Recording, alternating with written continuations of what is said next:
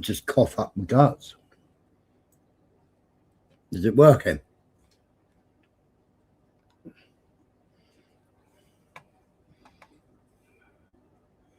We live? What's up?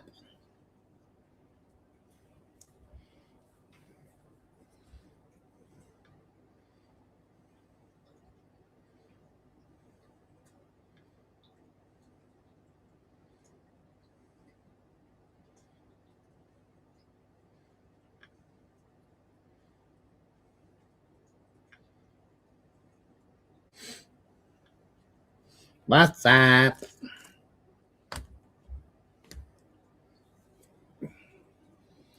I'll go make coffee. No tea.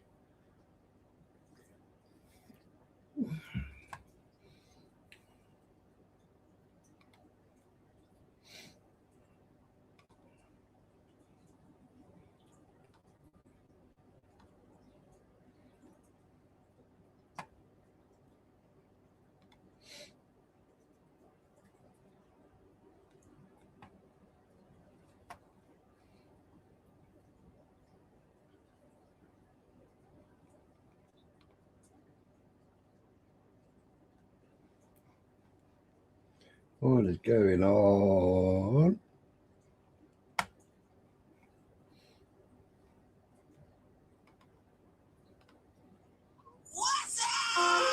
What's that? What's that? Shut up. I'm live.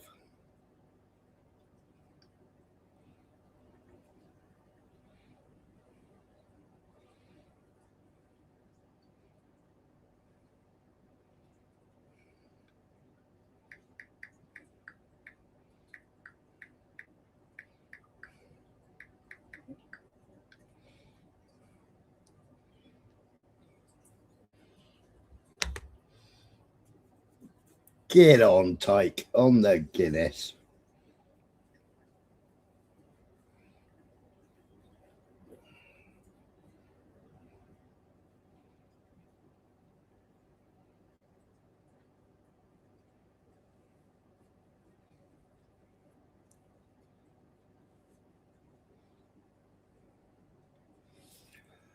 I can't believe how many people think this is good. This war is good. Well, Trump's now calling it a special operation now, isn't he? But I think it's good. I was in a chat. I was in a chat on another channel.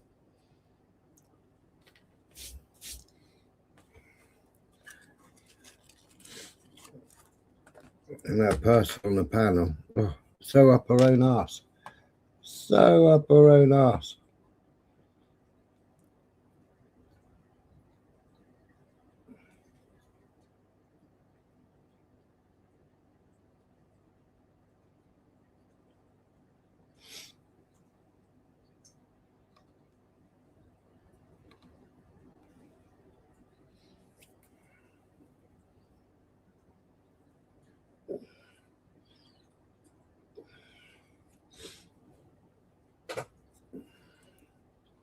Speedophiles.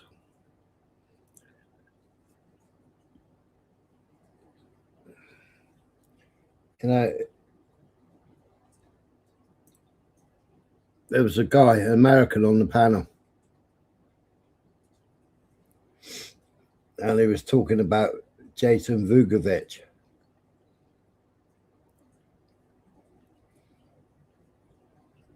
He did 20 odd years in jail. Taking the law into his own hand. For hunting down speedos and ending their lives. Because some of them are getting away with it. She took umbrage to that.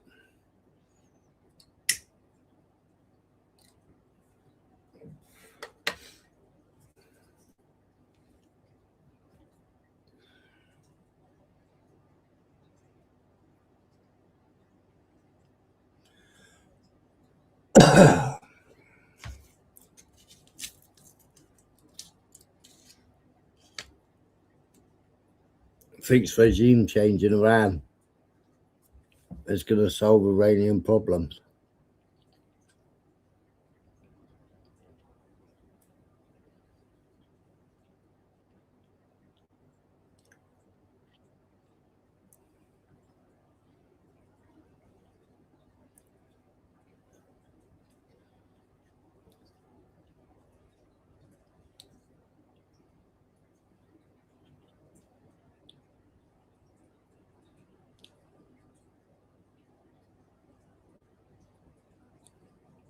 I don't get it. I don't get it. You got Israel bombing Lebanon. Beyonce. It's 4 degrees down here. Not freezing down here yet.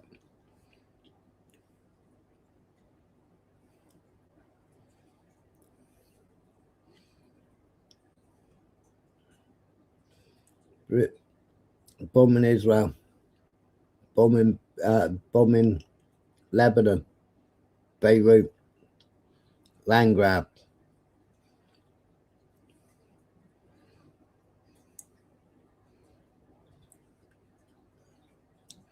A quarter of the population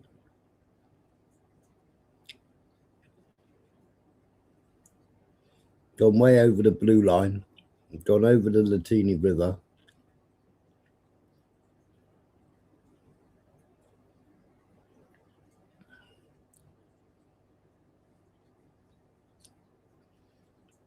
It's all right, you'll get it later, Michael.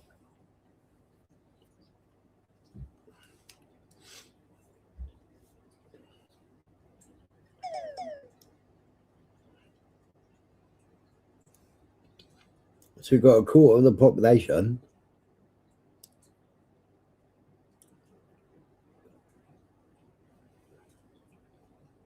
people like Tusi thinks it's brilliant.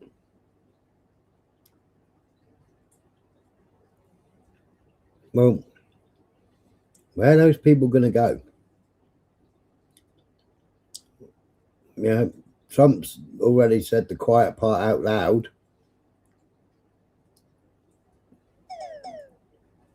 He wants to be in control of who the new leader is. Yeah, strictly. He wants to be in control of who the new leader of Iran is. Well, where are they all going to flee to?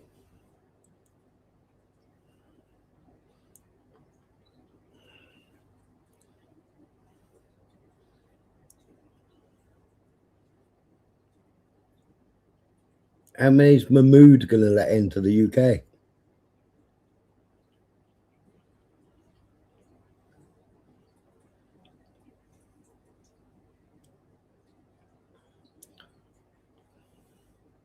It's only been 6 days.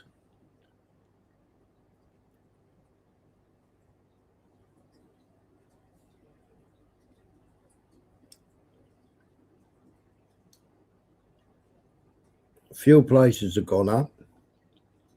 Fertilizer's gone up. Everything else is going up.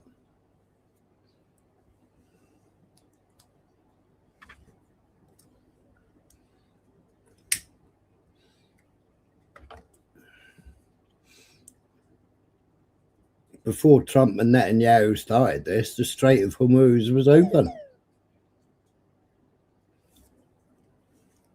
They got an offer security for the Strait of Hormuz. For starters, they pulled their ships back 1,000 miles from Cyprus.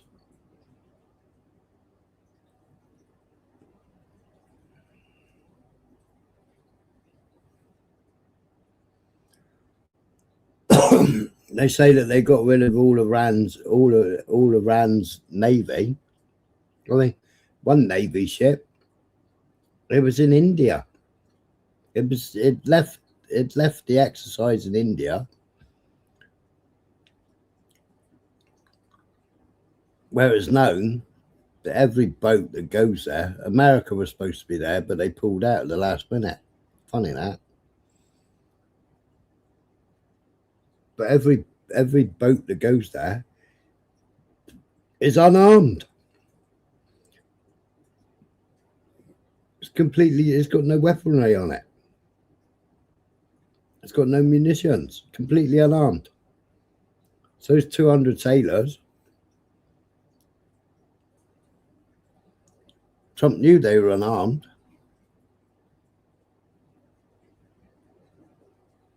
And it a ship in international waters that was unarmed.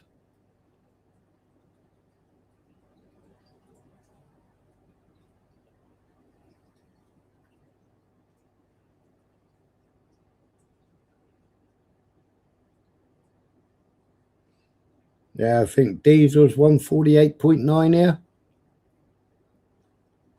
And petrol has gone up. The cheapest garage around me was 128, and now it's 139. But by Monday it'll be up again. I mean, it's £98 a barrel. It closed at 94 pound a barrel. I think it closed at. Qatar said is already looking at adding $150 a barrel.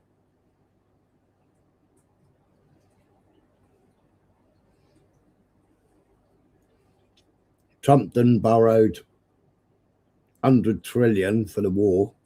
1 trillion for the war. And the next day he asked for another 500 billion.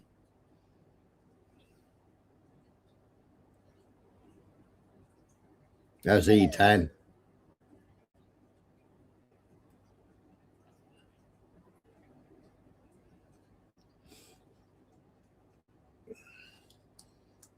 And Bernie Sanders went, not having it. You just had a trillion.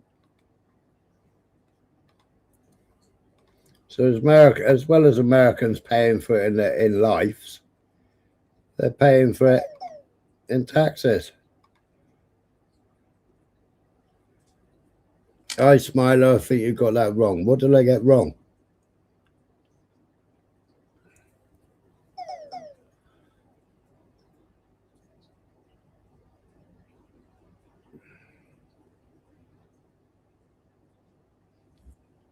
What have I got wrong, Urban?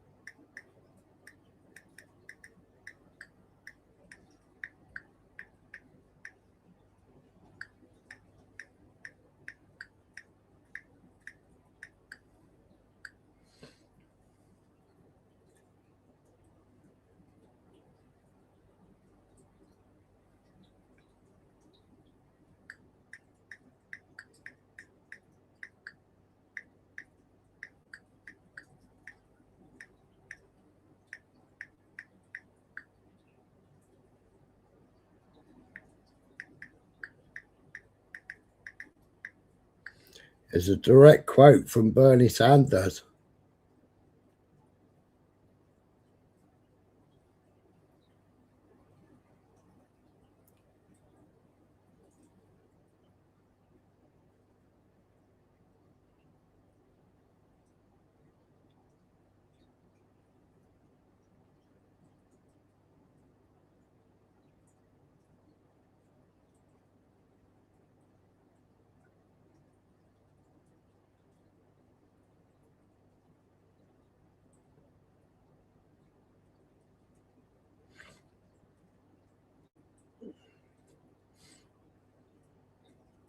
All right, it's end of January.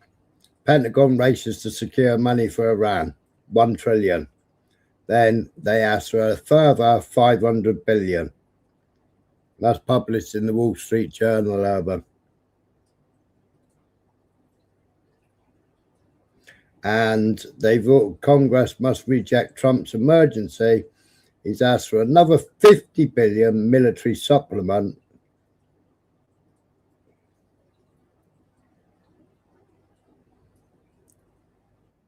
That's on Fortune. Yo.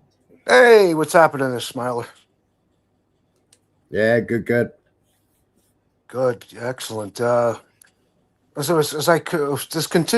conversation starts and continues, Urban and any other Trump supporters in the chat room, I highly suggest you take notes. So, where I wanted to start here is, if I could, is aside from bullets and bombs and the equipment, what is one of the things that's vital to sustain a war? Food, water, Right. But other than that, fuel. fuel. Okay.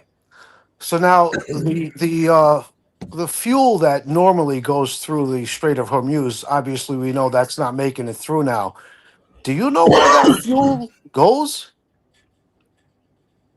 I'll give you a hint. None of it's coming to America. None of it's going to the UK. No, it's going straight to China. That's right. And the rest of East Asia. Yeah. Two Iranian ships, I had to check earlier on. 2 Iranian ships and a Chinese ship. They're the only ones that's gone through the Strait of Hormuz in 24 hours. Okay. One ship ignored its warnings, and they took it out with a unarmed UAV, a little speedboat. Took it completely out, blew a hole in the side of it. Right. So there is no incentive at all whatsoever when Trump says he's going to be escorting the oil tankers out of the Strait of Hormuz. What incentive would he have to do that when most of that fuel is going to China? Absolutely none. Right. It's another lie he's telling. Well, because the average American thinks some of that fuel is coming to the United States of America because they're idiots. Well, due to threats from Iran, due to threats from Houthis, right?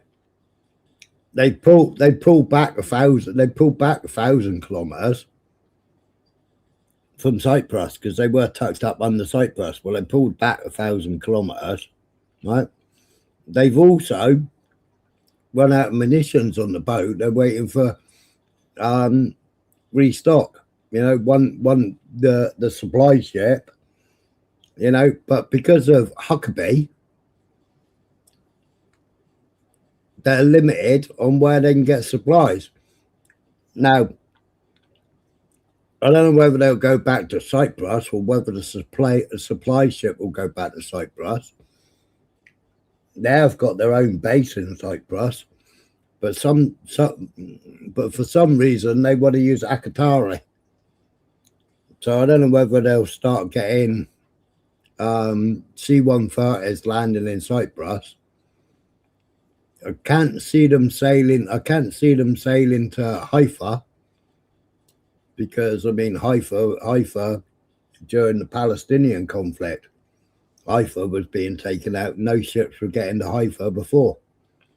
Right. And now, listen, Urban, as I continue to shed knowledge on you, don't be afraid to do some research to verify that what I'm saying here is, in fact, 100% factual. Don't be afraid. Smarten up.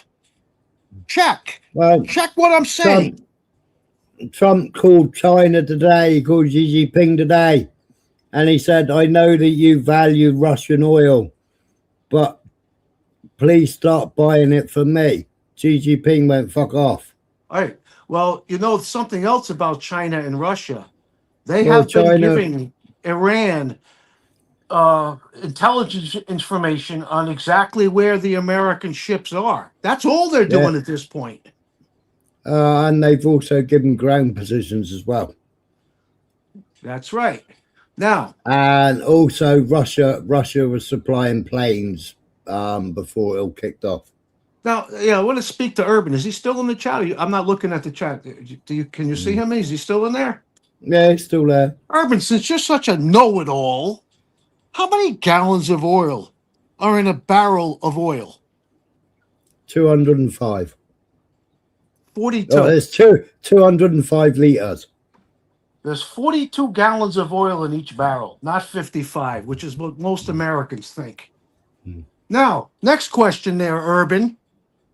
Since you're such a know-it-all, how many gallons of gasoline can be refined from one 42-gallon barrel of oil?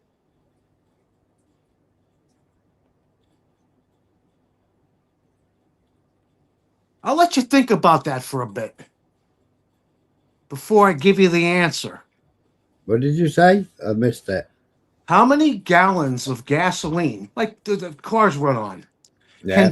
can be refined into gasoline from one barrel of oil, which I've already established is only 42 gallons. It's not 55. Are you talking summer fuel or winter fuel? Summer fuel.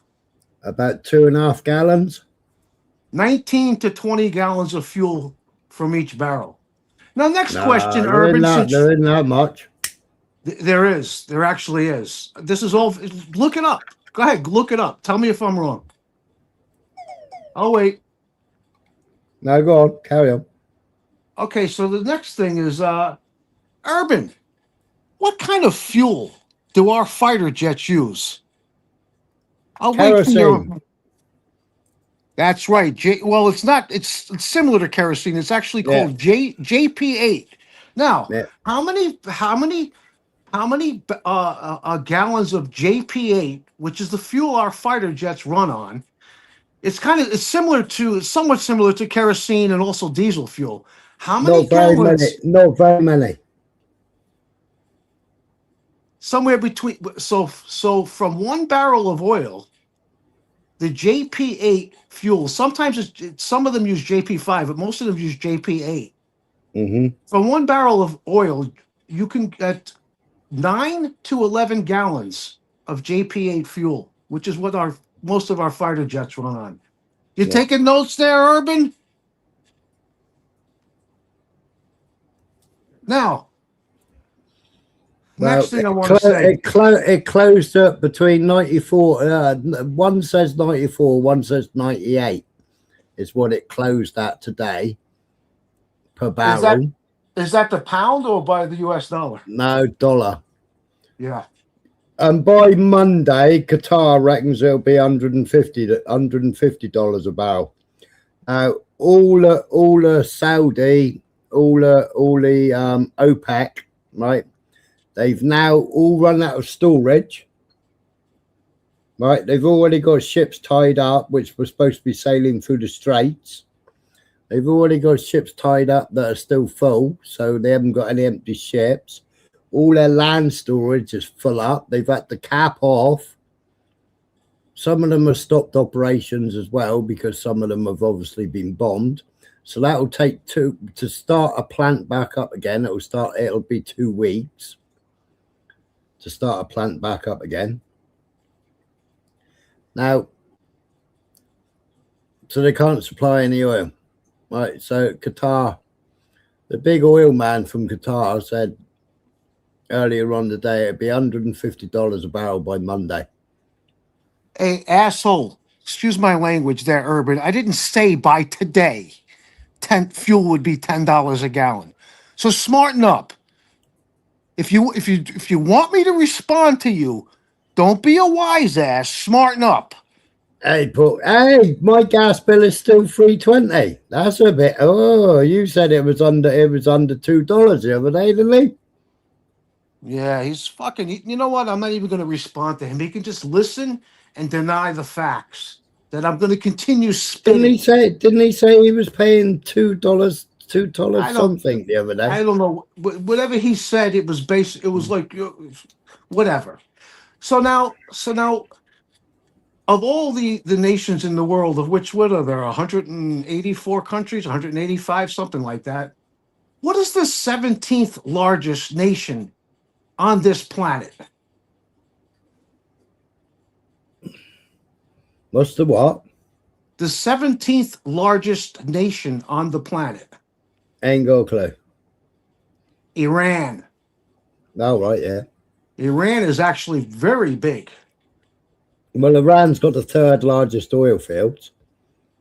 Yeah, well, most Americans, they believe that America has the most oil in the ground of any other country on the entire planet. They are wrong. That nation is Venezuela. And Yeah, they got the Venezuela has third. an estimated 300 billions of oil under the ground, which is Yeah. 17% of what they estimate all the different countries who have oil in the ground have. America is the biggest refiner. They have the greatest refinery capabilities. But America's only got heavy oil. Venezuela's got light oil. America needs the light oil to treat the heavy oil. Right, but so what I'm saying is most Americans though they think that America has more oil in the ground than any other nation on earth. But They if are wrong. America can't get any light oil, Texas can't refine nothing. The America has the greatest capacity to refine the oil into gasoline, JP8 and the other fuels, diesel and the likes. But We but they don't need have the most fuel in the ground in the world. but you need light oil to refine that. Okay. Where was I going next? Okay, so all the pieces that you need for World War III are lining up. They're starting to line up. When Trump said the main reason why he went into Venezuela was to get Maduro, we all knew that was a lie from the outset. Exactly. So he said that we got about 80 million barrels of oil out of there so far. Now, let's just assume it didn't, but let's assume that 80 million barrels of oil came to America. Is Right? it the other way around? Is it, Michael? I couldn't remember which way it was. I knew it was one way or the other. Okay, so now follow me here, Smiler. Yeah. So from 1 barrel of oil, you can get 19 to a maximum of 20 gallons of fuel needed to the cars drive on, right? Yeah. So that means that 80, let's say all 80 of those million barrels that Trump says we got out of Venezuela, it didn't, but let's say it came to America. That's enough fuel to fill up 80 million cars. Yeah. Okay, one time. Because the average car holds what, 20, 22 gallons, right? How many Yeah. cars are there in America, Urban? Oh, I'll give you the answer. Look it up. Between 289 million and 290 million cars, 299 million cars are in America. So those 80 million barrels wouldn't even fill up every car in America with the gasoline that they were able to refine from those barrels.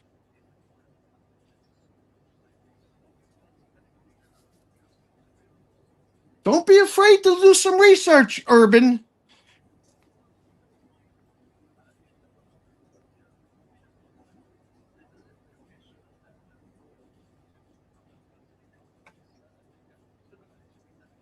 I'm really, I'm so frustrated. I'm beyond frustrated with Trump's supporters. Because at this point, they're the only ones who have any chance of stopping this freaking maniac. Although in reality, he's a lame duck president. Why do you think he didn't pull this shit in his first term? Because he wouldn't have got voted for in this. He wouldn't have been able to win the election again.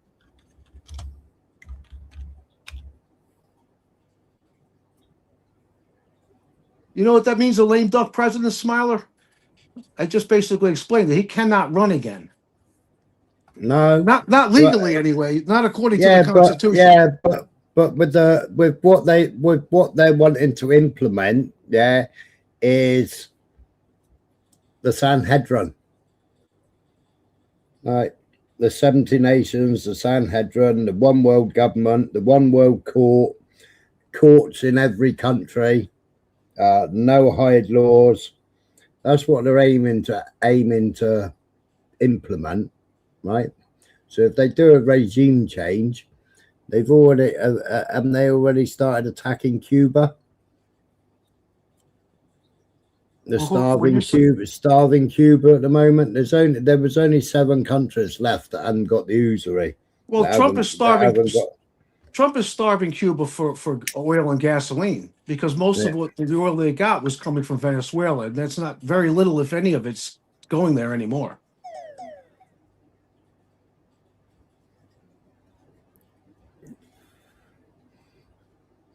Me okay me. Knights Templar weren't Christians, me oh me. And you know, listening to the higher ups, so to speak, for lack of a better term, in Iran, they're inviting us to put boots on the ground there. And what Trump thinks he's doing is what we did in Iraq.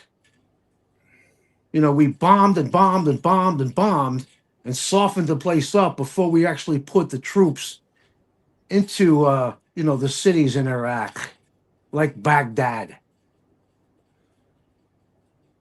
I got news for you. Iran has weapons, the likes of which we didn't know they have. They've already been using some of them, but not all of them. You're going to see. They've started using their cluster bombs now. They're ballistic, they're cluster, and when they separate, they cover 8 kilometers at a time. And Iran said this morning, if you keep on bombing civilians, then we will up our usage of the cluster bombs on your civilians. This afternoon, they bombed another school this afternoon, right next to another school. They've been using AI. They've been using Palantir, and it's another one. If Max is in the chat, he'll remember what it's called. Begins with an A. Alphonsus or something like that. Is it Alphonsus? That's Alphonsus. It was the one that Trump had an argument with, because Anthropics, I think it is. Yeah, Anthropics is called. Okay. Well, I'm hearing conflicting reports, Smiler, on whether or not it was actually Israel or actually, in fact, America that bombed that school, that girls' school in Iran. It was America that bombed it. That's what I'm hearing now. Because they were using Anthropics and Palantir, and like they bombed for some unknown reason. To us, they bombed what was called a police park, right? But because AI picked it up as police and they wanted to target police stations, IRGC police stations, they just happened to drop bombs in the park. I showed the park, which was desecrated, and all the swings and all the slides and all were, you know, blown up. It was because they're using Palantir software and Anthropic software to target areas to bomb. You know, they bombed a stable yard yesterday with a load of horses that are in foal, you know, a breeding stables basically. So, you know, in America it'd be called a ranch, but they were all stabled and they bombed that, you know. What I'm hearing is that's girls' school that was bombed by America. There was a military, some kind of military installation or military depot. Yeah, about 50 to 80 yards away from it. That's right. Yeah. And they were supposed to have targeted that, but they missed that and got the school instead. Nice. And they're using smart bombs, right? Yeah, Smart. but they've also been bombing sports stadiums, gyms. What was the field where they bombed those 17 girls? That was some kind of sports center. They bombed the judo hall today. Listen, Smiler, do the math. It was The Iranian team's judo hall that they blew up. Okay, but let's do the math, Smiler. So we now know that the CIA is weaponizing and giving training and money to the Kurds. Yeah. Now to fight the Iranians. Do you think the Kurds by themselves can take out the nearly 2 million man strong Revolutionary Guard who are already trained and weaponized? They tried an invasion last night along with the IDF. Already in the afternoon, IDF lost 5 Merkava tanks. When they tried last night, Hezbollah popped up from tunnels behind them, ambushed them, took them out. Smotrich, his son was injured in the battle. And you know, the Kurds and half a dozen IDF got took out. So if I could address Urban again for just a minute here. So Urban, I would like to think that you know that the Iraq and Afghanistan war lasted 20 years. That you actually know just the little basics, right? And I'm sure you should be aware that the UK sent troops to fight alongside American soldiers. France, Australia, Germany, Italy, they all did. I want to ask you a question, Urban. In the 20 years that we were in both Iraq and Afghanistan, how many IDF, that's Israeli Defense Forces, did Israel send to either and or both Iraq None. and Afghanistan to fight alongside the American soldiers in that 20-year long war? I'm waiting for your answer there, Urban. 0. That's right, Smiler. 0. I'm not even going to argue with you. Time will tell. You guys were saying the exact same shit about Lebanon. What have I said about Lebanon? I haven't said shit all about Lebanon, except for Israel is doing a land grab in Lebanon. That's right. And I'm going to tell you, I don't know when, and I don't know how many he's going to send, but it's a matter of time before Trump puts American boots on the ground in Iran. Mm-hmm. Well, Hegseth's already come out and said it this afternoon, didn't they? I didn't hear that. I'm just putting the pieces together. I'm putting the pieces together, what I'm seeing, what's happening. The pieces are all there. You know, like I just mentioned, so we know that the Kurds cannot take out the Revolutionary Guard. They're not going to defeat them, right? Why would the CIA be giving them money and weapons and training? They're fully aware of that. They're only doing that to help. So we have to send less men than we would have to send if we didn't do that, if we didn't have them. You know what I'm saying? They'll come in on one flank, we'll come in on another. I would imagine this time Israel will send some soldiers. I would imagine, but don't be surprised if they don't. Don't be surprised if they leave this for the Americans to put their boots on the ground again. Don't be surprised. Because Israel's not going to be able to do a land grab in Iran now, are they?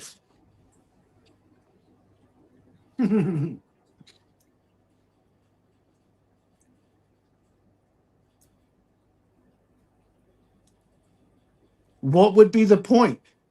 It's not next door to Israel. What are they going to do? Move Jewish settlers to land that they would take in Iran? How's that going to work out for those settlers? they'd be sitting ducks. I know the EU and Italy is considering restarting coal-fired power plants, and Bangladesh has already said they'll supply coal or something.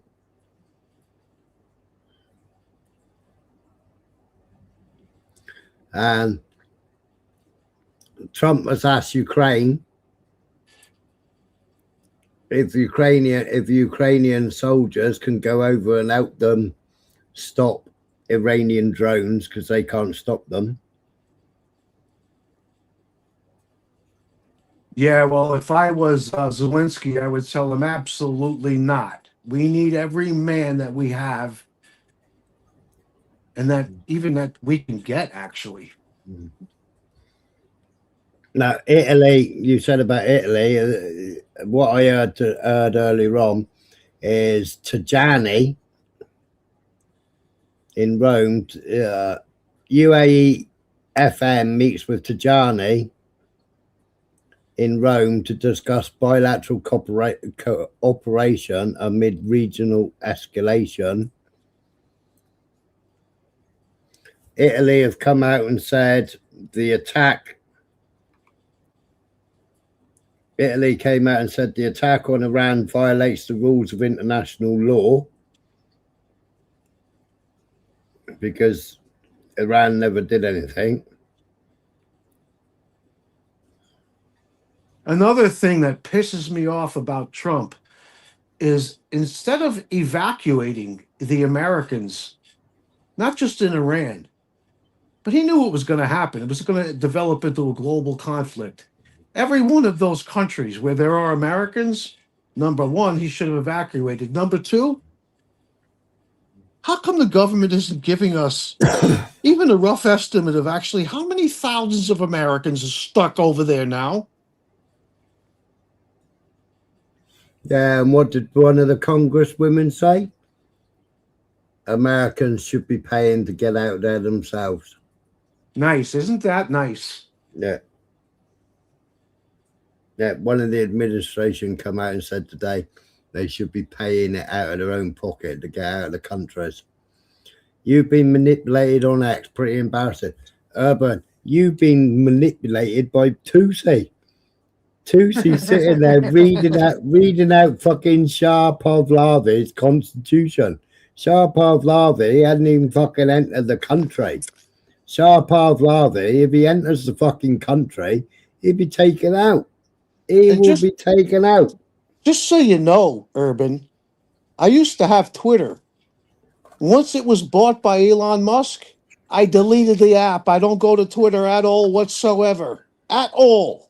But I have a funny suspicion you might be paying that $4.95 a week plus tax for Trump's Truth Social.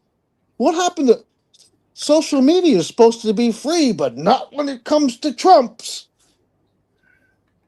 Are you one of the suckers that's paying $4.95 a week plus tax? Wouldn't surprise me if you are.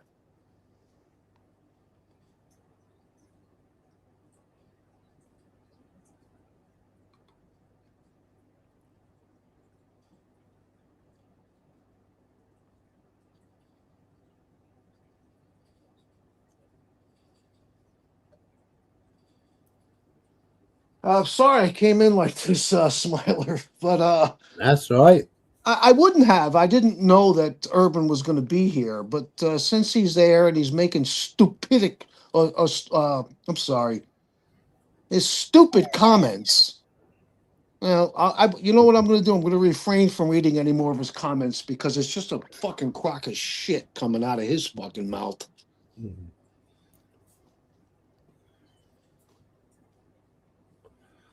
And you know what's happening. The facts that I spit is like, you know how many gallons a barrel of oil is, how many gallons of gases you get from it, how many gallons of JP8. He doesn't believe me, and he won't even verify that what I'm telling him is the truth. He won't even verify that. No. He'll just go ahead with whatever is in his head, whatever Trump put in his head, and that's it. Well, not just Trump. What he heard on social media on X.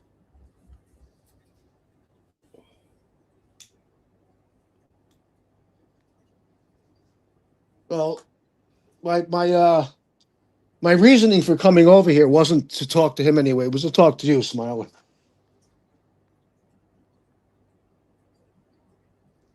Go on then. I pretty much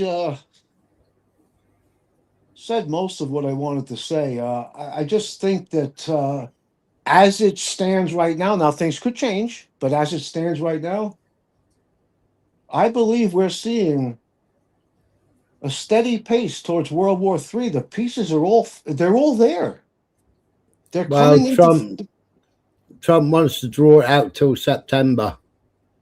Oh, now it's September. First it was a week, then it was Yeah, 4 or 5 weeks. Now mm, it's September. Is that right? yeah, it sounds like COVID, doesn't it?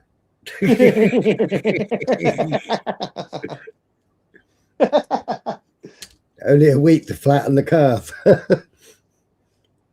Only a week to flatten around. Well, that hasn't panned out very well, has it? No, it's most certainly has not.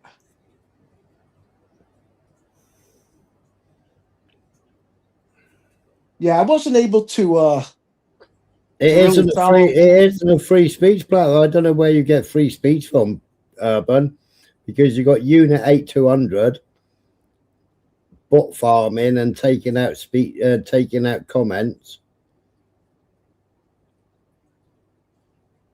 Yeah, there were comments I was putting in the chat that I saw you in earlier that I just couldn't get the comment in. YouTube wouldn't take it. So, it's frustrating, but it's YouTube's platform. I get it. It's frustrating. What are you going to do?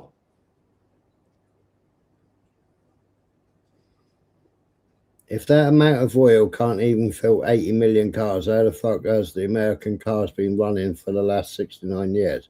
Your math ain't mathing strictly. What are you talking about, Urban?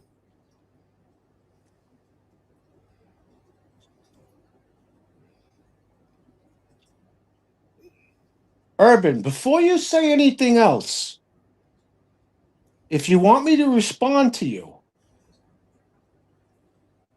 I will under one condition. You go first and see how many gallons of gasoline can be refined into gasoline from 1 barrel of oil. If you are unwilling to do that, take a hike, as far as I'm concerned.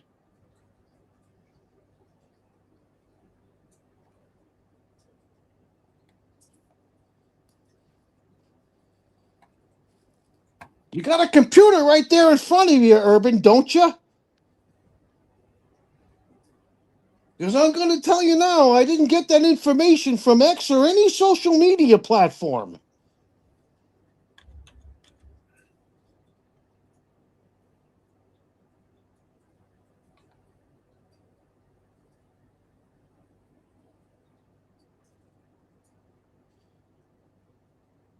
And if you're smart enough to do that, you then should Google how many cars are there in America.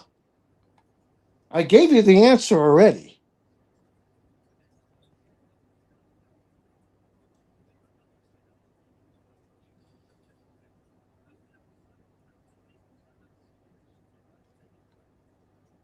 Anyway, yeah, so Smiler, I wasn't able to follow as closely the events of today as I would like to have. It was another hectic day. It's like funny how, I retired a month ago, and it's like the last couple of days I've been running here and running there like a chicken with my head chopped off. You know what I mean? All right, this is explaining oil storage outside the Gulf.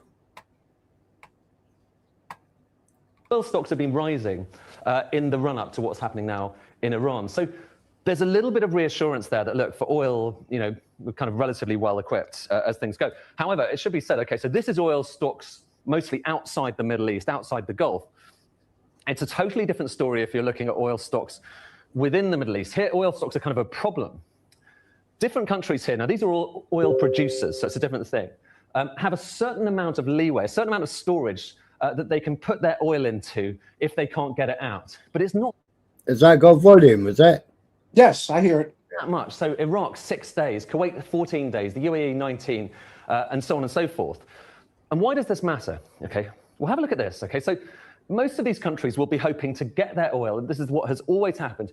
You drill your oil, you pump it out, and you ship it onto tankers through the Straits of Hormuz. That's the way things work.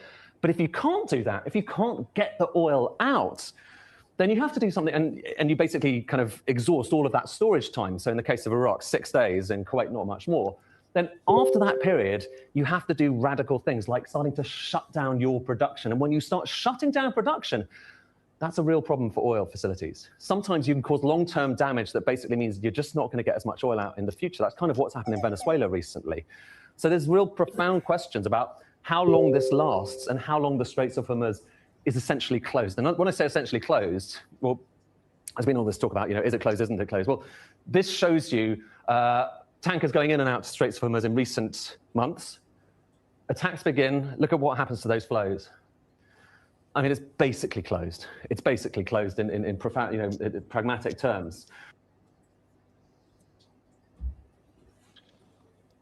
Yeah, and the information that I came up with is prior to this war in Iran, anywhere between 100 and 160 ships would go through the Strait of Hormuz. 60 to 70% of those ships are oil tankers. Yeah. The rest is predominantly, like you mentioned earlier in that other chat, fertilizer shipments. Yeah. And who needs those fertilizer shipments? The farmers. And why is that? To grow the crops, the foods, the vegetables that we eat. Yeah, and that's gone up between 12 and 13.5% There you go. today. And the Strait of Hormuz. You see, Urban, when I come on panel over here, I come armed. You come unarmed. You don't come with facts. You come with conspiracy theories you pick up off of social media and from right-wing media. I do not. That's that Strait of Hormuz. That's an Iranian ship. Yeah, Iranian carrier. Yeah, bulk carrier. And that one there is China. That's a bulk carrier from China. They're the only two that got passage.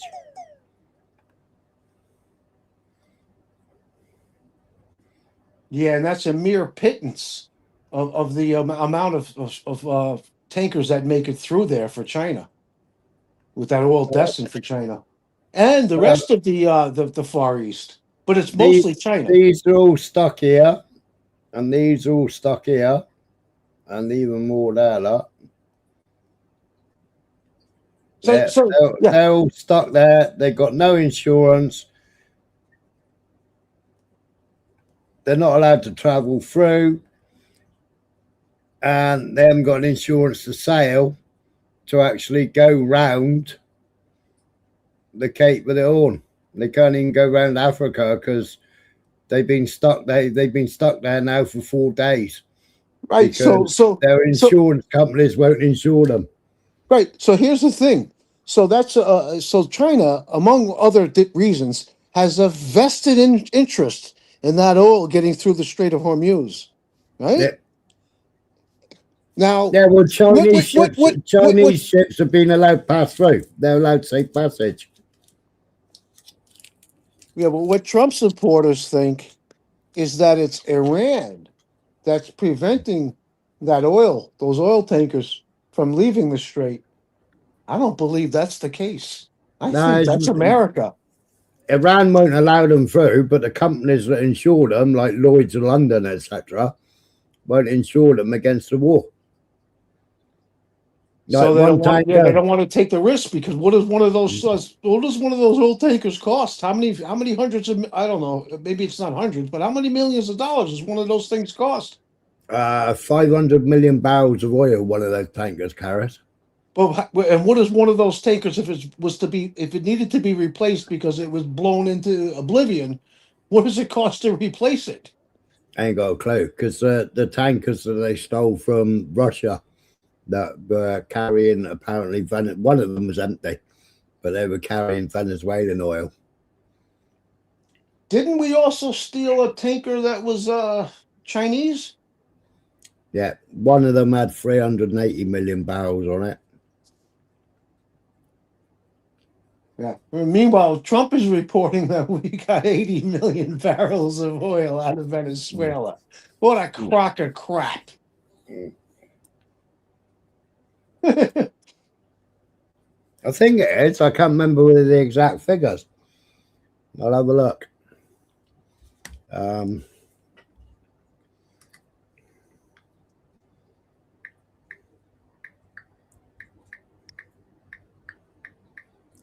That might be liters, not barrels.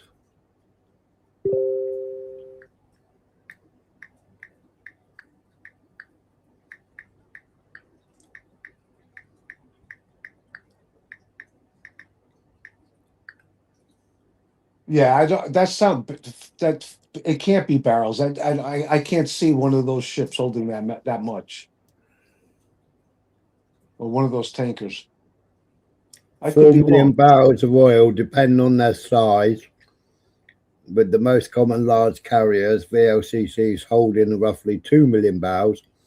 These vessels ranging from small coastal ships to massive supertankers. Yeah, see, that's what I thought. I thought it would be far less. Yeah, so that'll be liters. Yeah. Aframax, 600,000 to 800,000 barrels. Suezmax, 1 million barrels. VLCCs, 2 million barrels. So that would have been their literage, not their barrelage. So now China will be going to Russia to get that oil that they're not going to be getting now from Iran. No. Well, Italy's go. I think Italy's going to Russia. China's always been going to Russia anyway, but they've But now also they're been going to go getting. to. Yeah, I'm sorry. But they've also been getting straight from Iran as well, because Iran have been propping up, and Russia also buys Iranian oil. Yeah, so Russia is still waiting for that North Sea, the ice to melt in that North Sea, because from what I understand, there's somewhere in the vicinity they're estimating of 1 trillion barrels of oil down there, and that Well, Russia yeah, is I the mean only. they found it, right? Because they've got some of our North Sea oil fields, right? Now they found it, told the UK about it. UK weren't bothered. Wow. Debunked your own shit. What did I debunk?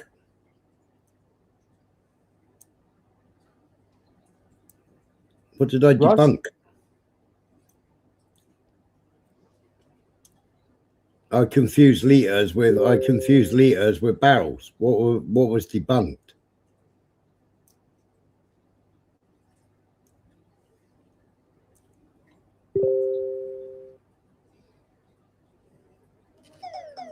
What did I debunk?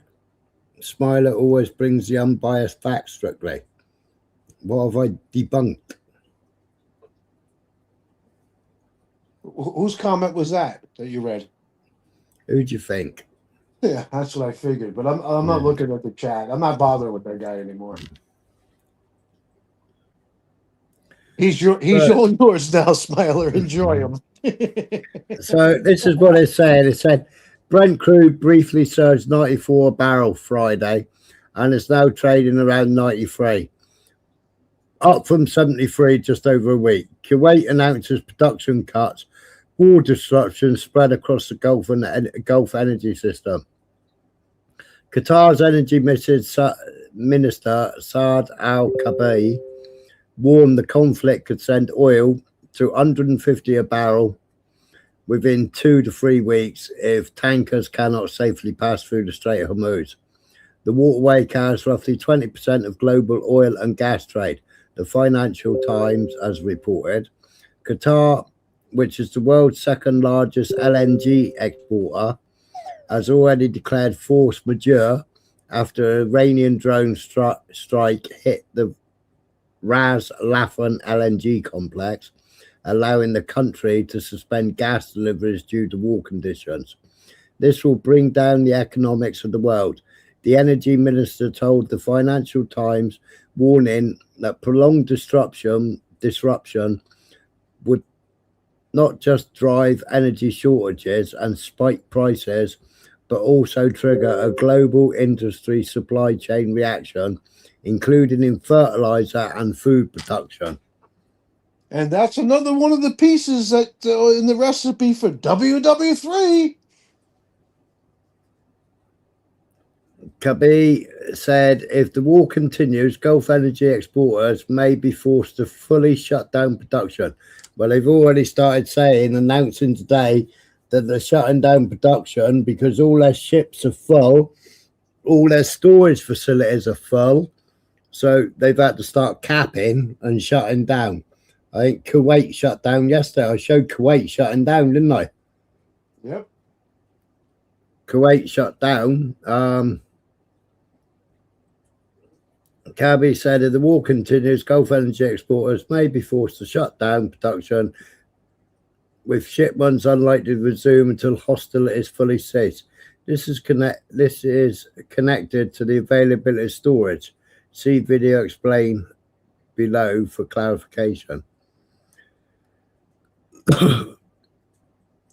Kuwait announced has begun shutting down output at several oil fields because it is running out of storage for crude that cannot be exported, while shipping firms has slowed dramatically.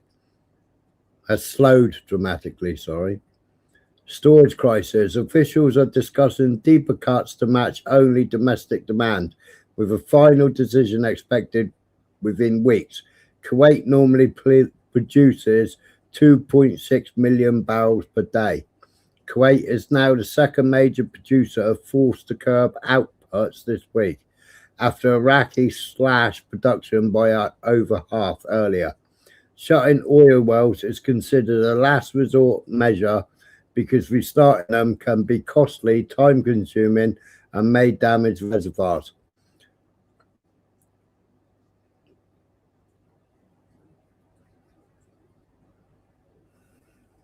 Houston, we have a problem.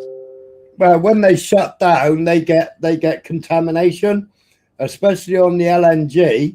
On the LNG, they get water contamination and they get heavy metal contamination. So then it takes longer to refine once they crank up and start doing it again, because they've got to get rid of the seawater. The other thing too is that gasoline has a shelf life. Yeah. Let's give you an example. Not so much an example of a shelf. Well, it is. So let's say you have a motorcycle. Anybody who's got a motorcycle, right?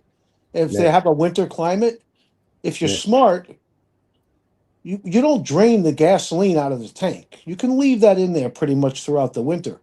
But that smaller amount of gasoline in the carburetor and the float bowls, if you don't drain those float bowls out, when you go to restart that engine when the spring comes, that gasoline turns to varnish. Yeah, and it won't go through the jets. It won't go through the jets into the motor. Yeah. You got to clean it out. That's why when you take your boat out of the water, you winterize it. That's right. And you use the fuel up somewhere else, like in the lawnmower or something, because it'll just turn the varnish and then eventually it'll gellify. Diesel's the same now. You get diesel bug in it. Unleaded fuel in UK degrades after 6 weeks. Unleaded fuel, you can stand, well, we use E5 and E10 as well now. So if you stand it for a week, then the water will separate from the petrol. Fuel in America is a lot higher in water capacity in the not water. Oh, the hell is it called? The alcohol content, the methanol. The methanol, yeah. Well, the methanol, that draws water like crazy. Methanol does.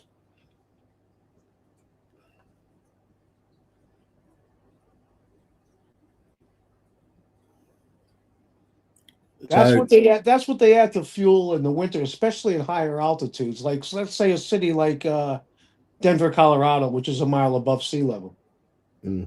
Well, it's like here. They've had loads of problems with Sainsbury's fuel. where they've got water in the fuel. Well, that's due to the methanol. Ethanol. Yeah, ethanol. That's Hold due on to one second. I'll ethanol. be back in a minute.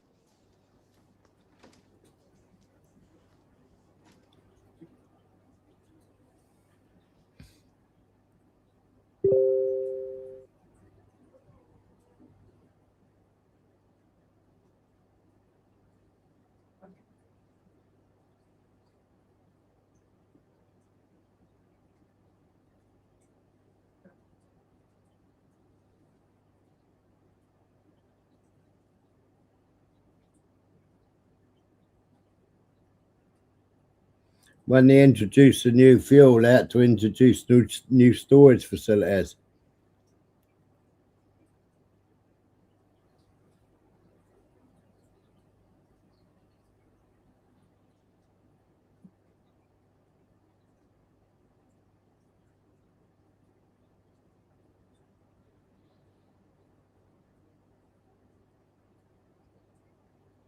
Yeah, exactly, Rob.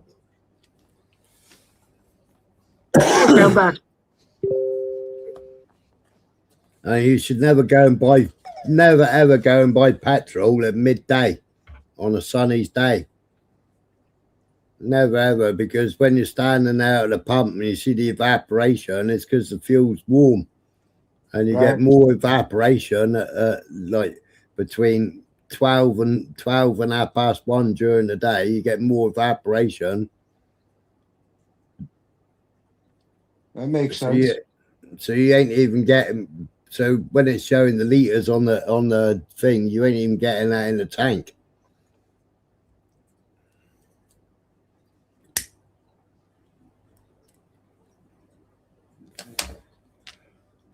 What do you think, Smiler? Do you think from what's going on right now, where America will end up putting boots on the ground at some point? I'm not saying next week or next month. I'm saying at some point.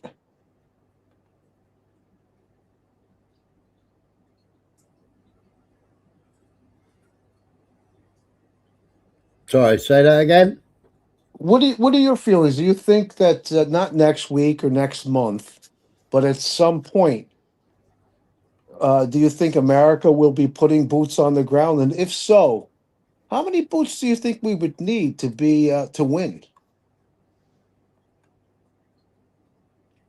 Or can we win? No matter how many boots we put on the ground, because we lost in both Iraq and Afghanistan. Mm. Well, I don't really know. You know, they've already explained what Iran can make in missiles, what Iran can make in drones per day, per week, per month, right? America can't keep up with that, right? Now, don't forget, America's been supplying Ukraine, Israel, and now it's using itself, right? Well, as we saw yesterday, not yesterday, the day before, as we saw yesterday, the day before, right? They're using Pack 2 and not Pack 3. They're using old equipment up, which is Pack 2. It's early equipment.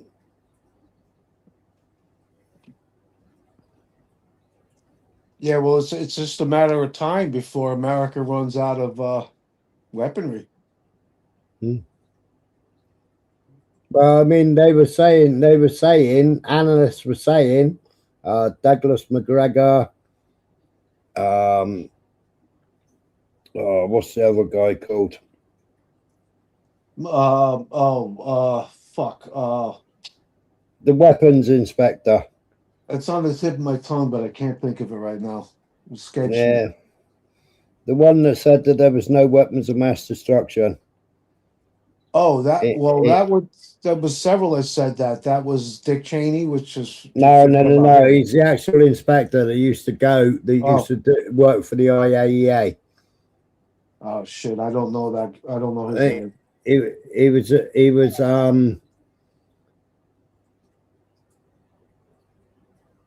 was former military, and then he started working as a weapon inspector for the IAEA. What the hell is he called? You've got Colonel McGregor, and then you've got, oh God,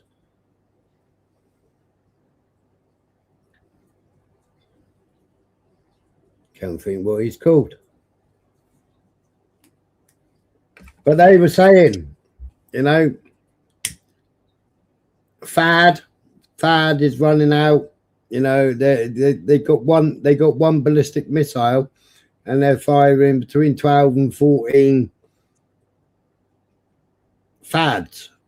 That's something like £1 million a piece to try and take out one ballistic missile. So FAD, Patriot, Italy have sent Patriot, or their version. Scott Ritter, that'll be the one.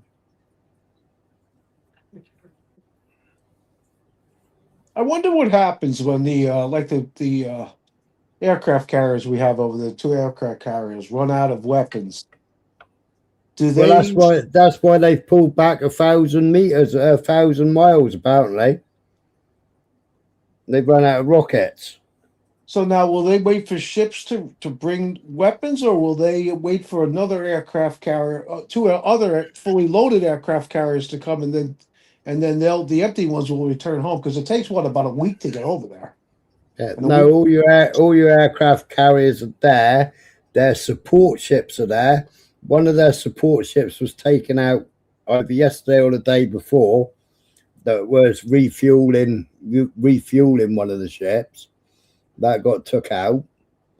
So that was like the supply ship that carried all the food, carried everything to supply one tanker, one aircraft carrier. Well, we got more than 2 aircraft carriers. I believe we have. I'm going to guess here. I want to say somewhere between 11 and 15 in total. It's only 3 of them that are active, though. Okay. It's only 3 of them that are active, and the other ones are mothballed. Oh boy. They were old aluminium boats, weren't they? That's why Trump was building, and Douglas McGregor turned around and said it wouldn't surprise me if he has to take out aircraft carriers that have been mothballed. Yeah, those wouldn't be nuclear. The mothballed ones wouldn't be nuclear powered, would they? No, but I think it's only two that are nuclear powered that are there. Yeah. I think one's heavy oil. Yeah, that sounds right. Yep. Mm.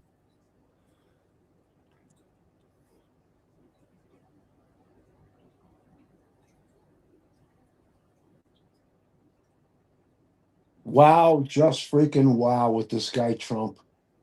Wow.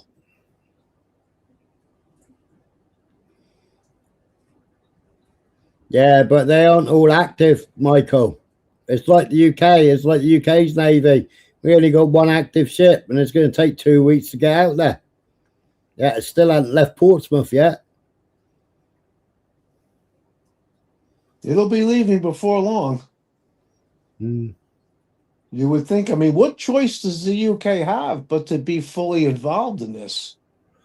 Well, you know, I mean, I listened to Healy earlier on.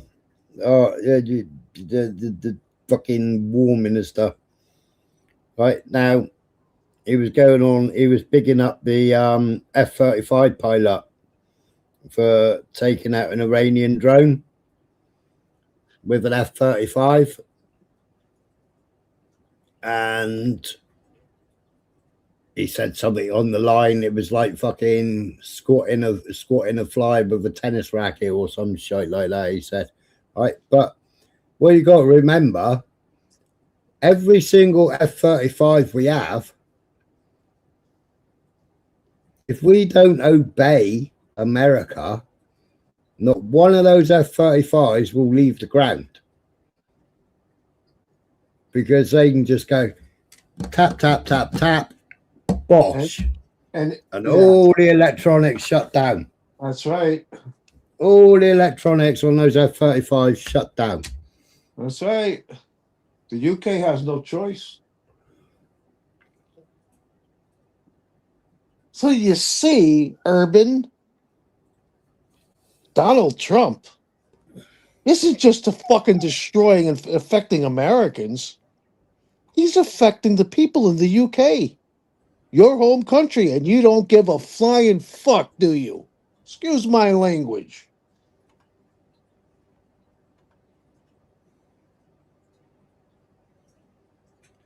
And I'm going to say this to you, Urban. From what I understand, you don't have a son, so you don't have to worry about him being sent to war in Iran.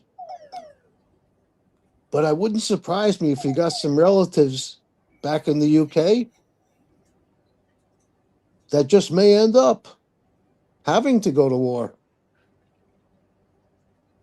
I won't say the rest, but you don't care, do you? His kids are Chinese. That was a good one. Yeah.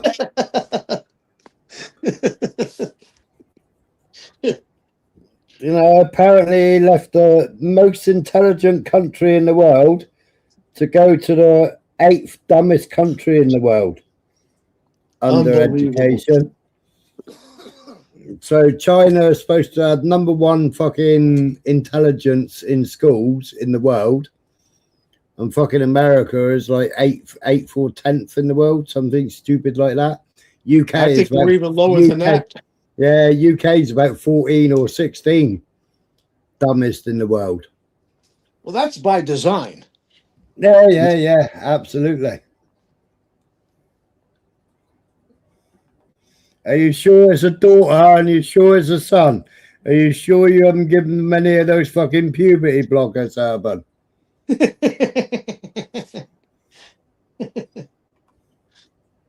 We know you like your puberty blockers.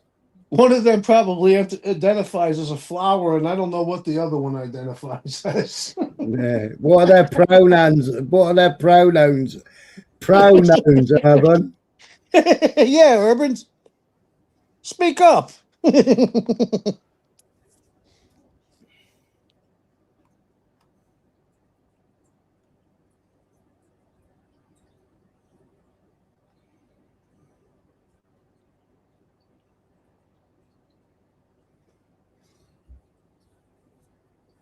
Yeah, Iran's got it quite simple. You know, they're using cheap drones to fuck up.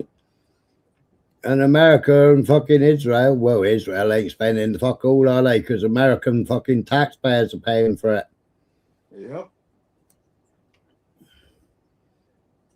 Every single one of those APAC members, every single one in the industrial military complex is all fucking rubbing their hands together. You know, the fucking pound signs going into their bank pockets. The same as the British fucking lords and MPs. They're all going, yes, go to war. Go to war. It's like that. Isn't there a board game called War? It's like they're kind of playing that. Only difference is they're playing with human lives, not pieces that you're moving around the board. Yeah, sadly, they are blunt. You know, I mean, I had to leave that other chat that we was in earlier. Yeah. You know what? Listen. Let me say this, if I could. I have kind of fun in the chat like that. You know, if I can get some laughs, that's what that's for. This is with you is something. It's a learning thing. It's something actually productive. If that makes any sense. Everybody needs to get and sign that. Call a public inquiry into pro-Israel influence on politics and democracy. Listen, I'm going to say this. You know, I will say this, that I won't give the names, but there's two content creators in the UK community who, when I initially came across them, supported Trump. They don't support him anymore. And they No. stopped supporting him before the bombs started dropping on Iran. They smartened up. American Trump supporters, no, not too many of them smartened up. I don't know. In fact, I don't know any American YouTube content creators that have smartened up. I don't know any. I'm sure there must be some, or at least one, but I don't know any. Mm.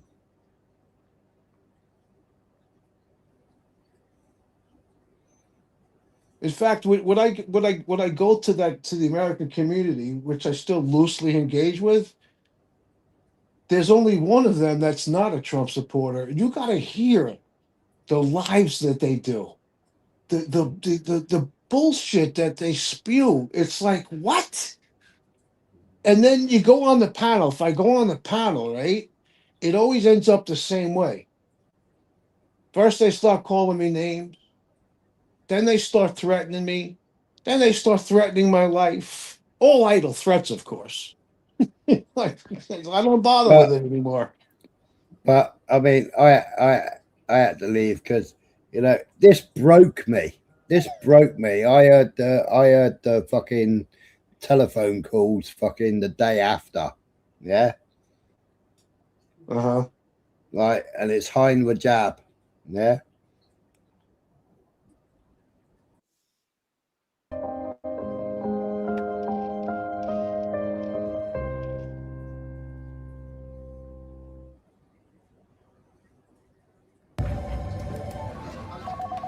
الو طوارئ الهلال الاحمر رام الله الضفه الغربيه عمر معك تفضل.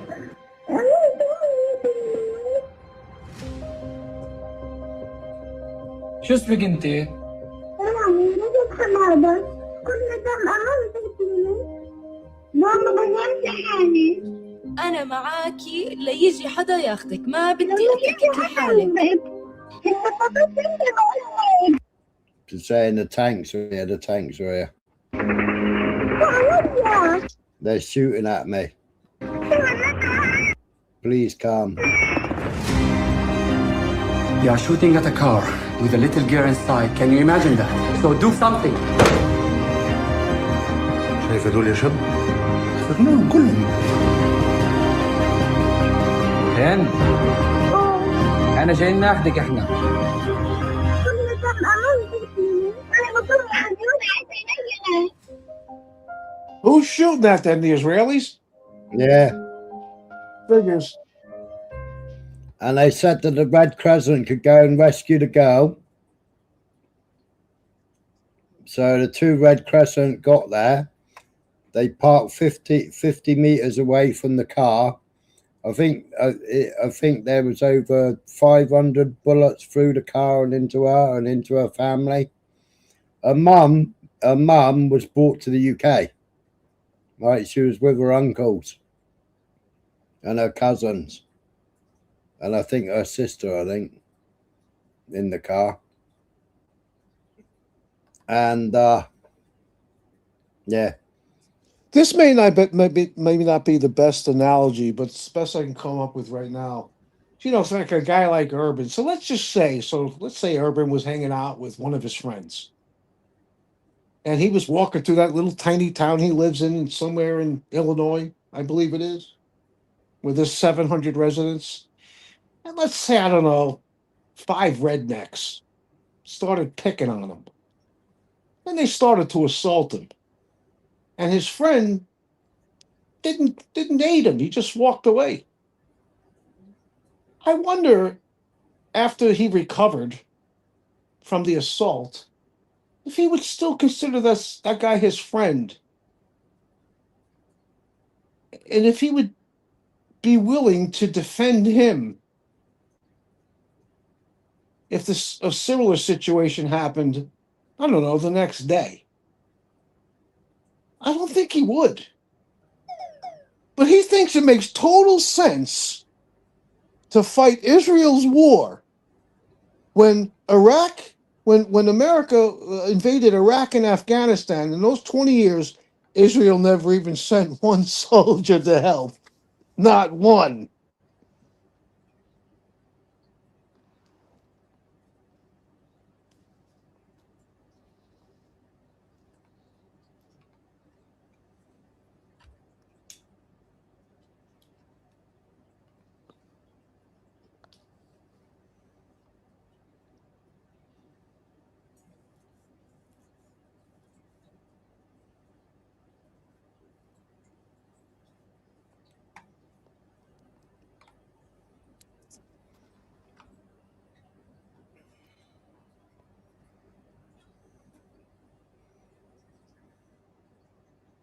I know there's more to it than that, but you know.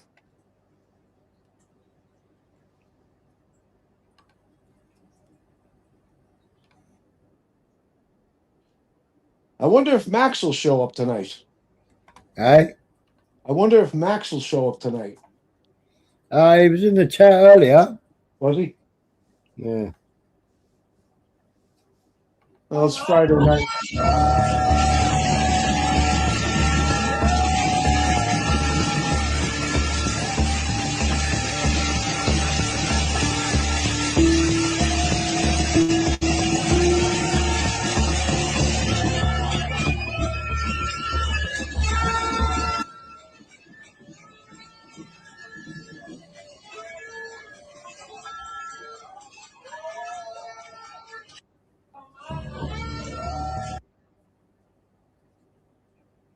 This ain't Israel's war. Israel assisted America. You fucking idiot, Urban. You fucking absolute idiot. You fucking absolute idiot. You really are that stupid, aren't you? Oh my fucking God. Fucking hell, Michael. Fucking take him out of the chat for fucking 300, for fuck's sake. Fucking hell, take him out, 300. Give him 300 just for that fucking comment. Fuck me. Oh, unfucking believable, man. Unfucking believable. Trump's going, well, Mr. Netanyahu, sir, I'm on my hands and knees. I'm sucking your dick, sir. Mr. Netanyahu, please. If you know, if America strikes first, we'll look like the baddies. So please, you know, you want regime change. You want a friendly person installed that's a good friend of Israel. You want the big central bank so you can control all the banking. So please, if you start bombing, then don't push it so far down my throat, Netanyahu. No, Netanyahu, stop. Slower. Yeah, but if you start bombing, then we'll back you up. We'll back you up then. El Capitano. What do you know? Fucking hell. And he was going on about I obviously don't understand fucking logic. If you don't kill those supposedly innocent kids, what will happen later? This one will kill 50 Jews. They will become terrorists one way or the other. So that's what the Torah says. Someone is on the way to kill you now or in a year from now. You can kill him even now, a year before. You don't have to wait a minute before. But the point is right here that Hashem say, do not have mercy on the children. Kill all their children also. Why? There's no difference between them and their children. In 10 years from now, these children will attack you on the way. Hashem knows. If you don't kill those supposedly innocent kids, what would happen later? This one will kill 50 Jews. They will become terrorists one way or the other. So that's what the Torah says. Someone is on the way to kill you now or in a year from now. You can kill him even now, a year before. You don't have to wait a minute before. But the point is right here that Hashem say, do not have mercy on the children. Kill all their children also. Why? There's no difference between them and their children. In 10 years from now, these children will attack you on the way. Hashem knows. If you don't kill those...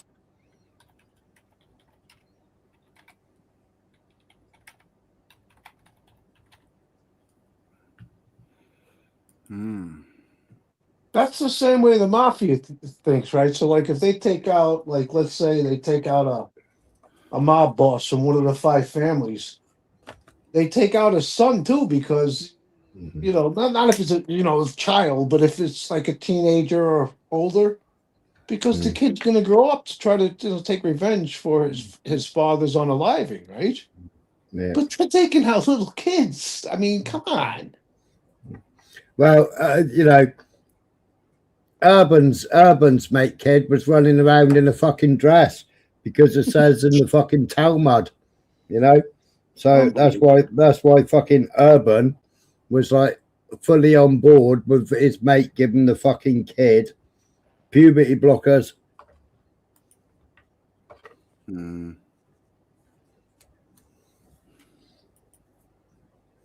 Time to wake up and smell the coffee. Mm. How are you, Strictly? Good. How are you? Oh, very well. I just had to come up because I thought that was just so funny. 1 minute he's questioning my logic and then makes a statement like that. What a fucking wet wipe. Unbelievable. Ugh. I don't know. You keep him around. He's good for laughs. You know what I mean? Oh, yeah. He's a good sort of sounding board, isn't he? Yeah. If, by contrast, a Jewish male enters into relations with a Gentile woman, when he does so intentionally, she should be executed. She is executed because she caused the Jew to be involved in an unseemly transgression. Wow. As is the law with regard to an animal. This applies regardless of whether the Gentile woman was a minor of 3 years of age or an adult, whether she was single or married. Isn't that fucking, excuse me, what an ideology. You know, if it was 3 years of age, no mention of, oh, that's a pedo. It's like, Yeah. what? And that's in the Mishnah Torah. Wow. Unbelievable. Crazy, isn't it?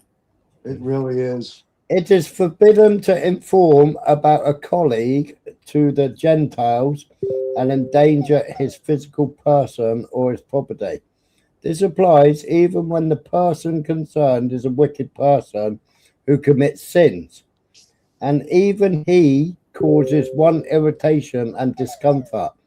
Anyone who actually informs about a Jew and endangers his person or his property to the Gentiles will not receive a portion in the world to come.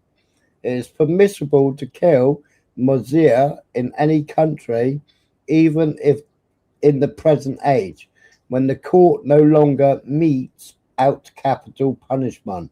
It is permitted to kill him before he informs, when he says, I will inform on so and endanger his person. Right, that's in the Mishnah. That's in the Torah. Right, that's what. Now, when I say the Sanhedrin, right? So when you talk about the Sanhedrin and the 70 nations, yeah? Yeah. Sanhedrin to Trump, Putin fulfills the Cyrus-like role in Jerusalem. With the two top world leaders supporting Jewish right to Jerusalem, Sanhedrin ask that they build the third temple, right? Yeah. I am what appears. Now, this is an Israeli news, national newspaper. Israeli net, yeah? I am what appears to be a twice in history opportunity. The organization called the Sanhedrin. Now, remember, it was the Sanhedrin that got together Roman times, and it was them that convicted Jesus, made him drag the cross, and then eventually stuck him on it, yeah? Yeah. Right? Sanhedrin is called... Yeah, go on. Yeah, can I just add that this stream is not sponsored by Eco-Worthy Batteries? You keep on talking to me about Eco-Worthy Batteries, and they're fucking all over my page, look. Yeah, I know. It's only because I got one, isn't it? So called on Donald Trump and Russian President Vladimir Putin to join forces and back rebuilding of the Jewish temple in Jerusalem. The Sanhedrin is an attempt to renew the glorious great court in Jerusalem that will rule the world. Of the same name from the last Jewish kingdom some 2,000 years ago. Professor Rabbi Hillel Wise, a spokesman for the Sanhedrin, said the political conditions today in which the two most important national leaders in the world support the Jewish right to Jerusalem as their spiritual inheritance, is historically unprecedented. He said that the election of Donald Trump, who has promised to recognize Jerusalem as the capital of Israel, coupled with Putin's expressed desire for the temple's rebuilding, prompted the Sanhedrin to send a letter to both leaders. The letter proposes that they act jointly, as did King Cyrus of Persia, 2,500. I'm gonna fucking enlarge it, man. Fucking the writing's so small. And so, most practically, they recognize the importance of Israel and the Holy Temple. We are poised to rebuild the temple, Wise said.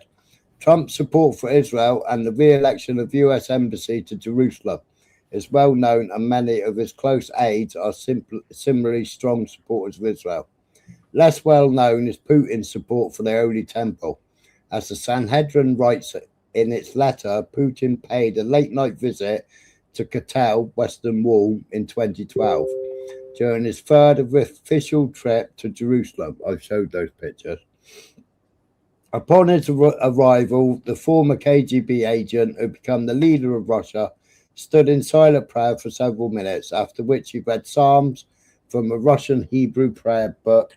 At one point, an Israeli bystander called out in Russian, "Welcome, President Putin." Putin then approached the man, who explained the importance of the Temple Mount and the Jewish temple. Putin reportedly responded, "That's the exact reason I came, to pray for the temple to be built again."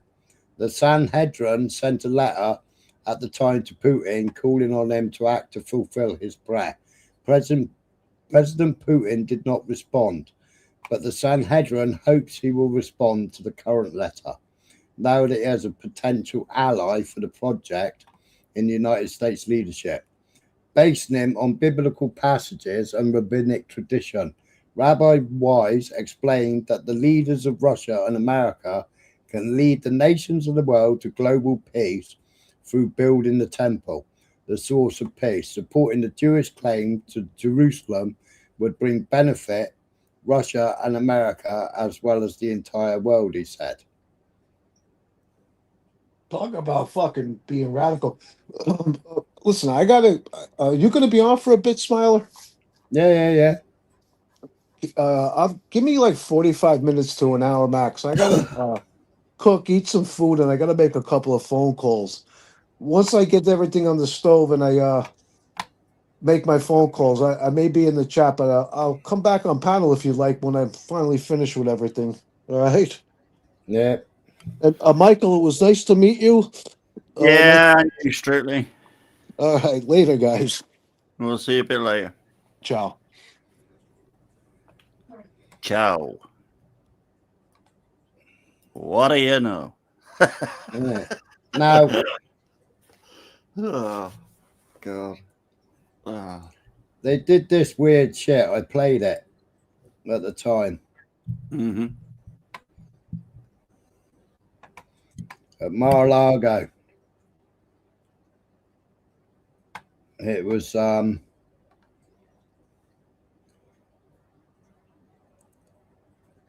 the Jerusalem prayer breakfast held at Mar-a-Lago, a rabbi seen blowing a shofar, ram's horn, a ritual instrument historically associated with biblical warfare, conquest, and divine mandate.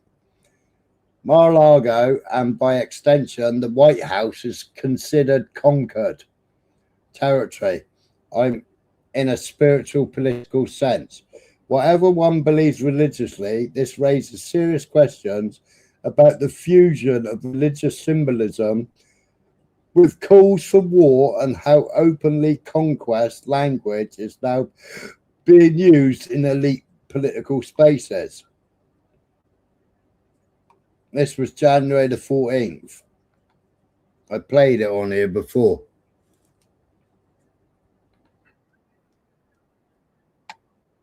Make the connection now.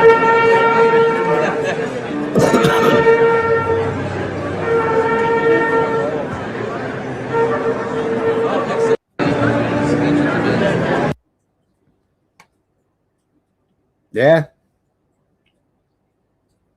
Yeah. that's the one, Blunt.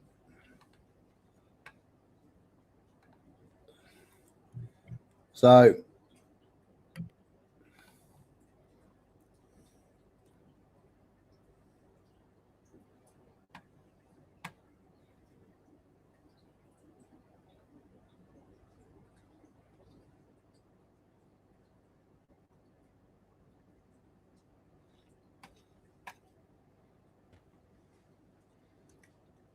this picture here.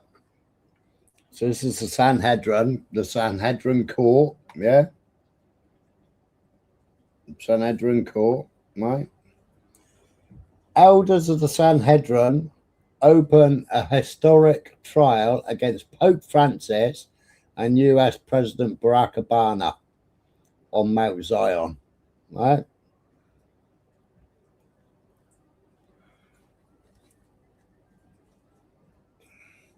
The Nascent Sanhedrin published an open letter to Donald Trump, blessing him for putting faith at the forefront by establishing the White House Faith Office. The Sanhedrin called on the president to establish an international divine court for all nations. Dear Honorable President Trump, may Hashem, the Creator, bless you and your nations. We extend our heartfelt gratitude for bringing faith to the forefront of America and global culture by establishing the Faith Office in the White House. This refers to the president announcing last week at the National Prayer Breakfast that he would create a White House Faith Office headed by Pastor Paula White. Paula White was that fucking nut job the other day chanting and fucking speaking all the fucking, it sounded like that she disappeared off in tongues and chanted in tongues, didn't it? That's Paula White, that absolute nut job.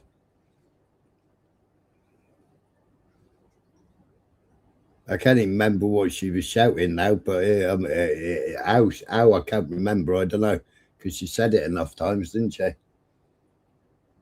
White's outspoken support of Israel has been at the forefront of advocating for the Jewish state since October the 7th. Earlier this week, White met for 4 hours with Prime Minister Netanyahu. The Sanhedrin's letter continued. Your recognition of the importance of religion in public life as a step toward restoring moral values and spiritual leadership in the world. The Sanhedrin then listed the Universal Moral Code.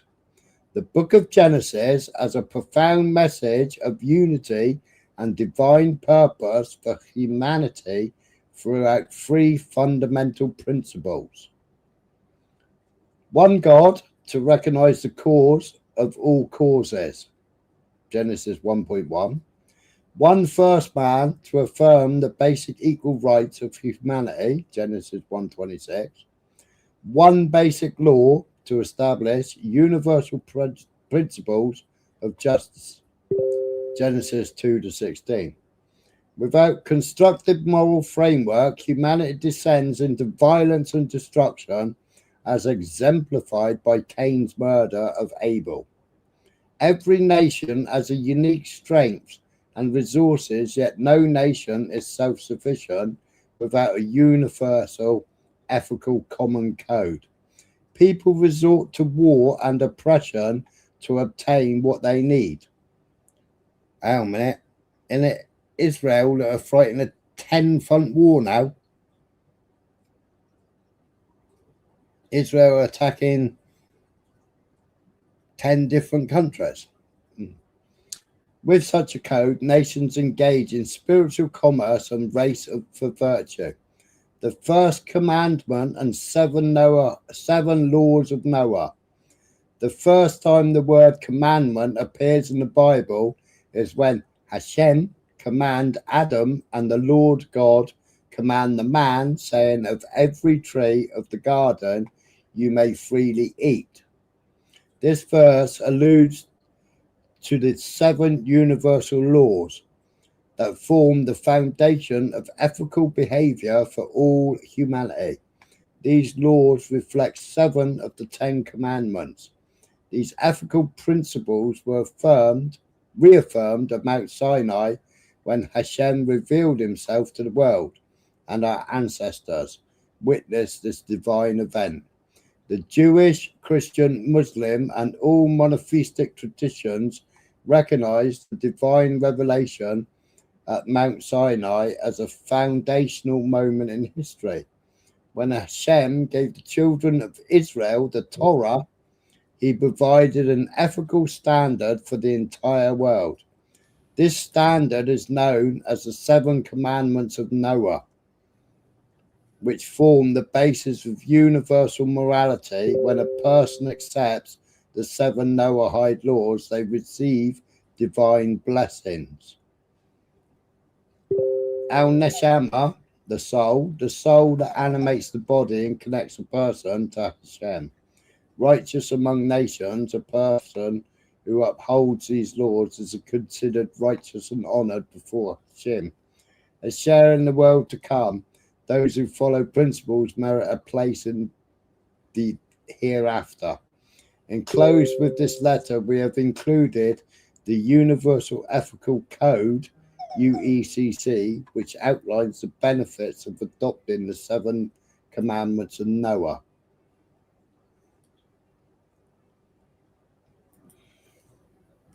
And then it goes on about a businessman who commits to being honest, blah, blah, blah.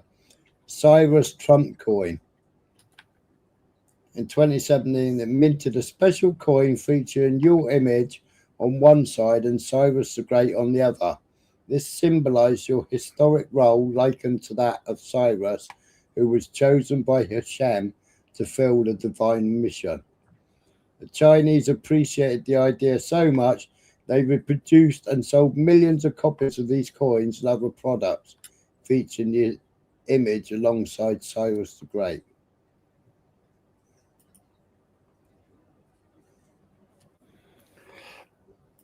A call to establish an international divine court. And that was the letter. And that's the coin.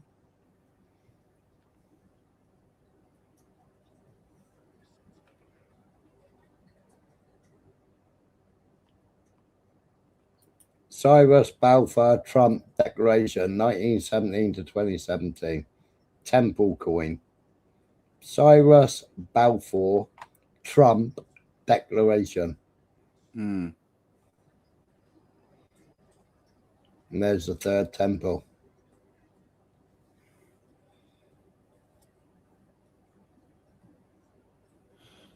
And when the 70 nations, it was to cast out Jesus. When they burnt the offering of a lamb, it was to cast out Jesus.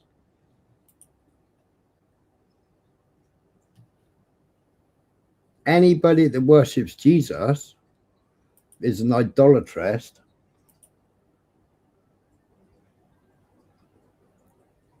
And if they're caught being an idolatress by the High Court of Jerusalem, they're beheaded.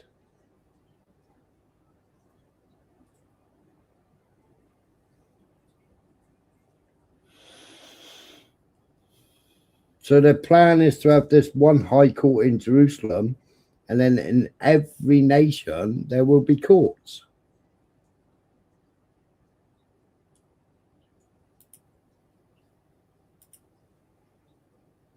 Where they become the supreme leaders of the world. That's what Adelson wanted. That's what Adelson paid for in his first sitting as president.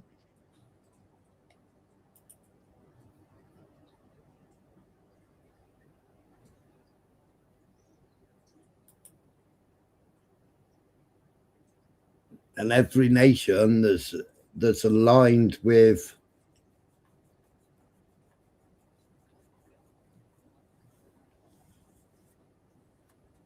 Israel has had to build their whatever in Jerusalem.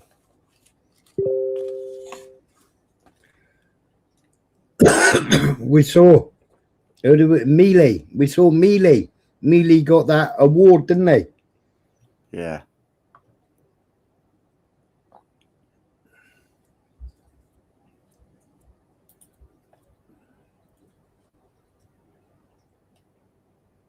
Yeah, I know, Blunt.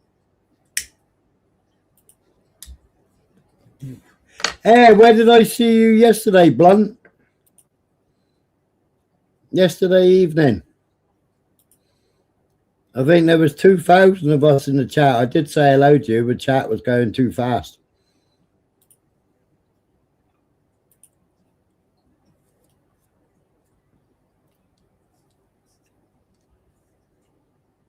I was just about to jump up on the panel when Graham was up there. I'd already clicked the link. I was just about to jump up on the panel, and then AB joined. That's it, Dino. Yeah. Yeah, it was going fly. It was flying. The chat was, wasn't it? But Graham Moore was up there. Me and Graham Moore don't normally get on. We don't see eye to eye. But Dino shut him down. Well, I think that was wrong because people don't actually know the history. You know, I tried to teach the history because without learning the history, you can't learn what's to come.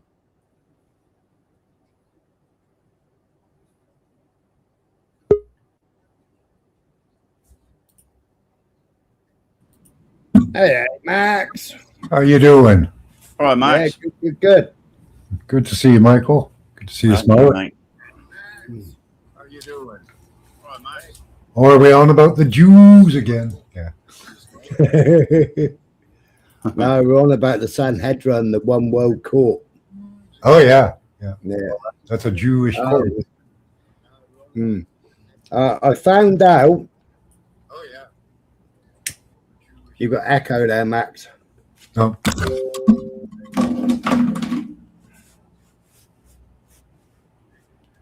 Just mutilate my microphone a bit. That'll fix it. Yeah, I like some of his videos still, though, Blunt. You know, when he tears people to pieces, I like some of them. But you know, when the topic was going the right way, you know, but then when AB jumped up there, he completely bamboozled it, didn't he? Graham Moore jumped off. I never bothered entering the studio. Oh yeah, I said SR.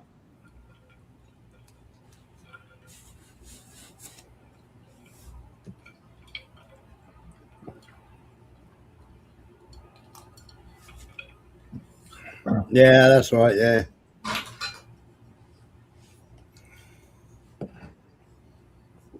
Oh yeah, Tommy Roberts. He's been around all over the place recently. Oh, he's all over America, isn't he? He's like a fucking fly round shit, isn't he? Yeah. I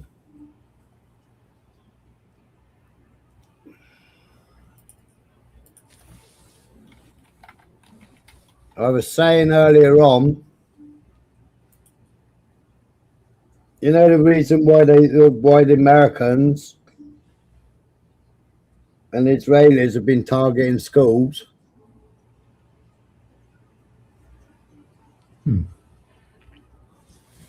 Max? No. Right. Well, they've been using Anthropic's AI and Palantir AI. Right. Now, Trump had a spat with Anthropics because Anthropics originally wouldn't release to military. Okay. That was Anthropics' red line. So it appears that they released, but their AI system, if it said police in the title, because they wanted to. America wanted to bomb the IRGC, the police stations. Yeah. Yeah. Well, the AI fucked up, and the AI was picking out all kinds of targets, which obviously the military were going by. So they ended up bombing. You remember that park I put up? Yeah. That park obliterated. Uh-huh. Well, that was because it was called Police Park. So because they wanted to target police, Yeah. it came up with Police Park. So they targeted Police Park. That's why they blew the park to pieces. Because we were scratching our head thinking, why did they bomb that then? Yeah. Yeah, it's because they've been using Anthropics and they've been using Palantir software. And Trump has now stated earlier on today that he doesn't want to use Anthropics AI no more. Oh. That's why those 180 children died. Yeah, they should use lavender. It tends to target aid workers and stuff. So, you know. Well, they're using lavender as well. Yeah. Yeah. Not good. That's hilarious. Well, it's not funny, but yeah, so they had a dispute, a conflict. Anthropic refused to remove safety red lines and prevented its AI being used for fully autonomous weapons or mass surveillance of US citizens. Trump's action, President Trump ordered a 6-month phase out of Anthropic's technology. Pentagon Defense Secretary Pete Hegseth labeled Anthropic a supply chain risk, effective banning the company's tech from being used by the Department of War.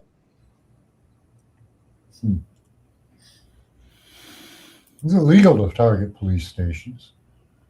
Hey? Is it legal to target police stations?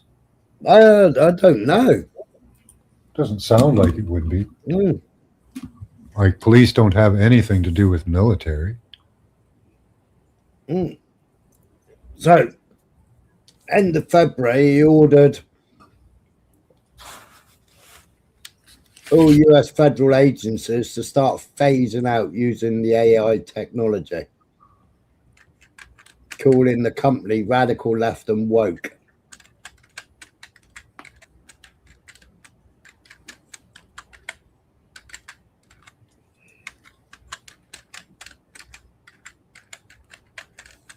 So now he's blaming that AI.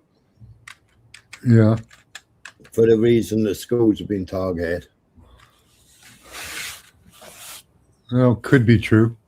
Mm.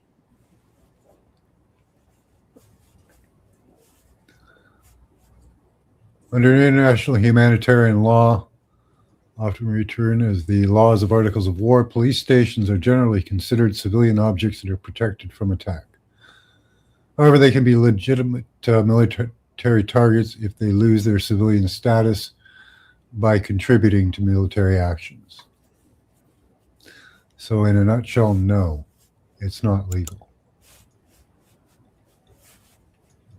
Mm.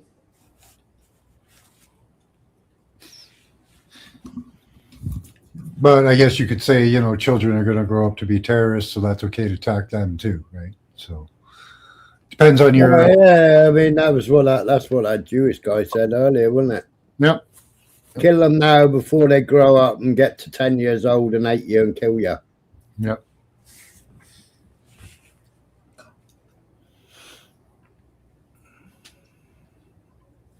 So I suppose it depends on your interpretation.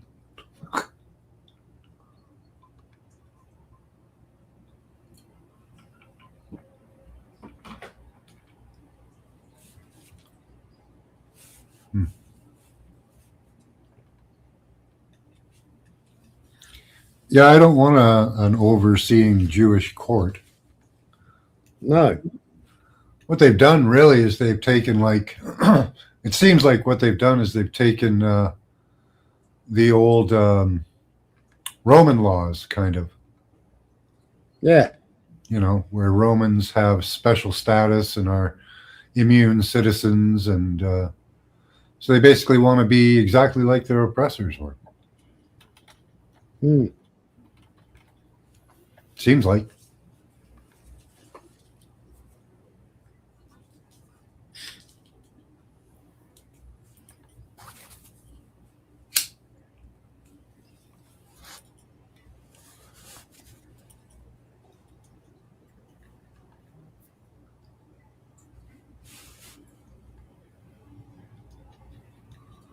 What does El Captain of Legality and Justice think? I don't think a lot, to be honest, at the moment, Max.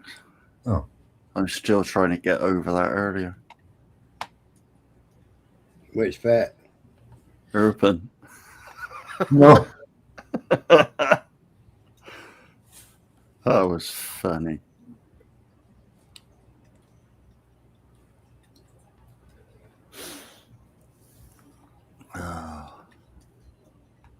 There's comments back up there, yeah.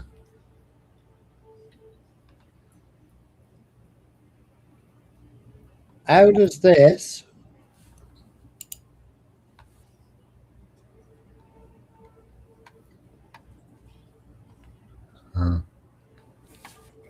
right?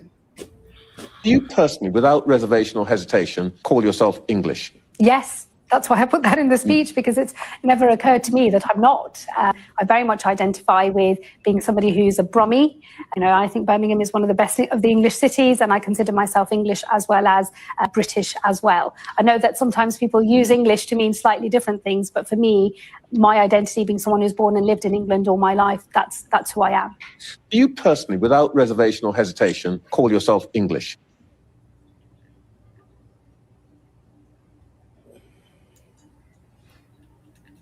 She don't wear a Christian cross. She don't go to a church. Her parents aren't English.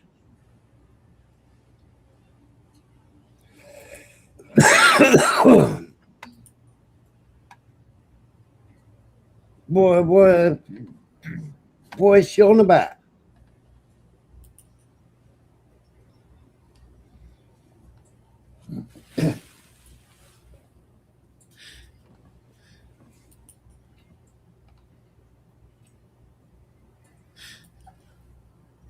I don't get what she's on about.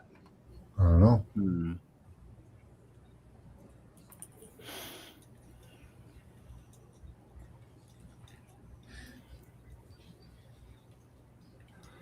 I know that doesn't work very many places.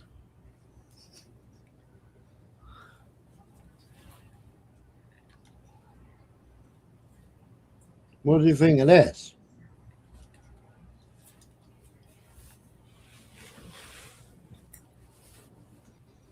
So you've got the Iran war going on. You got all these fruitcakes.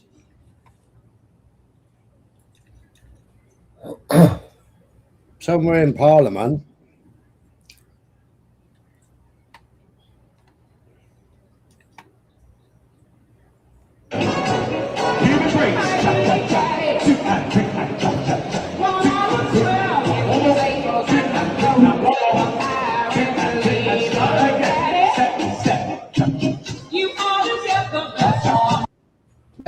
That's that Green Party fruitcake, isn't it? Very good. That's it. Yeah, looks like it. Ready? 2, 3, 4, and 7. Last one. I can tell you tonight we are very close to 110. Well, it's very close to 110,000 is Rupert Lowe. I don't know where that was coming from. Was I playing that? Was I?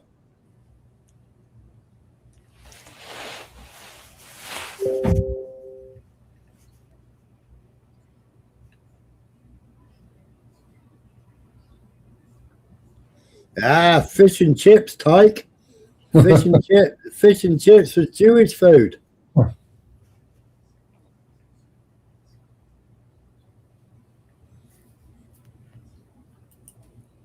Fish and chips was Jewish food.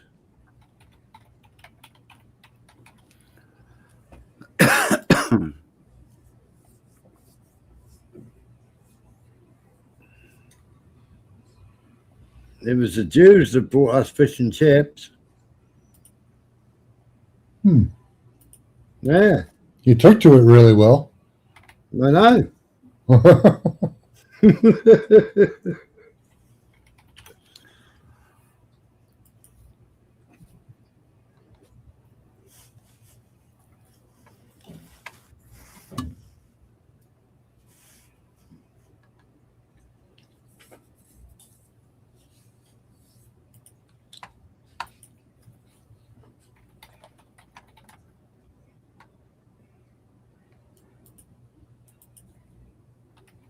So I hear a lot more Iranian missiles are getting through now. Yeah. They're deploying new weaponry. So this is Starmer listening to something called a nasheed at Parliament, Iftar. She's having Iftar in Parliament. What's that? That's when the Muslims break their fast, isn't it? It's on Ramadan.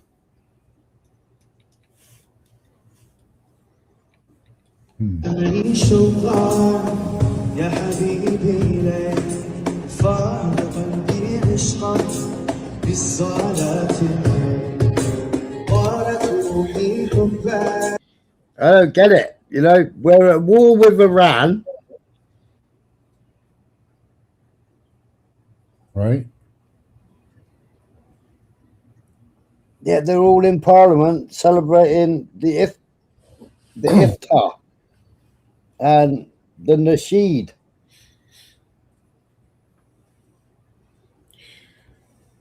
Yeah, I remember during the Second World War, they rounded up all the Japanese people. Put them in a camp because they could have been possible spies and terrorists. The nasheed, a vocal, often cappella Islamic musical work that focus on religious, moral, and historical themes, frequently referencing Allah, the Prophet Muhammad, and Islamic beliefs. Traditionally performed without instruments, they are intended to strengthen faith and evoke emotional responses like comfort or reflection. Derived from the Arabic word for chant, song, or hymn. Well, it sounded a lot better than that god-awful call to prayer. Tyke.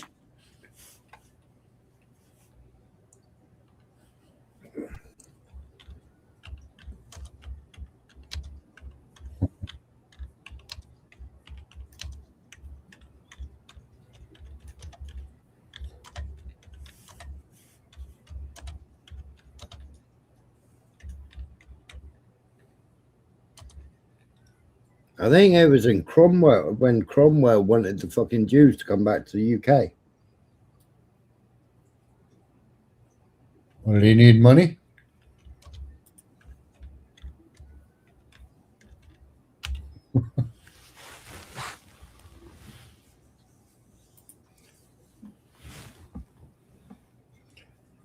So, yeah, Sephardic Jewish immigrants in the 17th century during Oliver Cromwell's time brought the tradition of frying fish in batter, known as pescado fritto, to the UK.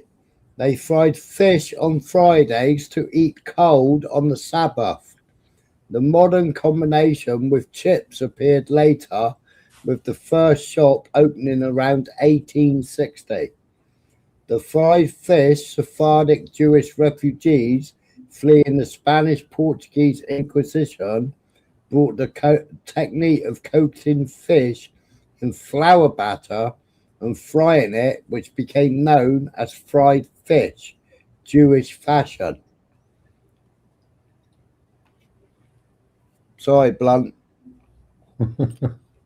Cromwell's influence following the 1290 expulsion, Jews were informally permitted to return to England by Oliver Cromwell, which I don't get it because, like me and Blunt have had the conversation, if Rupert Lowe is England, England, glory to England, what's it called has got, what's fucking Ben Habib has got the college. Well, Rupert Lowe has got the Cromwell.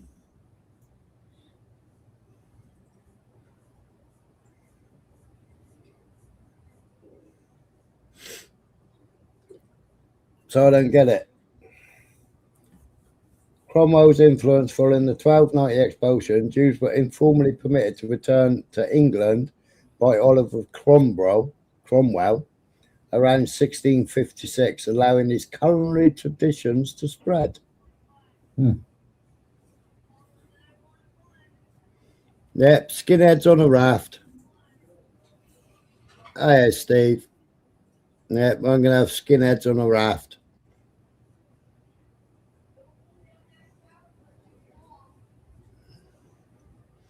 And I'll carry on getting my other food from the Gurkha restaurant. I prefer the Gurkha restaurant because they do my bang bang chicken. I hadn't heard you mention that for a while. Oh, I had one 2 weeks ago, didn't I? Was it 2 weeks ago or a week ago? I said I was having, no, a week ago, wasn't it? Was that? Yeah. I don't know. You do Oh, like there that. we go. Cromwell borrowed money. There we go.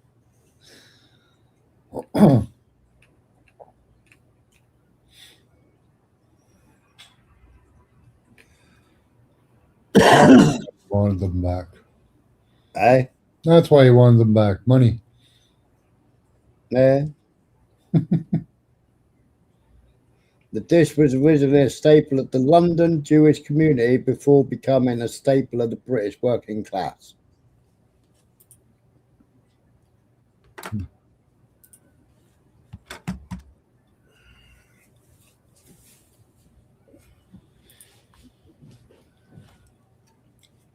So I suppose when I go down and get my fish and chips, at least I can say it was Cornish fish. Wasn't it a Catholic tradition too, Fish Fridays? Yeah.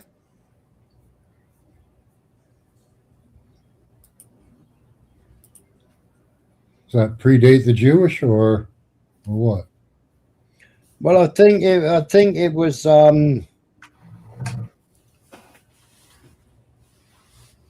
they did it in batter. The Jews did it in batter, didn't they? Because it was the I see. when they were being expelled from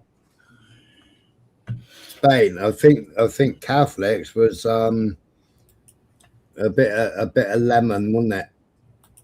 Okay. And then fried, but not battered.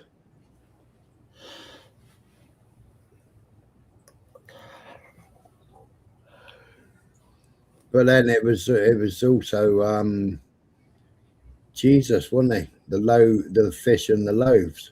Yeah.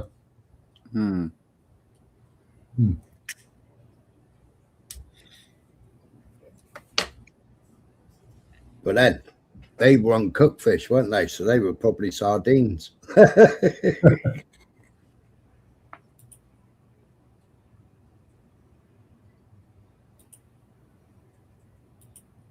That's true. They gathered up the pieces and made more, didn't they? Yeah. That's why Scotland call their sandwiches the pieces. Oh.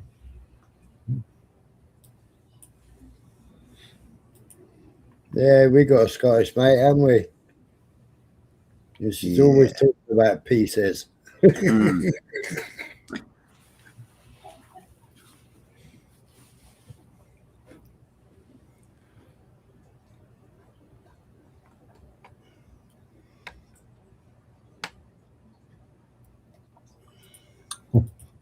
Yeah, so that's a pizza, isn't it?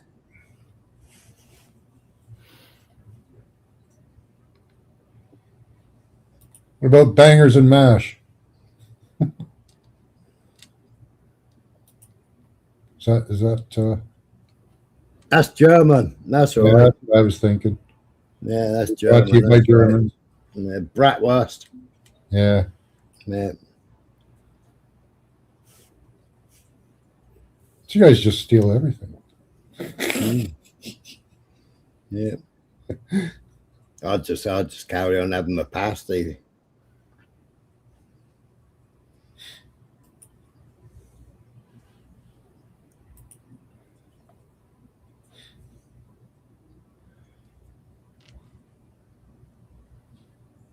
Used to have live in a city where they had a pub that served bangers and mash. No, I don't have one. I don't have one around here. Now, another conversation I was having, or another observation I was making, right, in the other chat, Strictly was in the chat, and people claiming this invading Iran is beneficial. Well, we partitioned India and it became India and Pakistan. Now, what happened when we partitioned them and they were going at war and everything else, and fucking England went, ooh, this is scary, and fucked off and left them to it, yeah? Yeah. So then we had all those Pakistanis come into England. Yeah, that's the one, Rob. So we had all these Pakistanis now fleeing and coming to England, right? Uh-huh. So you've got first generation, second generation, third generation. And what did they start doing to our children?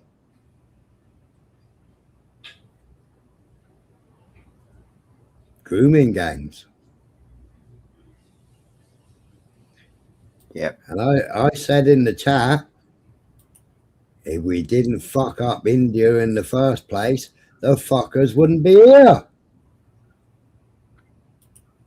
If No, we didn't go, we're having tribal warfare amongst each other. yeah. Yeah. Yeah, why did we want to partition India in the fucking first place? Right? Now, we're sitting idly by, right, watching a quarter of the population of Lebanon being forced out. So something like 1.8 million people over the last 2 days being forced out of their lands and their villages, yeah, and sent north. They got nowhere to go. They're staying in schools that are getting bombed.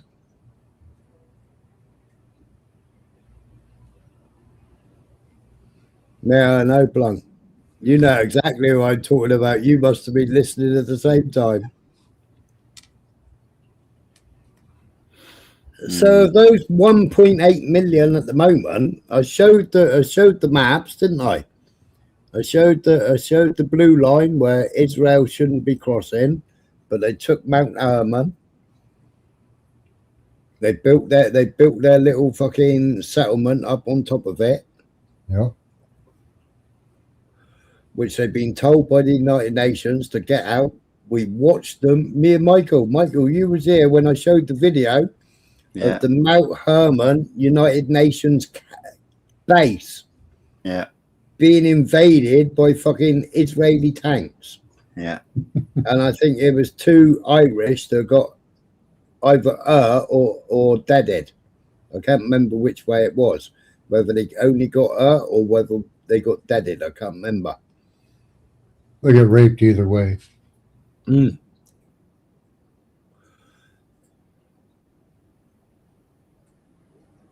Now, you got all those being disposed or deposed or fucking whatever you want to call it.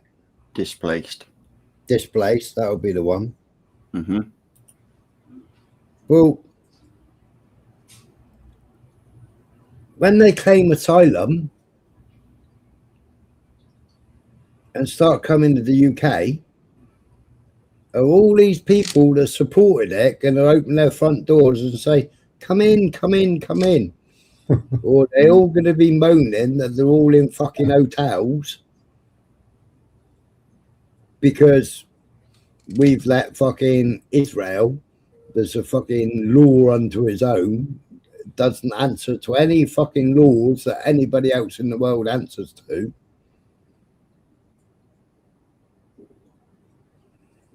And wants to displace everybody. Yeah. You know, displaced in Lebanon, displaced in Beirut, which is what we said the other day, and it's the ideal legal way of doing it en masse. Mm-hmm. So they're all displaced, they're all refugees, they'll be coming to the fucking UK. We've already had fuck knows how many thousands of fucking ISIS, which the Kurds were holding in jails. And America and fucking America and the Kurds, fucking America and the IDF. No, America and HTS, Al Jilani. Freed them all. Yeah. So many wives were flown back here.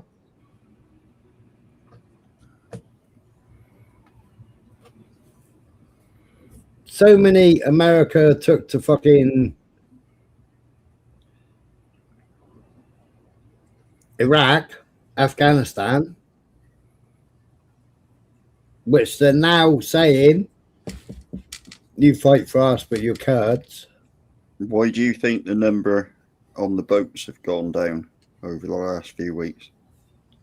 Because they can now come over as because they can now walk in legally or even be flown in by the fucking shed load. Yeah, because we're fleeing war. Like they did when we were all pulling out of fucking Iraq. Yep. Of course it is. And the 100,000 that they all accidentally let out their identities. So we took in 100,000 of them. And then they wonder why we got sleeper cells. Right now,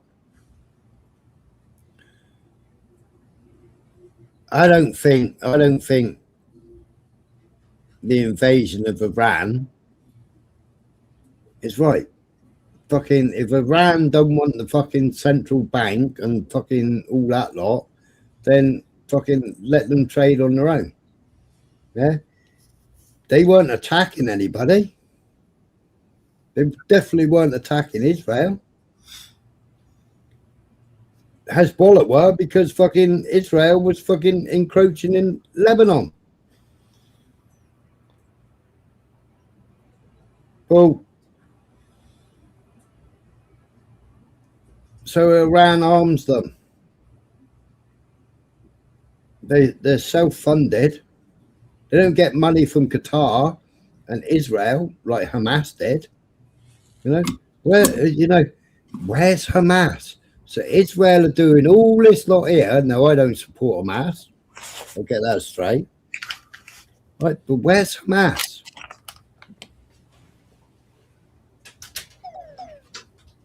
They did their little thing on October the 7th, didn't they? Well, all the Hamas money's going to fight Iran right now, isn't it? Yeah. So where are they sticking up for the Palestinians now, which are still getting fucking murdered daily? Now, Hamas are still on ceasefire. Yes, Borna. Yes, Borna. Yes, Mr. Satan Yahoo. We will suck your cock. We will do whatever you want us to do. Please give us some more money. What are they all doing? Fucking celebrating Ramadan or something?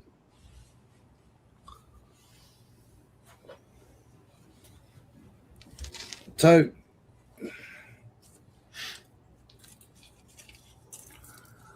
you can't say that they're not in fucking Israel's back pocket, can they?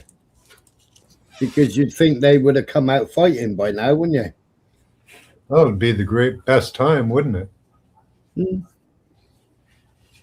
Well, Netanyahu hasn't kept to the fucking ceasefire ever since the ceasefire was fucking implemented. A massive given over all the fucking what's it called? Hostages, and disappeared.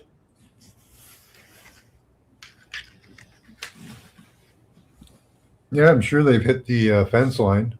The Iranians have probably hit the fence line a couple times, probably opened it up. But a massive completely disappeared, haven't they? Have they gone back to Israel? Are they fighting for the IDF now? Well, they were fighting, you know, they had a few casualties at the beginning, didn't they?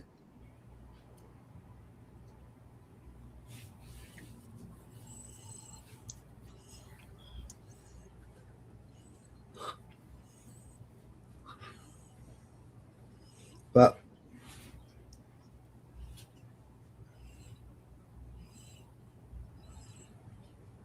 you see it in every war, don't you? Since 2003. You see it when we partitioned. You see it where we fucking interfered in Rwanda. You know, the 3 girls. That would never have happened if we hadn't had that fucking Rwanda family. Rwandan diplomats in Wales.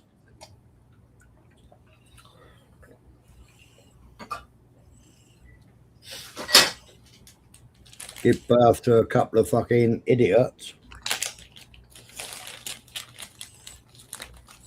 You know, that was also on the watch list. Yeah.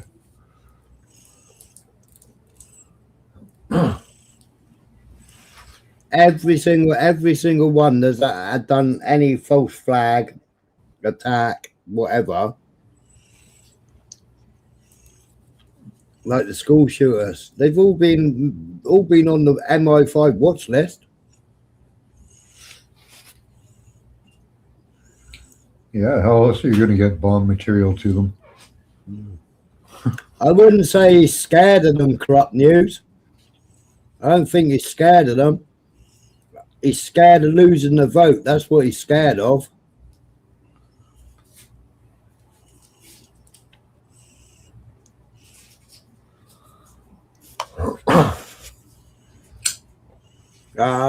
Well, they either planted ideological. Oh, fucking hell. Ideological. Yeah, they either planted fucking jihadi paperwork or jihadi books.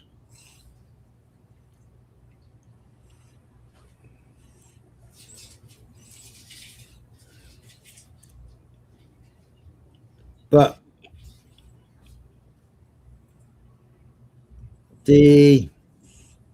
what's he called?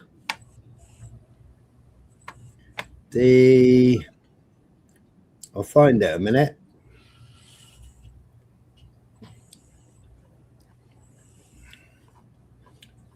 This is why England should have stayed out the fucking war. England should have said no. They should have. Starmer should have grown a backbone.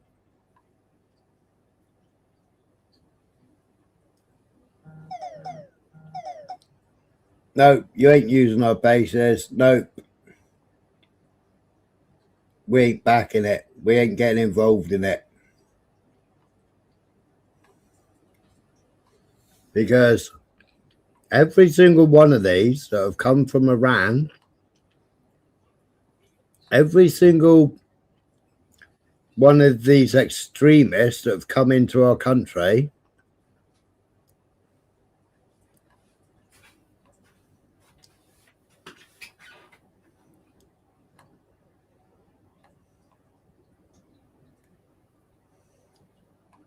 oh yeah, that was announced today.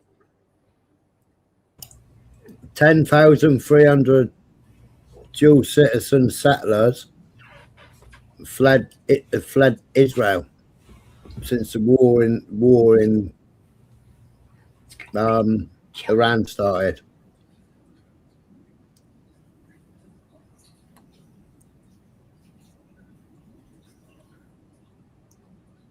That's a lot. Yeah. Where are they fleeing from? The north of Israel, or? Don't know. It just says 10,000. Just says 10,000. Pentagon used AI to identify 1,000 targets in US-Israel attacks on Iran.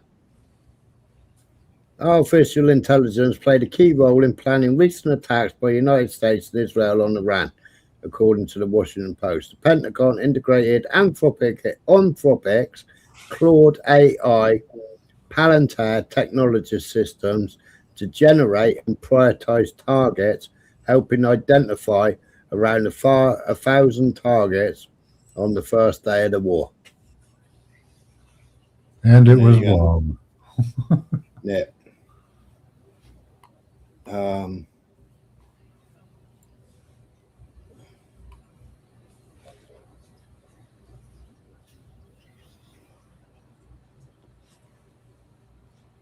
10K each. It's 40 grand, isn't it? Corrupt.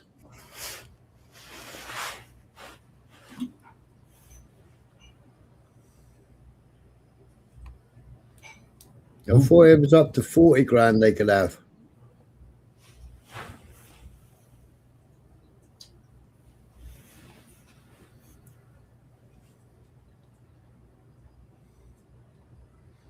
God, how far up did I save it?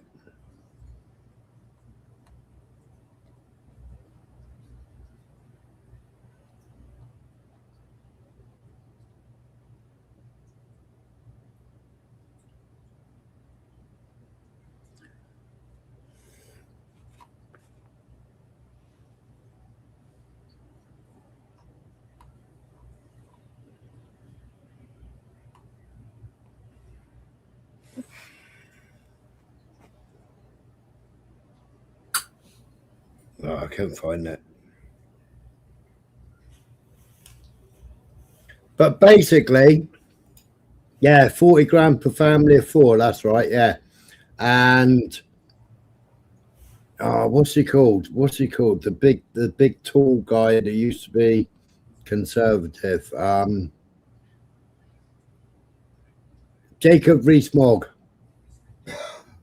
What did he say? He said, I'm a family. Oh, I can't remember how many he said he had. Did he have 8 children? I can't remember. Can't remember how many kids he got. Right.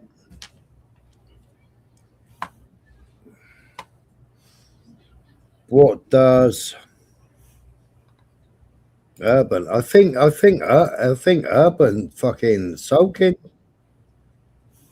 Michael. Yeah, he's run away, hasn't he? Nah. Did you give him his 300? Eh? Did you give him 300? Yeah. Yeah. Every one of those. Right, look at this. So this is Mr. Tim Tebow in Congress.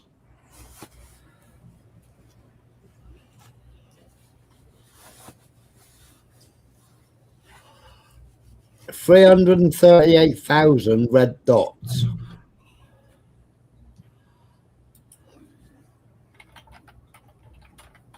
Representing what?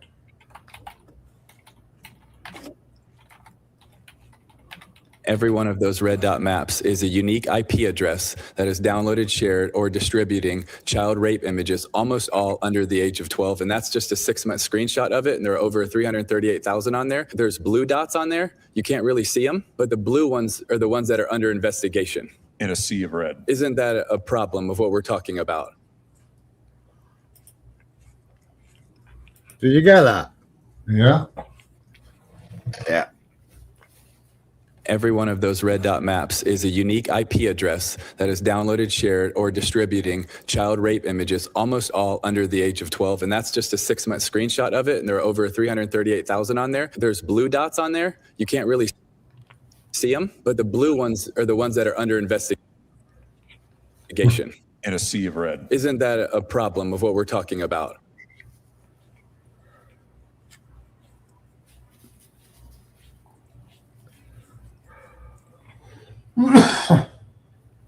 Don't you think it's very convenient that just recently they've now come to the conclusion that they're going to start sending people home but paying them 10 grand to go home, innit?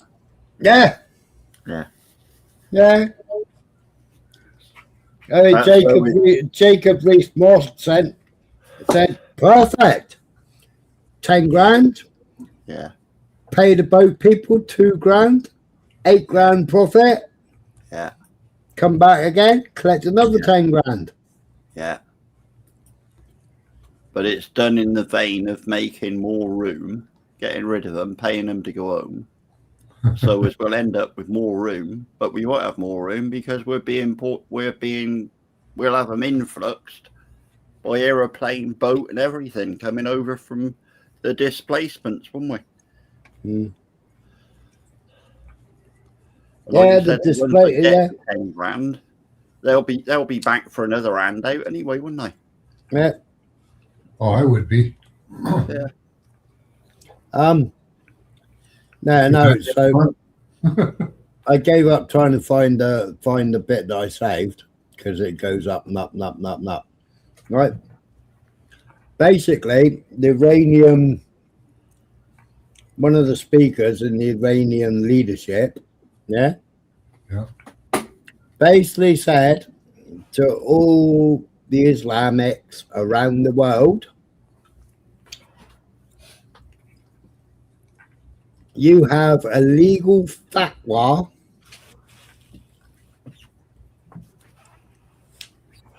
to rise up and attack the countries that are attacking us.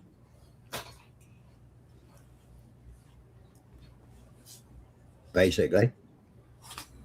It's all your sleeper cells that they call them now.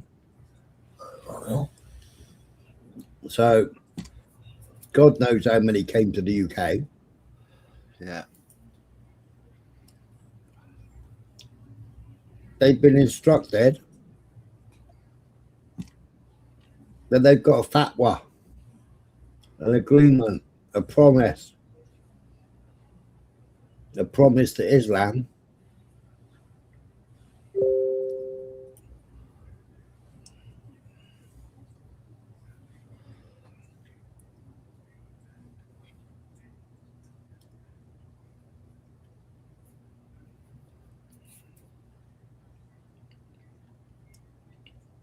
But we don't even need to be in this war.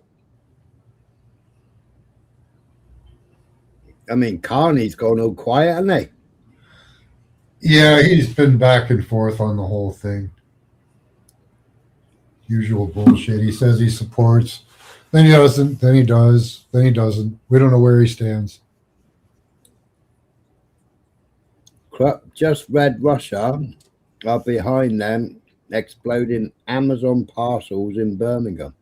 Huh?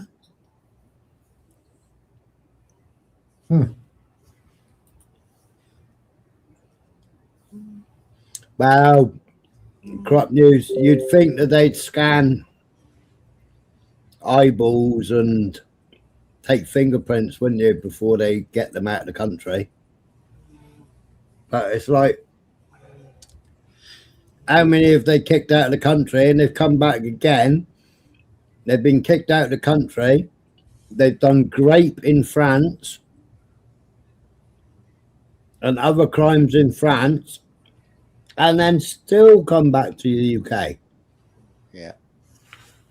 Still being refused asylum, but then left their hotels. They couldn't do the DNA stuff and all that lot because it was against the human rights and whatever. That's why you had 40-year-old people in schools parading as fucking 16-year-olds, wasn't it? Yeah. Yeah. Men with fully grown beards making out they were 14. Yeah, and in the end, they had to take them to a dentist to go get them dentaled. Yeah. And check their ages by dentists. Yeah. No, that's how you age a horse, by its teeth. Yeah.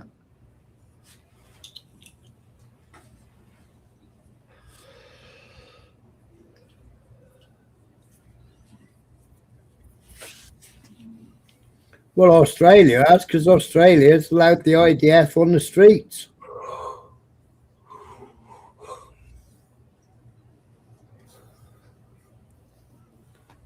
I don't know if you want a link, media. I'll put one in for you if you do panels. There are major fires in Tel Aviv.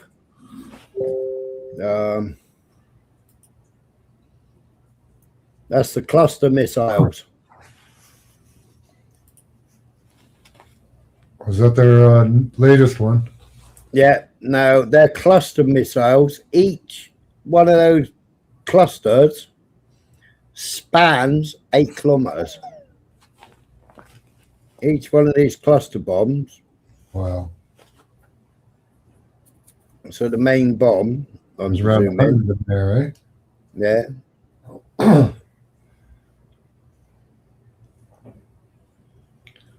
How big is each one of those clusters? Like one of those little bombs?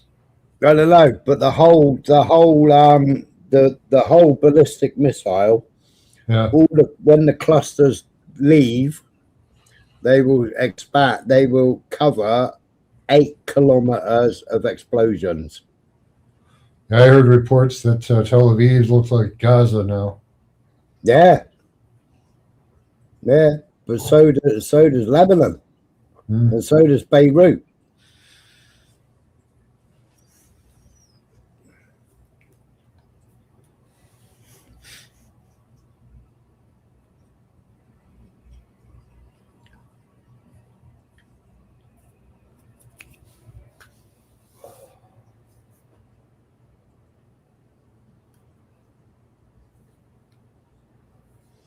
So this is Zionist soldiers caught in Hezbollah ambush.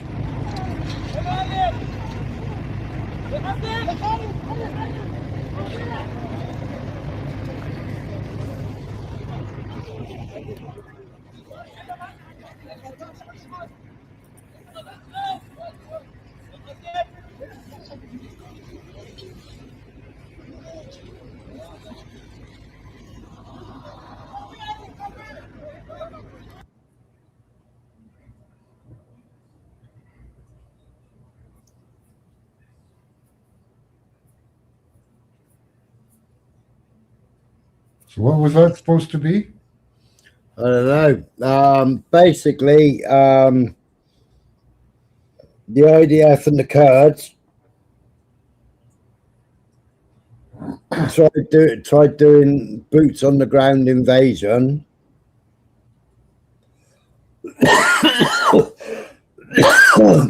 Hezbollah popped up behind them from tunnels. Yeah. Took some of them out. Smotrich's son was supposed to be involved in it and got injured.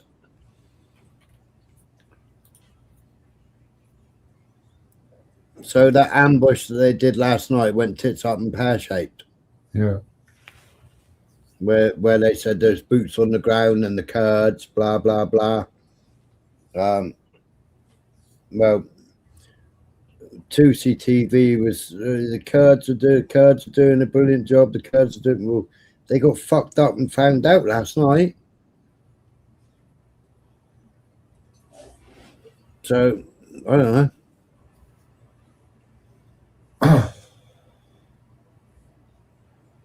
They're the Lancer jets, Smiler. Next level jets carrying 35,000-pound bombs.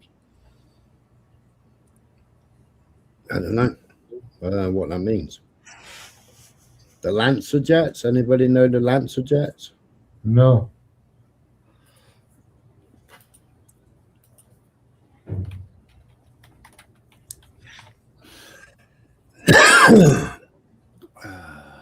The B1, that is. No, the B1. Yeah. Well, the B1s have only been bombing Isfahan.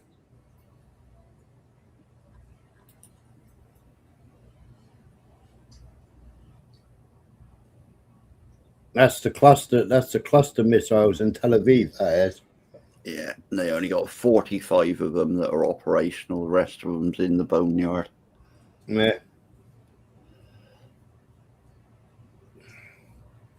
But I mean, who the fuck does Tootie think he is?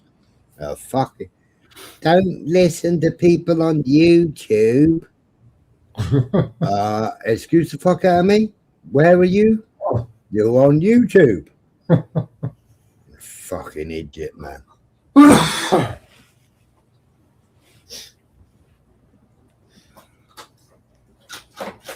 Or else you're supposed to sort things out.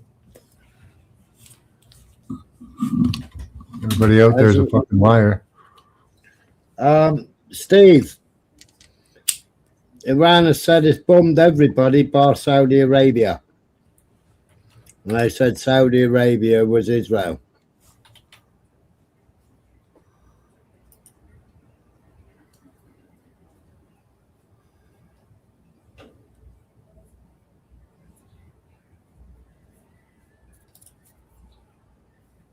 You're on about B1B Lancer. Not a B12.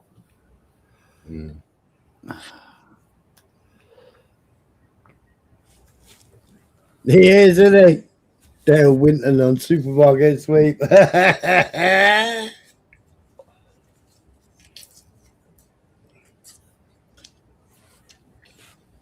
He's sitting there reading out fucking Pahlavi's fucking constitutional fucking whatever today.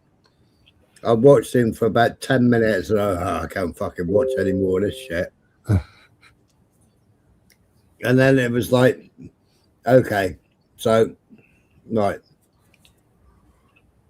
If I type into Hitler, Iran. Right. So, geopolitics, Iran, Israel. Iran screenshot, right? Iran. Iranian.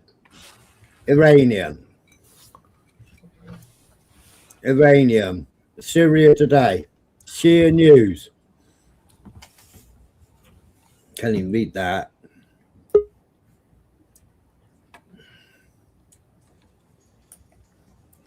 Yo. Hey, what's happening?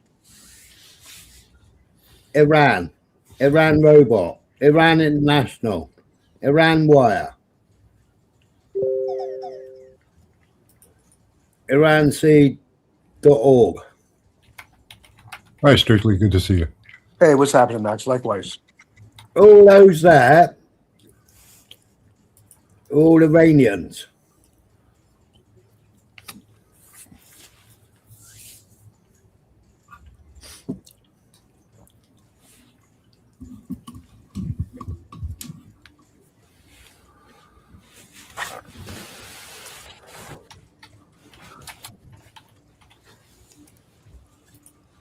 Well, Steve,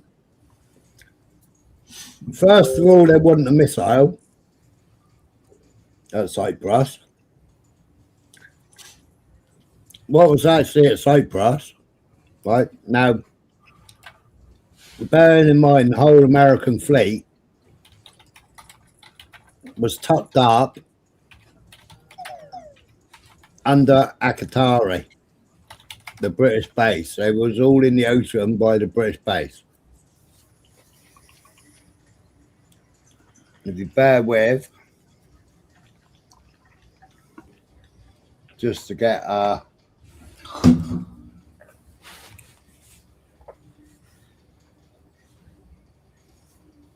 I lost the audio. I'll be right back.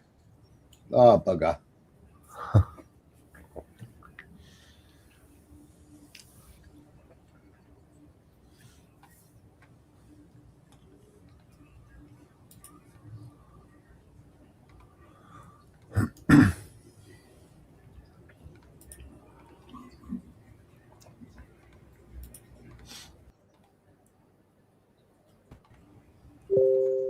Wrong person. You got audio? Yes, I do now. Thanks. Right on. Right. So all the Americans, that's Akatari there. All the American fleet were here. Now we watched what's the radar plane called? They had a Voyager tanker, didn't they? Yeah, but they had EWAC? the one with the they had the EWAC the other day, didn't they? Yeah. And the EWAC was flying all round here, wasn't it? Yeah. Yep. Yeah. Yep, they put those up when they're going to attack. Yeah. Mm-hmm. Now, America has pulled back 1,000 miles.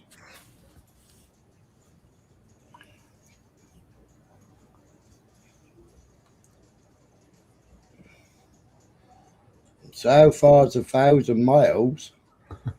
Pretty far. Yeah. From here.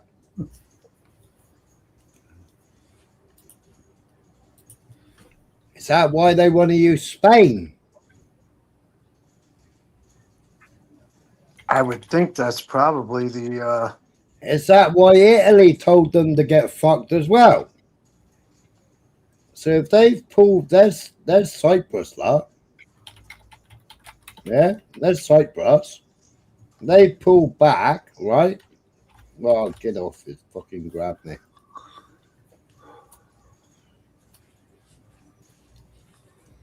Says Italy. Get off. Says Italy. Yeah. And there's Spain.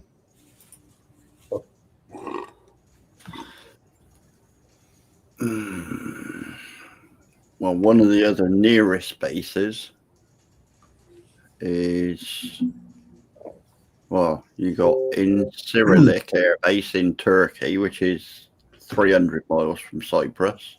Yeah. Or you've got Suda Bay, which is Greece, which is 500 to 600 miles away. I'm assuming they pulled back because of some kind of threat that they were facing. No. Yeah, because Iran fired ballistic missile at them. Oh, there you go. Right. All right.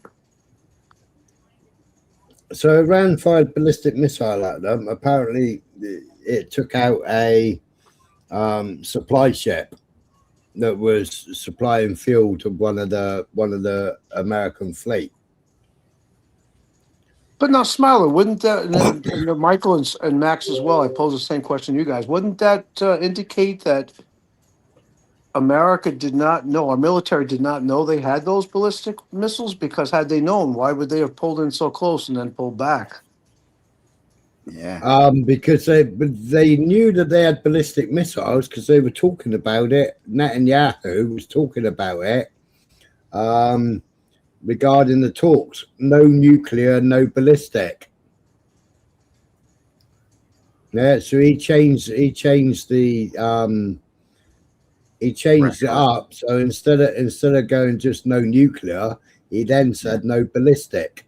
Yeah. But my thought is, I don't know if I'm right or wrong here, but they must have realized they had ballistic missiles, but they didn't realize they were as advanced as they came to find out. No, I mean, well, they found out that obviously now they've got these cluster munitions because they were using. Was it 2 days ago that they used that first cluster? They showcased it, didn't they? Yeah. And we were looking at it with all the bombs all around the outside of it. Yeah. Yeah. And they used it. They used a couple of them. They used a couple of them that night. I don't know as if they'd be able to send them into places like Akrotiri or not. Would they have enough oomph behind them or not? I don't know what the distance is on them, but when they shot down, no, sorry, when they fired a ballistic missile at the Navy, yeah, landing in Cyprus was the fuel cell, which detaches. Yeah. So the fuel cell detaches. Well, the fuel cell, obviously, when it detaches, it carries on drifting and it carries on burning because it's still got fuel in it when it detaches, doesn't it? Yeah. Because when it landed in Cyprus, you've seen the scorch behind it. Yeah. In the black sand or the black in the brown earth, you've seen the. But that's why they're not. Obviously, why they're not using the bases which are so close, because they're worried about what they might fire in there. Because if you've got a fucking shed load of military hardware, i.e., jets and stuff on the runway, they don't want all them fucked up, do they? Wouldn't think so.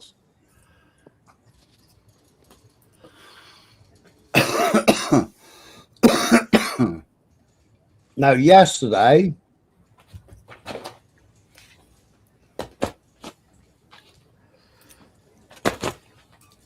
as Kuwait here, yesterday, yeah, I think one fuel tanker, those big American fuel tankers. 135s. Yeah. Yeah. And 2 C-130s that are obviously landed in Kuwait. Now this comes down to the Strait of Hormuz. Like, normally, this is where all the oil comes from. Yeah. So you got an argument with Italy and Trump. So they said you can't use Italy and you can't use Spain. That's a bit strange, isn't it? You can't use Italy, but Italy are going to send troops. No, Italy are sending troops to UAE for boots on the ground in UAE. Yeah. And also Italy sent to other Arab countries. Yeah. Anti-missile, like their version of THAAD. Yeah. The U.S. Well, is couldn't pulling part theirs of the out. reason why they wouldn't allow us to use their airstrips is because of the fact that they did send troops there. Maybe they're looking to push us to send troops too, instead of just bombing, right? Well, I mean, if they've made the commitment to put boots on the ground, I would think that they think we should do the same, no? But if you think Italy said no, you can't use ours. Spain said you can't use ours. Well, to get into here, to get into Cyprus by sea, you've got to go through Gib, and we control that water there. Yeah. So the only way they can carry it all on is basically what they did when we took the Falklands, and it is basically leapfrog tankers everywhere. Yeah. So you'll have KC-135s fueling KC-135s midair. Yeah. No. It's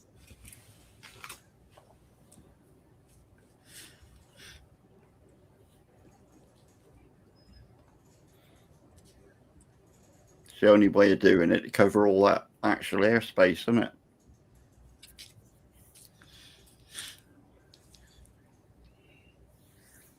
Where's that one? Yeah, but so flown those to? KC-135s need maintenance, right? You can't land one of those things in an aircraft carrier, now can you?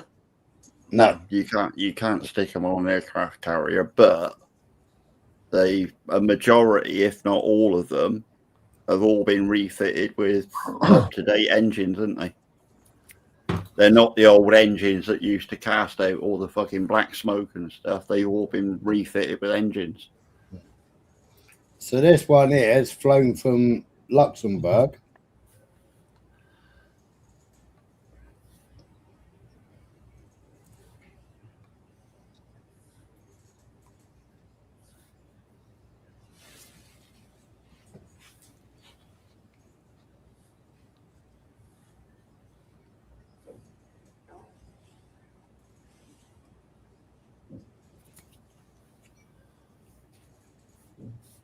Looks like it's heading towards Canada. Yeah, Max, stick your head out the window, give it a wave. Or is that the Canadian border? Yeah. Most of Canada I lives can't right tell by along what the I'm border. seeing on the screen here. Yeah, that does look like it. Oh, that's Washington. So that's it's now it's Yeah. heading towards it. So it's heading towards America. Yeah. You go a little. That's New York City though, with all the lighting on it. Yeah. So there's one. There's one. You got to remember that just to the tip of New York State, you can enter. I believe it's Montreal. In fact, Yep. it is, isn't it? I know Yeah. Buffalo, New York. Mm. There's the Peace Bridge that goes into Canada.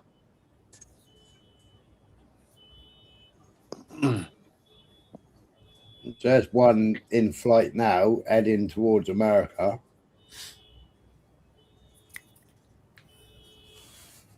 The only way that- that you keep all them jets up to so they have their air superiority or whatever, which is a bit of a joke. Is like I say, they got to leapfrog all the tankers, haven't they? But that's a C-17 Globemaster. Yeah. I mean, that could have civilians on that have been flown from UAE, flown from Kuwait, flown from wherever, you know, and then flown into where did I say it took off from? It could have just flown over the UK. So it took off from Luxembourg. Yeah. Right. Yeah, but it can't possibly be flying into Canada unless. No, it's not. It's headed towards America. Okay, yeah. Yeah.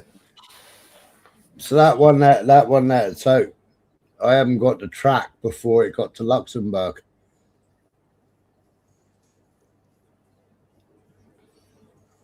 So that could have been that. They don't normally have to stop though. They can fly from America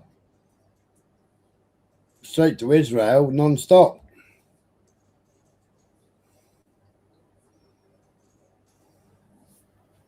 Yeah, but that's used to refuel other planes in the air, no? No, that's a Globemaster.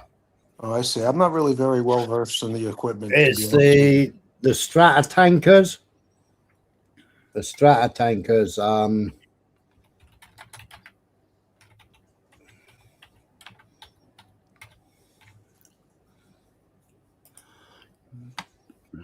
What call sign are the Strata tankers again? KC-135, and they have a range of up to 11,015 miles. See, that's the United States Air Force. That's one of the spy planes, that is.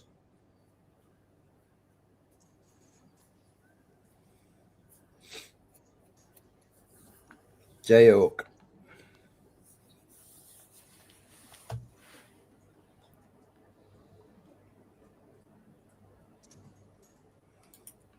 That's been doing loop the loop over New Mexico.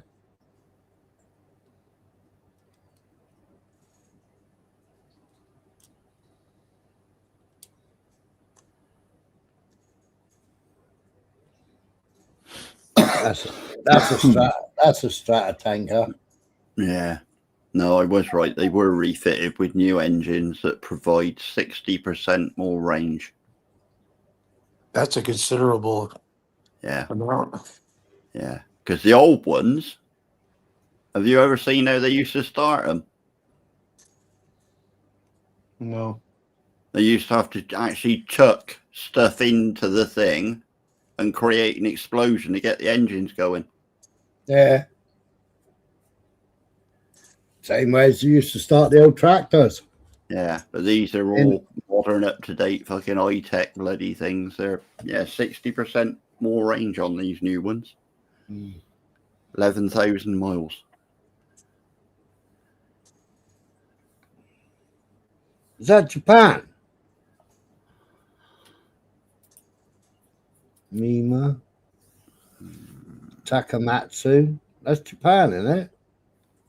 You would think you'd have more air traffic, wouldn't you?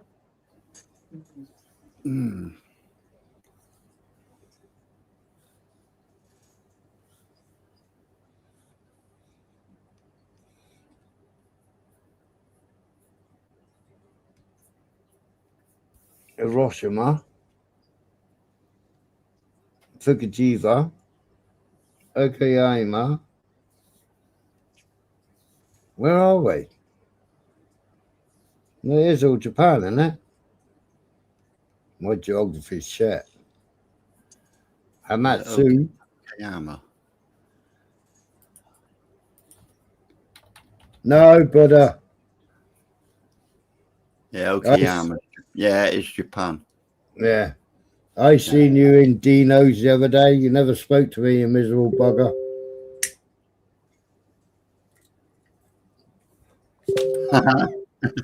Thanks, Blunt. What?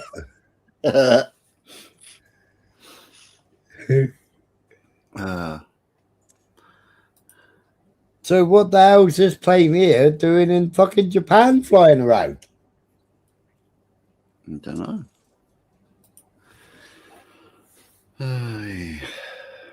It's today.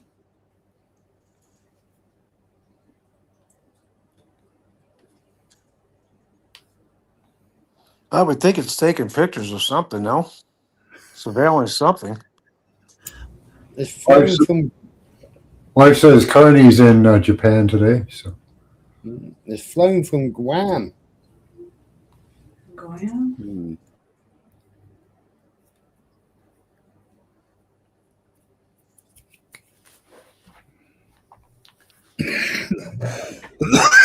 What's Guam? Yeah, chat was going too fast, brother. It's like I said hello to Blunt, but I never seen his reply because it was going so fast. I added the link. I was going to jump up on the panel when Graham Moore was on the panel. But then AB, was it AB or BA? AB? He joined and then Dino shut down the history. He didn't want to learn the history. Yeah. Well, perhaps Trump's done a deal with Japan or something.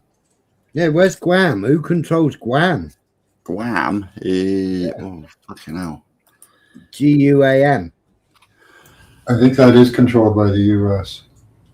Yeah. I'm guessing there, though. Guam is a U.S. island territory in Micronesia. Right. All right. Micronesia. Indonesia.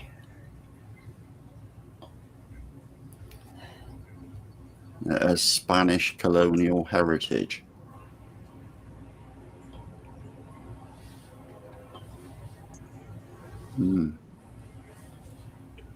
That's a combat king, that is.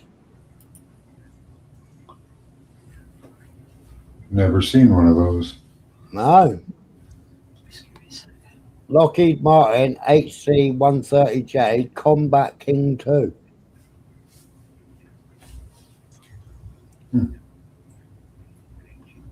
That's off San Jose. It's a passenger plane? No, it's a combat plane. Bomber, isn't it? Okay. Well, what the hell is that thing doing there? Dunno, it's in San Jose. It's a personnel recovery plane designed for combat search and rescue. Is it? Yeah, air-to-air helicopter refueling and operating from austere airfields. In other words, Why the hell do they call it a Combat King then? Yeah. Primarily used for air combat command for personnel recovery, humanitarian missions, and disaster responses. Yeah, but is there even a single American ship on those waters? Crew of 5 that has on it. Yeah, okay, so it's a command center too. Yeah, it's at the 129th Force Support Flight. Hey. It's at the 129th Fourth Support Flight. Yeah. That's the base. Probably.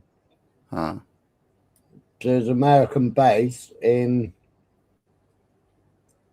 Guam. No, not Guam. This isn't Guam. Where are you now then? This is in San Jose. All right. You've got Fremont there, look, San Jose there. Yeah. Well, could it be that America is using a ship to transport Well, weapons? there's San Francisco there. Yeah.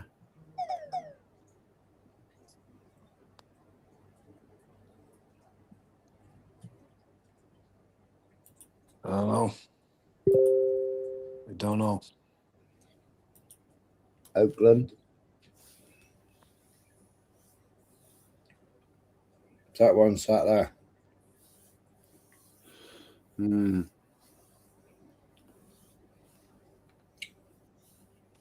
God, look at that beast.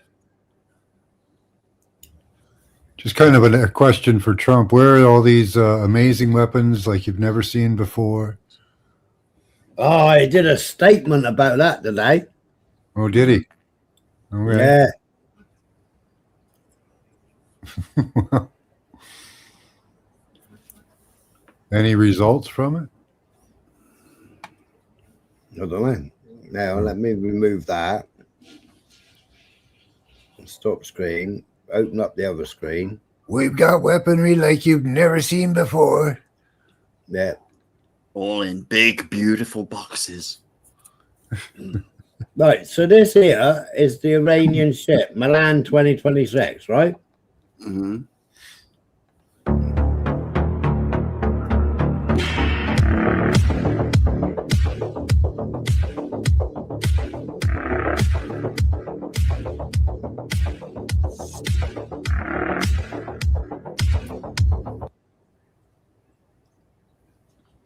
The Sri Lankans had to go out and fucking rescue them and pick up the bodies because America fucked off.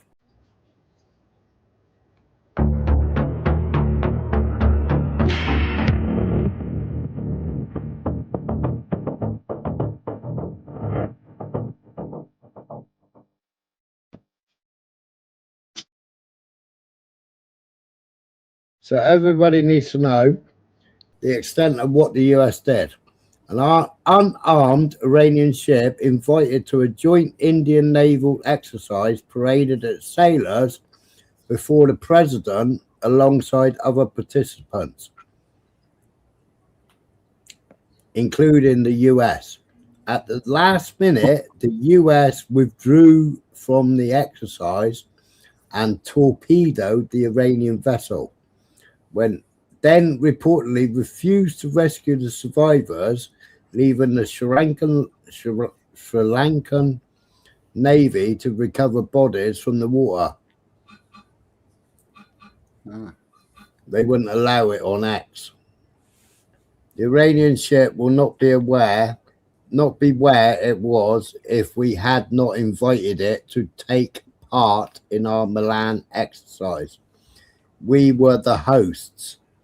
I am told that as per protocol for this exercise, ships cannot carry any ammunition. It was defenseless. The Iranian naval personnel had paraded before our president. The attack by the US submarine was premeditated, as the US was aware the Iranian ship's presence in the exercise, to which the US Navy was invited but withdrew from participation at the last minute, presumably with this operation in mind.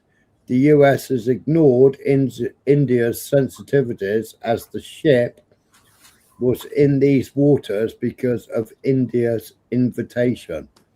We are far from politically or militarily responsible for the US attack.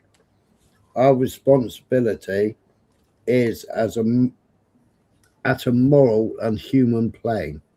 A word of condolence by the Indian Navy after political clearance at the loss of all lives of those who were our invites and saluted our president would be in order. Huh? Make England that done. Well, I suppose it was translated from fucking Indian, wasn't it, to English? Yeah. So, well, you did hear today that Trump is demanding an unconditional surrender. yeah. They told And him a new leader that he wants to pick. unfucking believable. They're never going to agree to that. You know that. And they shouldn't. No, well, they're not giving them any reasonable options, are they? You know.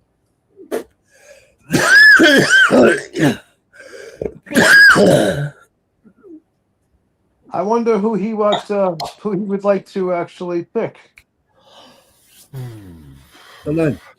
Iranian Revolutionary Guard, we have repeatedly warned against the continuation of unjustified American-Israeli attacks on civilian targets in our country, but they have not responded to our warnings. Therefore, we announce that any new targeting of any civilian citizen in the Islamic Republic of Iran will be met with the launch of cluster bomb missiles with a blast radius of up to 8 kilometers. Wow. That's what, 5 miles or so, no? Yeah. Yeah.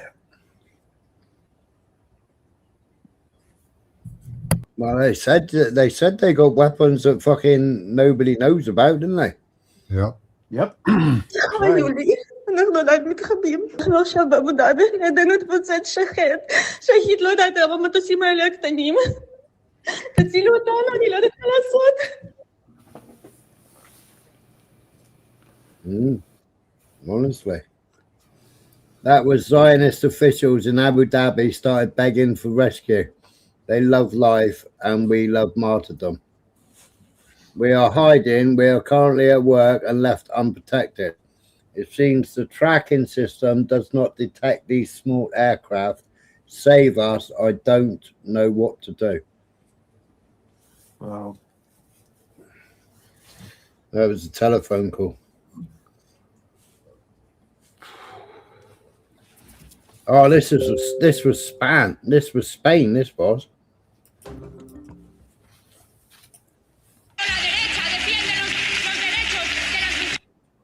This is how the right defends the right of Iranian women. By celebrating the murder of 160 girls. My honors precisely because I am a feminist woman. I am completely opposed to the attacks by the United States and Israel. against the Iranian people, against Iranian women. pueblo iraní contra las mujeres iraníes. Presidenta, Madam President, the first military objective of Netanyahu and el Trump primer objetivo militar de Netanyahu y de Trump ha sido was to bomb a girls' school, murdering 160 girls. bombardear una escuela femenina, asesinando a 160 niñas. Mientras And meanwhile, a spokesperson for your party says that this is magnificent news for the feminism. This is how the right defends the right of Iranian women.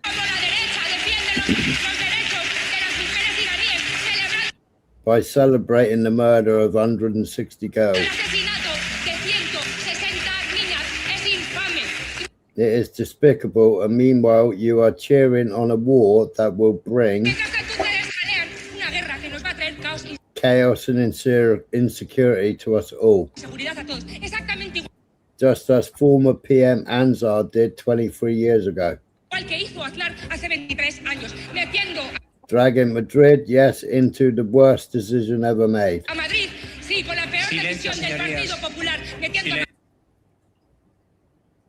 Silence, Your Honor, silence.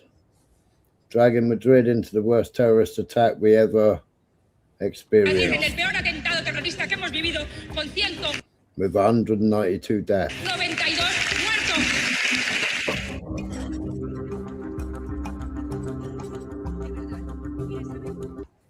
I think she's a bit pissed off, isn't she? Sounds it.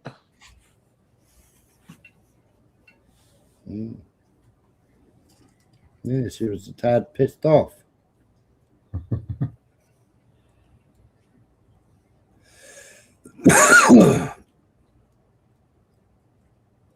Yeah, but when she says this is how the right celebrates the the unaliving of them, I'm a little lost here. Is she referring to the right in Iran or the right in America? Right in Iran. She's having Okay, a so go. then- She's having a go at Spain for saying that they were going to get involved and they were going to let America use its bases in Madrid. Yeah, but so it's kind of like I'm still a little lost here. So I get what she's saying, but so she doesn't want America to The to right- bomb the it. right- She doesn't want the America right- to bomb the girls, obviously. But is she against America going at Iran if it wasn't doing that? I mean, No, she's going against. She's going at Iran and Israel because the right wing of her party are celebrating the deaths of the girls and celebrating America and Israel's attack on Iran. So she flipped her lid and called them out for celebrating it and called them out and said that you dragged us in before 23 years ago and they lost 196 lives 23 years ago when they joined America before.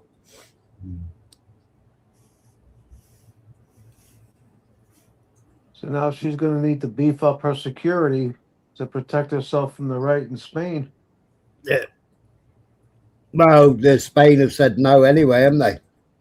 Yeah. Well. So this is the office of the Grand Ayatollah Nouri Hamandi. Confirmed that revenge against the perpetrators of the martyrdom of Imam Khomeini is obligatory. The director, Ayatollah Nouri Hamandi, office emphasized regarding the jihad fatwa that is obligatory for every Muslim anywhere in the world to take revenge for this crime.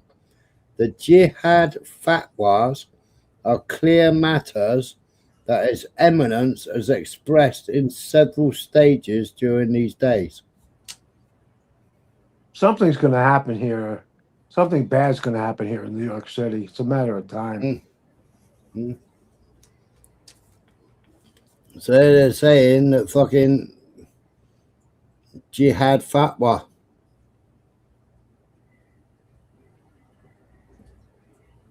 I'm glad we haven't got any down here.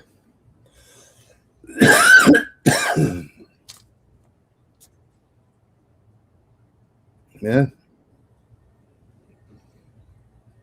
Starmer didn't need to get involved. So fucking what, the F-35s? America wants to turn the F-35s off. Let them fucking turn the F-35s off.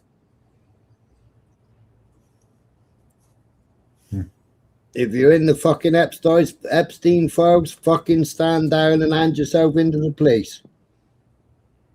Why risk our fucking nation for the sake of fucking America wanting to bum chum fucking Israel into attacking another country? Or fucking several countries, actually. But the other countries, you know, they're demanding fucking America get out of our countries. That's what it's done. All the other countries that have been attacked, 8 of them, is it? Or 9 of them? I can't remember. But basically, they've all said we don't want fucking American bases in our lands no more. Well, all those bases, they were all British. We colonized it all. We had all those lands where American bases are, and we had to sign them over to America on the land lease for World War II because we were bankrupt during the war. And we had to sign them all over to America so that we could carry on fighting for the Jews. Judea declares war on Germany. Britain goes fucking bankrupt fighting the Jewish war. You know, all these people, they get right on my tits, they do.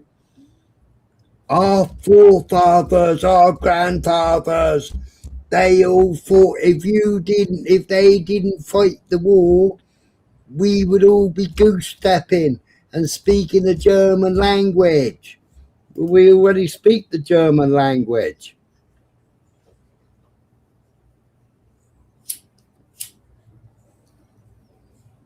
What a fucking mess. Yeah, it does get on my tits when I hear all these people. Your forefathers fought for this country. No, we weren't being bombed until fucking Churchill kept going in and bombing and bombing and bombing. We weren't getting attacked. We didn't want to fucking... Germany didn't want to fight us. You know, what's he called that they fucking assassinated? He came with the fucking peace deal, didn't he? Germany didn't want to fight Chamberlain. They took Chamberlain out, didn't they? And you got all these fucking idiots going, my grandfather, you know? Yes, it's sad that they all went to war and they were all sold a fucking lie.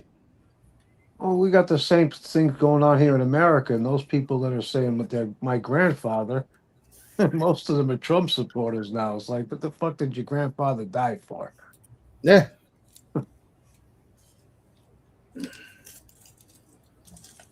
Our grandfathers fought for this country. No, they didn't. They fought for Judea, declared war.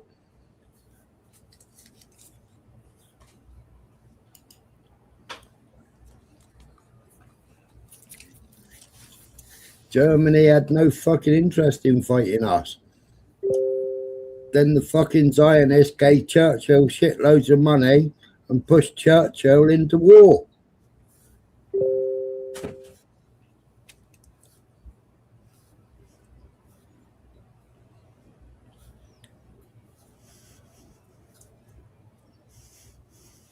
I know, Blunt. It gets on my tip when people say, oh, you was in the army. Thank you for your service. Fuck off. I'm glad I broke my fucking back. Yes, I missed my mates. But I'm glad I broke my back. I'm glad I come out because while I was in hospital, I was waking up. How'd you break your back? Abseiling. Climbing accident. were you climbing the mast? No, I was on leave. I was abseiling down a mine shaft. Oh.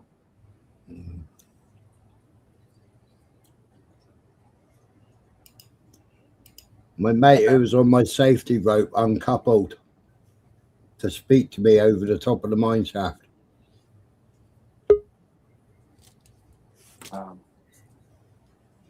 Hey, it says Gypsy Dave has entered the studio. Where's Gypsy Dave to? Make sure it's him. It's me, Smiler. There you Oi, oi. Oi, oi, oi. Hello, everyone. What's happening? Hello, mate.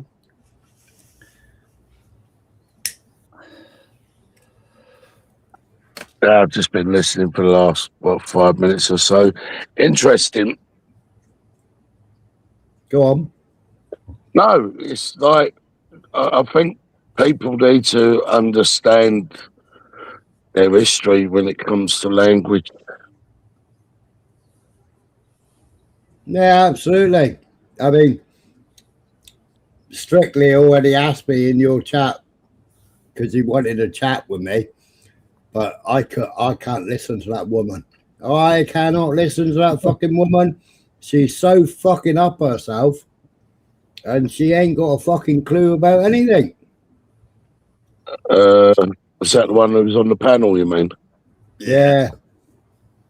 Well, There was a couple on the panel. I'm confused. well, one of them was banned. Good.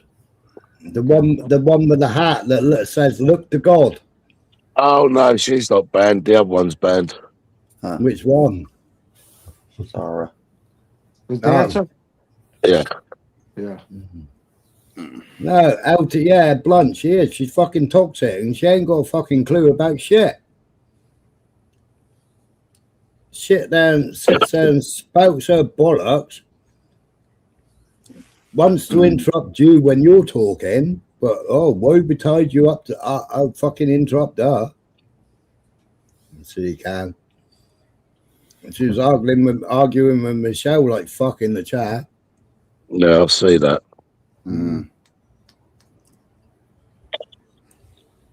This is the thing, though, Smile. I've said it all the time, and even though it might be controversial to some people, you're just seeing history repeating itself 100 years later, and now it's the British and the Irish's turn. Yeah. Well, yeah, it goes in cycles, doesn't it? Pandemics are every 100 years, wars, everything, 100 years. Yeah. So and then it's a reset. Gypsy And Dave, I'm sorry. are you the guy No, that, go on. that approached the guy there in Spain? Which one? The mountain man guy. What about him? Well, I saw a video where he was approached by somebody. Your voice kind of. Oh, rings he was back. approached by two people. Oh What, no, from yeah, YouTube? no, that was traveling. Okay. That was Tim. Yeah, Tim Draycott. Yeah, Tim Draycott went out to find them. Yeah, well, I could see the fear on the look on Steve's face there when he was approached. He wasn't. Steve gives it big talk, but that's about it. Yeah, I know. This is the guy who got kicked out of the hippie commune for being a pest. Yeah. This is the guy who done odd jobs for expats, Brits that lived there, doing decorating and all sorts, and running off with the money and not finishing the jobs. Fucking guy's a garbage can. Yeah. This is the guy who said he was empowered to look after a house that he wasn't even meant to be in. Yeah, Blunt. Don't forget the Cornish. Wow. We got protected minority status. We have.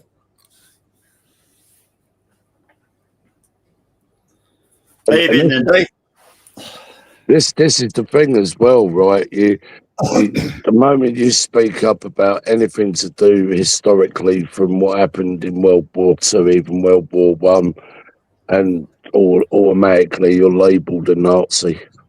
Yep. Yeah. And I Yeah, say but I to mean, these people, define a Nazi, and they say, well, it's German. No, it's got nothing to do with German. No, the word Nazi was coined by a fucking Jew called Konrad Hayden, right? Who was a Jewish commie, and he's credited with the term Nazi. Nazi actually meant and described Ashkenazi Jews as cruel, untrustworthy, simpletons, or idiots. And it's an Austrian-Bavarian word. There you go. Konrad Hayden. You can look it up. He was a Jewish commie. Right? He's the person who created the Nazi to attack Germany. Well, I've always said there's two main groups of people that are both anti-white, and they're the ones that, to me, are the cause of most of the problems throughout the world. But you've heard me say it over and over and over again. I'm a Cornish nationalist. Yeah. Right? Now, I say I'm a Cornish nationalist, right? If you come to Cornwall, you set up a business, or you work, you integrate, fine. You don't, then get the fuck out. And look, and you know, that's the way it is. I mean, what's he called? Lotus Eaters. What's he called? For Carl Benjamin. Carl Benjamin and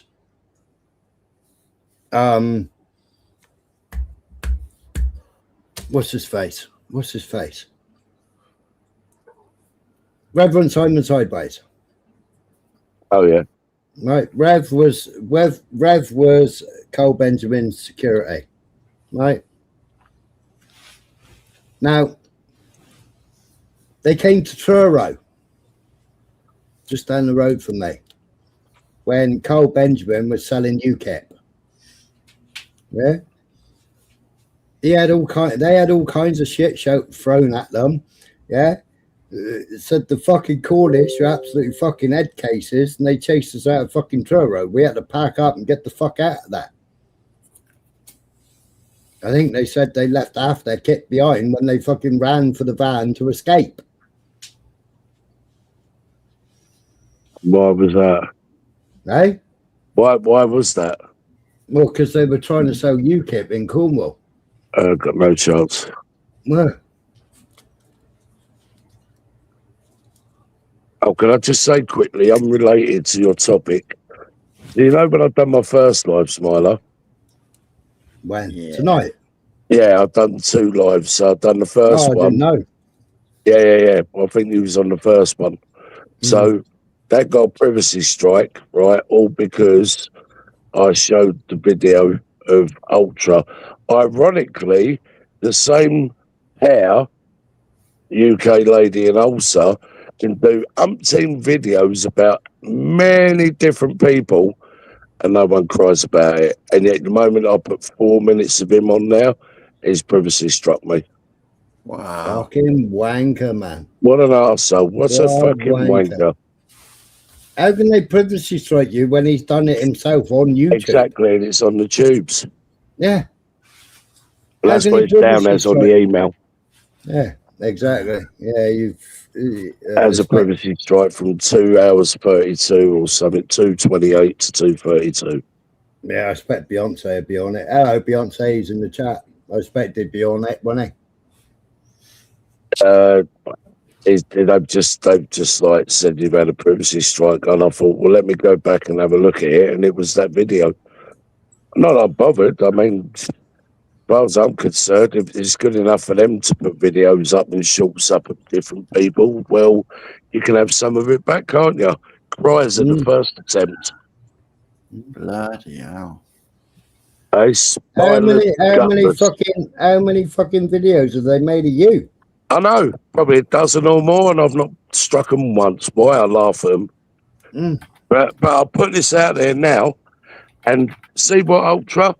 Twice she wanted to threaten a woman to go to her house, And twice I said to you, come and meet me. Come and meet me. But every time they've done something about me, I end up with 20 fucking more subscribers. I've There you go. dropped you a message in the back, Dave. Oh, cheers, Michael.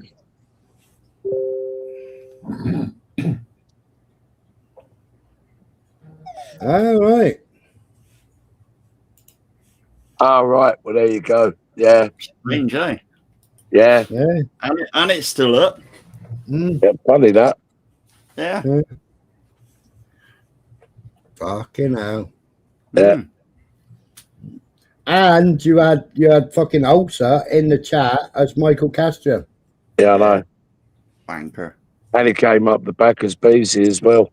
Because when we clicked on it, channel didn't, and he's the only fucker that I know that's got that music channel that you can't fucking get rid of. Yeah. Yeah. Oh, pipe cleaner legs. Oh, yeah. Anyway, sorry to take you off a topic. Back on topic now. I'm going to address it tonight anyway. Did you hear what I said about this Grand Ayatollah? No, go on. Right, so I said Starmer should have stayed the fuck out of it. Yeah, fuck giving our bases to America. Fuck putting the F-35s in the sky. Yeah. Right? Just because he's in the fucking Epstein files and getting fucking blackmailed or whatever he's doing. What? Because America controls our F-35s and they can shut them down anytime they want to shut them down. Yeah.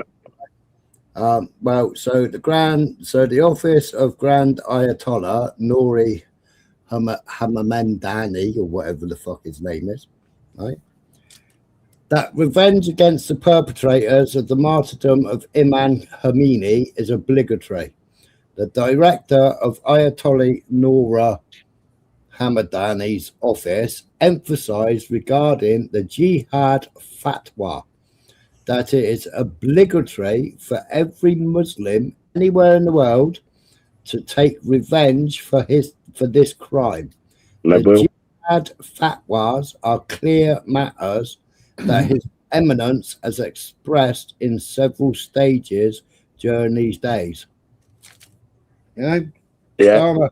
Instead, what did Starmer do? Starmer had them all in Parliament yesterday, celebrating what they call it, iftar, is it? When they break their Ramadan. Yeah. Yeah. So he had them all in Parliament celebrating iftar.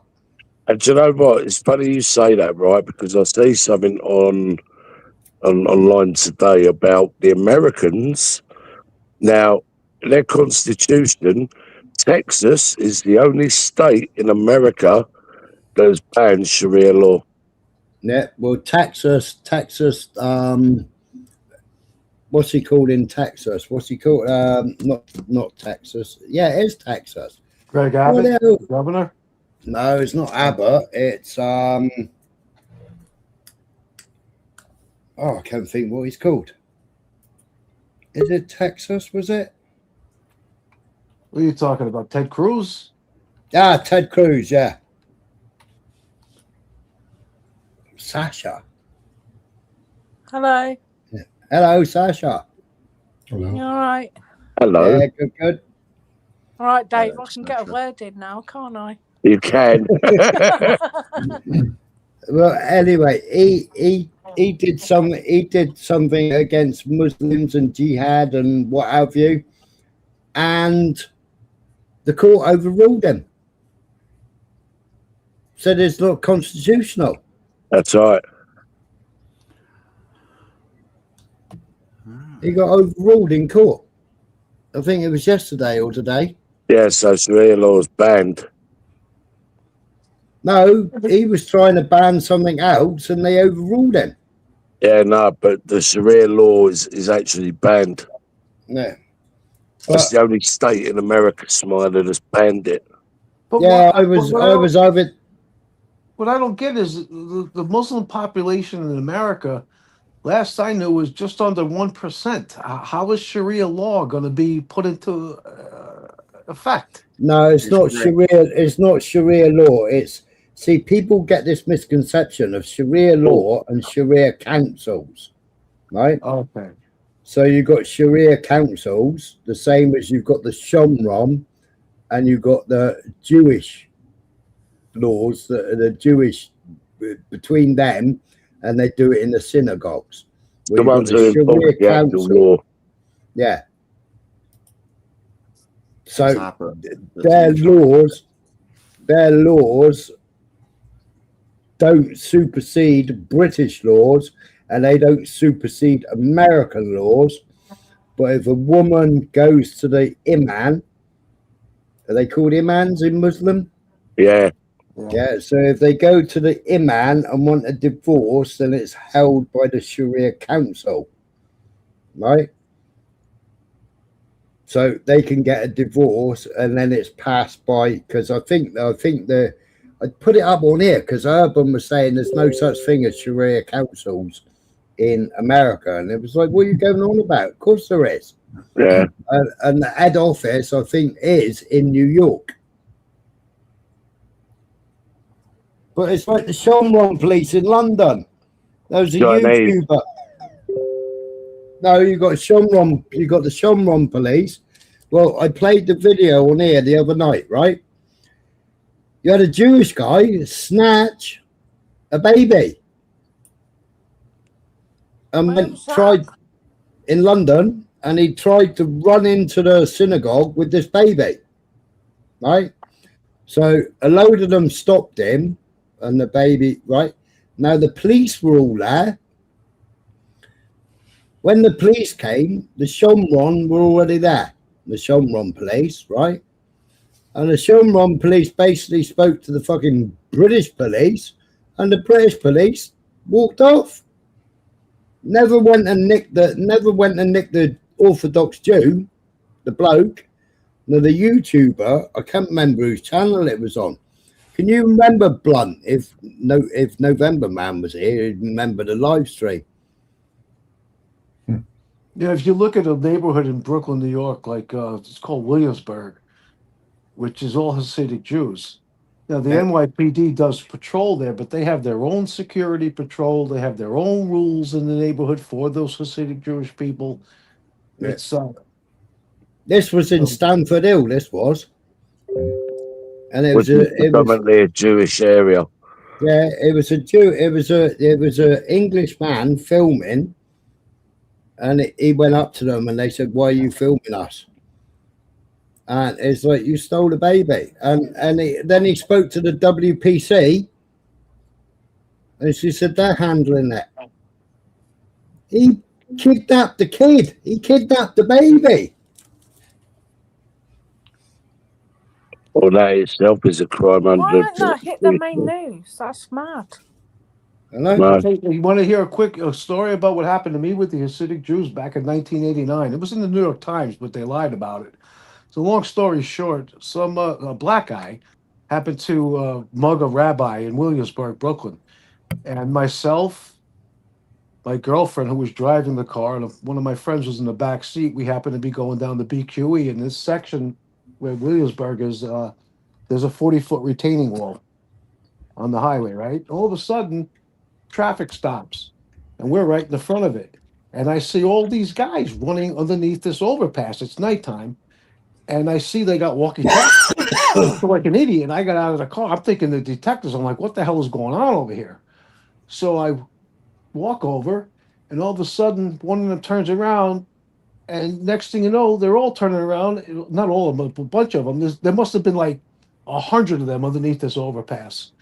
And I could see they were doing something, but I couldn't see what. They turn around and they point at me and they go, "That's him. That's the one." So I fucking walk back to the car real quick. Next thing you know, like 50 of them are surrounding the car, and I'm telling them, hit the gas, drive. So she hits the gas, and all of a sudden there's cops coming up the highway the wrong direction. They pull us over, guns drawn. The Hasidic Jews called them, told them we had guns. Now you got the women and the children up on the top of the retaining wall against the fence. And you got a bunch of Hasidics running down to the scene, which is where they stopped us maybe 100 yards away. finally, the police let us go. They check us. We don't have anything. And what happened was they had me on the hood of the car. The cop that had me, he had this nightstick across the back of my neck. And when all the Hasidic Jews came, the cop got nervous. He eased the pressure off. Yeah. Long story short, we go home. We get a phone call from the NYPD. They said, did you see what happened underneath the overpass? And we're like, no, I knew something was going on. He said, well, there was a black guy was beat brain dead by the Hasidic Jews. Did you see anything? I said, no. Well, we want you to come to the police station in Williamsburg to talk to us. I said, listen, I'm not going over there. They broke the windshield when they surrounded us, right? They cracked it. Wow. So I said, listen, you want to come out here? I was in Long Island. I said, you come out to Long Island, I'm not going into that police station. There's no way. So what happened the next day, there was an article in the New York Times that said basically 50 Hasidic Jews chased the guy under the highway. If there was one person there was at least 100 underneath that overpass. So they had both sides of the highway blocked. Those people are the most unified people that I've ever seen in New York City. You mess with one of them, and they all got walkie-talkies. They come out of the freaking woodwork. And they took the law into their own hands. Not one person was ever even brought in for questioning.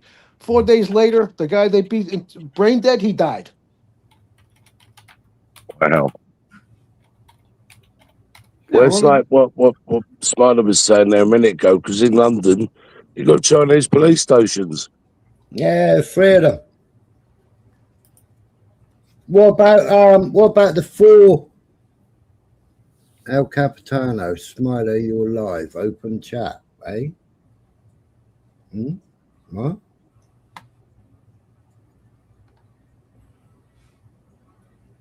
From the other day.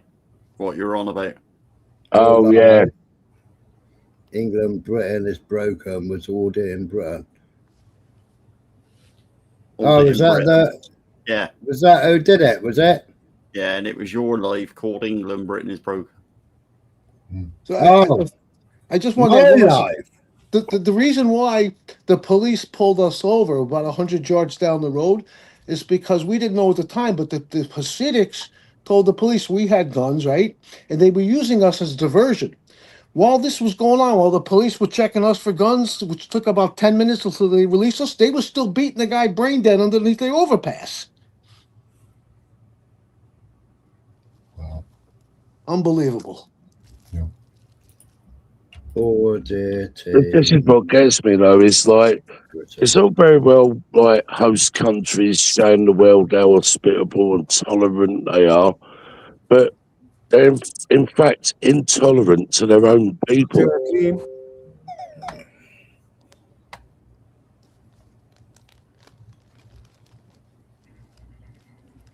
There's another thing that I see. No, it's not that video. It's not that video. There's some kind of a religious ceremony that they do. It's another area close by in Brooklyn. I've ridden by it on my bicycle. They're out. I'm not kidding you when I tell you this. They're out in the street, like just off the sidewalk, and they're cutting chickens' heads off, live chickens, and they're bleeding them out. And it's not to eat the chickens. It's some kind of religious Sacrifice. ceremony. Yeah, it's a religious thing. Yeah, but they're doing it right out there in public. You know, cars are driving by. Like I'm on my bicycle riding by. There's a bicycle lane over there, and I don't know. I think that maybe that would be better done indoors somewhere. To be honest with you. Well, that way your neighbors can see that you're a good Jew. It's very important to show off. I think I lost the order. You guys. But this is the thing. Like, it's everyone else gets pandered to, but when your own people complain, you're racist. Yeah, well, I got news for you. Right now, virtually every synagogue in New York City is surrounded by the NYPD. You know, they get special treatment, even though we have this mayor, Mondani, who they you know, think is some kind of Muslim communist. And he's the one that ordered the NYPD to surround these synagogues to protect them right now because of what's going on in Iran.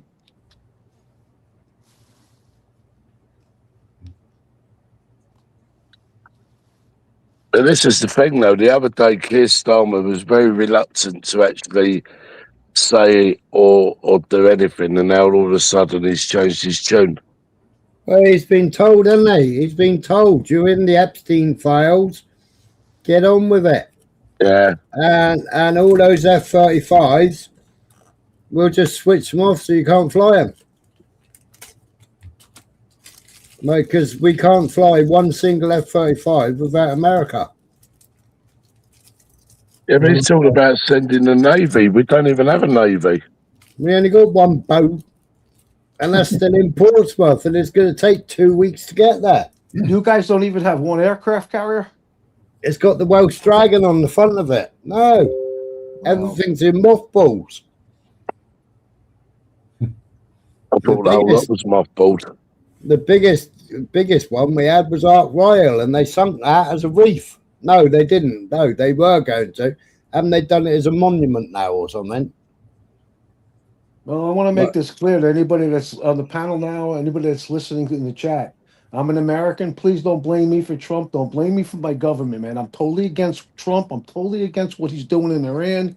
Totally against this.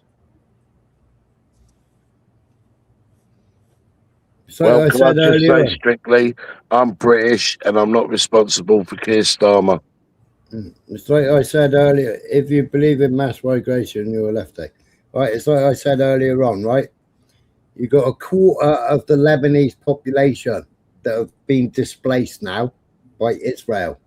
Israel been bombing them for the last 4 days, right? And been bombing Beirut, right? So you got 1.8 million Lebanese displaced. Keep getting moved north, move north, move north. They're turning the south of Lebanon into Gaza, flattening it. The same as Beirut, the same as what they did in Damascus. It's another Right, so land they- grab. Right, yeah, another land grab, right? All those displaced people. Hello, Mahmood. Shamana Mahmood. We're being persecuted. We're being driven off our lands. We want refugee status. Yeah, we're sending the plane now. It's on the way. Get ready. You'll be in a 5-star hotel by the end of the week. That's what's going to happen. And you got all these pricks thinking, yeah, get on, let's have a war.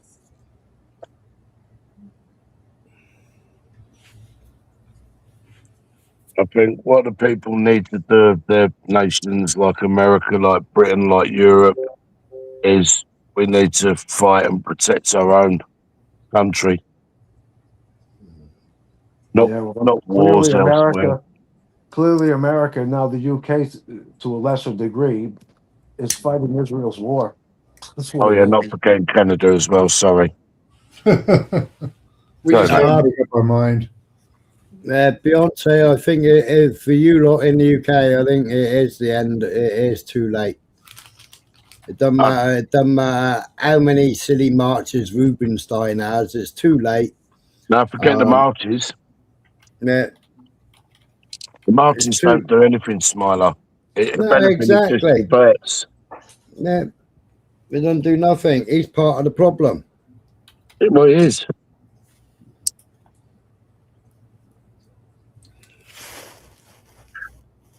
Who do you guys want as the prime minister in your country? If you could, in your perfect world, if you could make it happen. Well, I'm going to dig up Margaret Thatcher. Yeah, Margaret Thatcher's the only prime minister that's ever told Israel to go fuck itself. Yeah. Well, if I had my way, it'll never happen. But I'd like to see Bernie Sanders as the president of America. But Northern Ireland, the peace treaty was already there, and she never invoked it because it was worth more to carry on. Both sides of this government. here, the Argentina. We weren't fighting Argies, we were fighting Israelis. Israelis were backing the Argentinians.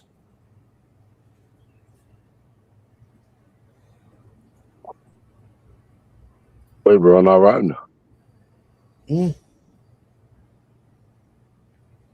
The way I Much see as it, Saudi. the way I see it as an American, we have the Republicans and the Democrats, and both of these parties have failed me repeatedly over and over. And that's why I'm an independent. Unfortunately, the independents don't have enough numbers to gain any traction. I don't know if they'd be any different, but I know that these two parties they're not. I do think that the Democrats are slightly better than the Republicans, but they both suck at the end of the day.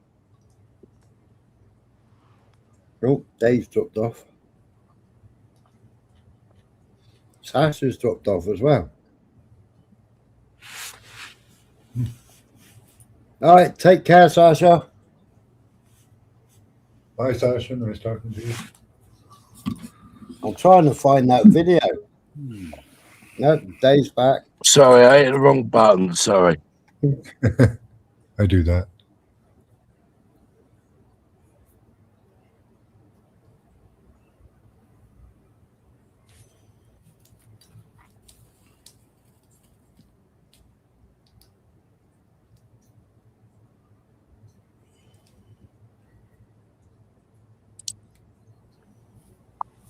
I'd just like to say that to Blunt, when he talks about indigenous and white English, historically, it's been the presence of brown and black people in England spanning thousands of years. So where do you draw the line at white? Are you going to go with Anglo-Saxon? You're going to go with Roman? You're going to go with Viking? So there hasn't just been white English, there's been brown English and black English. Historically proven. Well, Britain before England was England. Exactly. So, that's why for me, that's the only difference I've got with Blunt, and everything else I think we're pretty much on the same page. Listen, I'm proud of being brown and British. It's pretty hard to claim a land, really, because almost all people, actually, all people have moved around. So, that's why. Me too, Sasha. I didn't know. I'm proud of my granddad. Exactly, He worked on black. Park Royal, chef. He was black. Yep. Not since the 9th century, thousands of years. Right, let me look back at the dates for you, Blunt. I'll have a look back for you. As you guys well know, the real indigenous people of the land where I live here in America are the Indians. Oh, here we go. Here we go. Hang on. So you're saying since the 9th century. Okay, so we could go back 10,000 years ago. DNA analysis of Cheddar Man, Britain's oldest nearly complete skeleton, revealed that he had dark brown to black skin, blue eyes, and dark curly hair. 10,000 years ago. Wasn't Cheddar Man fake? No, it's real. It was proven fake, wasn't it? No, it's here. I'm looking at it now. It's proven real. And it said, because it says it suggests that the earliest modern inhabitants of Britain were dark skinned. Because you've got to think, Blunt, Britain was once tropics. Yeah, let's not forget about temperature changes throughout the years. It was once part of the tropics.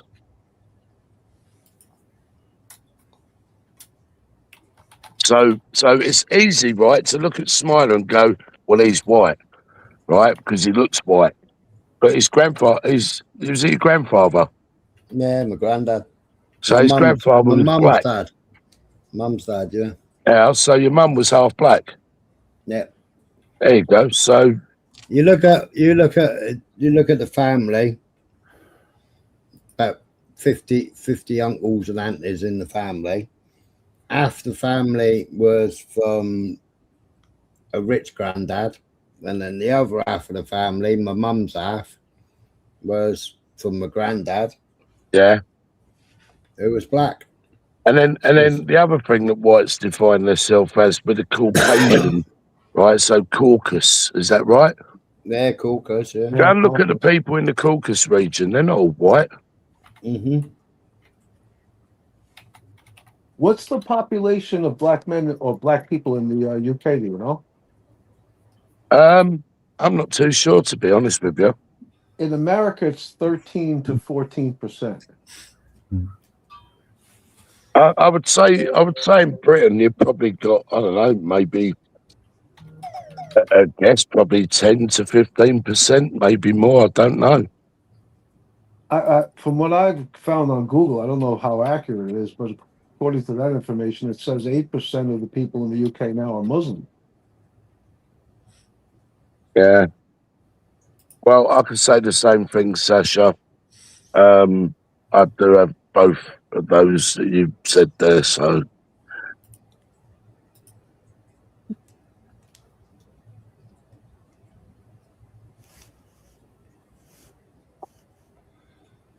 So we're looking at Roman Britain, Michael. Second to the 4th century AD, archaeological findings such as those of the ivory bangle lady found in York confirm that people of North African descent lived in Roman Britain. Inscriptions from Cumbria indicate that African soldiers were once part of the Roman army guarding the northern border. In the 1500s, Tudor period, there was a notable presence of black people. So, I mean, you know, people can argue for and against. I just believe that everyone's entitled to their own opinion, but I think myself personally, and it's just my humble opinion, that you're blinkered if you just look at somebody and go, oh, well, you look white. Now, if you go back in your history, Blunt, right, may not affect your family or you personally, but I'm pretty sure you'll know people who you think are white that when you look back in their history, they actually got something other than white. I think you'll be surprised how many family trees, if you go back far enough. They had slave fathers. When the slaves were freed, they married white women. So there was what was she called? She was a widow and she married a slave. Right. And she had loads of rugrats. She did. And this is the thing about mixing over time.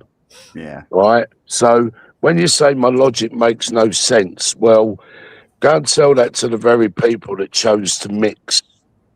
It's not my logic. It's their logic, their choice, their choosing, not mine. History is not my logic. It's history. It's not my history. It's history. It's not my logic. Yeah. I've got Celtic in me too, but because I've got Celtic in me, my pigmentation should be pure white then, but it isn't. I got to tell you, I'm not going to name any names, but it infuriates me. I don't know if you've ever seen me around in other chats, but sometimes people use the N-word. I got about 10 different guys in this. They're all like on a team that call me a wop and a guinea. It's quite a bit of racism. Yeah, because you're still got Italian. Yeah, well, I'm Sicilian. I mean, whatever. That's my lineage, but I'm just a guy. I don't judge anybody. I form my opinions of other, and I don't base it based on their skin color, their sexual orientation, the way they walk, the way they talk. I form my opinion of others based solely on the content of their character. I do. Yeah, so if someone's a good white person or a good black person, then they're good. There's good and bad in all walks of life. Of course, I agree. But now I'm going to question Blunt's logic. So race mixing used to be a sin for a reason. A sin according to who? The scripture or man's own stupid logic? Answer me that one, Blunt. Can't think of anything scripturally. No, neither can I. No. So how can it be a sin? Well, Beyonce, you say that. When we was in hospital having my first baby, I wasn't having it, she was having it. My cousin was there and she went, you know it could come out black, don't you? And I went, what? She went, you know it could come out Because you carry the brown, don't genes. you? And I went, what do you mean? And she said, Granddad? And I went, oh my God. Oh my God. And I'm sitting there then, and it was like, oh my God. Now, I mean, as soon as the sun comes out, that's it, I'm tanned. Yeah? But my brother, he had the tight curly hair, he had the squished nose, he had everything. So what's the Tower of Babel got to do with it then? Why did that collapse? What's the Tower of Babel got to do with anything? Or Babel? I don't understand where that comes into it myself, but go and explain it to me. I'm all ears.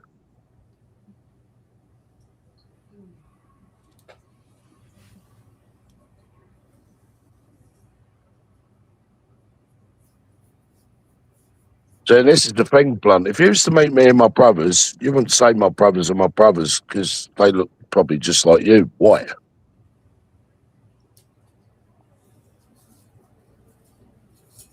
Honestly.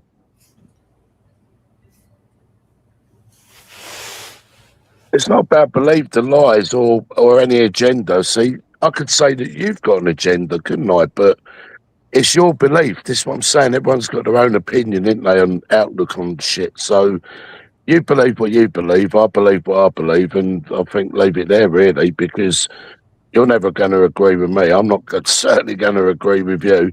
And even if I was fucking milk bottle white, I still probably wouldn't agree with you. So I think I might just leave it there, really. My dad was white. Does that make me white? Of course it don't.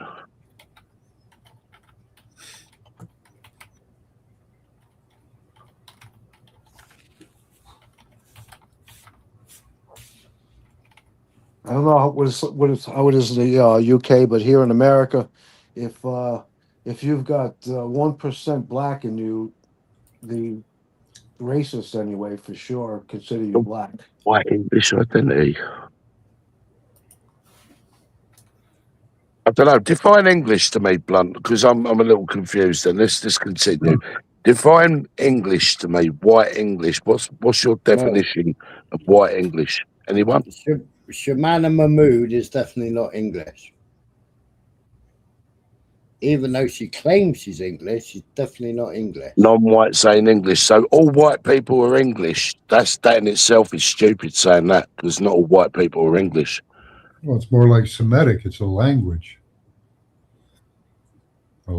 group. Yeah, stick around, Sasha, because I'm not leaving because of someone's belief or their opinion. It's his opinion. No, stay here, Sasha. You're welcome. I believe that everybody's Okay, I'll get on with Blunt. Sorry, go on. I believe everybody's entitled to their opinion, but to me, Absolutely. Anyway, but for me, though, only informed opinions really matter to me. Uninformed opinions. What is the actual definition? Like, Of white English, yeah, I'd like to know. Because when you say English culture,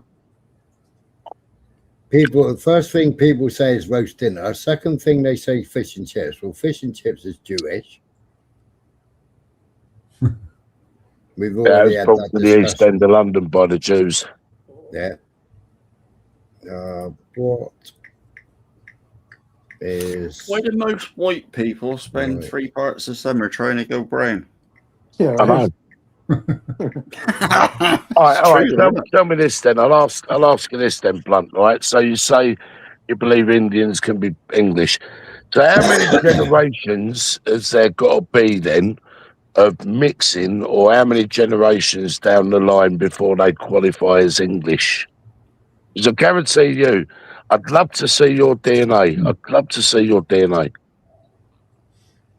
White English refers to individuals of white European descent who identify ethnically as English, often used as a specific subcategory within white British census grouping. It represents a significant portion of the population in England.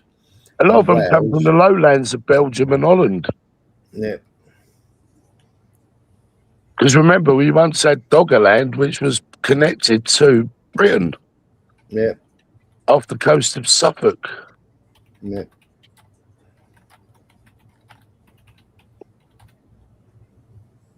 Might be a good idea for those guys in the chat to go to Ancestry.com and look up their family tree. I've done mine. Right, Buddha. Battered fish was a Jewish thing, and they used to batter them on a Friday and eat them cold on a Saturday. And it was during the Spanish Inquisition, and Cromwell, who allowed the Jews to come back to England, it was the Jews that brought battered fish to England. We later added chips, and they had fish and chips then, but battered fish was a Jewish thing that we inherited. So I could say my heritage is linked to England, really, because of my father's lineage goes all the way back to the Normans. When they invaded in 1066, I mean, fucking hell. Yeah, but they were still invaders. Exactly. That's what I'm saying. So I used to have this argument with Graham Moore, right? Because he said England is for England. And I went, oh, hang on. Britain was here before England. And you had Dominia or Damonia or whatever it was called, which was Cornwall and Wales. Right, being half a saying ain't for the summit. So, right, so my grandfather, my dad's dad, was English. Right, so he was born here. He was a descendant of this country, so he's English. So because I'm of mixed heritage, I don't count myself as being English. But you're probably right in one argument, but in another argument, I could turn around and say to you, I'm proud to be British because I include the Scots, the Irish, and the Welsh, not just the English, irrespective of being born in London. You'll forget the Cornish. Well, I ain't gonna forget the Cornish. I won't forget the Cornish or the Devonians. I don't think so. No. Was kicked off panel, was she? No, didn't get kicked. No. Come back up, Sasha. Yeah. So enter, you Blunt, right? You can trace your heritage back. Your parents, grandparents, their grandparents, and so on and so on and so on, as being English, not having tainted with any Scots, Welsh, or Irish. I bet you bloody can't. I bet you can't. If you can, well, fair play to you, but I'd love to see it.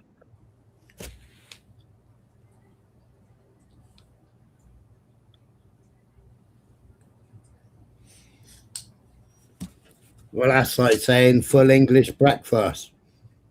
What, with hash browns? That's not an English. Hash browns, sausages. American. Exactly. Hash browns, American. Full English breakfast and black pudding, white pudding. Yeah, white pudding's Irish. Yeah.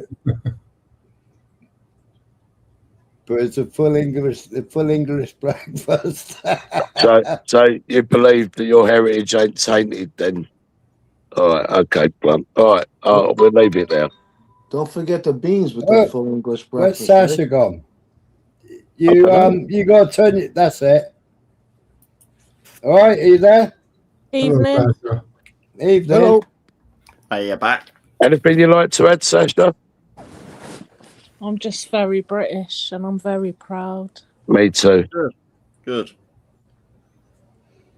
I ain't British. I'm Cornish. Doesn't matter what colour I am. I know what I am inside. My heart's pure. Thank you.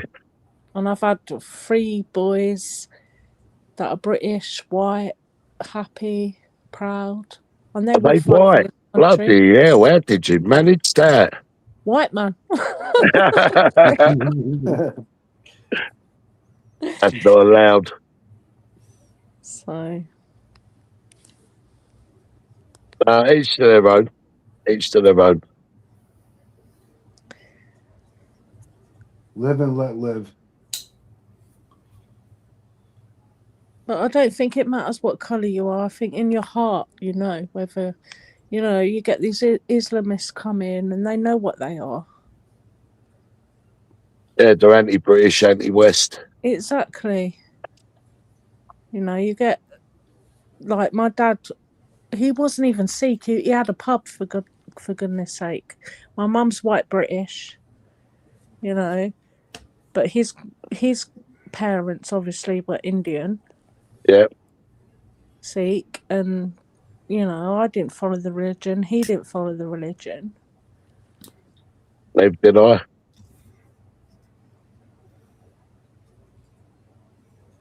But I don't think because we're a different colour, we should be...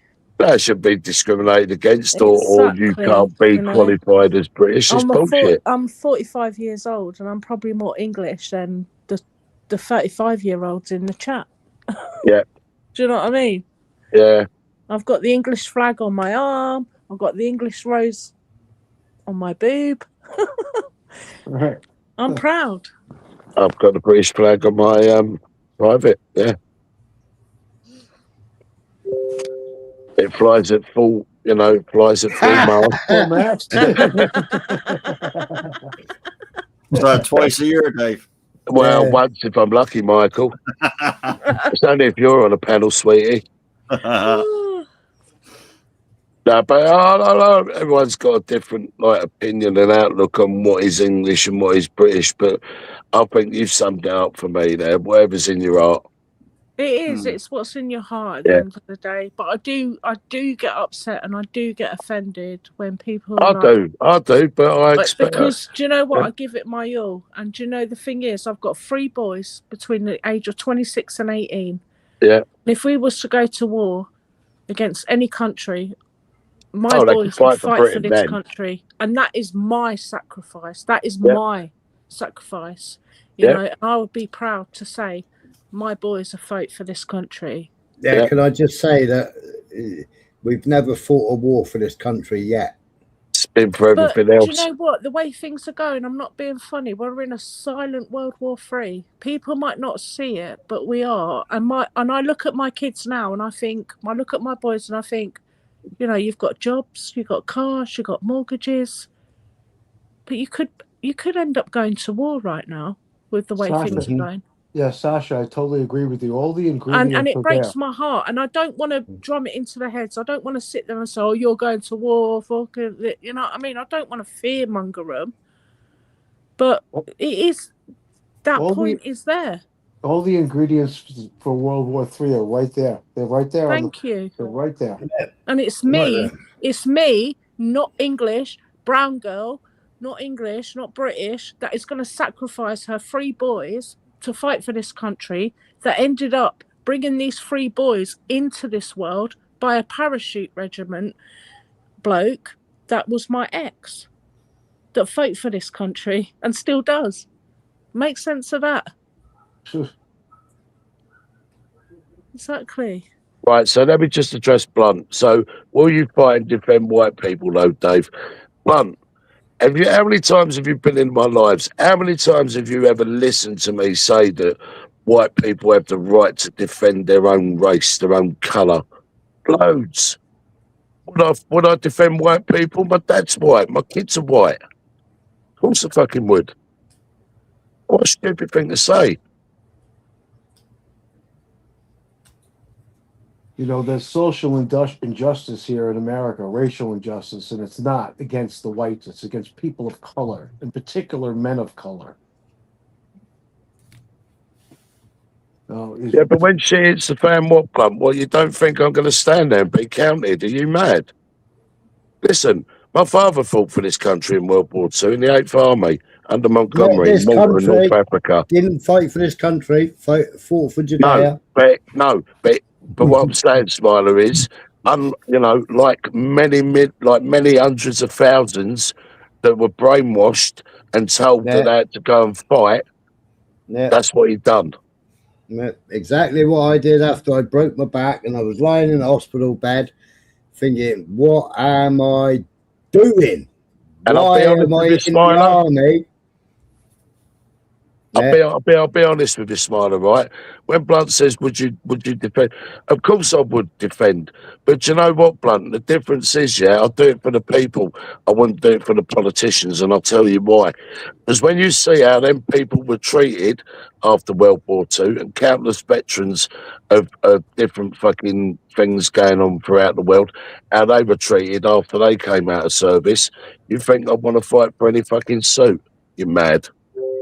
Yeah, but it's all fighting for suits because the suits do the arguing, the suits do the fighting, the suits do the falling out, and then the suits go along, little minions, go along, cannon fodder, march forward. They're all just pawns on their chessboard. Yeah. Well, your brother's going to go die. You're going to go die with him, aren't you? Yeah. I'll ask you the same question, Blunt. Are you prepared to stand up and be counted? I took the Queen's shilling, and I could be asked to take the King's shilling again, couldn't I? Good, because you technically could be called up. Yeah.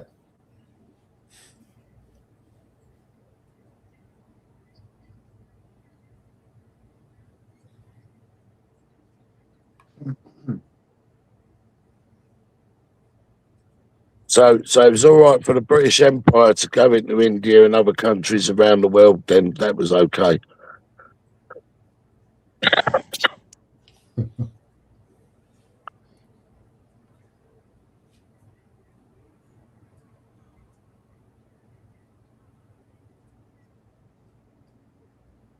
All you're saying is non-white shouldn't be here. Well, if that was the case, then wouldn't you have sort of done something about it sooner, Blunt? I mean, you're like 50, 60 years too late, maybe. Maybe you're not that old enough. I don't know how old you are, but... Right. Your best opticians, what's the special name for it in hospital? Or yeah. I like what Paul from Newcastle's put there, though. That sums it up for me. Yeah. And the other thing I'd say to people like Blunt, though, is this. If you're on an operating table, sorry, Smiley, if you're on an operating table, are you going to question the blood transfusion, the colour of the person it's coming from? I bet you fucking don't. Exactly. Your best optometrist, your best ophthalmologist, or whatever they're called, the ones that do your eye, they're Chinese or Indian. If you got that guy in the track, if you got your 2-year-old daughter in your arms and you run into a hospital and the only doctor there is black, you're going to tell me you're not going to let that black doctor treat your child? Is that what you're going to tell me? Save your child's life? Is that right? I just think it's getting too deep when you bring colour into it because you don't know the background. You don't know exactly. That's what I'm saying. You don't know Look the at Smiler. history. You really don't, because like my Sikh, like the background of my Sikh, I've got medals sat with me right now. When my dad passed away, he passed them down to me, and that's where the Sikhs fought for this country. Yeah. You know what I mean? And people don't know the background, and I'm thinking, over 100,000 Sikhs, 150,000 Muslims, about 10,000 Jews, but they came in at the end of the war. They never actually fought until the end of the war. But the Sikhs, they didn't fight with guns. They fight with spears on the end. They fought with their ceremonial daggers. Yeah. More Jews fought for Hitler than they did for British Empire. Hitler's own driver and Hitler's own surgeon was a Jew. And you don't need to be white to be British. You really Let me don't. put it this Not way, in this Plum. day and age. Let me put it this way. So some of the mixed heritage that's got white and black in them, or white and Indian, or white and whatever, their blood could be compatible with yours. For someone that's pure white, quite easily. What blood group are you, Blunt? Do you know by any chance what blood group you are? I'm A positive. So you're quite rare. Mm-hmm. So you O rhesus negative or O rhesus positive, or you was it A rhesus positive. Yeah, you got A, you got O, you got B, in you. Yeah. Right, Beyonce. All right, catch you in a bit, Beyonce. Right, Beyonce. See you, Beyonce. Oh. Good night, Beyonce. At the end of the day, British, English, whatever, right? If you integrate, work, contribute, patriotic, society in the country. Yeah. Believe you came here for a good reason, or you're here for a good reason, or you were born to a family of good reason. And that's the difference as well. Muslims, they don't want to get on or integrate. No, they want to be separate. Exactly. I'll shock you there, Sasha, because my daughter's married to a Muslim. She's treated like a princess. Oh, come on, Blunt, a lefty attack. Are you fucking for real? She's treated like a princess. I've never had to worry about her. Every other relationship I've worried about her. I've had to go and sort out stupid boyfriends. Right. The only time I worried about her was during the when that Rwandan person did what he did. The Welsh Rwandan. Hey, got your answer about the blood then, Blunt.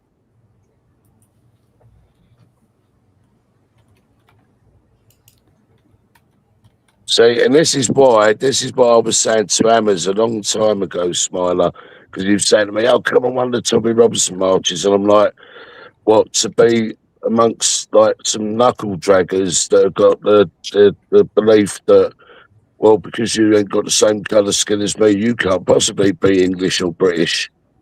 That man stood with Speedos. That man stood with child rapists. That man stood with rapists. That man stood with murderers of a child. That man. That's why I wouldn't go. I wouldn't go. That man defended them. That man said that information was planted on their computers. So if FNATs are the true patriots, I'm going to disagree with you, because I'll tell you what, as much as you might be patriotic about this country, so am I. And I'll tell you what, if it come to me and you standing shoulder to shoulder to be patriotic and defend this country, I'll be right next to you. I wouldn't be walking away. My boxing partner in the army was as black as boot polish, man. I'd never seen anybody so fucking black in all my life. He was black as boot polish. Yeah. We used to joke, and when we used to cam up, we used to give him white camouflage. So you need to put a bit of white on to break up your face. Yeah, break up the outline. Right. He used to walk in, we used to walk into the NAFE, right? And you get a group of them all sat together, and we'd walk in, and he would go, "What are you looking at, you bastards?" He was more racist than any white person in the NAFE. So I'll get your point. I'll get your point there about Black Country wanting the same thing. It's okay. So how many times have you heard me say on my panel, right, that the whites have every right to defend themselves the same as brown people, black people do? Everyone's got a right to preserve their own colour, right? But if people choose to mix, that's their choice.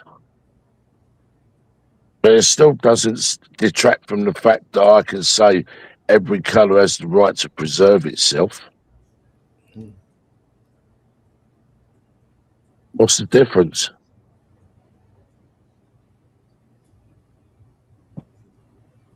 So I live in a country of immigrants, so it's I think it's a little bit different. I'm still learning about the UK and the people of the UK. Well, we're a country of immigrants. Yeah, Goes America. Exactly. We've always been a country of immigrants. One invasion after another invasion. The only people that never really got invaded was Cornish.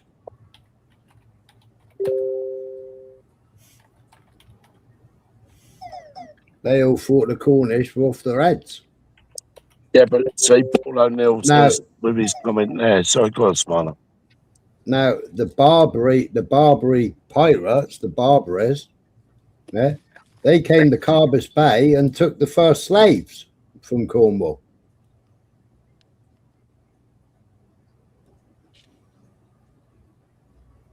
Right, so Paul O'Neill puts about migrant working, taking, a job from an Indigenous, right? So you get that Indigenous to work for minimal wage, right? That's got to support a missus and a couple of kids, pay for an exuberant fucking rent, all the bills that go with it, it don't add up. Why? Because they can't afford to do it. That's why they don't take the job. It's not that an immigrant's taking the job away, it's what the system has set up deliberately. Same My missus was Polish. I had Polish lad working for me. I had a Russian lad working for me. I had a Lithuanian lad working for me. Would I own it, or would I have a Cornish person work for me? No, because they're too fucking lazy. In America, the fruits and vegetables that are grown here are picked. 99% of the workers are illegal immigrants, and people are against these immigrants. But meanwhile, they don't want to do those jobs. They've refused to do those jobs. Without these people, we wouldn't even have anything. There would be nothing on my dinner plate, for crying out loud. Yeah, the same thing here after World War II. The ones that pick the fruit aren't illegal. The Most way of I them- see it is this, in America anyway, there's one cookie, and the super rich say we get 99% of the cookie because we make all the jobs. And the one crumb that's left gets divided amongst you 340 million Americans, but watch out because the immigrant's going to steal your microscopic a piece of that crumb. Yeah, baloney.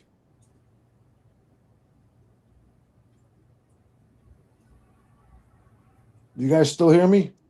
Yeah, yeah. Yeah, okay. Just want to make sure.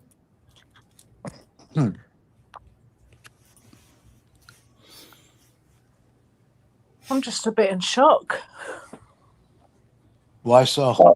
I'm not.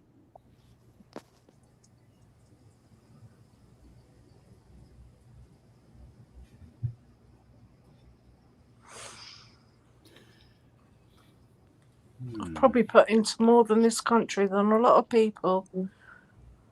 With my dad having a pub, me running it. Yeah, so why is the world only 8%? In actual fact, it's somewhere between And 10 it's an and Arsenal pub 16%. and all. Because white people also choose to go with people of other colour. So whose fault's that then? The white person or the person of colour that they fall in love with? Nobody's fault. Exactly.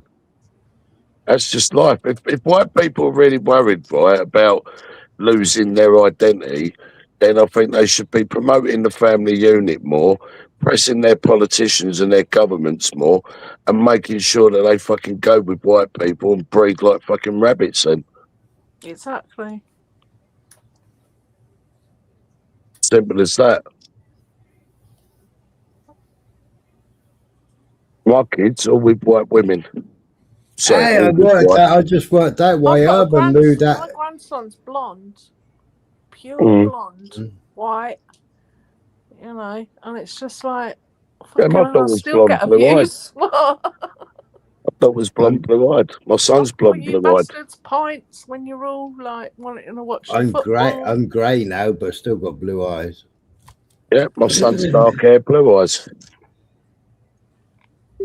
Not that it matters, you know.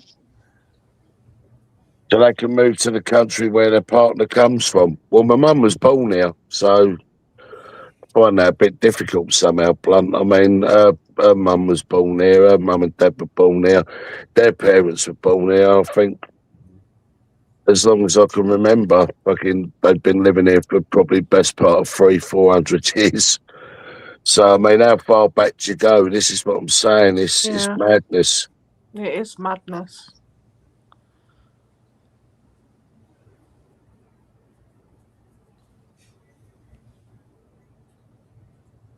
Yeah, the huge problem now is not migration or people of different colors, it's the mass quantities. No, it's the ones that It's are coming. culture. To me, Yeah, it's culture. it's culture and Do religion. you know what I mean? I Yeah. get up on a Sunday, I make a roast, I have my boys round, you know, I have a bit of pork, you know, Okay. I have a fry up in the week. Yeah. Do you know what I mean? I like a nice cup of tea. Yeah. I go to church when I can. I'm a Christian. Yeah, but you can't What more? absorb What 5 or more 10% of can I a give? population in But under it's not 4 that I'm years giving, and it's just expect for who the I system am. to hold them. So the problem is then, whose problem is it? Is it down to the Not the rest of people them. to not fucking keep their own colour going, or is it down to the people not to mix with anyone else? I mean, what is it? Exactly.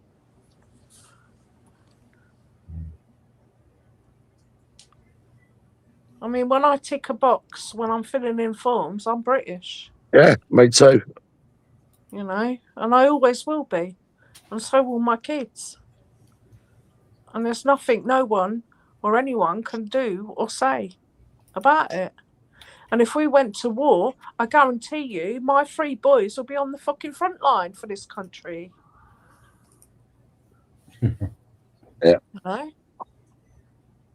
I bet it's similar out there in the UK as to here in America. The They're not further, gonna run away and go to Australia like all these immigrants coming to England. They're not gonna do that and leave their mum and their kids. They're gonna actually go out and fight. Fight for their country, fight for what they love and believe in. So They're not even gonna God just go separated the as nations. immigrants and leave all the women and children behind. That's not happening with my kids. Well, I'm glad you said that, Blood. So you actually believe in God. That's good. So we've got some common ground now. What about Jesus, Blunt? Oi, Maverick. Hello, your lordship. So I'm assuming. I know you really shouldn't assume, but so when you guys go like out, the further you go out into the English countryside, the more racism you experience. No. No. It's more in the cities. Is it really? Okay. No. Yeah.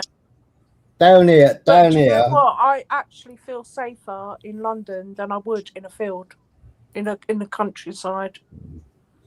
Down here, I've got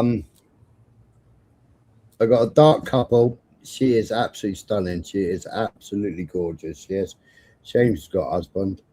She's only around the corner from me. They're an Airbnb. But you go into town, yeah, you just see Cornish people. But by what Blood's just put there, you've undone everything that you stood for because you worship Jesus, who was of olive skin.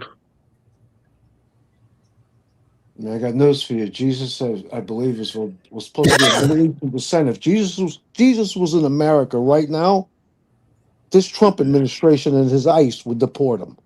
Yeah, but if you believe in Jesus, Jesus wouldn't care what you were. That is a fact. He wouldn't care what blood you got, what colour you are, where you're from. He'll accept you. Wash the feet of the prostitute, didn't they? What was that? Wash the feet of the prostitute. Yeah. She got in water. She touched his robe and he healed her as well. I only learned that the other day. So would you say then, Blunt, that Jesus was of white skin because he had olive skin apparently? Well, if we all have faith, yeah, and we believe in Jesus and we believe in God, Then it doesn't that's matter something. what he looks like, what he was, whether he's, you know what I mean, human. It's all about faith. So you don't look into that. That's just my opinion.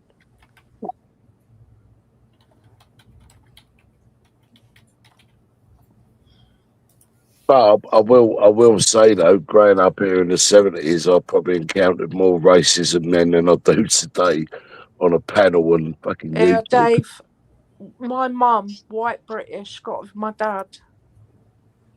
It was wars. Yeah, she must have encountered some shit. Yeah.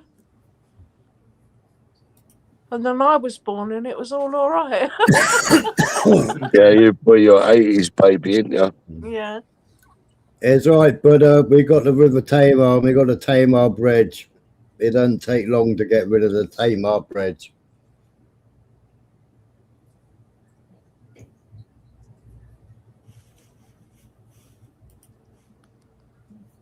Mind you, if it was like anybody in the chat, they'll kick me the other side of the bridge just back.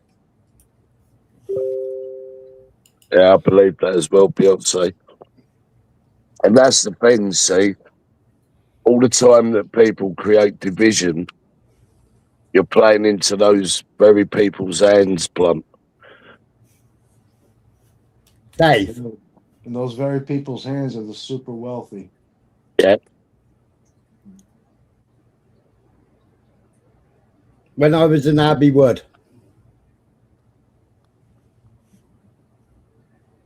every creed, every colour, every religion is there. Who did I get trouble from? White people. Didn't get trouble from everybody else who come over and spoke to me. No, mad, isn't it? Even with their little peepholes, you know, with all their black stuff on and their little peepholes, you know. Yeah, because I was with my brothers. I was on his patio having a cup of coffee, trying to work out who knew my brother and who didn't know my brother. And they all come over and speak to me. You know, and they would walk past, chattering away in their own language. They'd look over and they'd say good morning. I'd say good morning back.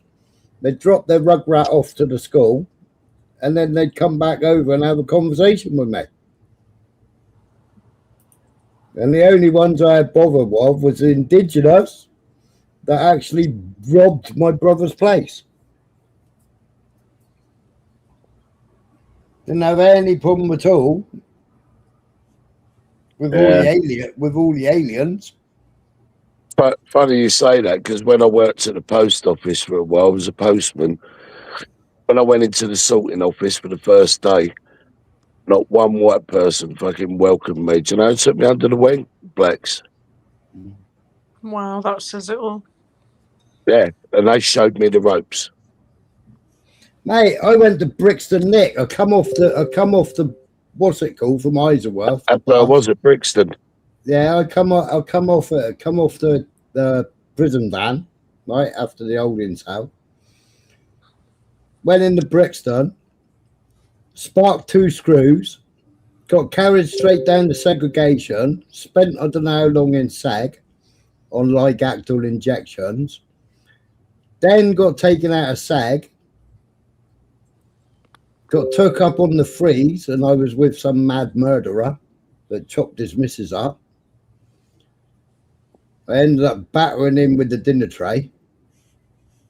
Then they moved me downstairs. Well, I hadn't seen anybody because I was ACAT'd, and they would only let us out of our cell together, down the stairs, in closet in chains, and then get your food and then go back upstairs. So I hadn't seen anybody, right?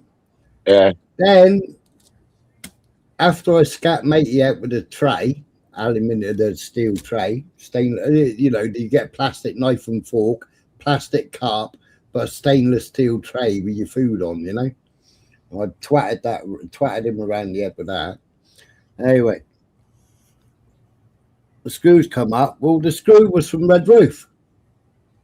He said, what the hell are you doing up here all the way from Cornwall? So he gave me a job as a hot plate cleaner. So anyway, I got took downstairs on the ones, went in my cell. So still hadn't seen anybody else because I'd been in SAG. Right, well, they come and unlocked the cell door, didn't they? Come out on the landing, and it was like, oh my God. Am I the only white person here? Yeah. And nearly every one of them came up and fist bumped me and pieced me. Yeah. Yeah. Put the fist out, fist bump, peace, bro, peace, bro. I'll tell you what, I had more laugh in that prison than Wormwood Scrubs. Because afterwards I ended up in Scrubs. You sound like you had a better time than me in Holloway.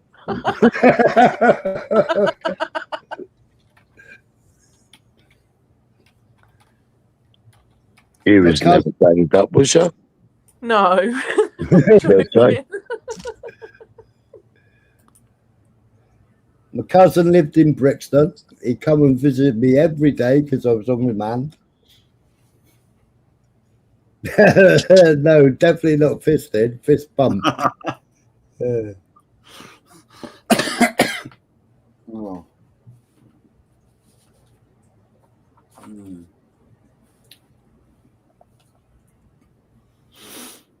And all it was an education. What did you get? I mean, I was in there for fighting, but what did you get caught for? Well, I was doing such and such. How did you get caught? Because we did this. All right, so don't do that if you don't want to get caught then. How much time did you do, Smiler? Altogether, I did five and a bit years altogether of my life in jail. Wow, I didn't know that. Wow. Yeah. 2 different sentences.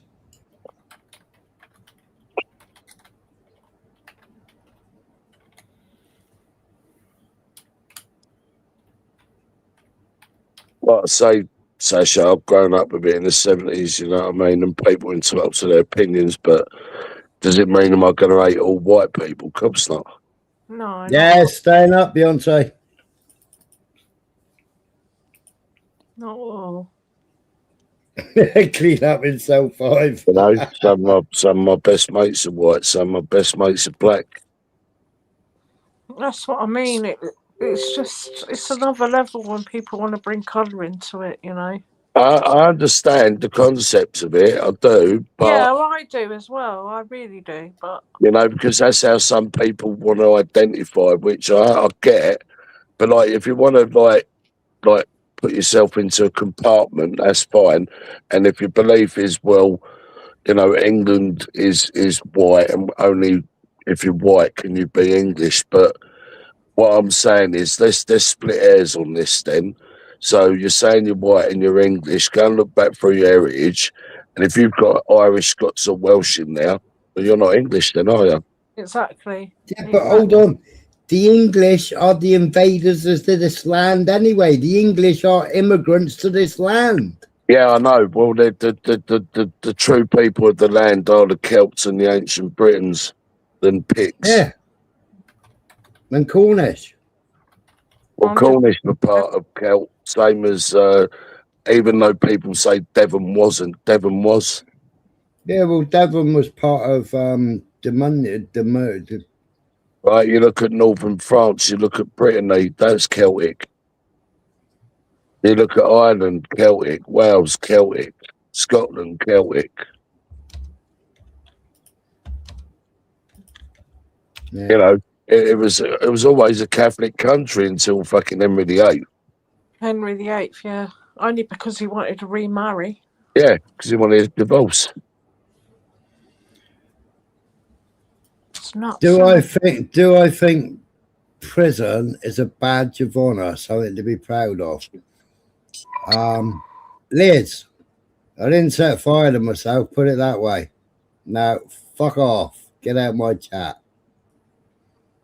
No one's denying who you are, Blunt, because, like I say, many times I've spoke about white genocide. Many times I've spoken about whites have the right to preserve their own race, the same as if you're brown or you're black. You know, it's all about choice. If you know, and I've said it about arranged marriages with the Indians and keeping their bloodline going, for example. So, would you deem that as racist? Of course not. It's cultural. So, if whites want to keep whites going, well, that's cultural. It is. It's definitely cultural. Yeah. I don't see anything wrong with it, but what I do see is when people say, well, you can't be English because you're not white, I think, well, that's your opinion, but I totally disagree with that. How far back do you go to say that you qualify as English? Do you know what I mean?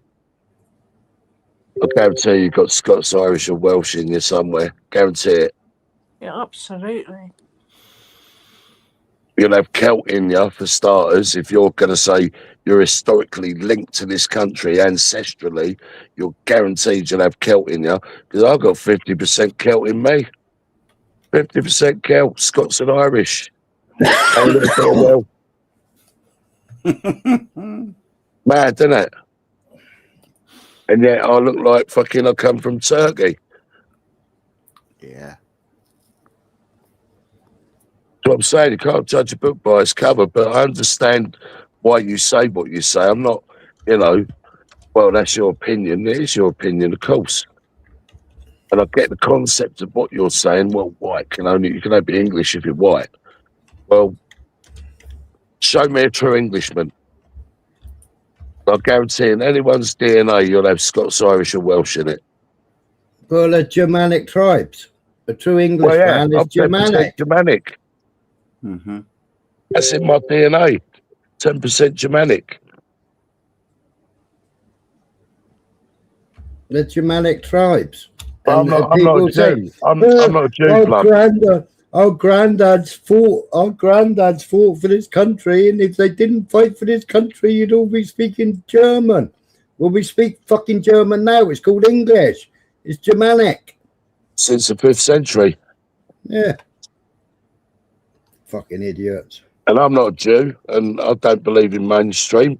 And as far as I'm concerned, revering your whiteness, revering your Englishness, revering your Britishness, revering whatever colour or how you identify, just revere. And be proud. Well, that's a sad problem, that is, Blunt, because anybody that they give asylum to can then apply for a British passport. Right, which is, you know, and then what do? They rob all their benefits and then they fuck off home for a couple of weeks and then come back again. Right, so let's hang on. Can I just answer Blunt there? So show you a European man. Right, so if you're going to predominantly look at, say, France or Germany or the lowlands of Benelux or maybe Austria, perhaps Poland, you could say predominantly white. Go Portugal or Spain, part of mainland Europe. Go to Eastern Europe. Look at countries like Bulgaria and Romania. Well, look at Poland. Poland's like nationalist. No, but what he's saying there, they're using the term white, and I'm saying, well, have a look at Spain, have a look at Portugal. I'm proud of my Italian heritage, but I'm not proud of my country, right? Especially right now with Trump. Yeah, but Spanish women up until they're about 30, they're absolutely beautiful. After that, they shrivel. They've been in the sun too long. Well, go back 150 years to what a European man was white. How long's Spain been around for? How long's Portugal been around for? I think you want to go further than 150 years back, because Spain and Portugal have been part of Europe for a very long time. And Italy, have a look at Italy. Now I could go to places in Italy where they're fair-skinned and fair colour hair, blonde hair. Right? I'll go to other parts of Italy where they're fucking olive-skinned and dark hair.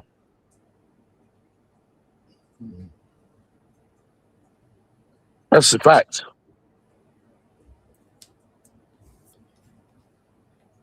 I've met all colours of Italian, and they're not all white, and they're not all olive-skinned either. That's right.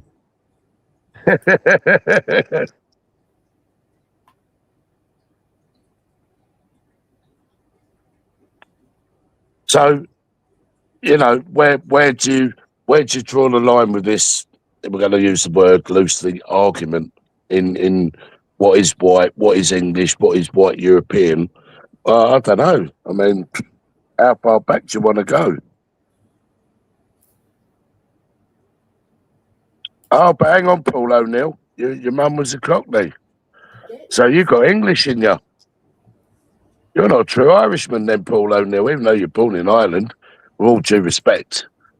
Now we're going to start dissecting people's fucking heritage. You're not a true Irishman. She's only Cockney if she could have the bow bows. That's right, otherwise she's a Londoner. Yeah.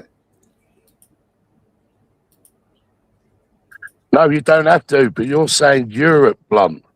And if you're going to be inclusive of Europe, well, you can't just cut out the bits that suit you. Spain and Portugal are part of Europe. That's my point. Now, if you're going to define white European to certain countries, well, that would be a different story.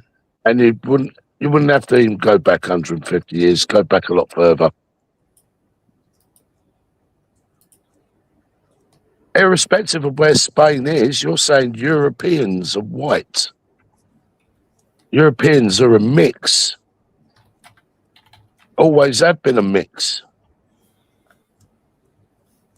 Right, okay, so Germany, Netherlands, yeah, we've discovered that. Benelux, you know, Belgium, Netherlands, Luxembourg, Liechtenstein, Austria, Germany, France. Are we going to include the Italians, or do they not count because some of them are olive-skinned, especially in the south? Mainly white. Okay, mainly white. God, Fox News is about 10 hours behind, Michael. All right, so Well, Denmark. Fox News. You Yeah. watch Fox News, you don't know anything that's going on in the world. You'd be better off not even paying attention to any news then. Yeah, Fox News is about 10 hours behind. It closed at night. It closed at Yeah. 98. You just answered it, Blunt, right? So if you're saying unlike Africa, well, Sasha, you haven't got no African connection, have you? I have. Right, so I've got no No. African connection, so But I I think that can't makes say us I British. can't say wagwan. I get told. Yeah, where off was your for it. grandfather from? Can't tell you that. I'll have to shoot you. Oh, right, fair enough.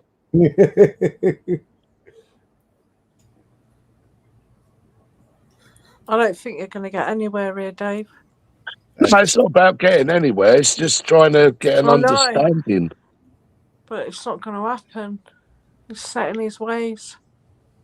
Just keep standing tall and proud.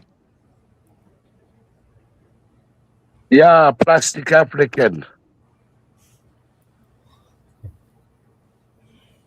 He's you know, he lived in South Africa, but he's white. Yeah. So Steve gets it. Denmark, Hungary, Poland. Yeah, okay. So they're the white European countries you're talking about. So not all of Europe, then, Blunt, is what you meant to say. Right, I understand now. Yeah, but even Poland completely disappeared off the map. Poland Well, didn't thanks to the exist. Germans. Can I ask a question? Yeah. Okay, with all this talk about blacks and whites and all this lot, what the fucking hell are we going to do about the ginger? I I know. can't get I the don't ginger. follow Tommy Roberts.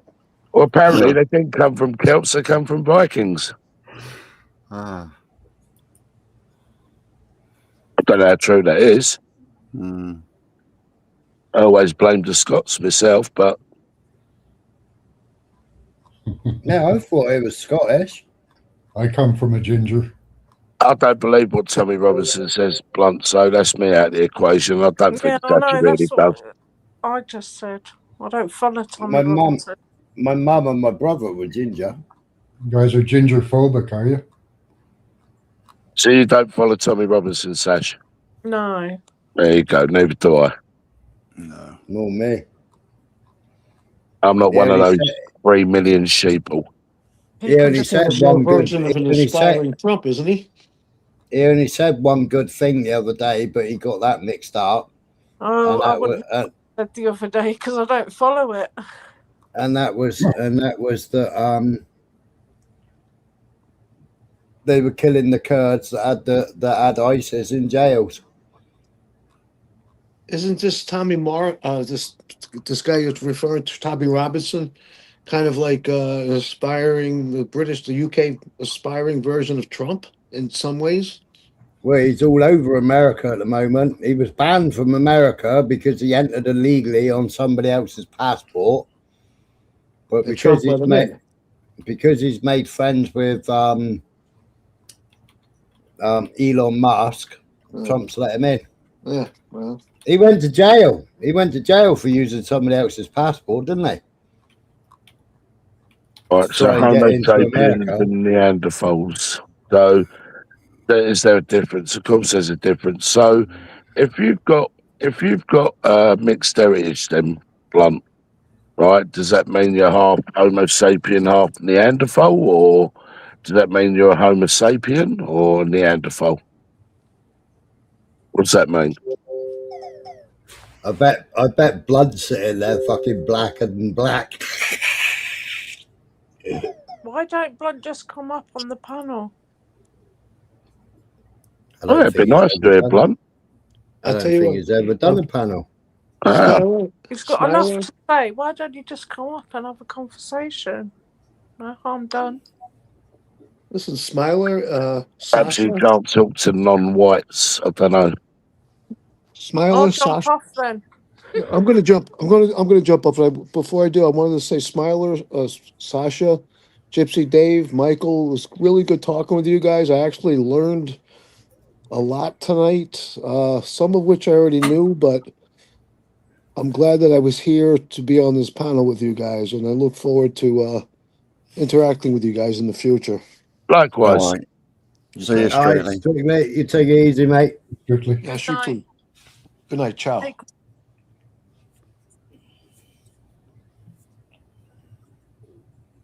So a Homo sapien is more advanced than a Neanderthal. Okay. So are we part advanced because we've got white in us? I don't know. Oh, yeah, African. I got you. Yo. Are all plastic? Hello. Lekker, bro. They do plastic. Yeah, good. Just watching the world burn, you know. Lovely. Yeah. Well, it's not burning just yet, but you know, this is a regional powerhouse that had to happen, didn't it? Sasha. First night treaty. Hey, Sasha. We've been, Your mic. You have to turn your microphone on. isn't it on? There you go. It is on. eh? No, Sasha. Sorry. Oh, is that me? Can you hear me all right? What's your cat? Hello? Yeah, no, we can hear you. No, Sasha. I think she clicked her mic off, muted, and it put her backstage. Oh, all right. All good. Yeah, they come from different parts of the world, blood, of course I know. That's why I'm laughing. I love this. It's good. It's good to talk. You know, every day's a school day, isn't it? Yep, it is. Indeed. He ain't gonna be my mate now. He knows my granddad's black. I won't judge you, Smiler. Anyway, gentlemen, I'm going to get off. All right, so All I right, see you. Take Sasha. it easy. All right. Nice to meet you. Andrew. Yeah, nice to speak to you at last. Be safe. Take care. Bye-bye. Bye, Sasha. Come on, you have a good night, Ken. We'll talk to you later. All right, Max. You take it easy, mate. All right, have a good one. Yeah. Sorry, what See you, did you Max. say, Michael? I said Homo sapiens are warmer climate people, whereas the Neanderthals were more used to the colder. Yeah, so Homo sapiens would have been darker. Yeah.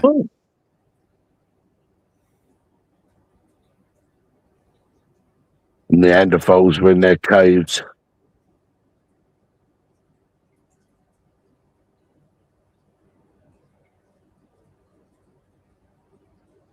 It depends on the anthropology of man, doesn't it? They do say that. Well, it's not they. It's just looking more scientifically that we developed different. Humans did. Right. Other than Adam being incestual, what colour was Adam? But that's an analogy, isn't it? It's rather than just a literal story about the Garden of Eden. Good job there was no LGBTQ++ back then. Otherwise, it would have been Adam and Steve. Yeah. Perhaps they hadn't invented the Jew by then. And there was no Talmud to give us all these 8 different fucking sexes.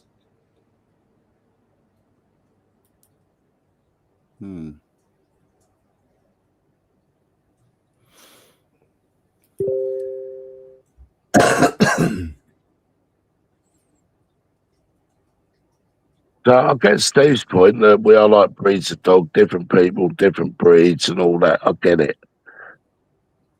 But when you look at an Alsatian, right, that's been bred and bred and bred, right, going back in its lineage somewhere, there'd been a different dog involved. Yeah. Right? So that's the whole thing that I'm getting at. So no, there was a wolf, wasn't it?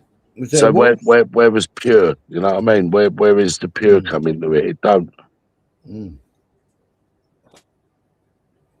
It's like, oh, I've got a white wolf dog or I've got a white husky, but where does that husky come from? Come from another breed of dog in order to make the husky. Ain't just there from day dot. They'll be remaking that film in a minute on Netflix. Freedom! You know, with a blue painted across his nose. And he won't be white.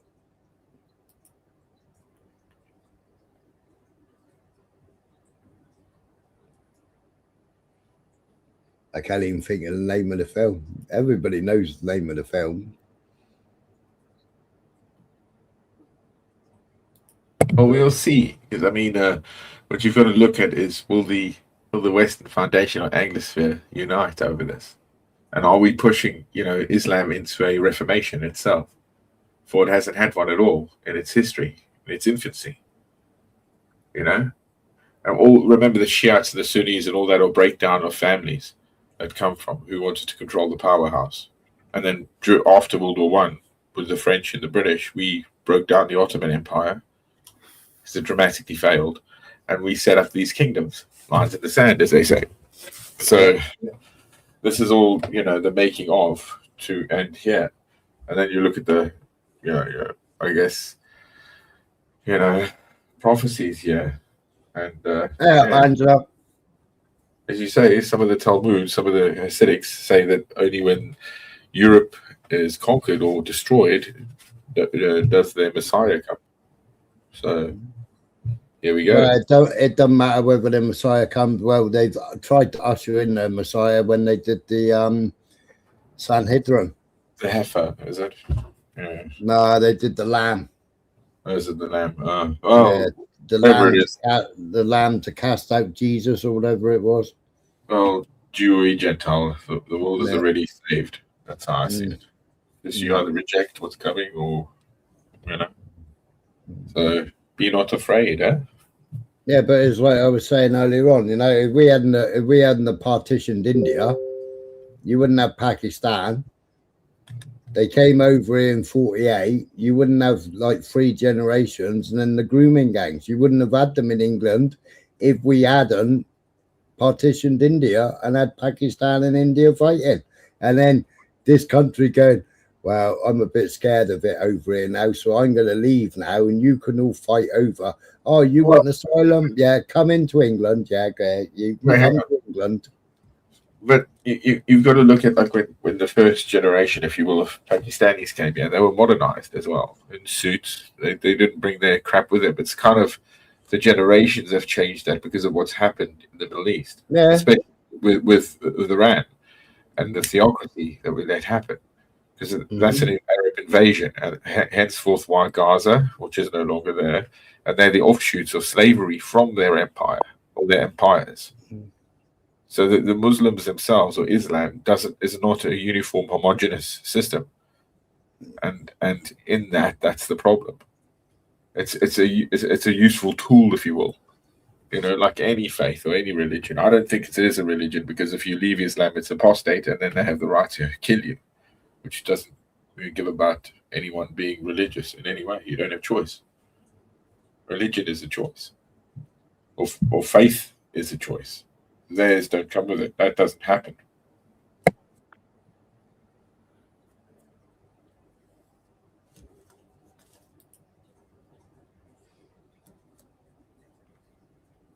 Well, as I was reading earlier on, it's to do with their fatwas, isn't it? Fatwas.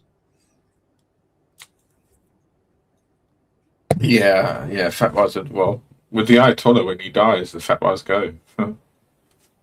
So they no longer exist. But we'll see. I mean, they've already learned. The problem is we have to have boots on the ground, because we have to dig up the uranium that's there, 400 kilograms or something, 235, under the mountain. So we will have to have whatever it is, excavation and boots to get that shit out. And also under that big palace, like that palace that they bombed, underneath there's over 3,000 artifacts under there. There's all the extended skulls, there's 15-foot skeletons, there's all kinds of weird stuff under there. The same as Gilgamesh's tomb and stuff like that in Iran. You got all that stuff in there, and like Iran was the what was the big round stones called with the portholes? Iran was portholes as well. And then you had to, and then ISIS had to get rid of Baal, in Syria, where the arch was, and they rebuilt the arch and brought it to London and took it to America. And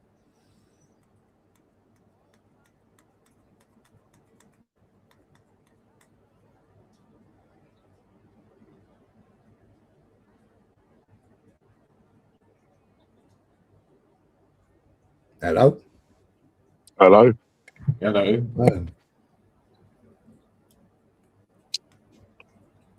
I still think that those two groups are the biggest problem anyway.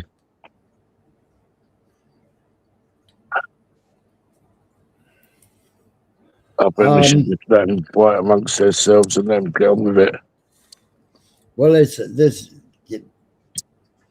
but on the Muslim side, there's more than 2 groups on the Muslim side. You've got the Shia, you've got the Sunnis and the Shias. Yeah. Right, but then you've got the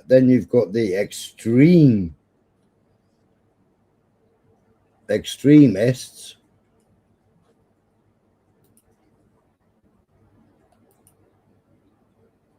Yeah, but even if you took away the extremists, when it comes to the caliphate, they have to follow that.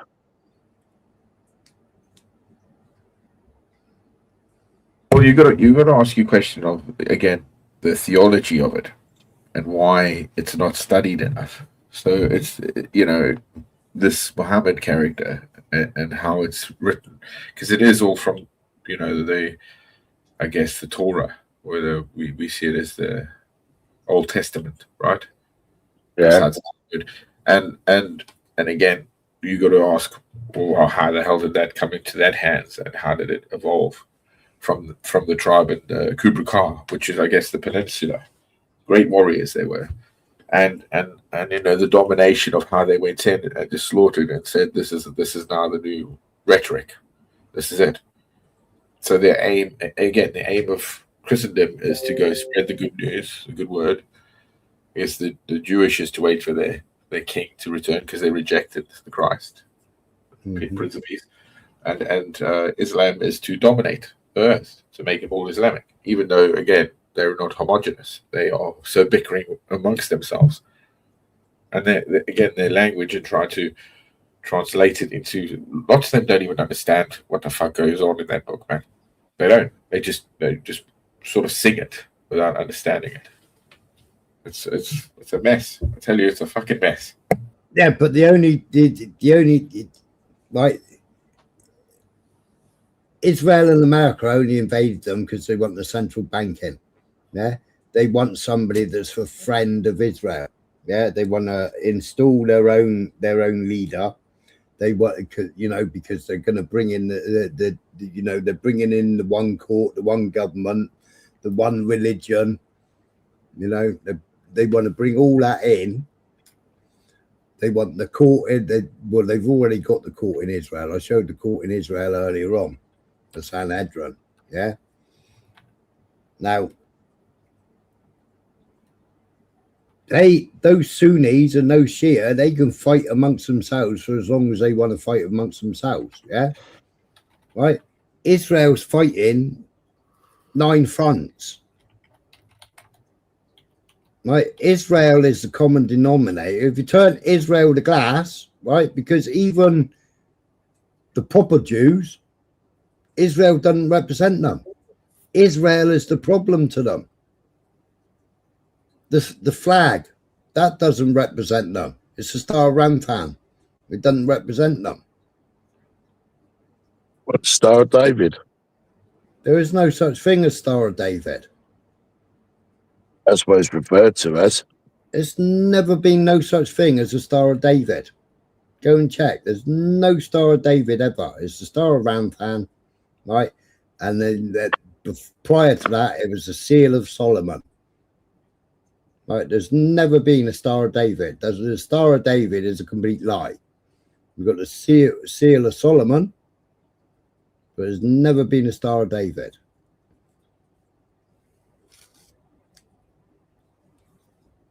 That's a lie. They should have just used the menorah and been the end of it. The red shield.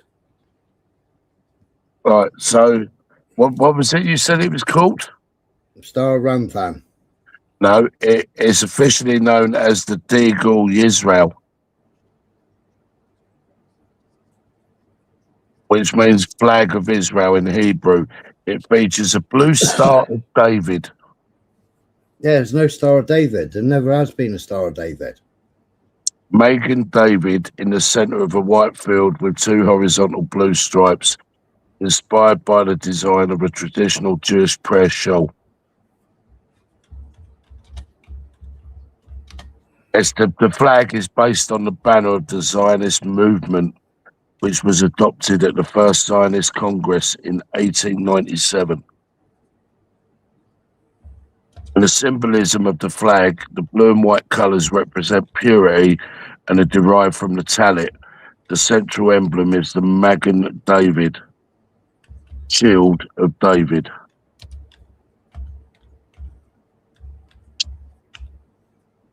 According to what I've just searched.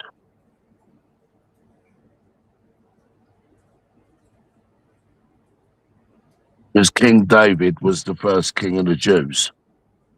Apparently, allegedly. But King David was also the first king of Scotland. But he wasn't Jewish. It was a different David. The shield of David was on the shield. Yeah, it was on a shield.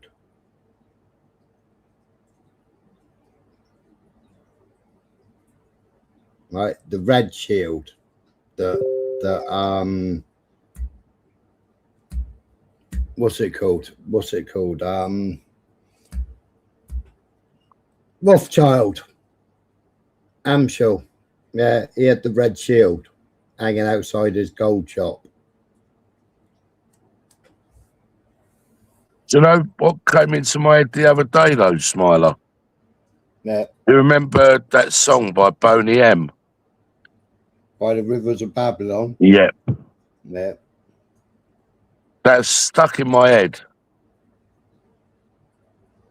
We wept when we remembered Zion. Mm-hmm.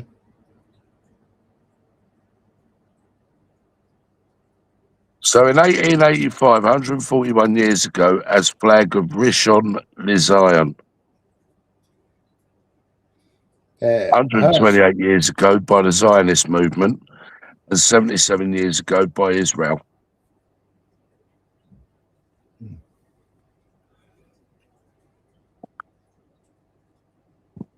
So it was designed by Israel Belkind and Fanny Abramovich.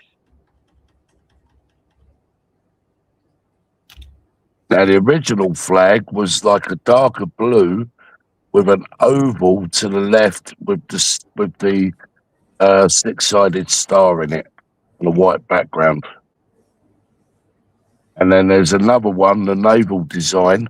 Again, it's a darker blue with a white triangle to the left with a star in it. And there's also the Air Force design, which is like a paler blue with the white and blue stripes going through it, and a circle in the middle with a dark blue star. Have you ever looked at the Star of David and wondered, where did this actually come from? Is it really from King David's time? Or could it have a much darker and hidden origin? What if I told you this symbol, so deeply tied to faith, identity, and history, doesn't appear anywhere in the Bible?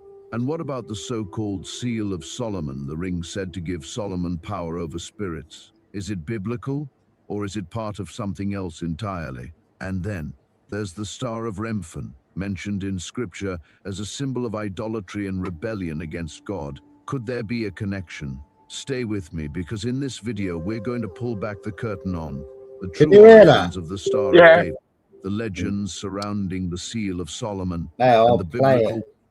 I'll remove that one. Yeah, it mentions here about the Seal of Solomon as well. Flag was red with a yellow Star of David in the middle. Is that the red one you're referring to? Yeah, the red shield. Warning tied to the Star of Remphan. This isn't just history. This is prophecy. This is scripture. This is something every believer needs to hear. So grab your Bible, maybe even a notebook, because what you're about to discover could change the way you see one of the most iconic religious symbols in the world. Let's dive in. Let me ask you something. When you see the Star of David, what comes to mind? For most of us, it instantly means Judaism, Israel, maybe even King David himself. But here's a question we rarely stop to ask. Is the Star of David actually in the Bible? Is there a single verse in the Old Testament or New where this six-pointed star is mentioned? Was it something David ever used, designed, or even endorsed? The answer might surprise you. The Bible is completely silent on this symbol. Not a single verse calls it the Star of David. Not a single chapter connects this shape to David's throne, battles, or covenant with God. So where did it come from? Why is it now engraved on everything from synagogues and tombstones to the very flag of Israel? Well, historians tell us this symbol didn't rise to prominence during biblical times. Instead, it gained popularity centuries later, during the Middle Ages, often appearing in Jewish mysticism, manuscripts, and even as a decorative motif. But its rise wasn't tied to any prophet or divine vision. It was gradual, cultural, and later became the official symbol of the Zionist movement in the late 19th and 20th centuries. But here's where it gets interesting and unsettling. Long before it became associated with Judaism, this same six-pointed star showed up in other cultures with very different meanings. And some of those meanings, well, let's just say they weren't so holy. Now, let's shift to something a bit more mystical. Have you ever heard of the Seal of Solomon? It's one of the most fascinating and controversial legends tied to King Solomon. The story goes like this. King Solomon, known for his unmatched wisdom, was given a magical ring, engraved with a powerful symbol, often described as a six-pointed star. This ring supposedly gave him the ability to control demons, speak to animals, and even command spirits. Sounds like something out of a fantasy movie, right? But here's the big question. Is any of that in the Bible? Let's see what Scripture actually says. Yes, the Bible tells us Solomon was incredibly wise, and then God gave Solomon wisdom and exceedingly great understanding, and largeness of heart like the sand on the seashore. 1 Kings chapter 4 verse 29. But as for magical rings and mystical powers over spirits, that's nowhere to be found in the Bible. So, where did the story come from? Historians trace the Seal of Solomon to medieval Jewish folklore, Islamic writings, and later occult traditions. Some Kabbalistic texts claim Solomon used his ring to summon and command supernatural beings, and over time, the hexagram became associated with that supposed ring. In Islamic tradition, the ring was even said to bear the name of God, giving Solomon dominion over the jinn. But none of this is rooted in biblical history. The connection between Solomon and the hexagram emerged long after his time, and mostly in mystical, magical, and esoteric writings. So here's a serious thought to ponder. Could it be that the hexagram, long before becoming the Star of David, was already seen as a symbol of power and sorcery? And if so, how did that symbol work its way into sacred identity? We're only scratching the surface, but things are about to get even deeper and even more biblical as we explore the Star of Remphan, a symbol directly mentioned in Scripture, and not in a good way. All right, now it's time to talk about a symbol that is mentioned in the Bible and not in a positive light. Have you ever heard of the Star of Remphan?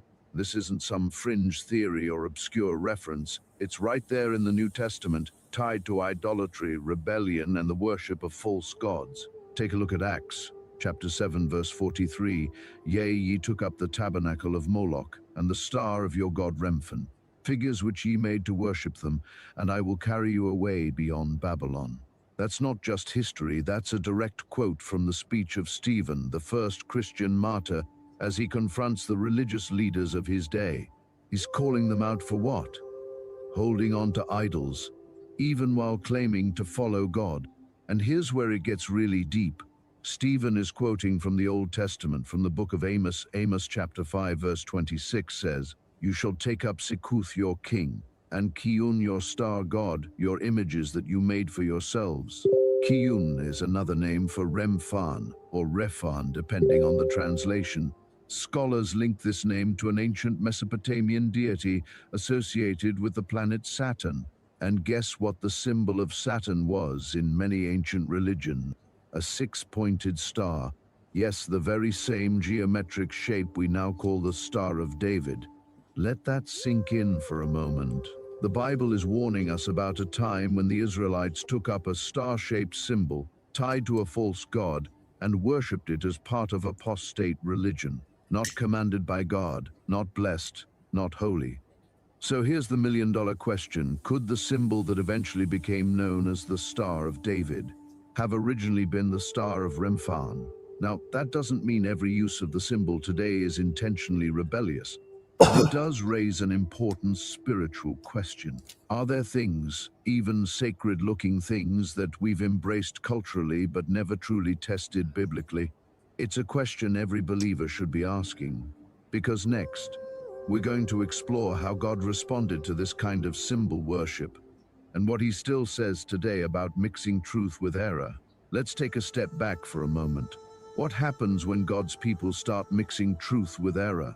When they cling to symbols, customs, or images that have nothing to do with God, or worse, come from the worship of false gods. This isn't a new issue. In fact, it's one of the oldest struggles in the Bible.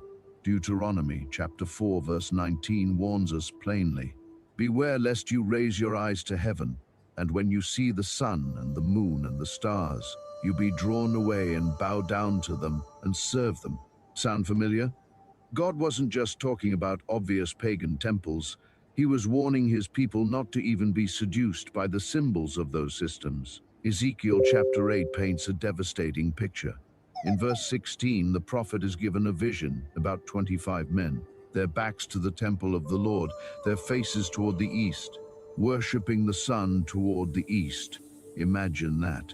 Inside the temple. See you guys in a bit if you're around later. Say again? I'll see you in a bit if you're still around. I'm just going to go to something else quickly. All right, mate. All right. Thank you. All right, take it easy, Path. So, I mean, the Star of Rampham, Cubism, Saturn worship, sacrificing to Baal, all things why they got kicked out, all things why the temple got destroyed.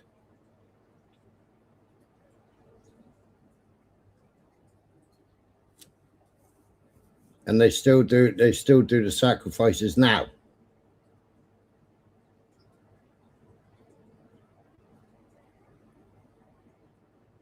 They're trying to sneak sacrifices into Al-Aqsa. They want to build the third temple so they can carry out their sacrifices. But originally they used to sacrifice the children. And the bloodletting and the blood libel.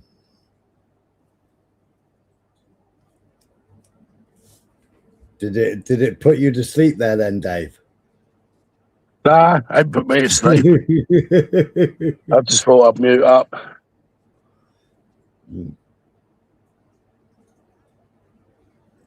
I was only reading what I looked up, that's all. There's loads of sources you can go to reference. Yeah, but if you go back through actual history, you know they worship Baal. You know they offered sacrifices to Baal. Yeah. You know all that history. You know they used to do the bloodletting. Yeah, the temples were destroyed. The temples they were cast out. Yeah. Can I just address Blunt quickly? I just read your comment there, Blunt. I didn't notice that Sasha defended me earlier, but if she did, fair play to her. My point of view has always been the same. As much as whites have the right to preserve, brown, black people have the right to preserve as well. So I've never been anti-white, never will be anti-white. I'm not anti-colour either. So we obviously have difference of opinion on some things. That's fair enough. I mean, fucking hell, we're all the same. It'd be boring. But I do believe that as much as I'm proud to be a fabric of this land, as 70-something% of my fucking DNA says that I belong here, that's good enough for me. Sorry, Smiler. Well, I've always lived on the tradition. We all bleed red. Treat me the way you expect to be treated. If you treat me differently, I'll treat you differently. Exactly. You know? I'll get a fucking can on, Smiler. Live and let live. Yeah. Or not so much live and let live, but, you know... I know what you're saying. I said to a couple once, they used to come up to my workshop, but he'd always turn up with fucking attitude, yeah? And I said, turn around, fuck off, go and grab a pint of milk, come back here with a different attitude and say, all right, mate, do you want to make a cup of coffee? And we'll sit down and we'll have a conversation. Yeah, you come up here with that attitude, I'm just going to tell you to get fucked. Well, you put the shutters up because that's what I'll do. Exactly. Yeah. couldn't give a fuck who it is, what colour it is, or anything else. If you're going to come with that bollocks. If you're going to go on with the attitude, you're going to get the fucking attitude back. End off. Yeah, exactly. You know? Exactly.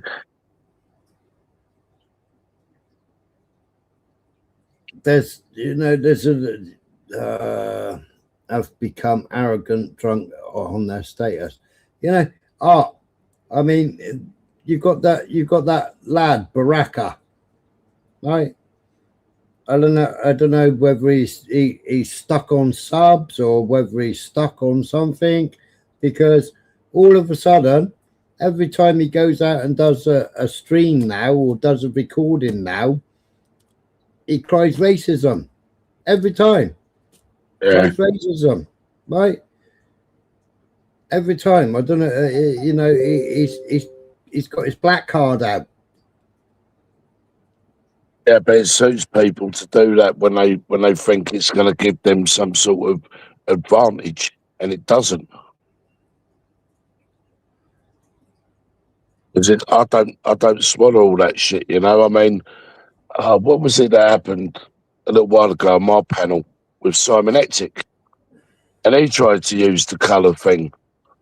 And they're like, no, not when it suits you. You're now going to bring out the colour card. No. Yeah, but I said I've been dealing with that twat for fucking nearly 2.5, 3 years. Yeah.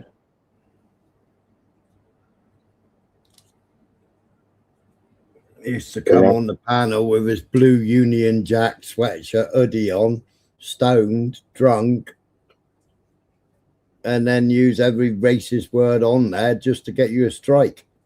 Yeah, I know, where he kept using the M word, and I said to him, don't use it.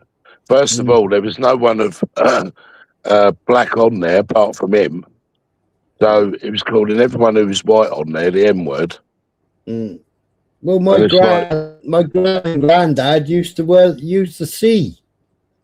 Yeah, the C word. Like, yeah. Sounds like tunes. Yeah. Used to use that, and my granddad used to do a little dance, and he used to go, yeah, dancing for the white man. And my gran used to whip the shit out of him. Yeah, but see, when people do that, Smiler, right, like what Simon done, to me, they're part of the problem, because they're trying to invent and create a division that's not even there. I grew up with it all, Smiler. I had it all because of my colour of skin, fucking how my hair looks and everything else. You know, a lot of people mistook me for half black, and I don't blame them for doing that, because you're going to look at the book and go, oh, he looks like someone off a jam jar. Well, I didn't get it. Until the first year of comprehensive. And my granddad came to, it was either something stupid like Harvest Festival or fucking assembly or a play.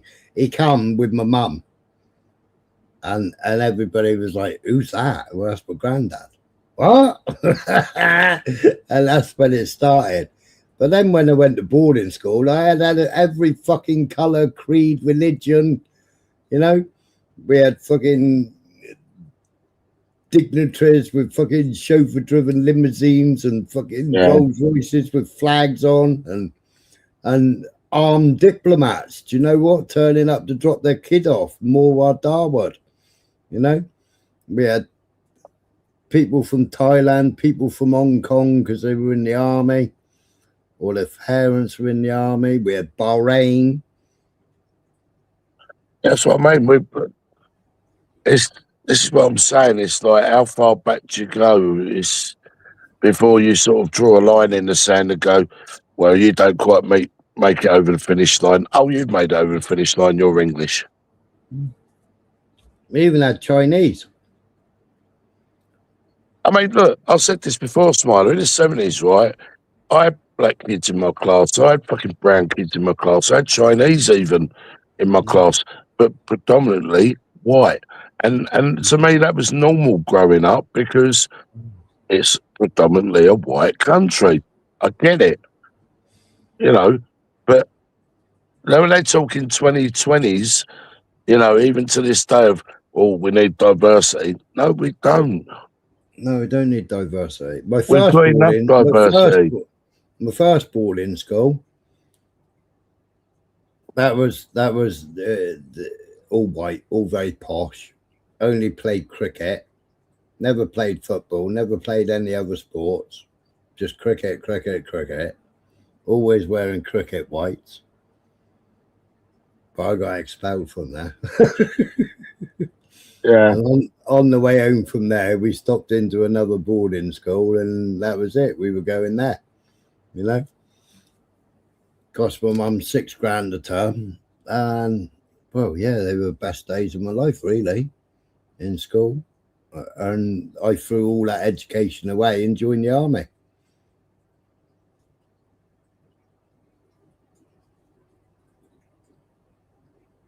This is interesting what Steve's put in the chat. He's saying his old man using such words and his mum was half black. So then technically Steve's not English, according to Blunt.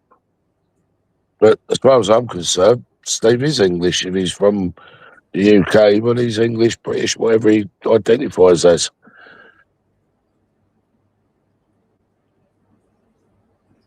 It is, Steve. Yeah, it is. Yes, you're right. But because the demographics of London have changed so drastically that it's less than 50% white population in London now. It's about 40%. You know, you'll get the left that will argue and say, no, you're talking nonsense. There's a lot more white people in London than you say. There isn't. Yeah, but it was like, yeah, but I mean, it's how you treat people and how people treat you back. Now, I know I go back on to like, because I hadn't been to London and Hayes for bloody years, you know, and yeah, I mean, Hayes is predominantly Asian. Indian, yeah, you know. Then you've got Southall, which isn't, but I mean, Punjabis.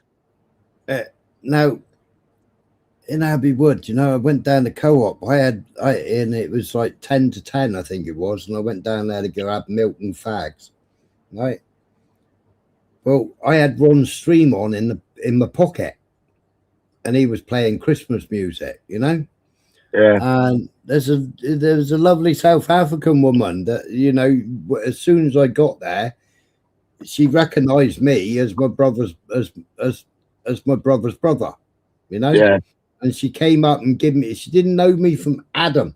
She came up and gave me a hug, and went, "You are, aren't you?" And I went, "What?" "You are his brother, aren't you?" And I went, "Yeah." And she went, "Oh, thank God for that." You look so much alike, you know. Yeah. And like she come up and give me a hug, you know. African woman, you know, she's got the African earrings, she's got the African necklace, you know, the map of Africa on it, you know, and give me a hug. Now, when I went in there with the Christmas carols, right, you got all religions in that co-op, yeah, and you got all different religions serving you as well, you know. Now, when I went in there playing the music, Christmas carols, I was like, got halfway up the aisle and it was like, oh, went to turn it down, and I just looked at one of them was filling the shelves and went, sorry, no, I like, you know. So it's like, oh, okay then. So I just turned it down a little bit. Then the African woman grabbed me and we danced up and down the aisle. You know. And we had a dance, Christmas carols, but you had every religion in that shop. But it's how you treat each other, isn't it? Of course it is. You know, I apologise because obviously it is against their religion, but they were like, no, it's lovely, no, carry on. You know? But it's like at Christmas, I went, somebody was in my chat the other night, you know, when I was on yours, I went to every Muslim country, right? And I was asking people in my chat, show me pictures of London, show me pictures of where you are, show me a video of where you are, right? Because I'm going to Pakistan, I'm going to Iran, you know. Iran, they embarrass us for their Christmas, for what they put on at Christmas. You know, they even had London buses in the shops. And they had the snow globes and everything with London in it. You know what I mean? It was mad. And there's a couple, it was two people that go round filming all over the world. Yeah. And they happen to be doing like all the Muslim world. You know, I mean, Pakistan, people claim, you know, you can't be Christian. Well, there is Pakistani Christians. There is Iranian, what's it called? And there's 3,500 churches in Iran, Christian churches. I think there's more churches there than there is in Israel.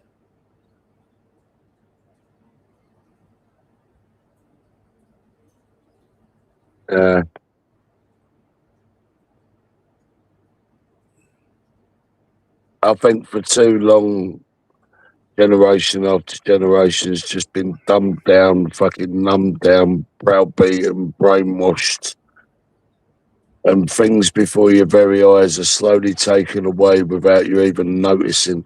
But then over time you notice, and by then it's too late. But that's, I mean, blunt, that argument is like, so if we go to Germany and Sweden, then they're English. Well, the Angles were Danish, the Saxons were German. So the Anglo-Saxons invaded here, right, after, after the Vikings? Yeah, but they were the Germanic tribes. Yeah, they were. That's where you get blonde hair, blue eyes from. Yeah, but you also get the blonde, blue eyes from the Vikings as well. Yeah. I understand you can't explain anymore, Blunt, but all I'm saying is, like, when you just generalise and say Europe, well, Western Europe, Eastern Europe, I mean, Southern Europe, Northern Europe. But if you're talking predominantly Northern Europe and the Scandinavian countries, I would tend to agree with you. But when you just say Europe, perhaps I'm just splitting hairs and I'm being an awkward cunt. Spain and Portugal and go to Italy, well, they're not exactly, you know, milk bottle white. No, they've always been dark. Yeah. It's all right, your spelling's fucked. Yeah, my head's fucked. I mean, I appreciate people have got difference of opinion and a different outlook to things. I get it, but just by your own thing there, Steve says he's on the same side as you, yet his grandmother's half black. So I don't know where he fits into the equation of being, in your eyes, a true Englishman. He can't be, can he? Because he's got a bit of black in him.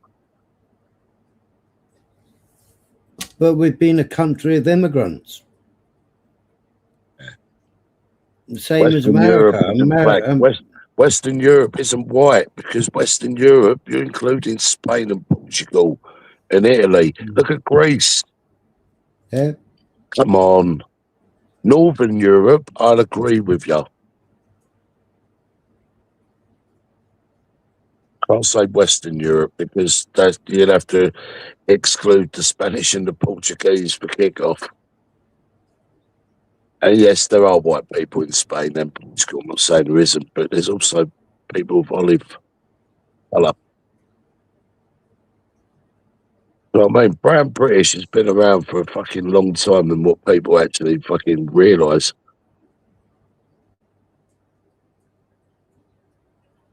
Yeah, no, Steve mentioned it in the chat earlier, Blunt, that his mum's mum or his dad's mum was half black.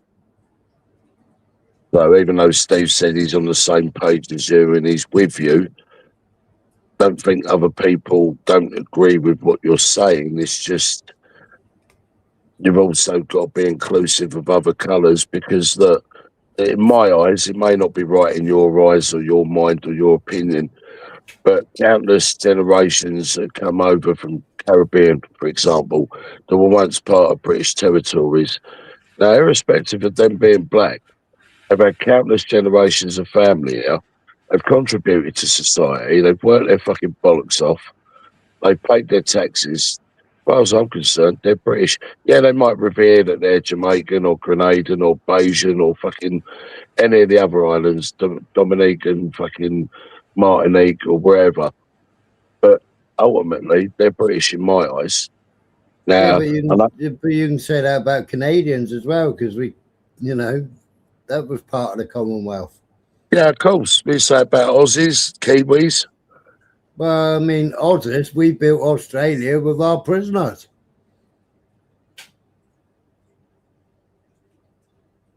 Yeah, of course. I'm not gonna disagree that 1,000 years ago the land would have been totally different with a totally different set of people. I get it, but if anybody's got any connection to this country, right, be it by blood or birth, to me, they're part of this country. And even though you say, well, someone who's African, they're not British, but if they're from Africa and they've come here and they've worked their socks off here and they want to be part of it. No, but yeah, that's where you're conflating it, Dave, because anybody can come to England, anybody can be born in England and be classed British. Yeah. Yeah? But you aren't classed English. No, you're not. Anybody can come here. It's like Mahmood, Shamad Amumu, Birmingham. She was born in Birmingham, but she's got whatever creed, whatever, but she's a Muslim. Yeah, but what if your family's been here for like 3-4 fucking, like half of your heritage has been here for 300-400 years, the other half of your heritage has been here since fucking 1066? Does that not qualify? No, they came over in 79. She was born in 81. Then they went back out to some Arab, somewhere in one of the Arab countries. They went out to there because her dad was a civil servant. He came over from wherever they come over, I can't remember where they came over, Karachi or somewhere. I can't remember where they come over from. But they come over from there because he was a diplomat, civil servant. Then he got shipped out. So 1981, or when she was born, she spent 4 years in another country and then came back to Birmingham and then went to school in Birmingham. But because obviously she was civil servant, you know, family, obviously she then progressed and then she went to Oxford or whatever she did, you know. But all those people, all of them, they're all from the same ilk, aren't they? They're all in the same club. Do you know what I mean? Yeah. I know what you're saying. You know, but she claims to be English, and it was like, well, you can't be English, you silly woman. Yeah, I get that. So for example, then the British government in the 50s and 60s got people over from the Caribbean to work here as bus drivers and nurses and so on, right? Because obviously there was a shortage of supposedly white English people or British people to do those jobs, even though white English people were fucking off to New Zealand and Australia and Canada and America. Well, You know most, what I mean? most of them worked on the underland. It was like, Yeah. he was like, what did you say? Yeah. They've let white people have a country for themselves. All right, that's fair enough. If that's how you want it to be, that's fair enough. It's never going to be that, so you have to accept that. And if you can't accept it, well, I don't know, you might as well just piss in the wind, blunt, because it's never ever going to change, is it? I certainly ain't going to fuck off and leave just because somebody has that mindset of, well, if you ain't white, you shouldn't be here. Fuck that. I was born here. I've got every right to be here. Fucking my family's from here, irrespective of my colour. Well, about the only country would be Poland, or Hungary. yeah, or you become a Jew. But then, I mean, they got Eritreans, they got, you know. So who was told to go? My family were never told to go. Never told to go. In actual fact, I'd like to look into my mum's side and see how far they actually do go back to when they first landed here, because I think they came in via Kent. Obviously, with a boat Dover from Europe. I mean, my father's, well, fucking, they come in the longboats from fucking Normandy. Well, a lot of them, because they actually fought for the fake war and they fought for England, you know, the Sikhs, the Muslims. So they came and I mean, they had their own department, didn't they? They had their own army. Yeah. Within the British Army, the same as the blacks. Well, you won't see me in a race war, Blunt, because I ain't gonna see you die. I won't see you die. I mean, you might want to see me dead, but I certainly wouldn't want to see you dead. So there's probably the difference.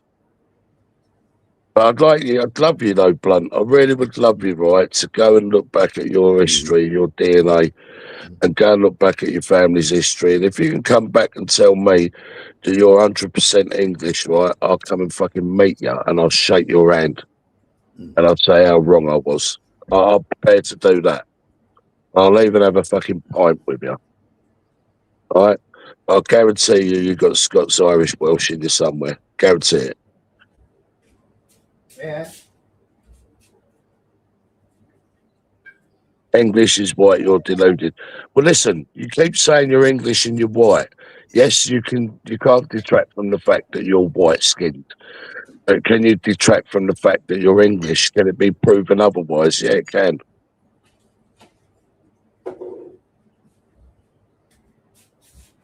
You don't want non-Europeans here, so okay, you don't want to see non-Europeans here. So if I was Romanian, then for example, and I came here, would you have a problem with that? Because they're European, apparently. Bulgarian. Apparently. That's Eastern Europe, isn't it? Yeah, Poland, Eastern Europe. Not considered Western Europe, or is it considered Western Europe, Smiler?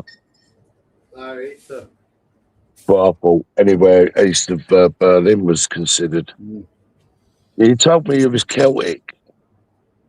Well, by that very fact there, then that doesn't make you English, then, does it? Because the Picts and the Celts weren't English, were they? They were either Scots, Irish, or Welsh. Unless you're telling me you're Cornish or Devonian. No, Devonian is mixed breeds. Yeah, but they were once upon a time part of the Celtic. Yeah. Apparently. I love it.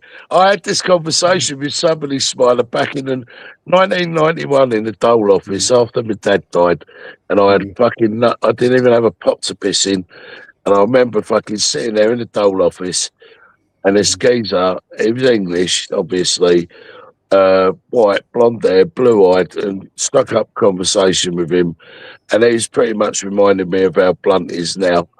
And I chuckle because, like, fucking 30 odd years later, still having this conversation. And it's like, define English to me. And he went, well, I'm English, I'm Anglo-Saxon. I went, what part of that's English? Yeah. I said, did you do your history at school? Well, Anglo-Saxon, that makes me English. No, it don't. Makes you fucking Germanic and Danish.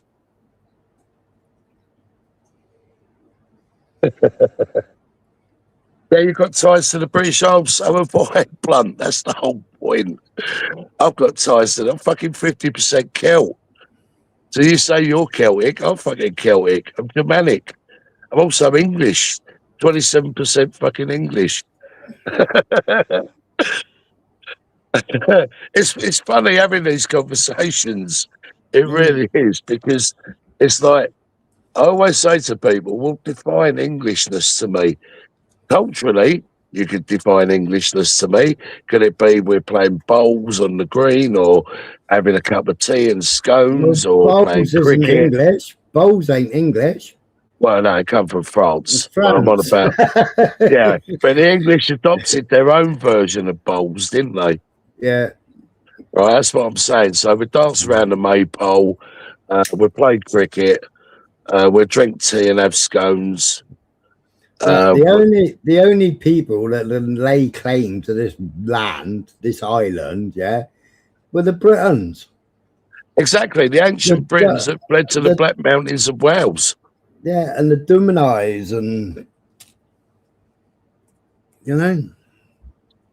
Exactly. So this is what I'm saying. I think people, and I mean this in the most respectfulest of ways, Blunt. When I say a blinkered, I mean fucking hell. I don't mean I'm any more educated than you.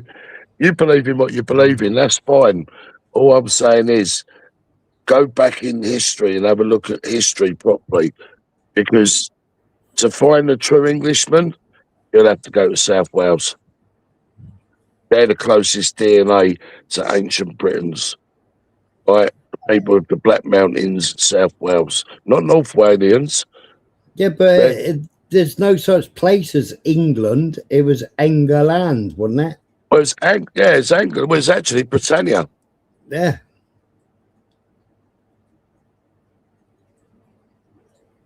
This is a white place.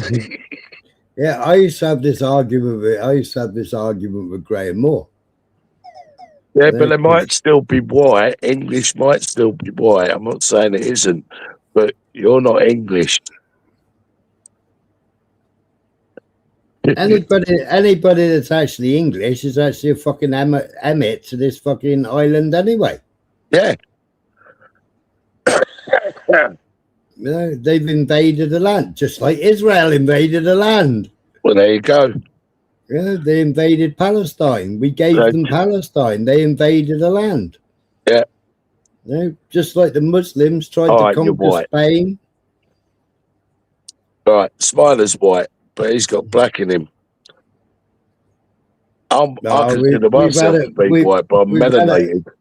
We've had a couple of days of sun. My legs are still white, but my arms are going brown now. Yeah, but I produce white children. Blunt, work that one out. All my kids are white. Well, I say that. A couple of the girls have got a bit of olive colour to them, but majority of my kids are white. You wouldn't even say they're mine, you say they're the milkmans. Fuck off, Buddha. 99% white 150 years ago, like Japan, what Britain was. Ooh, I think you'll find that's a very, very fucking strong statement you're saying there, and I'll tell you why.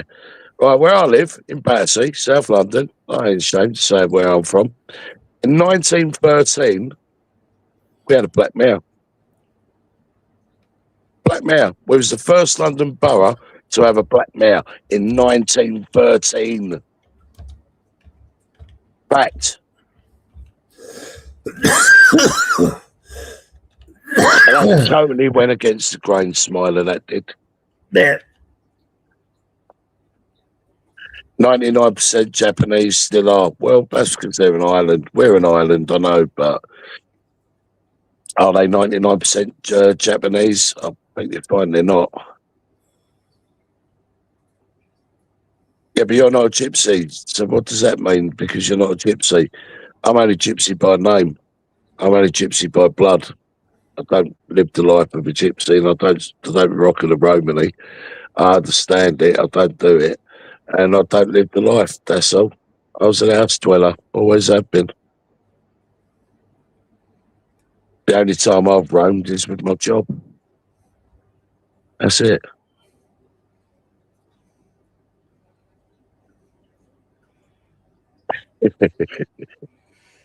Who's been fishing now? Oh, Celtic. Hang on, you're English a minute ago. Now you're Celtic. 1951, we was 99.9% white. In 1951, well, that was 150 years ago. 1961, we was 99.2% white. Oh. Post-war demographic significant diversification began in the 1950s and the 60s. 1991 census. This was the first national census to include a question on ethnic group, which recorded 94.1% of the population in Great Britain as white. So the 1951 census records indicate the population was 99.9% white.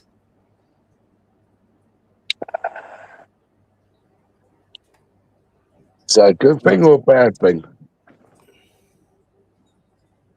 I don't know. We wouldn't have very good fucking doctors, would we?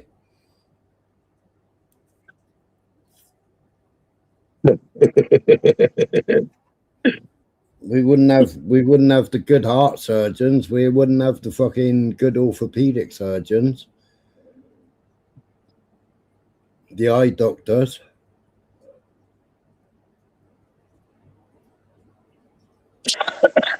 Yeah, most of the fucking neurosurgeons aren't fucking white English, are they? Right, so basically what it boils down to with Blunt is colour. Right, we've established that. We wouldn't so have anyone who's got anything other than white in them, then you wouldn't stand beside them, then Blunt. So Steve, you could be with Blunt all that you want. You don't qualify, mate. We wouldn't have any decent English boxers. We wouldn't have any fucking decent English football players. Yeah. I think you misunderstood me with the African bit, Blunt, but we'll discuss that if you want. I remember watching Chelsea playing football, and I can't remember who they were playing against, and I went, "But the fucking linesmen are white. The fucking ref's white. Are you sure this is a Chelsea match?" Yeah. It was like, what? A couple of linesmen were white, the ref was white, and everybody else on the pitch was black. There you go. This is Chelsea, okay. Yeah. Are you sure? I thought my missus was watching some fucking foreign game playing. I remember going to Chelsea as a kid in the 70s, and I sneak into the shed, and I was probably one of the very few non-white faces in there.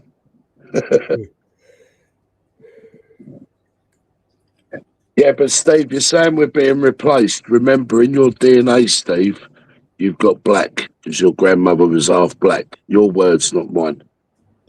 Not that I have a problem with anybody of colour, because I really, really don't. So you can't be accepted in Blunt's club then, Steve. By Blunt's own reasoning, way of thinking. Can I say, hang on a minute, right now. We've defended Cornwall. We don't share the same problems the rest of fucking England share. We got no hotels. We got none of this fucking immigration shit going on.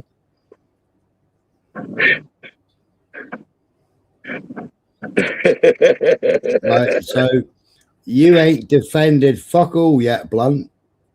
He ain't defended nothing. Of course he ain't. All he's defending is his own beliefs.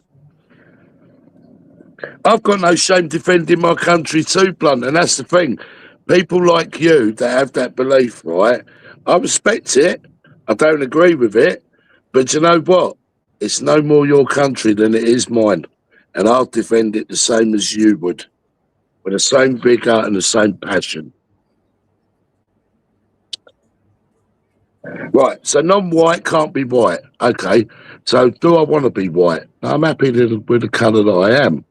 But can I identify to a group of people? Yeah, of course I can. I only spend a couple of months of the year being fucking milk bottle white. The rest of it, I got a nice tan, thank you very much. Yeah.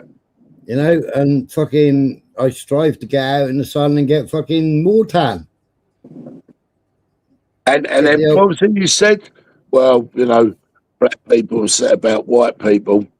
Well, I suppose if you're going to use the rhetoric or the language or give the vibes off that, you know, of your beliefs, which you're entitled to, then perhaps you might get met with that sort of energy. Whereas if you was to be a little bit more accepting, you'll probably find that those people will probably be accepting of you as well.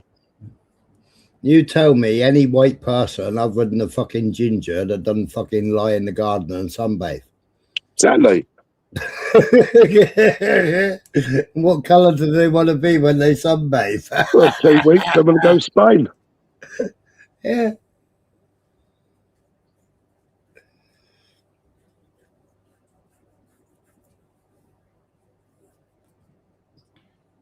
Is Paul Fort white English, Blunt?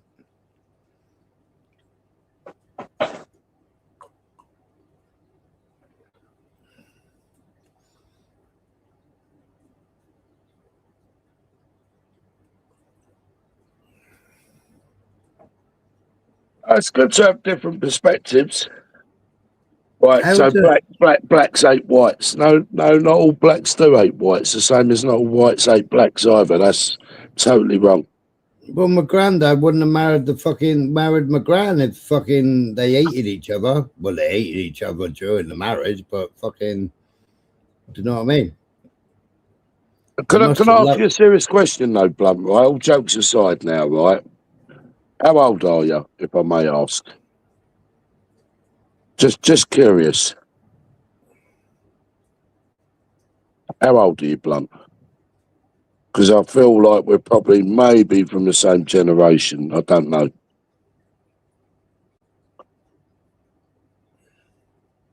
Where do I get my media news from? Well, what do you really think? I just study media news, Blunt. Come on. I'll ask you a question again. How old are you, Blunt? Come on, give me that at least. How old are you? All right, about 45. Yeah, I'd say he's younger than us. Yeah.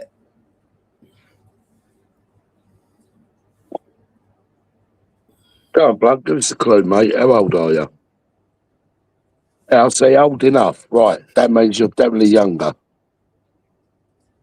Right, I'm not saying I'm any wiser than you or you're any wiser than me. Just wondered how old you was. Curious. He's 33. Oh, yeah, he's probably in his 30s. Probably in his 30s. See, and he's probably got his beliefs from his parents. 'Cause that's how it usually rolls. So rather than experience the world yourself and experience people yourself, you just come out of the world with blinkers on. And don't have to give us the exact age, just a rough age. Right, you're 46, by the way. Oh, you are, Steve. Fair enough. You are, Steve.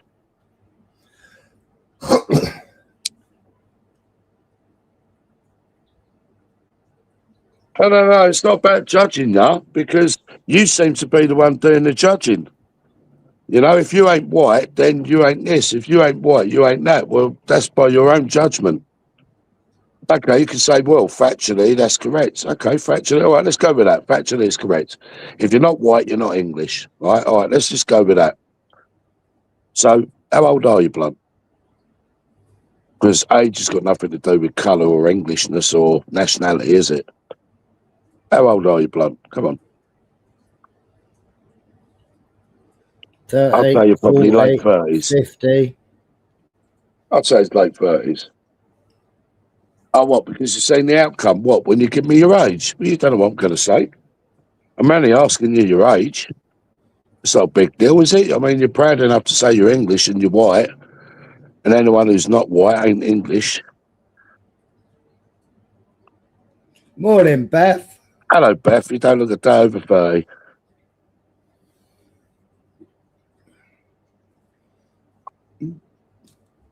Come on, Blunt. Come on, don't be shy. I'm 57. I can't give a fuck. I'll tell you my age.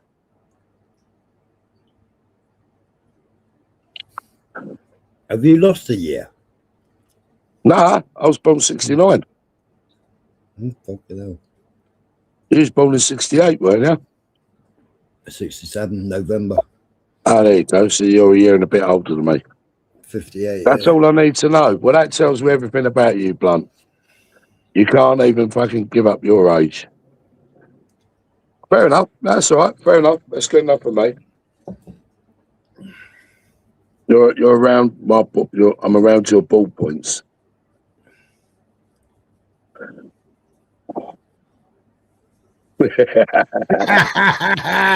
TFL. Nah, listen, however old you are, it don't matter. You don't want to give your age away, it's fine. It's some big fucking secret. I don't know why. That baffles me, that, because you're very strong on your views, which is fine, but you're not prepared to say how old you are. I don't see what the issue is, really. Robert Lee, 1981. So I've got 12 years on you, Robert.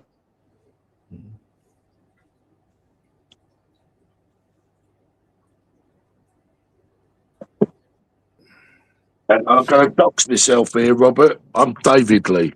There you go. There's my name, David Lee. I think we've had this conversation before. So we could well be related. I'm a traffic warden like Jupiter.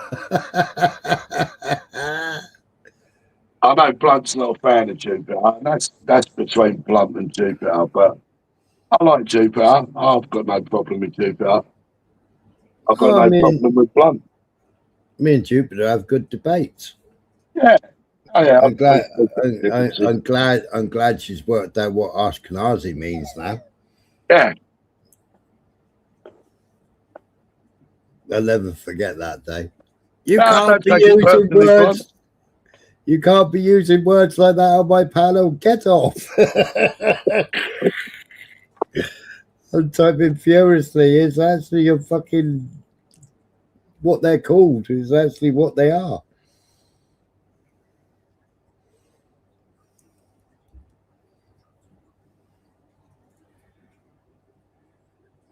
Yeah, but you only have to give 10, 20, 30, 40, 50, 60.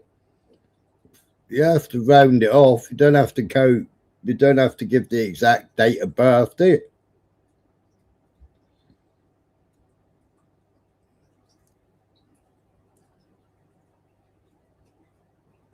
I'm not trying to find out who you are. Honestly.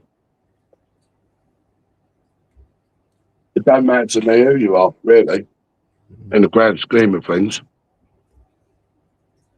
Just wondered how old you was, you know. So, no biggie. You know, but when I drive up and down the country, I come out across the Tamar, I go up the 300, or if I go up the 303, okay, what I see in the rest of the country is fucking sad state of affairs. Multiculturalism is just fucking unbelievable. Yeah.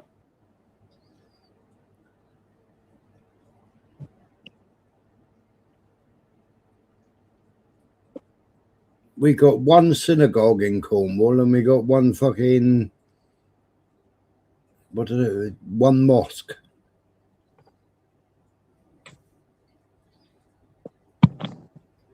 Yeah, you go to fucking cities in England and they got fucking hundreds of the bastards. Yeah.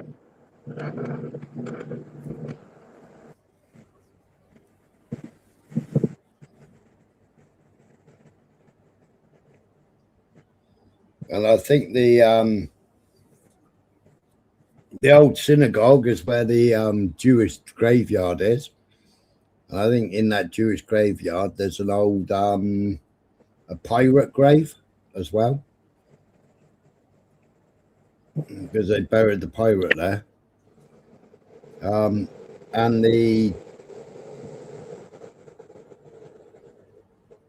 mosque was an old Wesleyan church, I think it was, that had been derelict, fucking grown in, overgrown. The fucking wildlife had taken over it.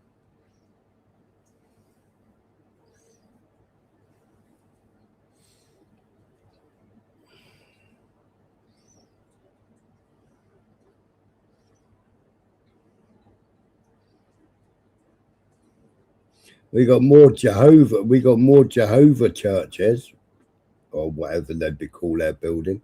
We got more Jehovah buildings than any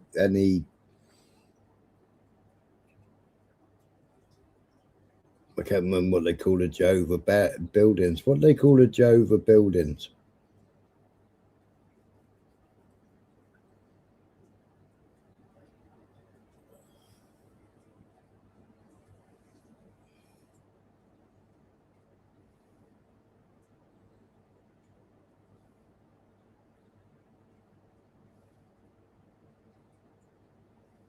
There's no issue, blood. There's no issue, honestly. It's just merely a discussion.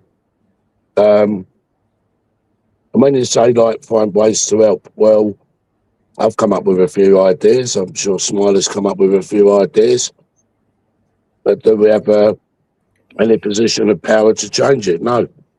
What I've suggested is people stop being sheeple and going on Tommy Robinson marches and elevate it to the next level where, rather than expend your energy, your time, your money going to marches, how about studying the legislation of this country and maybe setting up a political party?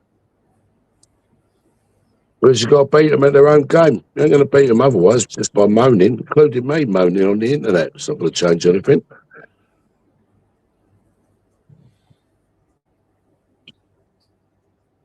I've said what I would do if it was me in charge. I'd get the army involved. Not only would they be manning every airport and port around up and down the country, we'll also be ripping up the Geneva Convention, the Asylum Act of 51. We'll also be breaking away from the ECHR and breaking away from Europe, truly. And also looking at the Constitution and making it a concrete Constitution, where it can't be fucked with, where it can't be played around and messed with. Constitution for the people of this country. Yeah, we needed another fucking uprising so that we could actually... Yeah, get it set in stone. Yeah. That's the only way it's going to work. But when you've got division of colour, straight away, you've lost the battle. Why? Because the very people that are patriotic, who you consider not English and not white, would be the ones that would stand side by side with you fuckwits. And I'm going to call you fuckwits. If you go to America and you fucking nationalise, then the Constitution protects you.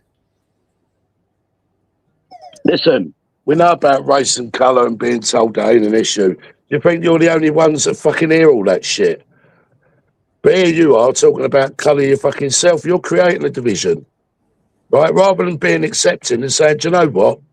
You're English, you're English. You're British, you're British. Oh, you're of melanated skin? So what? You're black? So what? You're white? So what?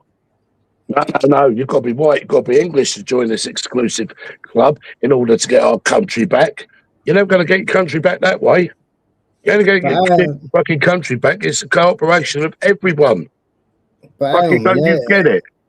Hang on a minute. They did fuck all to stop it in the first place.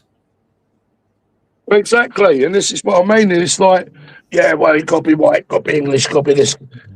Fucking honestly, your head's up your fucking arsehole. And I'm going to say this, right, because I know now you're thinking I'm getting on my high horse with you and I'm being a cunt here, and I'm really not, right?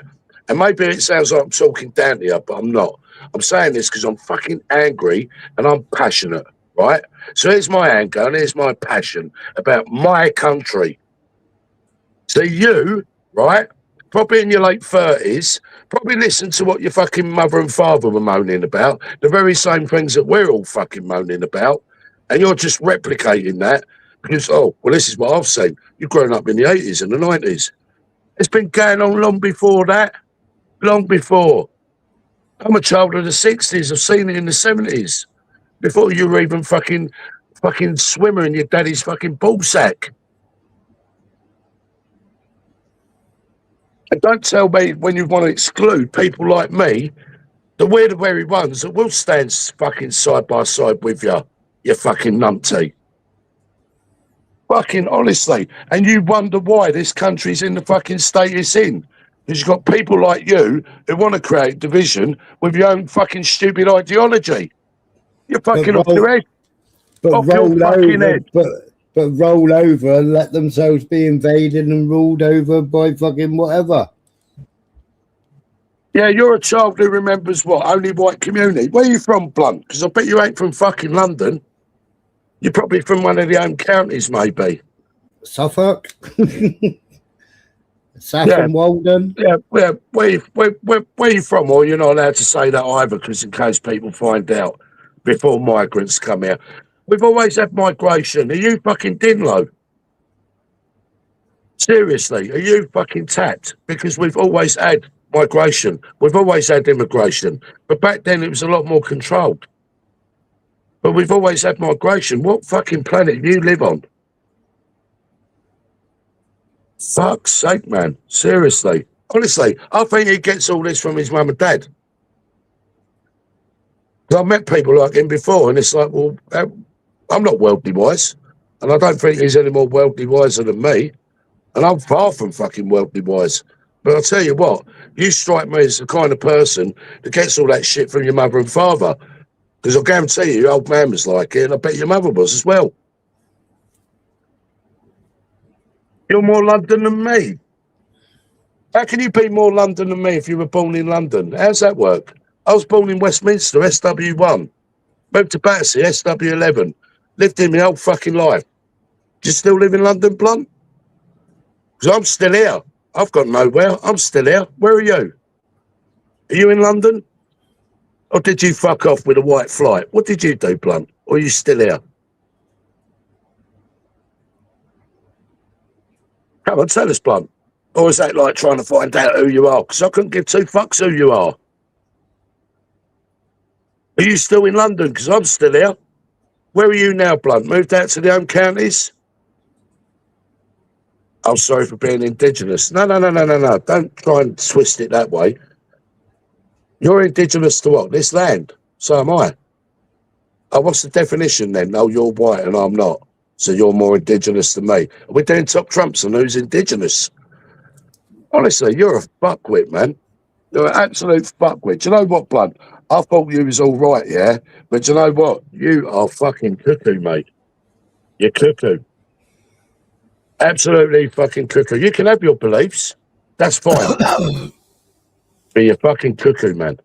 Telling you. You've got all your shit from your mother and father. Oh, the fucking look. Oh, look. Oh, these cunts are moving in. But in the meantime, you've grown up with what? What have you grown up with? Oi, Jimmy. Tell me what you've grown up with, Blunt. And where in London were you, Blunt? Because I know London pretty well.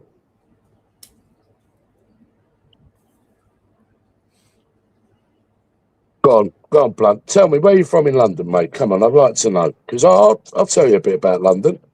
I've lived it. Still living it. I bet you're not.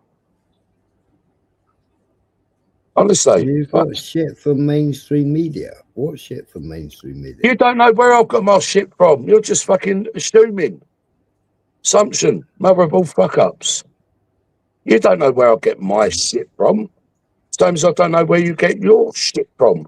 I know where it's from. You get it from your mother and father. I know where it's from. Go on. White City. The White City, yeah. Yeah, that would make perfect sense, actually, Smiler. He ain't going to say where he's from. Of course he ain't going to say where he's from. Why? I don't know why. I've got no issue to say where I'm from. I've got no issue to say where I fucking live. I couldn't give two fucks. It's no secret. I live in St Awful. There you go. Where are you, Blunt? You're still in London, mate? Because you know a lot about London, yet you're a lot younger than me. It should be interesting. White City's always been shit. Well, technically, a white person, born in Nigeria, would have a Nigerian passport, yes, even though they're white. Same as a South African who's born in South Africa who's white would be South African. Not my rules. Not my rules, but apparently they're the rules. So what, you still live in London, Blunt, yes or no? I mean, we can't get your age because you're a shithouse. Because you're What too part? cowardly. It's how old you fucking are. You're worried about anyone finding out about you. Go on, go, this would be good. But you still live in London? Or we're too afraid to say that? But you're not too afraid to say online that you're white and you're English and this, that and the other.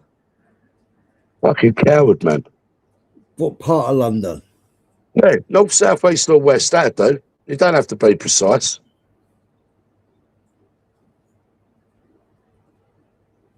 I ain't a migrant. Difference, I was born here. Wrong again, ain't ya, son? Wrong again, I was born here. What bit didn't you listen to? Clean out your lug holes.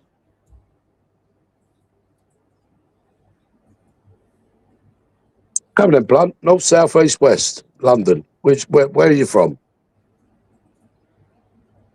Oh, this should be good.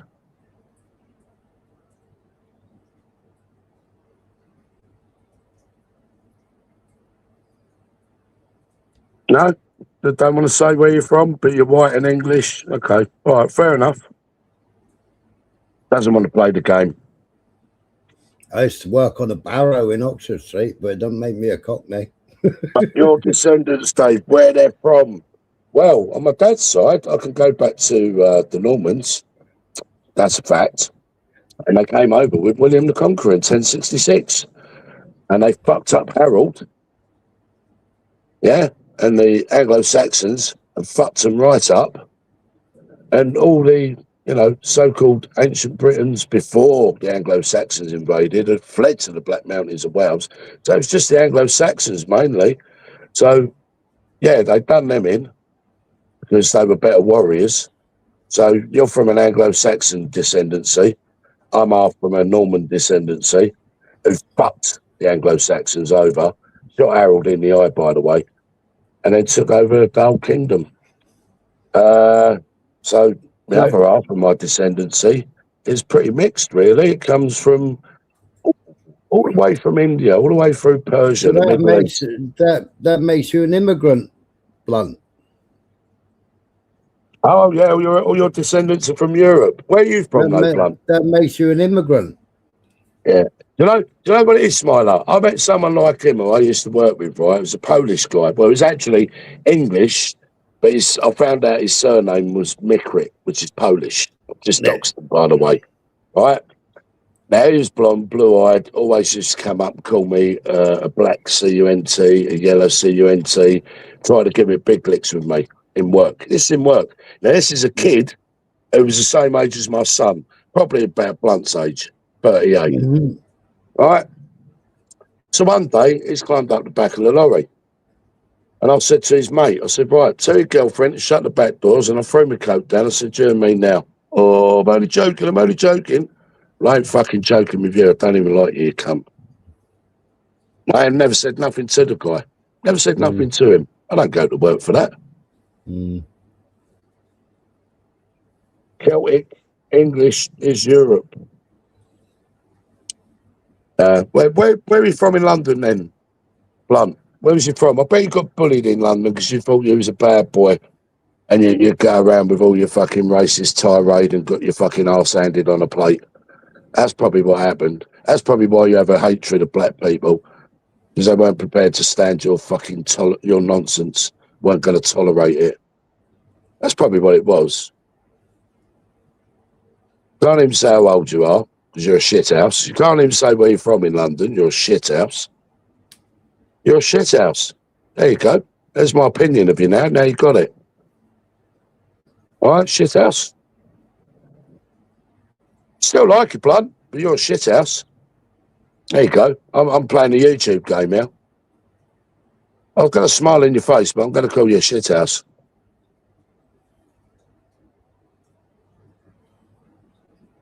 Hello, Danny.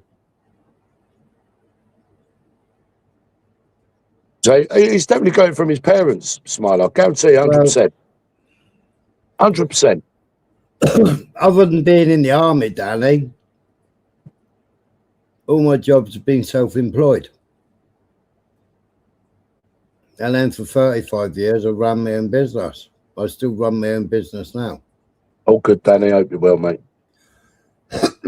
So, putting that aside, Art, race aside, it's class, social mobility, and educated versus uneducated. I'd say that to a degree. Because obviously some people are more educated than others. Some people are uneducated. Some people are socially standing higher than others in the class, if that's where you want to put it. Well, give me a clue, Fart, and give me a clue, Blunt. I mean, you won't tell me how old you are, that's fine, but was you from North, South, East or West London? Please, just at least do me that thing. I'm pretty pleased with fucking cherries on top, all right? I'm on bended knee here. No, I'm not doing the fucking George Floyd. I'm just doing it for you. I've just publicly announced that on YouTube. I'm on bended knee just for you, Blunt. Begging you. Just, where was you from in London? Oh, you're from South East London. Right. So, where was you from? Anywhere from Abbey Wood to Thamesmead to Woolwich to Greenwich to Charlton to Millwall, Bermondsey, Walworth, Southwark, Brockley, Lewisham, Grove Park. Any one of those areas that I've named so far, or I know there's some more. Nunhead, Dulwich, Crofton Park. Where else? I've said so much YouTube hasn't said.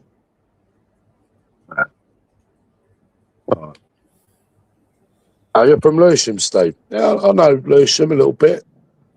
Or you're guessing that he's from Lewisham. Oh, yeah, Elephant and Castle. Can't forget that. Pecknam.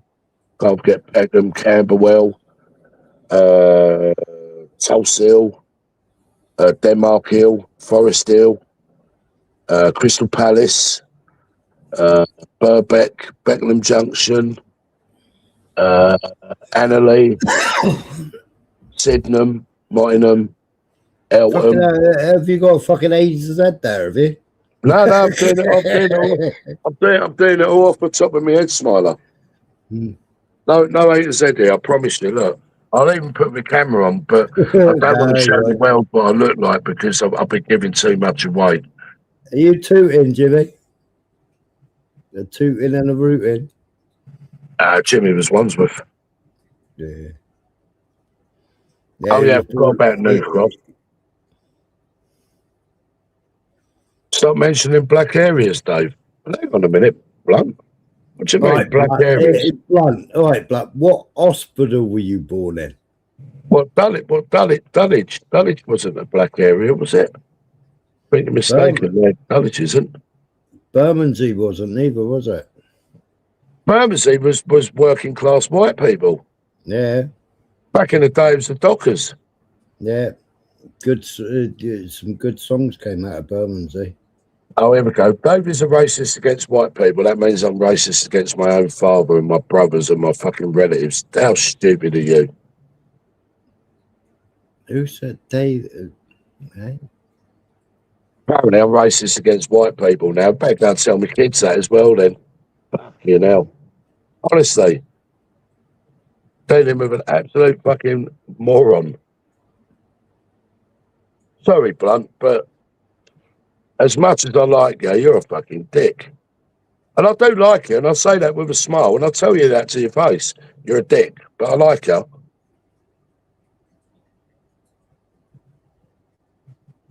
Back in the day, yes, what does that mean? So back in the day, Bermondsey was predominantly white, weren't it? Back in the day. What does that mean? Well, long before you was even thought of.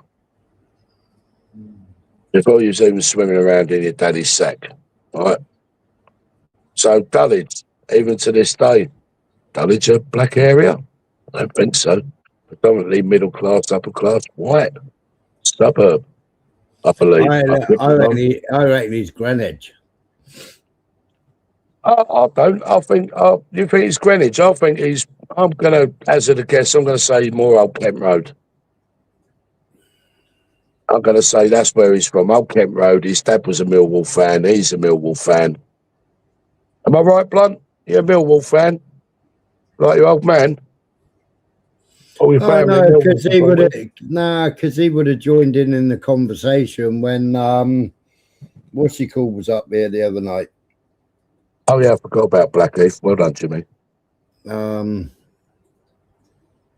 Because Jimmy was there. Jimmy was going, fucking hell, you two in a minute are going to start naming some of my family.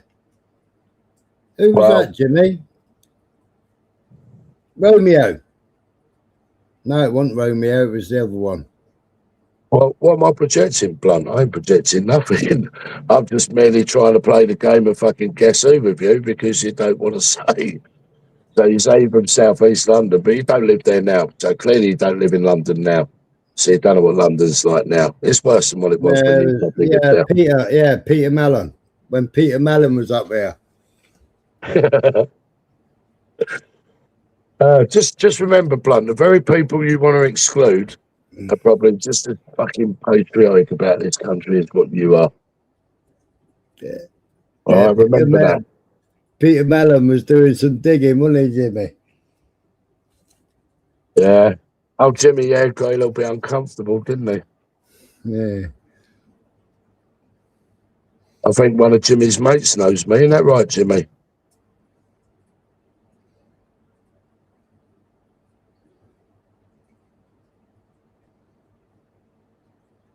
As it's the next fucking neighbourhood to me.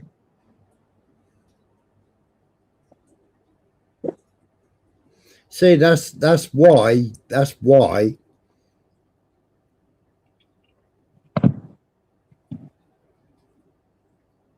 your country's fucked. Exactly, Smiler. That's my whole point. Because they want to exclude you, and it's like, but I'm on the same fucking page as you, and yet you want to exclude me over what? Oh, difference of skin colour. Are you fucking for real?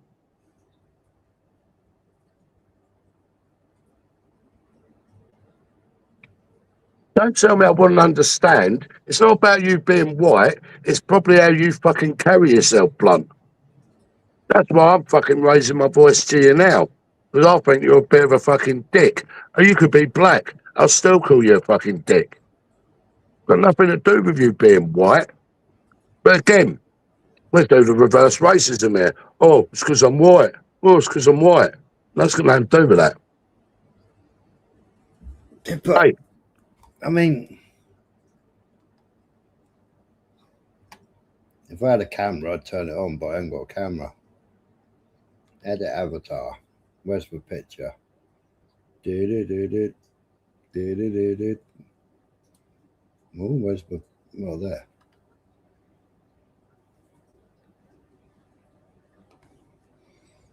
Your skin colour is your military uniform.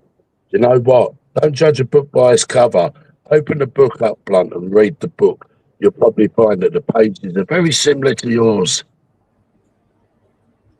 If you know what I mean. What colour am I then?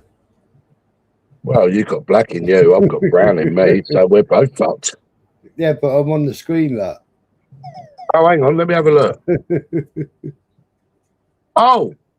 I'd identify you as being a white man with maybe a little hint of a suntan. Yeah. So I walked out on the landing looking like that. Well, I was a lot younger then, but I came out on the landing like that in Brixton, fraggled off on F-wing.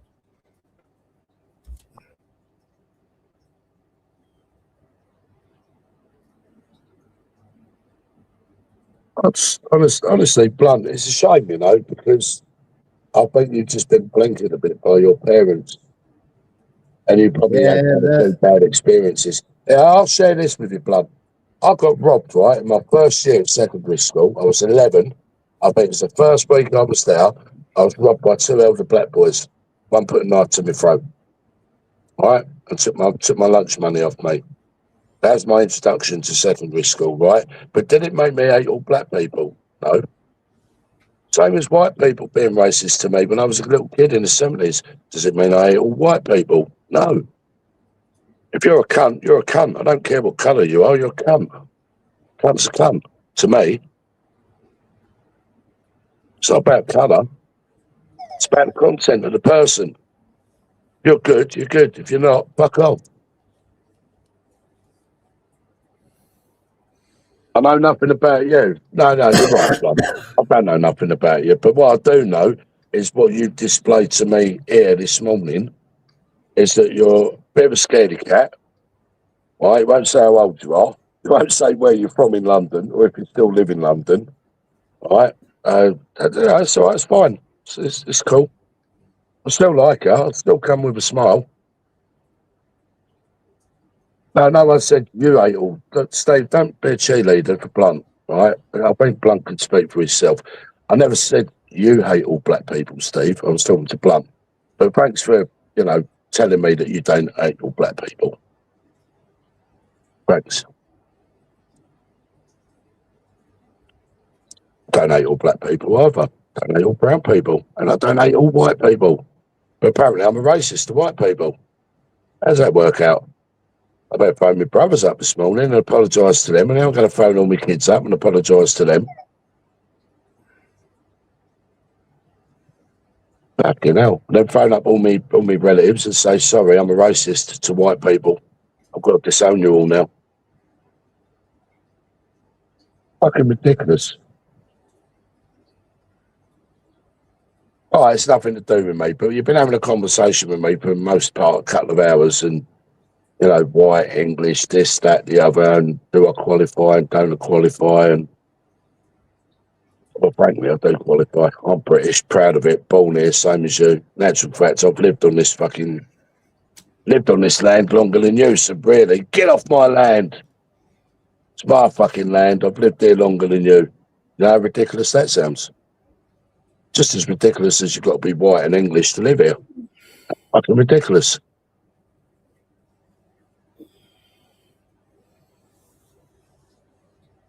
Yeah, I despise arrogance hidden behind a minority shield. I do. I think it's fucking disgusting.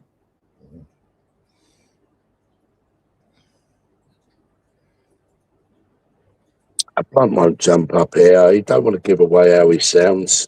Jimmy might give away his age. It might even give away his location.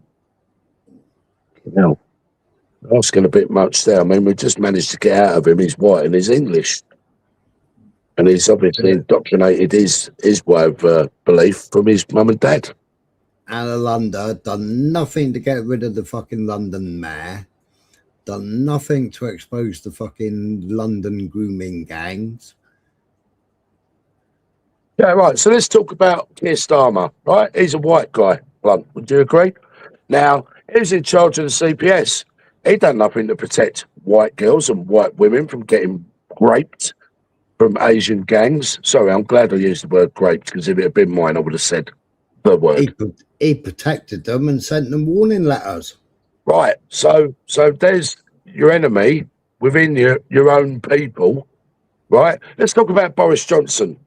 When he was mayor of London, what did he do for the Boris? What did he do for the white indigenous in London? He opened the fucking doors for them.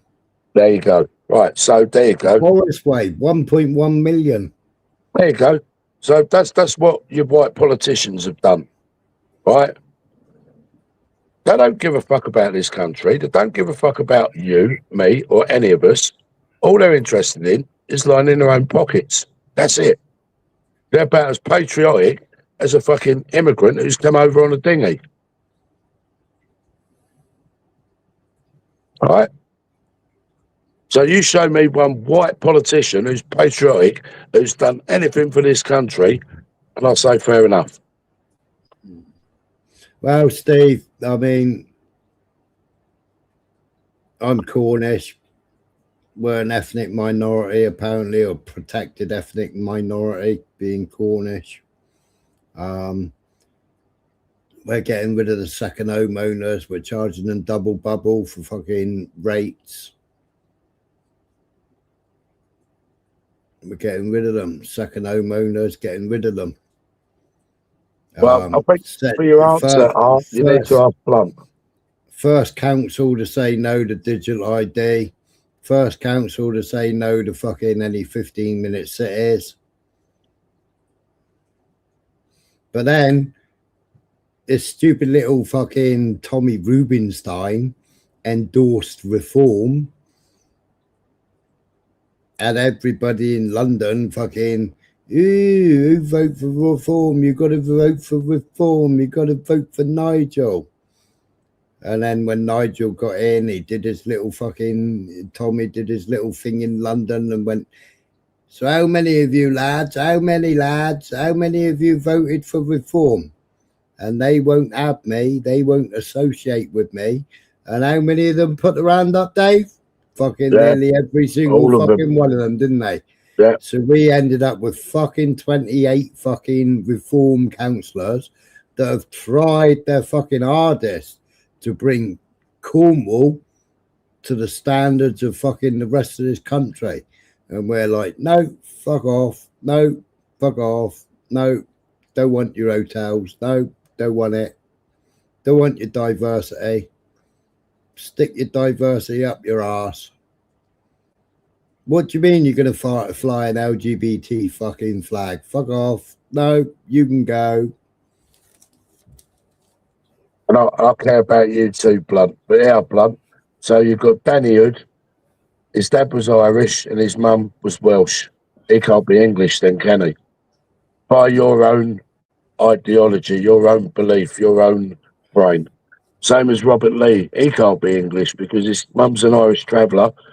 Yeah, and his dad's father's is from Jamaica. Right? So our hostage can't be English either.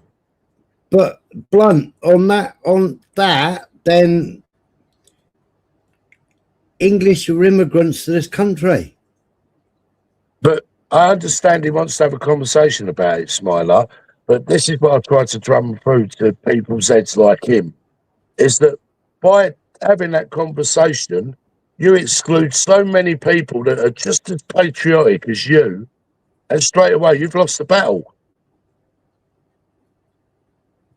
That's what I'm trying to get through to this youngun's head, but I don't think he gets it, Smiler. Mm. You know what I mean? It don't matter what colour you are. People feel British. They're British. Fuck all this. Well, I'm English, Scots, Irish, Welsh. No. Right about now, yes, you can be whatever you want. English, Scots, Irish, Welsh. But ultimately, you're British. And you might say, yeah, I'm English. Smiler might say he's Cornish. But when shit hits the fan, you've all got to be under one banner. No good being divided. Because divided, you ain't going to win fuck all. And if that means you've got to fucking bite your tongue and reel it in a bit with your neck and your stupid fucking point of view, because to me it is a stupid point of view, even though I said earlier I respect it, you're going to exclude the very people like me, Robert Lee, Danny Hood, Art Hostage, and anyone else, even Smiler. All because we're not white English. Do you not see like the logic in any of that?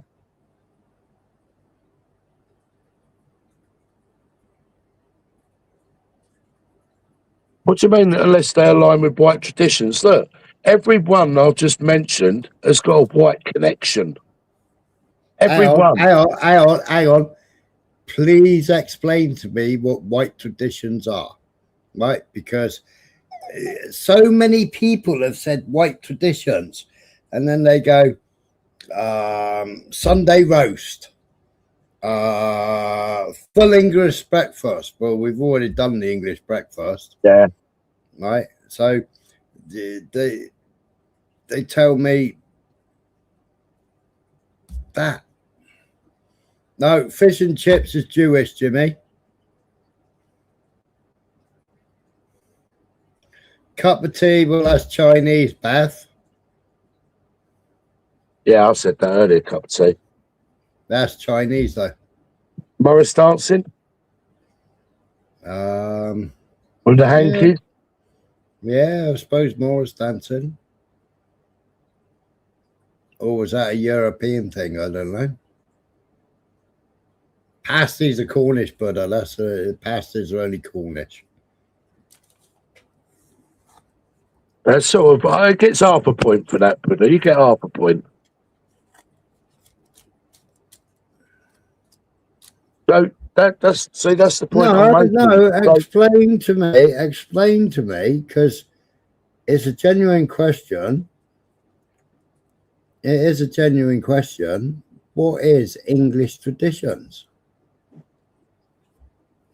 I mean, when I was a kid growing up, our tradition was going down the pub with fucking uncle, granddad, or fucking whatever, having a bottle of Coke with a straw and a packet of fucking crisps. Sitting outside on the tables while they were all in the fucking pub, and then going home and eating Sunday dinner. Yeah, but it's only blended in Yorkshire. It still comes from China.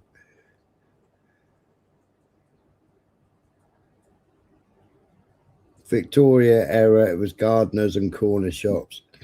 Yeah, but then what happened, Danny? We went over to India. We decided to fuck India up. We split it in half, and it became India and Pakistan.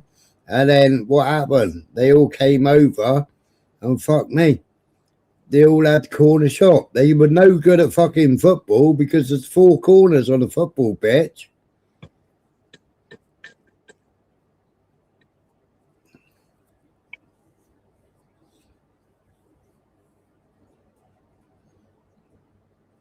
Well, Beth, it was always a go-to, wasn't it? Something's happened in the family, get a cup of tea going, get a pot of tea going. Kettle on the Arga.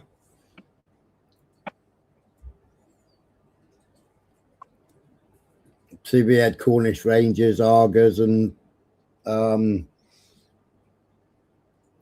Rayburn.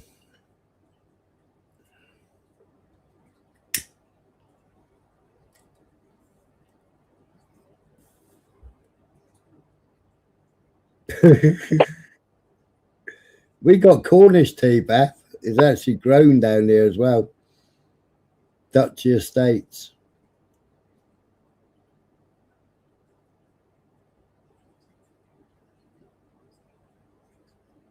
It's grown down there, but I imagine the trees came from China.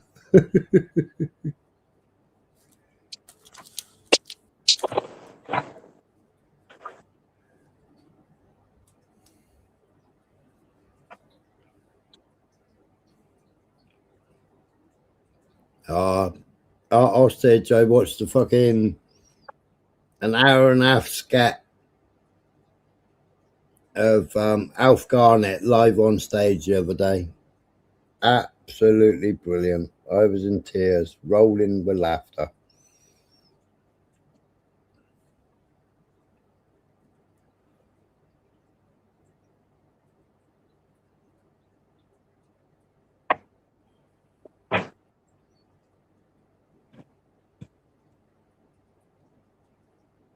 I read something quite interesting that we changed from savings and making things last to commercialism, which apparently altered the course of our society. Well, no, it became a throwaway society, didn't it, Danny?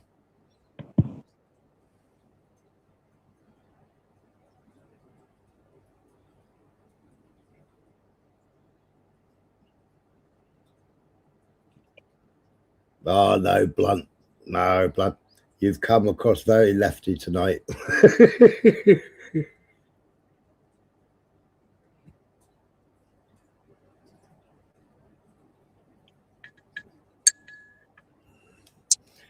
Yeah, but if you played it mainstream now, it'd get thrown off the air, wouldn't it? It's like, what's it called? What's he called with the big yellow glasses and the funny hat? What was he called? Jimmy does his accent perfectly.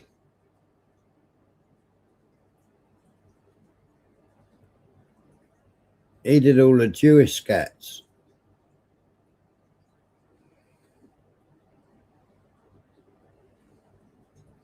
Can't think what he's called.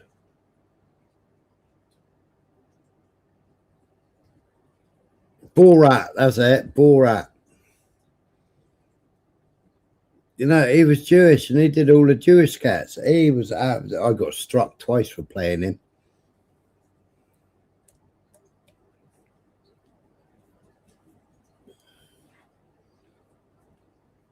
Yeah, love thy neighbour.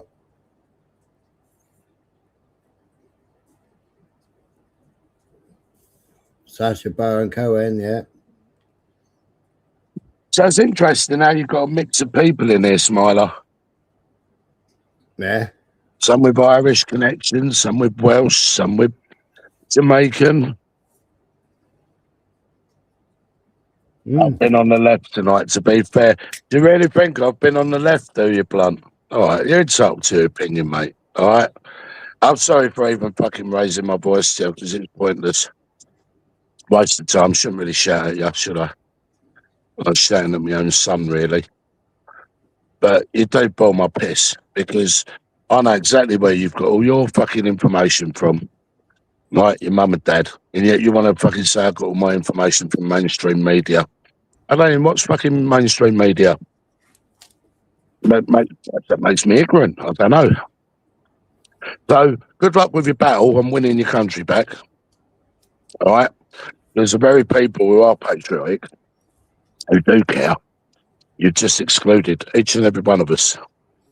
All because we're not part of this white English club. And if you are white and you're not English, well, you're not English. Oh, but then we change and move the goalpost to European. Sorry, I forgot. You did mention European. Hello, Andy. Good to see you, mate. Hope you're well. Yeah, but white European isn't indigenous to the UK. I know. It's not indigenous to Britain. And this is what I'm saying, Smiler. So where's he getting all this shit from? He's hearing it from his mum and dad, where they've probably been bitching and moaning about fucking our state of this country, fucking immigrants. Yeah, I mean, he ain't lived himself, or he you know what I mean? Like, oh, well, I'm from London, but I don't live there now. I moved away because I got picked on by a couple of black boys. You know, I hate all black people now because a couple of black boys picked on me. Fucking pathetic.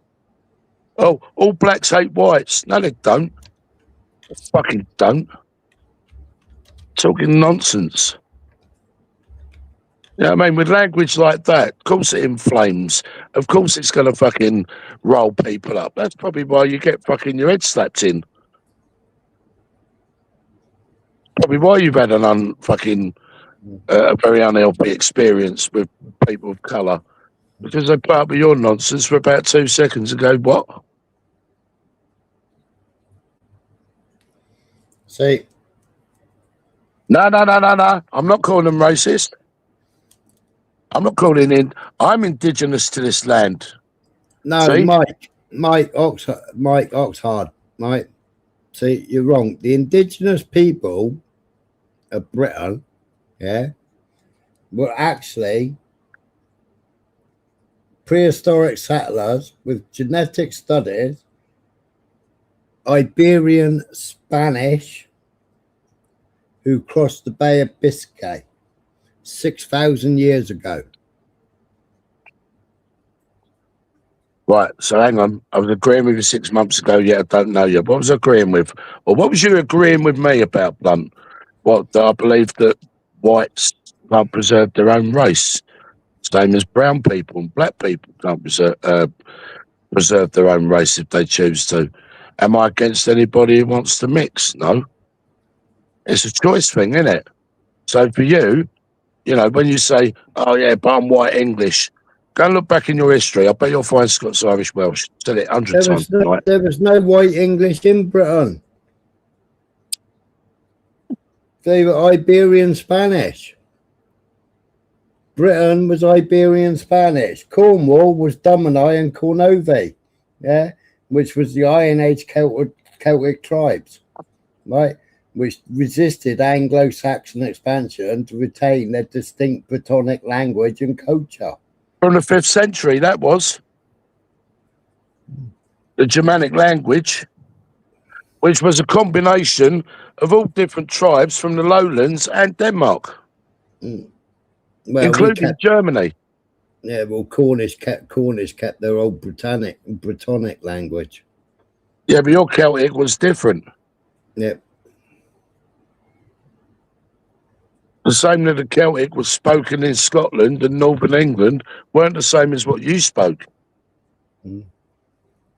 The original Brits were Iberian Peninsula. That was who lived in Britain. It was the Picts, the Celts, and the ancient Britons that lived in Britannica or Britannia. Yep. So well, it was Britannia or Britannia, wasn't it? So Browns can preserve their own race in their own country. I'm in my own country, Blunt. What are you going to do about it? Fuck all. I'm in my own country. You're in your own country, Robert Lee? Bless up. He's in his own country too. We're in our own country. This is where we belong, Britain. Why? Because we were born now. I'm in my own country. I'm in my own country, and I hope one day it fucking... I don't feel guilty for feeling brown either, Blunt. Gets I us don't feel guilty independence. for having white kids.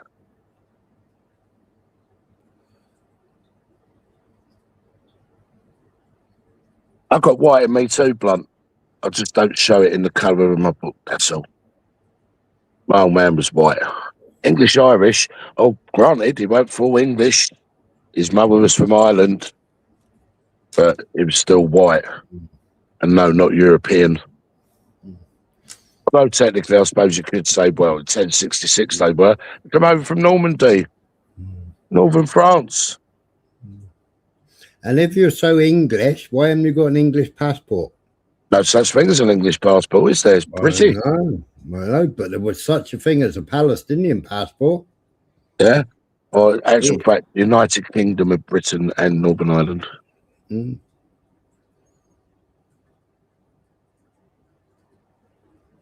Then I'm only half of this country. Do you know what? I'd love to put my ancestry fucking results up against yours, Blunt. You know what? Do you know what, Smiler, right?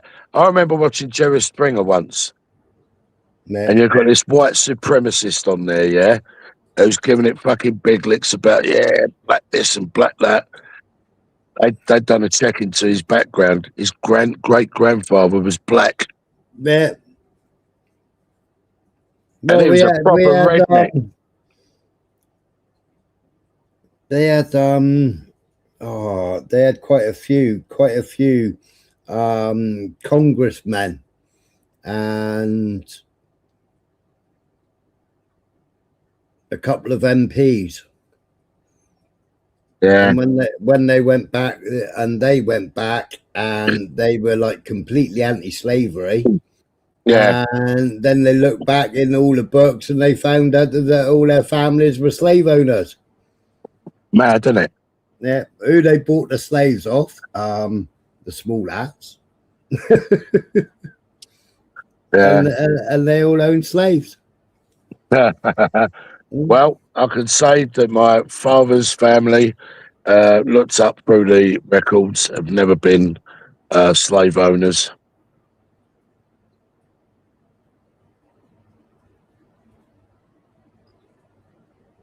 Yeah, exactly, Art. Exactly. That's trying to do it well. But no, I'm not against the indigenous of this country. It's people like you, You're Blum. not indigenous. You're not indigenous. No. What he's saying is the entitlement of in his mindset of indigenous. I'll give you that because in your mindset of entitledness, you're the indigenous of this land, right? I'm born here. In that argument, then, Blunt, what's Israel? Because you're claiming the same rights as a dual citizen in Israel. You're no different. You're no different to an Israeli. Don't say that, Smiler. Now he's a lefty. No, but it is. It's no different to what Israeli is, isn't it? Yeah, I know. You're a lefty now, Blunt. You know, they're the only ones that are allowed to have a nationalistic country. Yeah, no. You're a lefty, Blunt. You're more left than me, Blunt. Everything you go by, Blunt, regarding the small hats.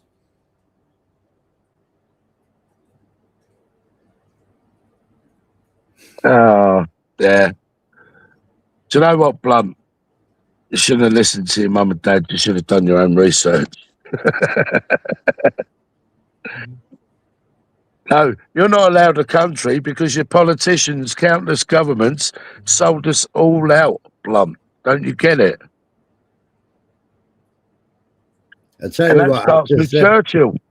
After spending 7 weeks in Poland and then driving through to Paris and then going to the Eiffel Tower, What a shithole. Oh my fucking God, what's happened to Paris? Yeah, Paris is a shithole. Yeah, absolutely fucking lucky men all over with their sheets and their fucking trinkets. I mean, we spoke to a couple of them, you know. They gave the kids little fucking Paris towers and key rings. And I was expecting them to go money, but they didn't. They didn't ask for anything. They just gave them. Right, if you ain't true English, Blunt, you are mixed heritage. All right, so that makes you mixed race. Even though we're going to go on technicalities and go, no, you'll only be mixed race if you're either white, brown, or black. You know, you can't be mixed race if you're white and white. But hang on, if you're English Irish, you're two different races. No, mixed heritage, yes, that makes you mixed. Mixed heritage. Get your DNA done. Blunt, I ain't in your country. Oh, it's his country now, is it? Yeah, I ain't in yours. See, leftists taking over the country. I ain't in your country. I'm in Cornwall. We got our own country. We protect They've got their own state. We protect our borders. I'm in London, Blunt, but it's not your London, though, is it? Or is it? You still live in London? If it is, I'll leave. Well, he said stop naming all the black parts. Oh, what? Because I named pretty much most of South East London. Oh, right. Okay. I'd say what the problem is myself. I bet when I was in Abbey Wood, he was around the corner from me. Oh, nah, he'd already moved out. He was shook. He moved out of London already. Nothing wrong with being white, Blunt. Don't make white an issue with me. My old man's white. My kid's white. And what? What would I have an issue with white people about, or the colour white? I don't have an issue. I've got blonde hair, blue-eyed children, for fuck's sake, Blunt. They're probably more whiter than you. They're probably more indigenous looking than you. I bet you've got a fucking bit of a Polish nose. I bet you've got a bit of a Polish nose and a Polish look. I bet you're one of them kind of guys. You got that Eastern European look about you. I can smell it a mile off. Yeah, and I like white too, Blunt.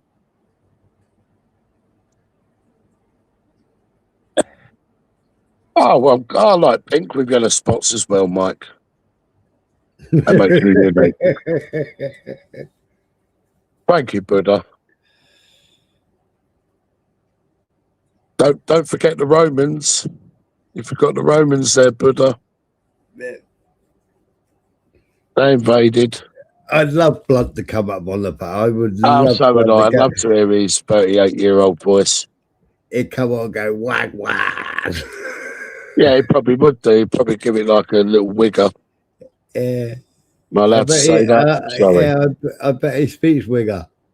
Yeah, I bet he does too. Gives it all that, but he's there. What one, fam? Yeah. I want my country back, innit? Bloody immigrants taking over, innit, blood? Innit? Fuck's sake. All right, 39 then, Blunt. Oh, he's... 39. Boy, his mum was a Roma gypsy. You can Yeah, hold I've got that against him now. Romanian look about me. Hmm. I have. But you know what? I'm just as patriotic, if not more than you, Blunt. I've got that British blood coursing through my veins, and that Irish blood, and that Celtic blood, Scots and Irish and Welsh, and that German blood. Hang on a minute. Fucking hell, Bluntsy, your mum wouldn't have been able to hang out the fucking woman with the washing if his mum didn't fucking make the dolly pegs. I know. Yeah, just think, fucking she would have been in the shower. It was sad, like fucking about 6 years ago, we used to have a guy with his old horse and cart, and he used to pull up on the roundabouts, and he used to stay there for a week. People used to drop in food and what have you, and he used to sit there carving the old dolly pegs.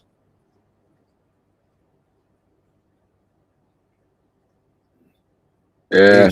He used to do dolly pegs, used to do kindling. You know, lovely old boy.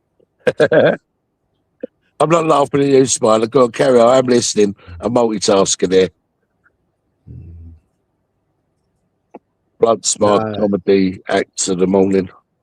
He had an old bow top, all painted. Oh, it was lovely. It was. He used to sit there with his chitty and his little fire and his kettle hanging off the chitty.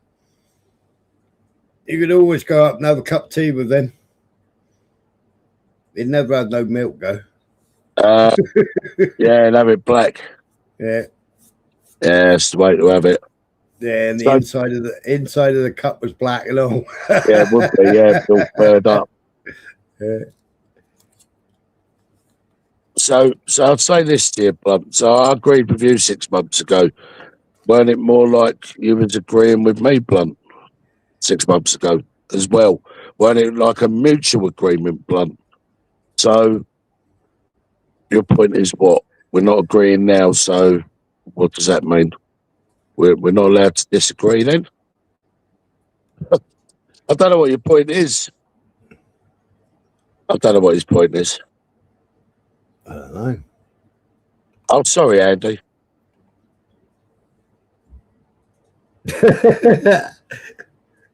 Yes, that's correct, Art. Thank you very much, Squire. Confused them all. Yes, I'm confused.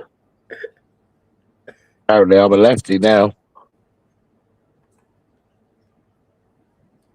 I'm not, by the way. But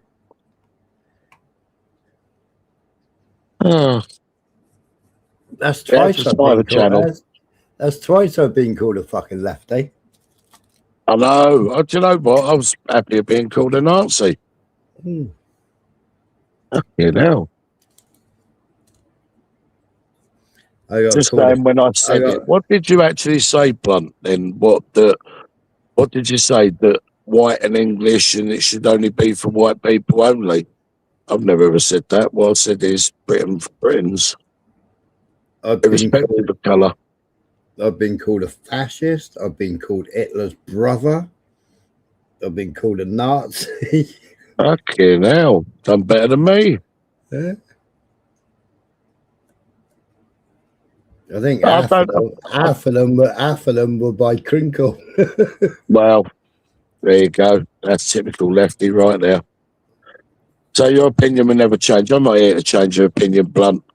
You can keep with your mindset and what you've been indoctrinated with by your parents, all right, or whatever fucking book you've read from. I don't know, or maybe the Beano or the Dandy. I don't know, whatever you fancy. But Bruce. They've just got all the hallmarks of like listening to Mummy and Daddy, and listening to them moan and go, fucking immigrants. I remember a time when this country was white. We ain't even old enough to remember that. Because I ain't even old enough to remember that, and I'm fucking older than him.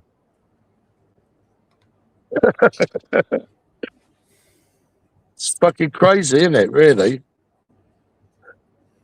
It's like, I want to get our country back. But you've got to be white, and you've got to be British, and you've got to be English. And if you don't tick the boxes, You can't stand side by side with us. You can't be a patriot. You can't love Britain. You can't be British. You can't stand up for this country. Well, do you know what I say to people like you? Fuck off. I ain't being funny, right? This is genuine. This is genuine. So if you want to call me a lefty or whatever, then fucking call me a lefty, right? But if we left what Blunt is describing as an English person, right? So everybody else left just London. Let's just say London, right?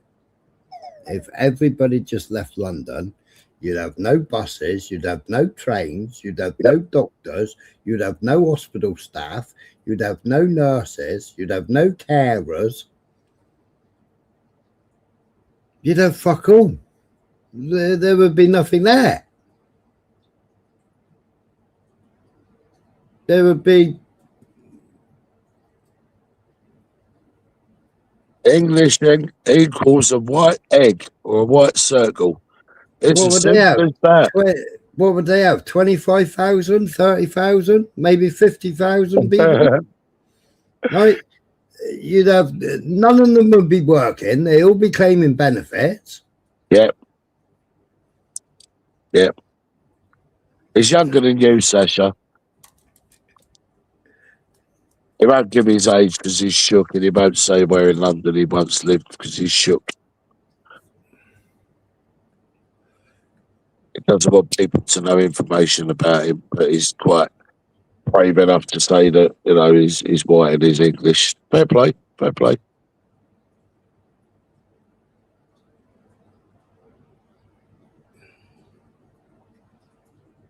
No, I'm not stupid to understand. Why I'm stupid, though, is giving you my time and energy, Blunt. And I'll continue giving you my time and energy because I'm just that stupid to give you my time and my energy. Why? Because it makes me fucking chuckle that you, stupid fucking wet behind the ear rolls, fucking young man of 38 from supposedly South East London. I'll probably say Old Kent Road, you're a Millwall fan. Disgruntled that your area's been taken over, you know, not by the typical indigenous white English. You know, you probably find you've got Scots, Irish, or Welsh in you, and I'd love you to come back and tell me that you have. I'll laugh my bollocks off. Say, right, which part of you are English now then? Donut.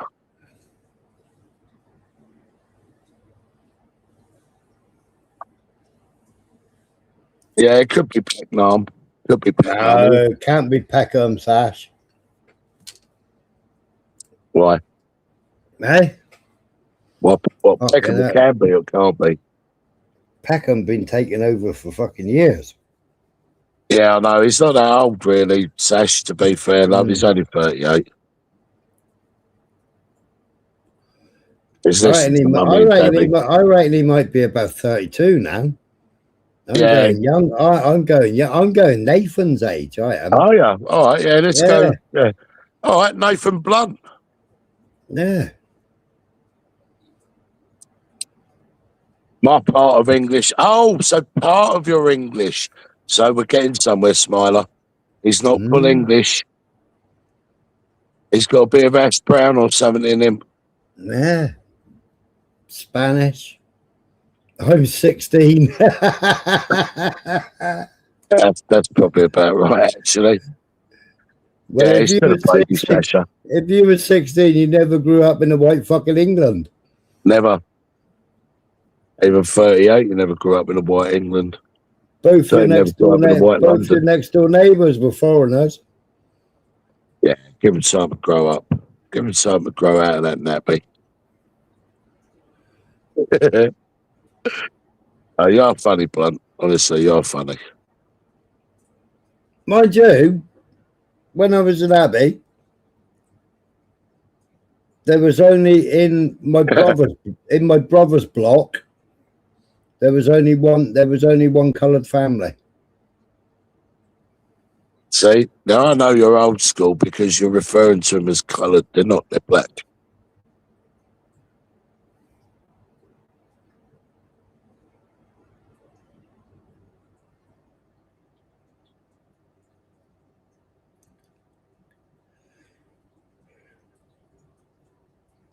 think black people would be more offended if you referred to them as coloured.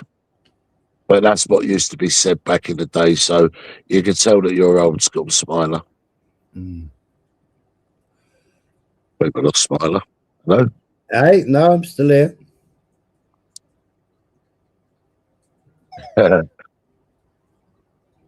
Right, it's funny because we're not talking about the real issue. Right, well, the real issue, right, we've been saturated by mass illegal immigration, although it's made legal through loopholes in agreements and Yeah, legislation. but all these people yearning for this war, yeah, what are they going to do when fucking, instead of coming in on small boats, they're just all going to be coming in plane after plane after Wave after plane. wave, exactly. Yeah. Well, I'd like to see Blunt be one of the first at Dover with his Yeah. pitbull. Yeah, Blunt will be at fucking Heathrow. Heathrow, I mean, best thing to do is get up to fucking Uxbridge fucking DHS, DWP, and get those doors chained shut so that they can't all get in and get their grants, because they go straight to Heathrow, and straight from Heathrow they're then coached straight up to fucking DWP office in Uxbridge. So who makes the laws in this country then, Blunt? Would it be white people by any chance? The same white people that are fucking you white people over? Would it be the same white people? Or are they a different type of white people because they're not European? No, you tell me. Oh, the 4B2s. Right, we're getting somewhere. So Jason said, what's a black American called? Well, if we're going to go through brainwashing media, they'd like to class themselves as Afro-American, but they're not. They're American. There's no Afro about it. There's no black about it. They're just American. That's what they are. For too long, all this political correctness, brainwashing bollocks. No, I've not been brainwashed, Blunt. Silly boy, isn't he? How many more times do I have to tell you? Don't get your ancestor DNA done. Come back and have a conversation with me. Right, show me your DNA. I'll show you mine. And then we can compare. Right, and top trumps of who's the most indigenous to this land. Don't worry, I've got my pistol. See, Disraeli, Prime Minister Benjamin Disraeli, yeah, he was the first Jewish British Prime Minister. And his social legislation was one nation conservatism. He passed reforms to improve sanitation, housing, and labour conditions. He also introduced the Public Health Act. So, just by Blunt's way his brain works, right? Africans are Africans living in America, brought there by the Jews. So, the Americans that are living in America, they shouldn't be there either because it's stolen land from the native Americans, you know, i.e. the Red Indians, who were the indigenous. That's a good question, that is. That is a really good question. Yeah, was the indigenous to that land. What would you say about that one then, Blunt? Your blood is stronger. I bet it ain't. I'll tell you what.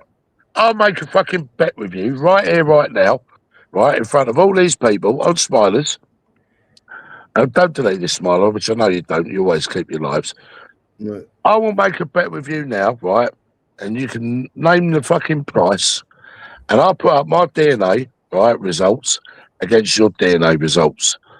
And if my DNA results turn out, I've got a higher percentile related to the British Isles and Ireland than you pay me. And if it turns out that yours is bigger than mine, I'll pay you.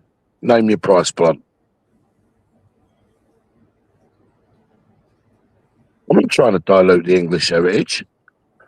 I've used that example many times where you've got a glass of orange concentrate, which is your country, your, indigenous, being diluted with water to make the perfect drink. But when you over dilute it with too much immigration, you ruin the drink. I'm aware of that. So I've never ever tried to dilute. And the English tried to dilute the Britons. There you go. You won't go because you said you are Zippo. But you don't know my... Look, do you want me to explain it to you, right? If you've got more than 77%, right, indigenous to the lands of Britain and Ireland with your DNA, right, then you can stake more of a claim than me. But that's what I've got, 77%. Right? That's 27% English, 50% combination of Scots-Irish. 77%. You come back, my friend, and beat that, right? Name your price and I'll pay you.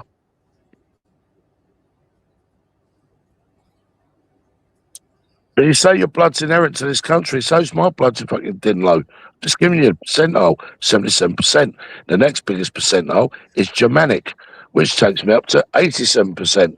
And then the 13% is made up of Indian, Persian, Italian. And I believe the Caucasus is in there as well. There you go. That's my DNA. So you showed me that your blood is inherent to this country. Don't get your DNA done. I'll laugh my bollocks off when it shows you've got Irish and Scots in there. And I'll say so much for your fucking Englishness. And you telling everyone how you're white English when really you're just white, but you're British. Oh, I was born in England, so I'm English. Oh, well, hang on. But you can't be African and be born in England and be English, can you? But because you're white and you're born in England, that gives you automatic right. Can you see how stupid your fucking reasoning sounds? So let's go back to North America, Blunt. So they invaded a country that was indigenous to the Native Americans. They were the indigenous, the Red Indians. So should the Americans be there? They shouldn't be there, should they? Go by your logic. I bet you're on... Oh, hello, Gringo. Oh, you got 100% THC. I like that kind of percentage. Right, Blunt, keep saying the same thing. No African in England could be English. Right. So, let's go with this one. Any American? Can they be American? Like you're saying, Africans can't be American because they're in America. The Americans shouldn't be there, should they? Native Americans, Red Indians, it's their land. They're the indigenous. Where are you on that one then, Blunt? What about the Aboriginal tribes? Yeah, Australia. Yeah. Then you got the Maoris. Yeah, New Zealand. Yeah. And they're the minorities. They're Right. the ones losing all their rights. Exactly.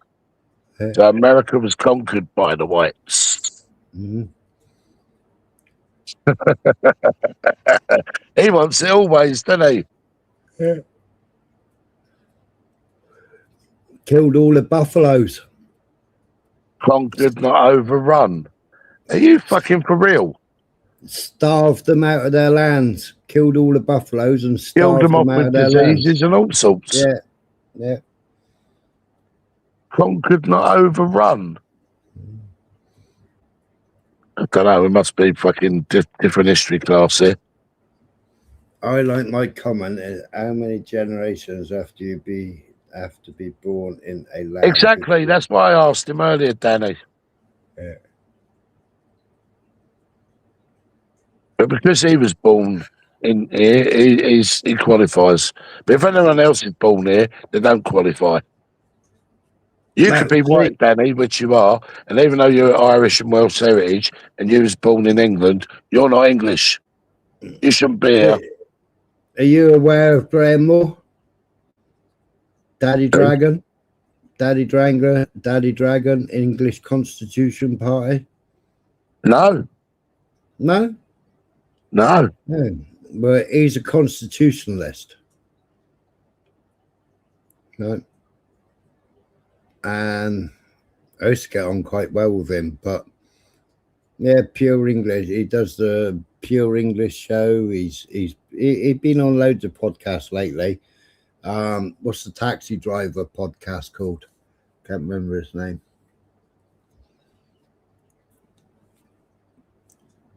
But I used to have the same argument with him.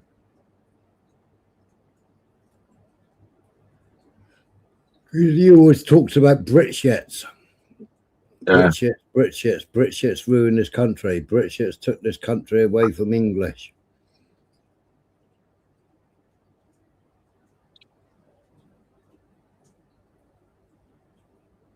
So, am I protecting the ethnic minorities at this point? So, Danny Hood's an ethnic minority now. Beth's an ethnic minority. Andy's an ethnic minority. Robert Lee's an ethnic minority. Well, Steve is because his grandmother was half black, by his own admission. All eyes on you. Good morning. Have you got anything apart from English in you? Maybe a bit of Irish, Scots, or Welsh. If you have, you don't qualify to live in England. Not according to Blunt. You got to be 100% white, authentic English. Until you can prove that, you're not allowed to reside. Eh? No, I said hello to all eyes. Celt, yes. Defend the white people, Dave. Whites are an ethnic minority. You are becoming very much, the white people are becoming very much a minority. In our country, I was going to say your country then, but in our country, whites are not exactly a minority. But judging on the birth rates of other groups compared to white people. Blunt, have you got good swimmers? Let's not forget that, right? So, because I don't look white, Blunt, doesn't mean I haven't got white in me. My father was white. Okay? That makes me half white. Hey, I seen him do a camera slip the other day, Blunt, and he had the weirdest fucking suntan on his arms I ever did. I mean, I was expecting only one trucker's arm suntan. He wears some weird fucking long length fucking t-shirts, I tell you. Yeah. You must roll your t-shirt, roll your shirt up past your elbow, and just from the elbow, or like midway down from just above the elbow down, is fucking tan. I'm ashamed of my brownness. I cover up my brownness with white long sleeve tops to make me look white. That's all you ask. Defend it. How many times have I fucking defended it, Blunt, for fuck's sake? See? But the difference is, if I was milk bottle white like you claim that you are, I would be inclusive of all colours. I'll tell you why. Because in order for me and you and everybody else who cares about this country to get their country back, that has proper housing, proper schools, proper roads, proper transportation, proper hospitals, proper everything, right? It doesn't matter about being exclusively white and English. It just means, are you British? Are you patriotic? Fine. You assimilate, integrate? Yeah, fine. Lived here for countless generations, paid into the pot? Fine. But I couldn't care less if you're black, you're brown, you're yellow, you're red, you're pink, green, blue. I don't care, or even white. But if you're going to start going down the road of, well, only white and English should be living in England. So what are you going to do next? Dissect Scotland and say, right, if you're white and Scottish, north of the border, please, over Adrian's Wall, thank you very much. What are you going to do to the Welsh? Tell them to fucking swim across the Severn River and go back to Wales? They voted that guy in, didn't they? Hamza. Yeah. They voted him in and he went, Parliament's too fucking white. Too white. There you go. Schools are too white. What are you going to do with the Northern Irish? I'm on a ferry? Councils are too white. Now look at it. Now look at it. Fucking 3 days ago, you had a fucking guy tape fucking 2 blades to his hands, and at 8:30 in the morning, wanted to break into a fucking nursery school and fucking do some stabby. Crazy, Smiler. Crazy. Yeah. So, do your cheeks turn red when you're embarrassed, or do your cheeks turn red when you're angry? You've been scolded. I reckon he might be about 22. I think he's a pup.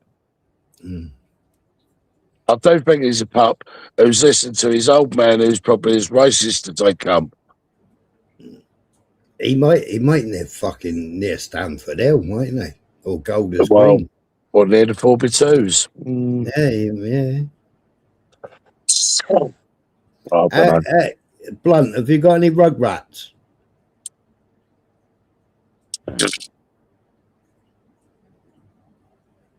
Sorry, Bruce. Good morning, by the way. Oh, he's got an English flag, so Bruce must be English and he must be white. You qualify, Bruce? No, that ain't English flag. That's fucking Palestinian flag. He qualifies. Well, you're not going to give us any information, are you, Blunt? Because you're a bit shook about giving your age. So, of course, we're going to guess or assume or whatever you want to call it. Have you got any Rugrats, Blunt? That's all I asked. Have you got any Rugrats? If not, why not? Why ain't you fucking trying to outbreed all these fucking immigrants? I've done my bit for my country. I've got eight of them, Blunt. Yours are no good. Oh, Dave. yeah, because they're not white and they're not English. Sorry. Fuck. No And good. I've got 10 grandchildren as well, Blunt. But hey, how about that? I'm white. I love white people. I want the best of white people. Well, I love white because my dad was white. I also love brown because my mum was brown. But I also love black because my friends are black. There you go. I love all colours, mate. They do indeed, don't they? So have you got any Rugrats, Blunt?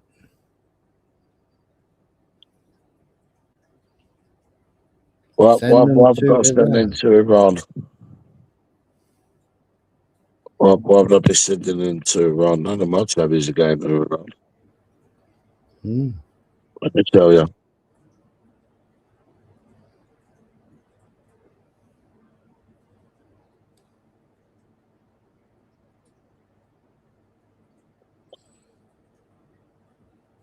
Have you got any kids, Blunt?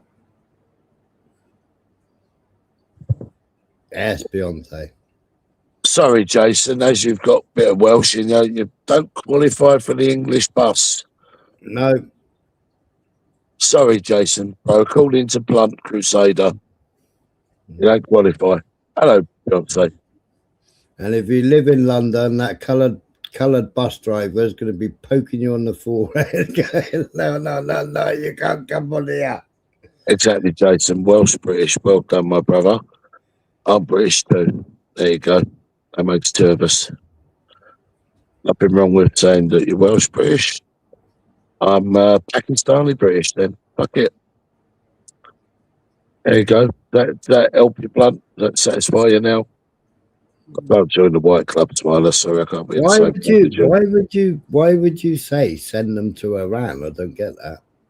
Well, I do. I think because he thinks he's being clever there with a little racist fucking little dig there, but it don't work really.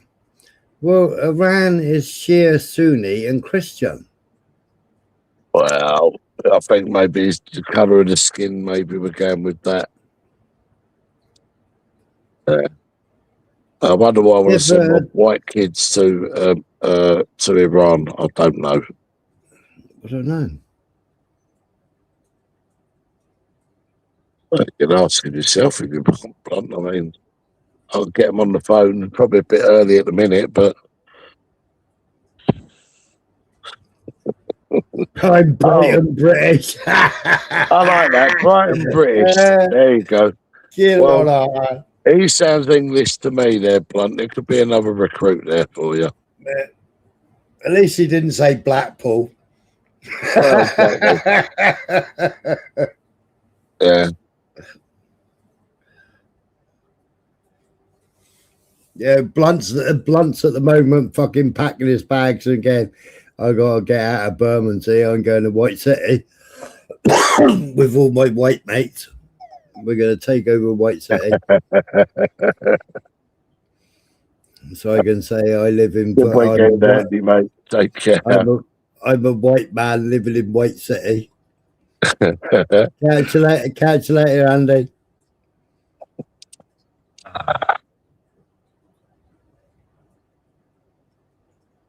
Oh, that's a good one.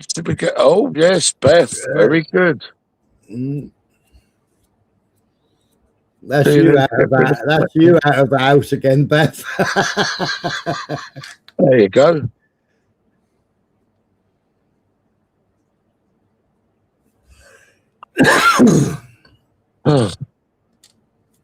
Wow, look what they're doing to Spitalfields are. Spitalfield Market. Fucking disgusting, man. Yeah.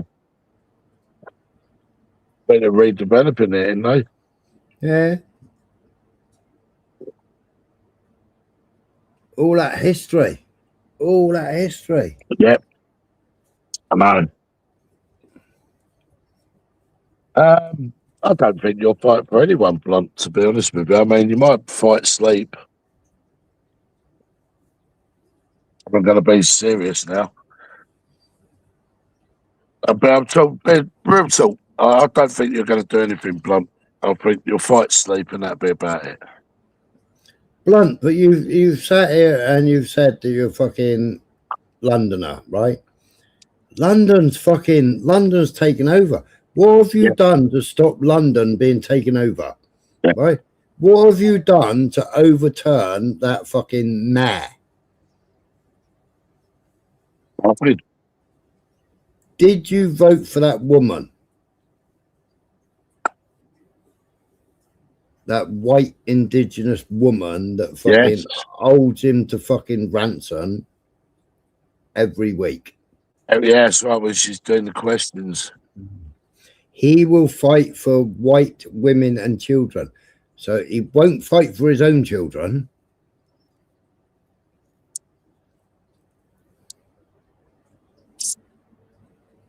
Yeah. I'll fight for white women and children. I think he's listened too much to Dad. Who's Mr. BB in here? Yeah. Excuse me. Oh, Danny, are you coming in here as Mr. Are you Mr. BB, Danny? Oh dear, Danny. Oh dear. Danny heard. Oh dear. We don't like dog. We don't like people who threaten dogs. Oh, did he threaten dogs? Yeah, he threatened Michelle C's dogs, didn't he? He was going to throw meat over a fence. Oh, yeah, he did actually. Yeah, so I forgot about that. Sorry, Michelle.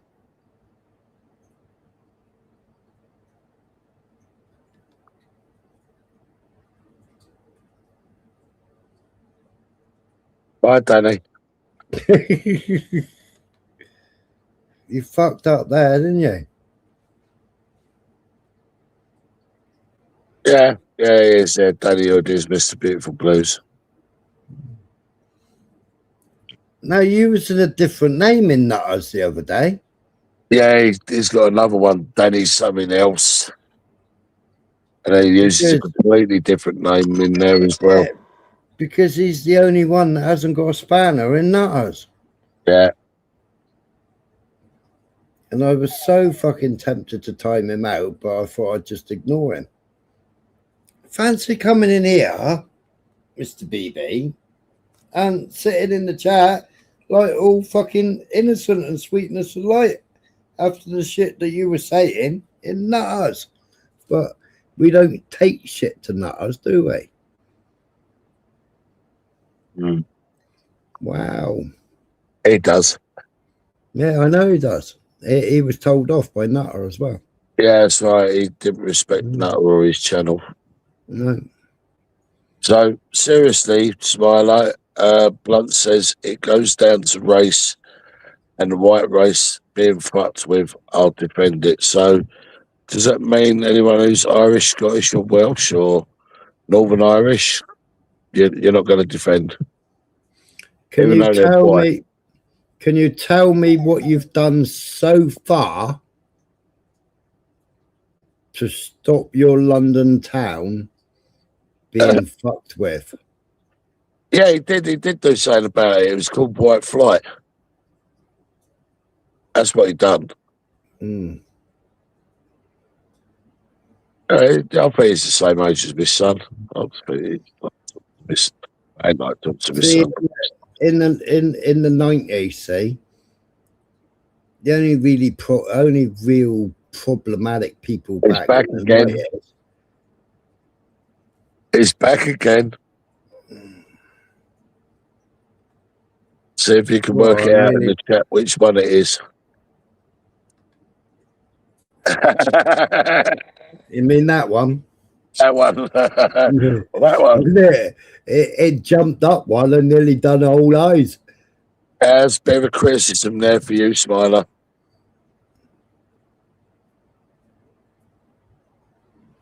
Telling people about the Jews and what they're doing. That's all I've done.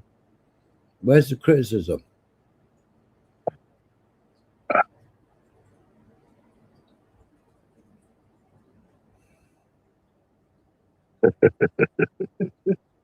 Where's the criticism?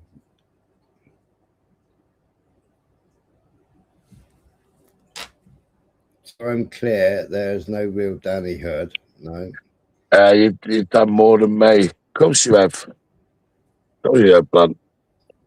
Well done. I'll give you a pat on the back. Well done, mate. You've done more than me. I'm still living in London. Where are you, Blunt? Kent? Moved out of Kent.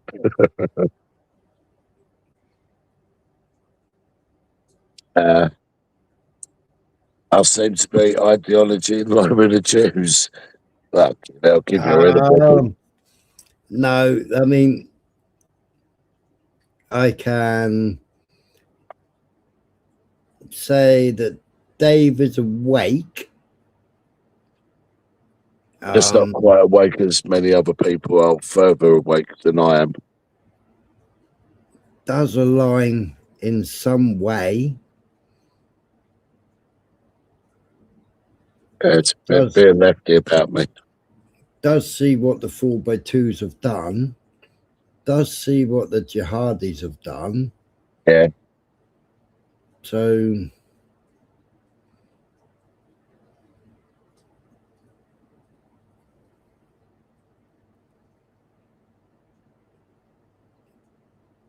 does call out the grooming gangs. Doesn't follow Tommy Robinson.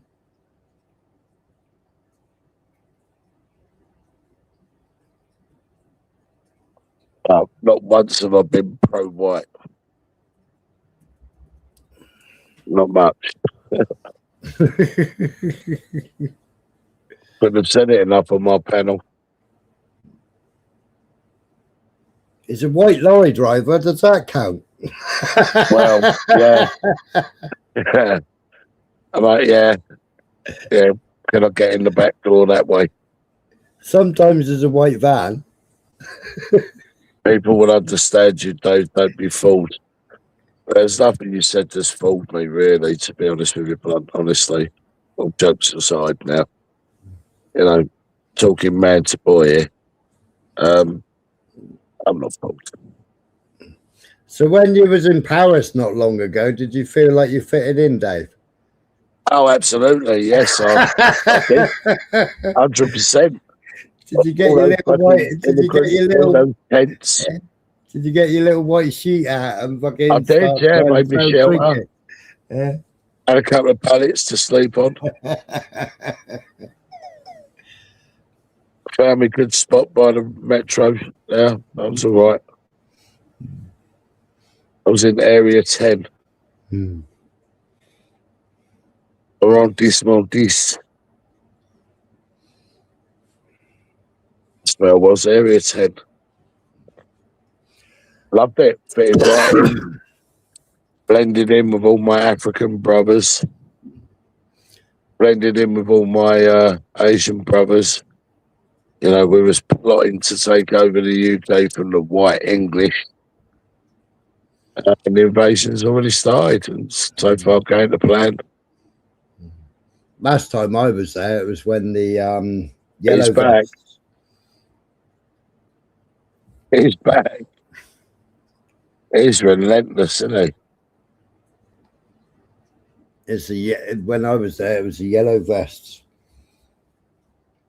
Oh, yeah. That was at the time before. At the time before, everything was all night. There was quite a lot of sellers. Jean,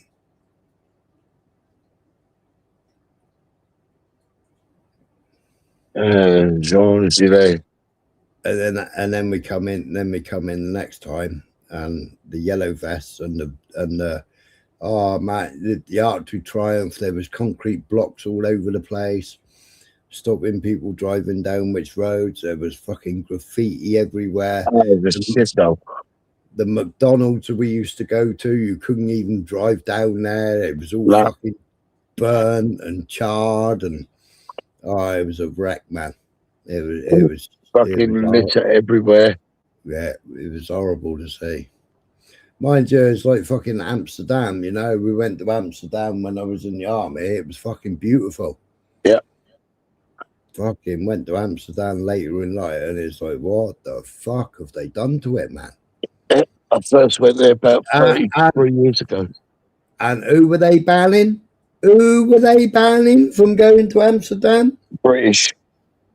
English. Yeah, English. That's right. Yeah, they weren't allowed to fucking go in the cafes. No coffee shops. Yeah. Yeah.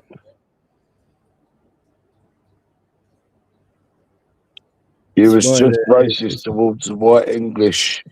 That's okay. How was I racist towards the white English? God's sake. No, that was Amsterdam. Amsterdam was racist. Yeah, not me. I never said you could go to a coffee shop.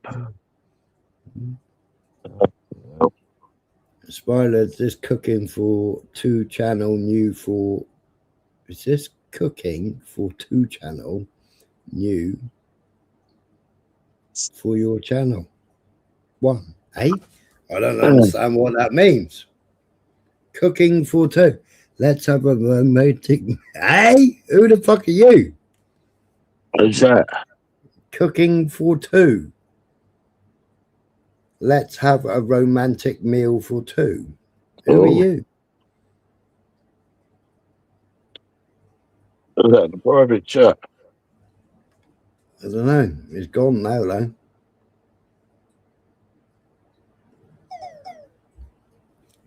Looked like his avatar was holding his cock. Because you're not white. Is that meant to hurt me, Blunt? Because I'm not white. I've got to be hurt by that. Eyes white.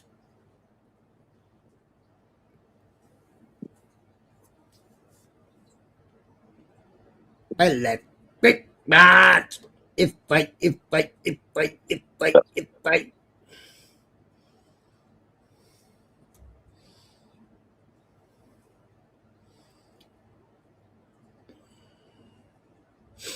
See, he must be quite young because he ain't got no rugrats yet.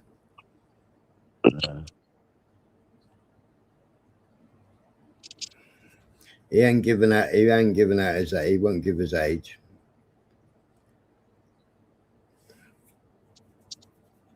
Danny, see what you're doing, Mr. BB, is you're fucking ruining it for anybody that might come in here now called Danny. Yes, I have, Beth. I've been telling everyone I'm whiter than white, but apparently I'm not. Yeah. He ain't fucking whiter than white, Beth. He ain't fucking squeaky clean. I know that much. No, far from it. No, fuck me, man. Far from it.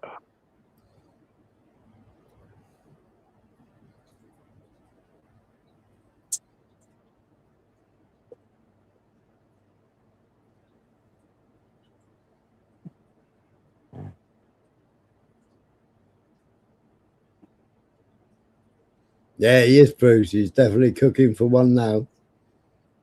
Yeah. Yeah, see, Beth, I'm going round in my shorts and my flip-flops. But my bloody legs.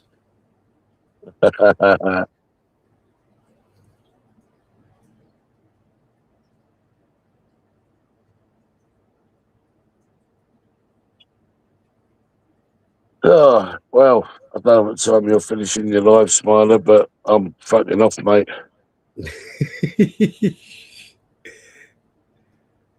Wow. Danny skid marks. That's another one.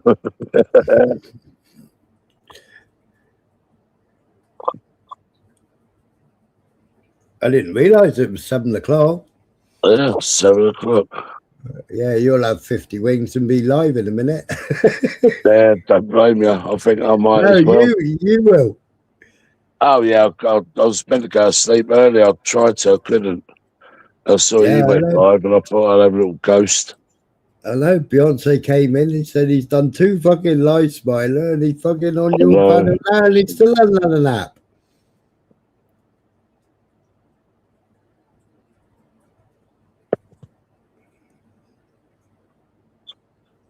I'll say thank you, Smiler, for having us up on your panel, mate. No, Thank you to everyone in the chat. No hard feelings, blunt. And I'll go and see you in English. And Beyonce, thanks once again, and apologies for earlier on. And I just hope my mate gets to see that as well.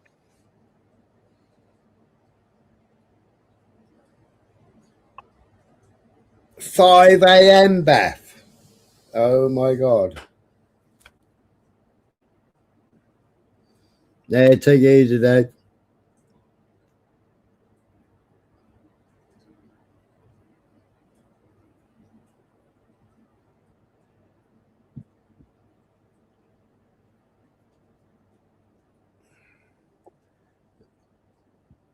Did you want me to kick you, Dave? Oh, I'm off. I'm off. I thought you'd I'm missed the part. just contemplating like Jerry Springer there and final thoughts. It doesn't matter if you're white. It doesn't matter if you're English. Well, we did get a comment. I love the fact that you retards are trying to work out the age of someone on their beliefs. I know. On their beliefs? Yeah. Or on their beliefs. Well, maybe go home and think about it. Blunt's gonna have a white riot, a white riot.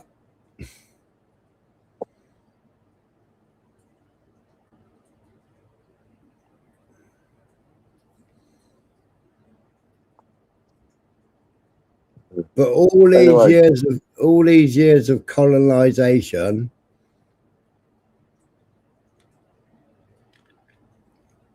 being overrun, the only thing you've tried to do is educate people about small hats.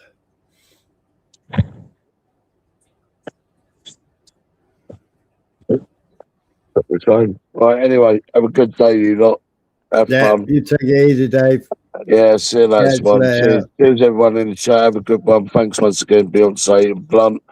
No hard feelings. You're old dick. Ta-ra. It's been a laugh.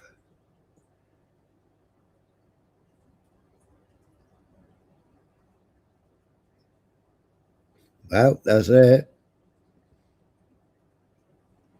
We did, apparently.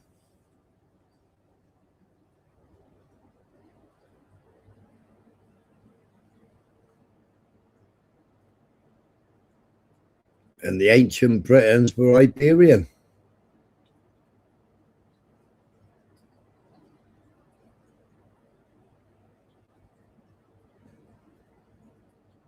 So if you're a true Englishman, Blunt, that means you've got Spanish blood in you.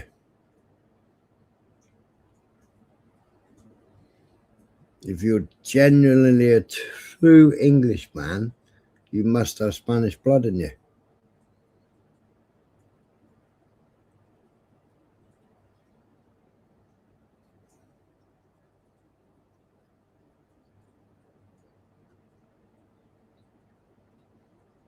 What do you reckon?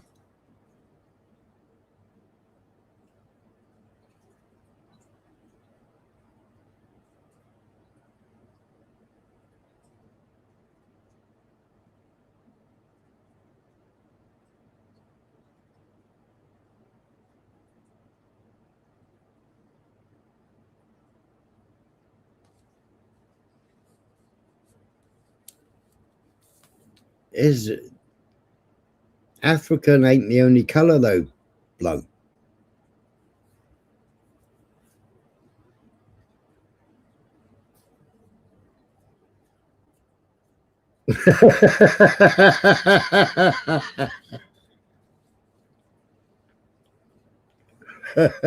Beyonce.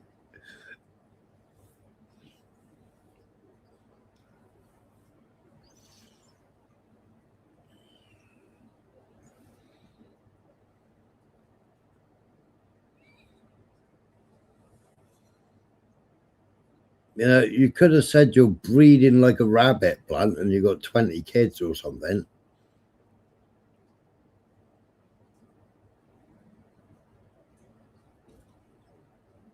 To preserve your white race.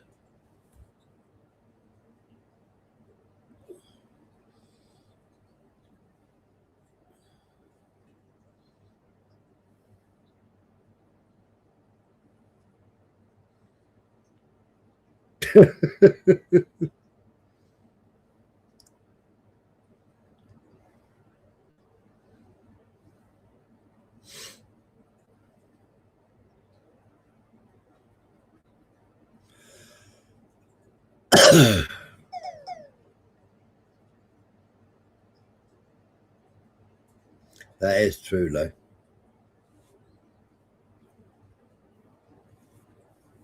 They couldn't build two-story mud huts.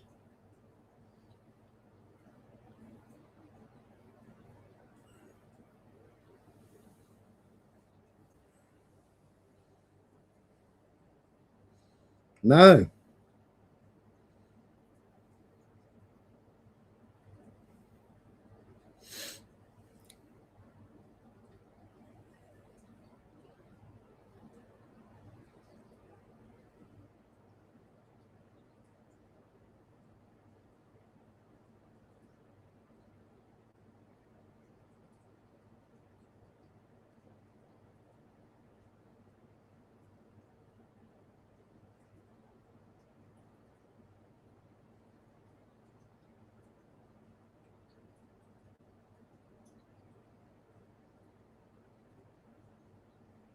My blood was here before Christianity.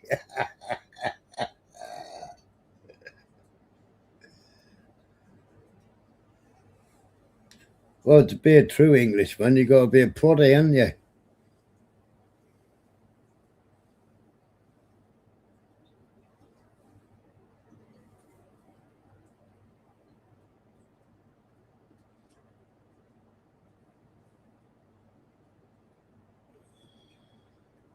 Who's your royal family, Blunt? That was a question earlier.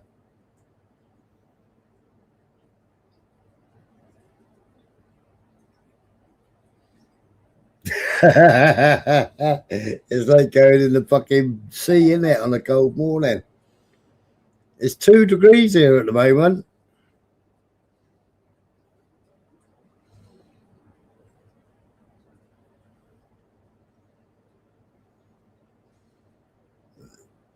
He came from Germany.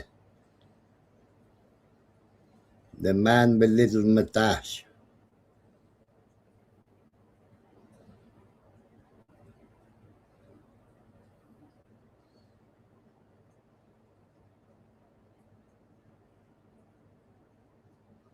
-3. Slow down, it might warm up.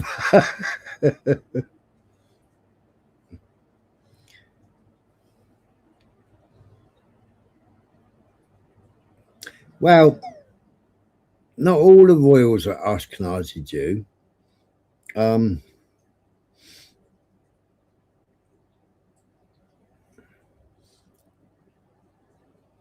Some of them have got Rothschild's blood. We can all see the resemblance. One of them's got Hewitt blood. And a couple of them might have Epstein blood.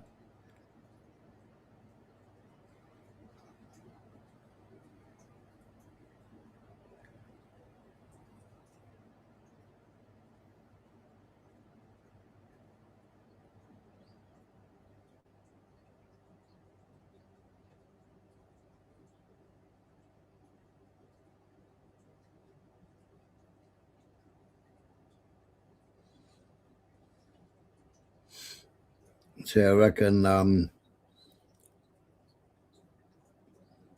Eugene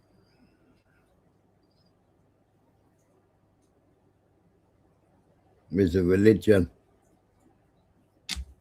I reckon Eugene was called Eugene because Epstein was doing eugenics, but then Churchill loved his eugenics as well. Hitler loved his eugenics.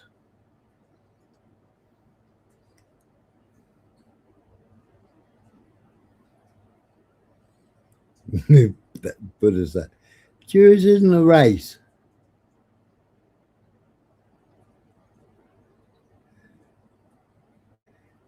Jim and Barbara Royal are English. I reckon Eugene, I reckon she's called Eugene because of the eugenics. Epstein's eugenic program.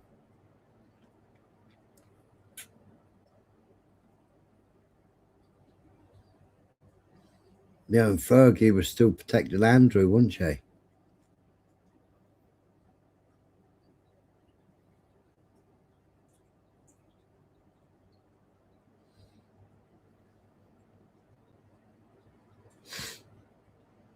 No, it's a family. It's Judah, wasn't it?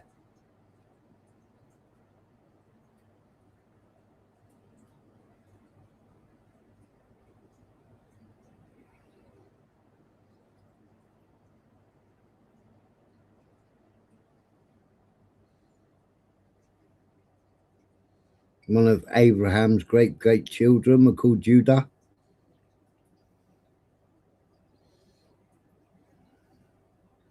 Yeah, I know. It's like eyes wide shut, isn't it? And I reckon that's what happened with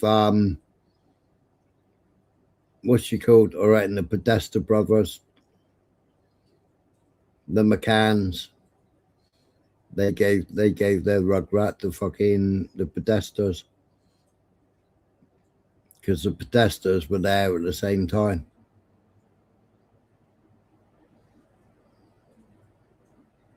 Tell Dave I love it. He said he loved you as well.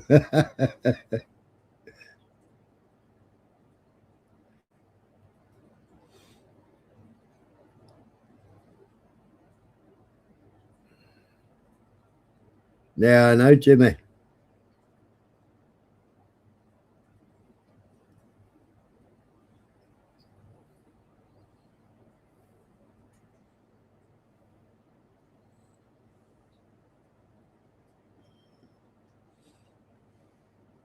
Anyway, you retrobate, so I'm going to go to bed. I'm going to have a cup of coffee and I'm going to go have a nap.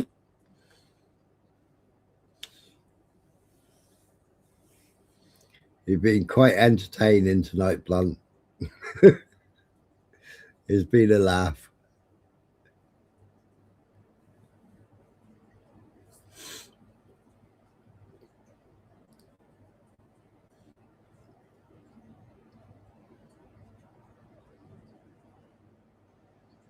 All right, take it easy, Beyonce.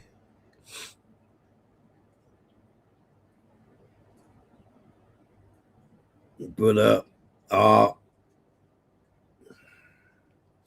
probably see you in another chat later on, Blunt.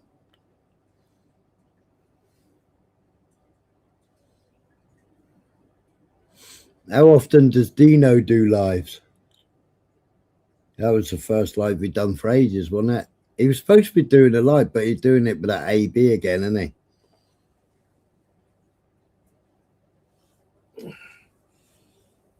You know, they're another one a bit like Paul Fort, weren't they?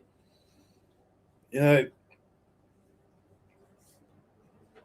all expats living in different countries trying to decide what's going to happen in this country.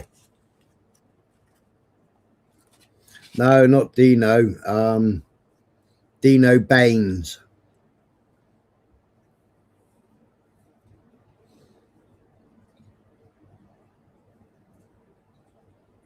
But they're like Paul, it's like Paul Fort, Danny Tomo, Tommy Rubenstein.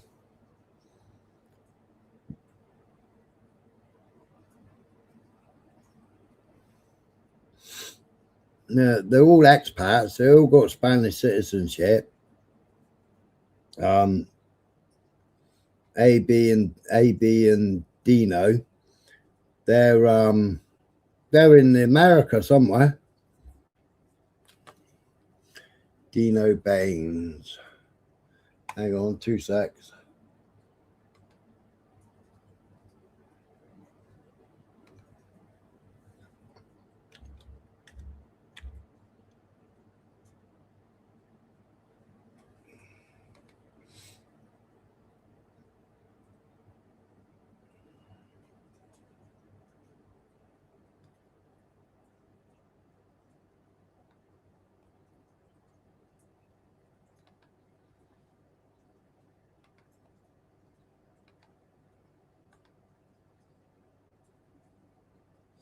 Oh, that didn't work, did it?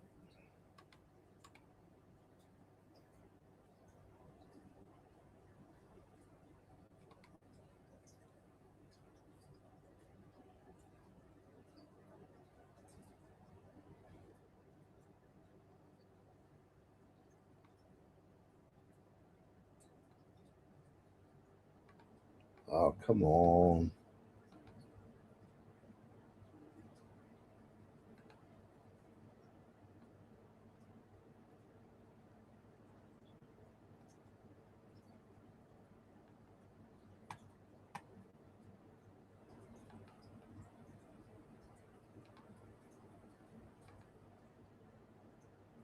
Yeah, Angry Bootneck, yeah. You reckon?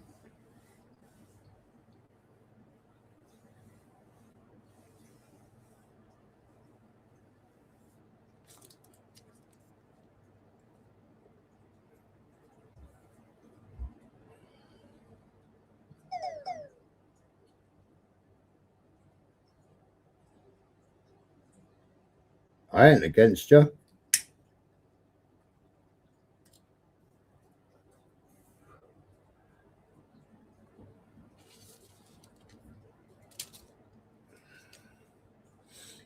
But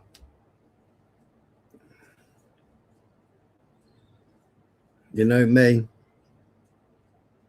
I call it out, all that. Doesn't matter whether you're white, you're black, Islam, or you're Jewish. I haven't started on the Sikhs and Hindus and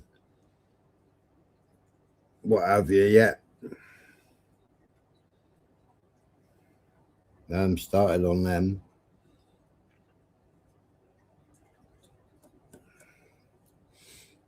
Well, I did start scratching the surface the other day when I was playing the Scientology cult.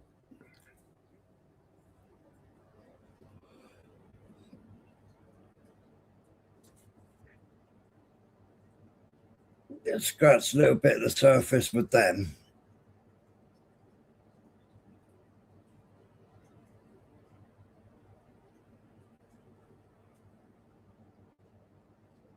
No, exactly.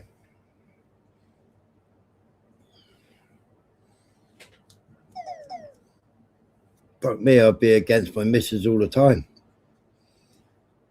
I disagree with her most times. or she disagrees with me. I don't know which way round it is. I just go,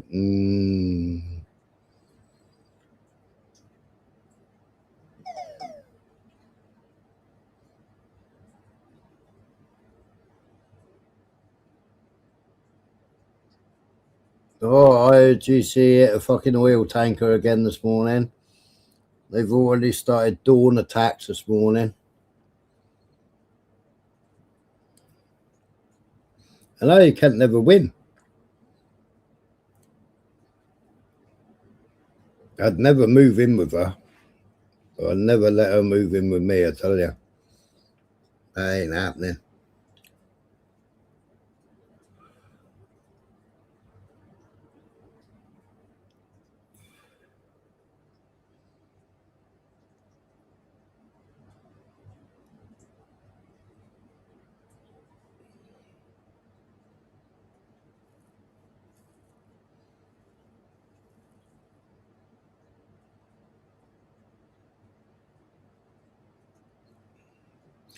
But Blunt,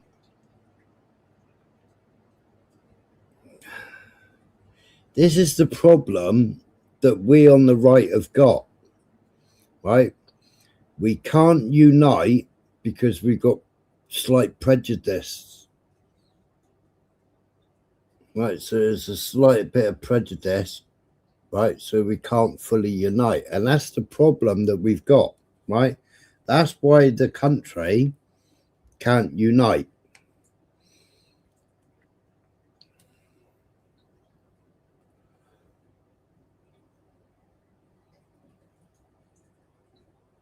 Oh, Dubai flights cancelled again, are they?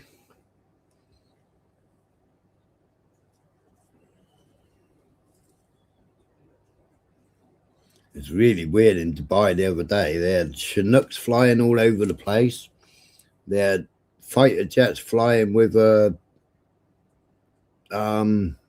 C-130.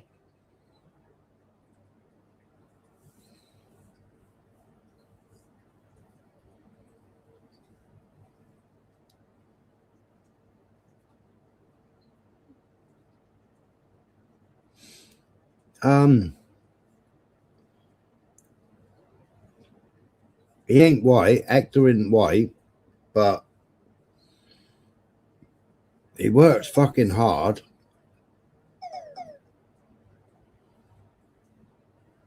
His father to quite a few kids, isn't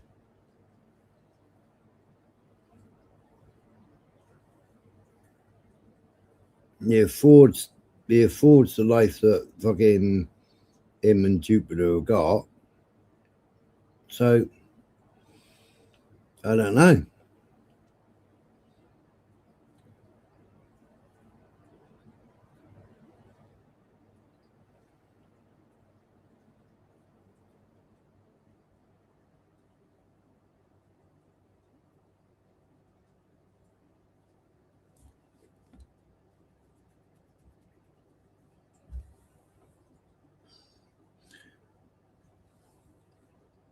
Oi. We should only care about our own is all I'm saying. Well, they say charity begins at home. But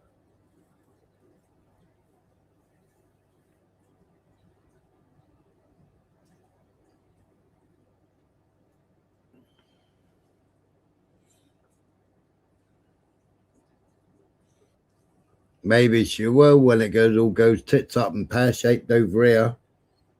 Perfect. Oh, yeah, Plaffica. Tits up and pear-faced, is it? What's going on? Well, now you're up. You can chat to Here the to chat. spread the good news. Carry down and cross. Is that a Protestant cross? No, I mean, oh, dude, no, I mean, dude, it's just a cross. Don't be like that. It should be not a symbol of the Christ's redemption because he is the living God. Amen. No, But if you pray to that, if you're like, it can become a sword because you can like take it to like events and go, no, man, it's a sword, bro. Look, chew, pew, pew, pew, pew, pew. I'm a lightsaber. But if you pray to that, then you're an idolatrist. don't pray to anything but don't be like, no, see, sir, you are fucking always wrong with this because you want to have something that is, what is it? They call it dogmatic to what it is. To be I mean, don't you love that song, Your Own Personal Jesus? Good song. It's true. Never heard it. Are you kidding me? No. You're fucking kidding me. Your Own Personal Jesus. You've never heard that song? No. Oh my God, really? Your own? Really? Right, you hold the panel while I go to the toilet. Okay, sure. I'm gonna play that just to make it make sense. There it is. There it is. There's it. Depeche Mode, yeah, that's the one. He's coughing there, isn't he? Hello. Hey. Hello.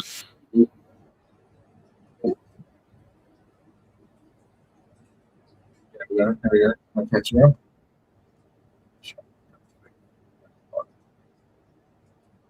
Fucking great song, isn't it? Oh, Jesus. Oh, shit.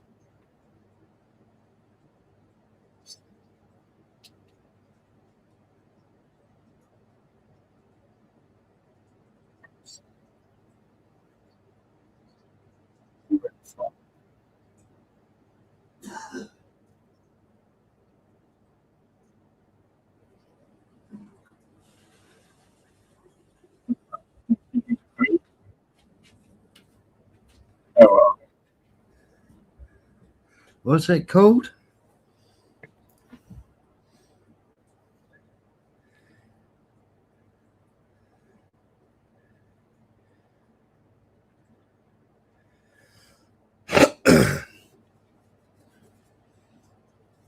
Out Strictly. Yep, still going strong. Yeah, Hector's cool.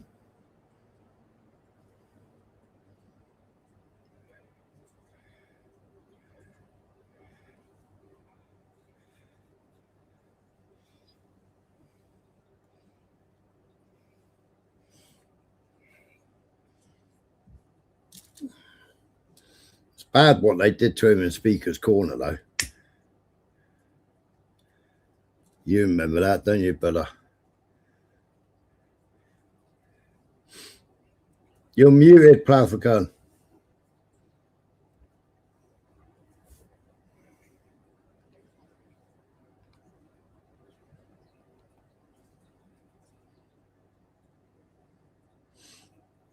No, you're still muted, Ploughicon.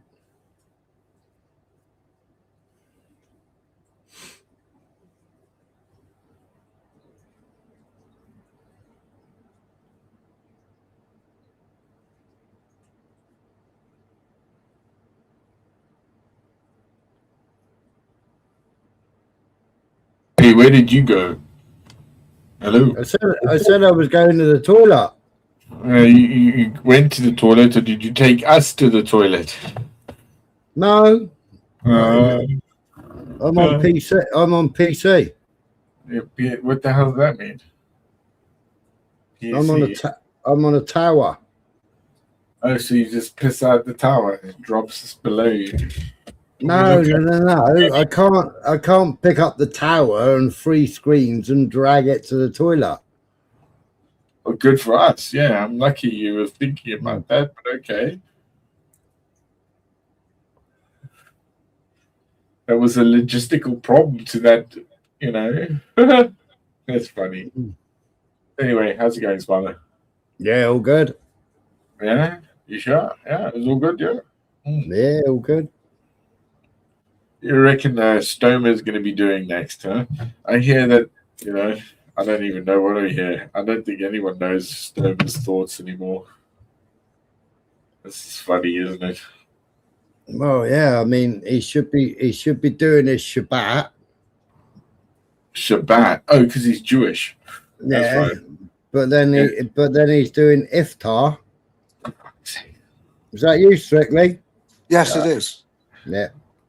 What's happening there about Plastic African? Hey, how's it going? Good yourself? Yeah. I was, Groovy. yeah, I was curious. I know what pretty much how what Smiler thinks about what's going on in Iran. I was curious as to Yeah. what you think. Oh, I like that. Well, I think there's an engagement with China as well. You know, it's breaking down some fundamentals that has happened because of the war with Europe. Let's say that. So there's an engagement here that's going to break a few things. To go like, who's your alliance and where do you want to lie? Yeah, I like it.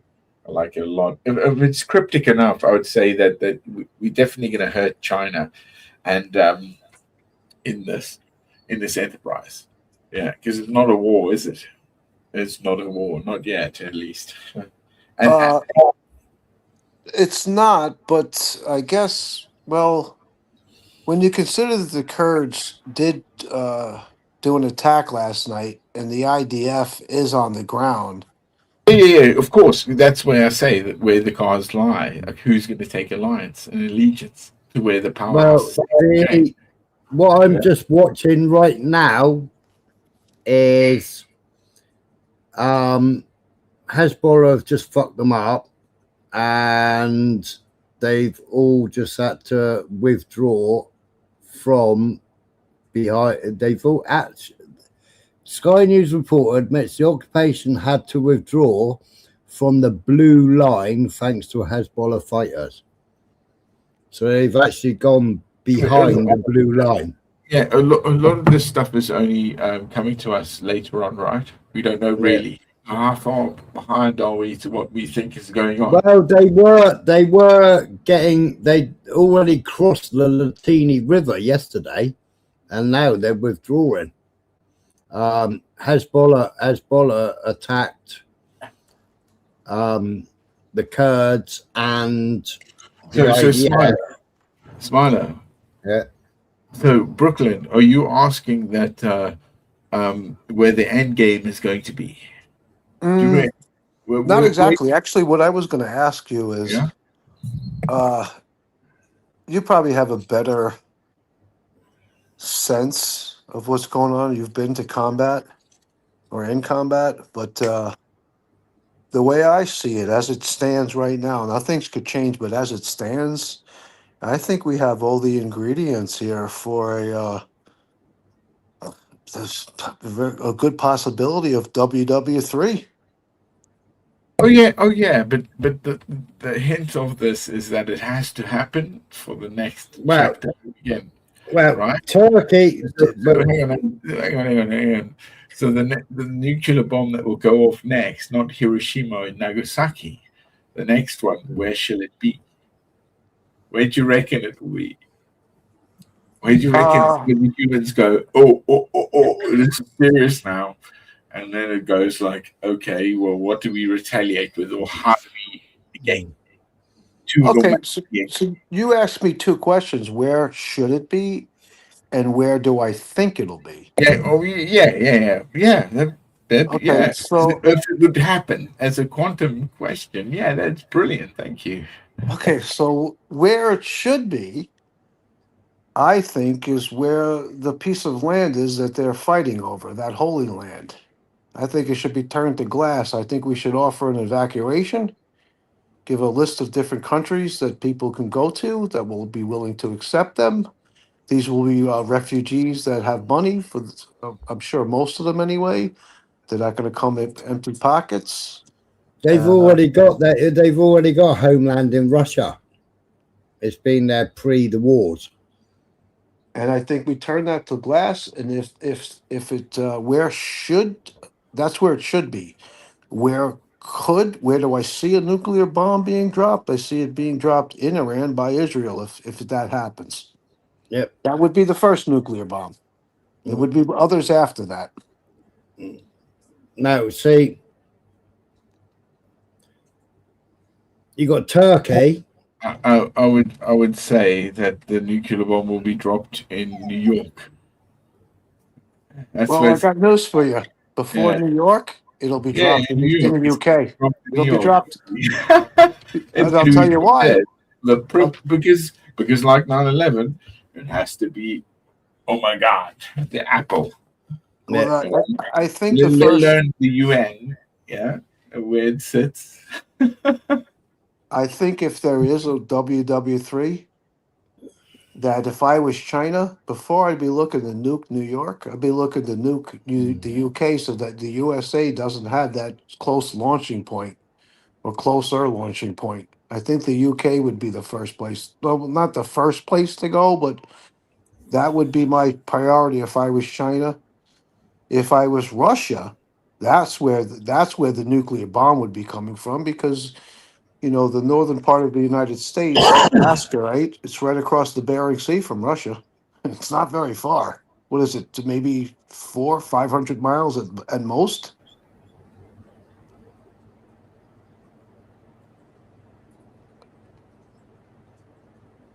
Did I lose the audio? No, No. I'm here. That's all good. I'm just thinking of why you said like the Britain thing would probably fall down into if you want to close down an empire and make a new chapter, right? Well, Because maybe like you say with China, paper dragon, bro. China. Right. I tell you what I say, right? It won't be a nuclear bomb, right? Because, like Art said, they've got bigger bombs than nuclear bombs. Right? It probably will be in America because Trump is losing too much support. Right? When XF and Trump have to start reporting on how many Americans lost their lives in the last week, Trump will totally lose he'll lose all respect, he'll lose all support, right? Congress already don't support him. He only got through Congress on the skin of his teeth on this one, right?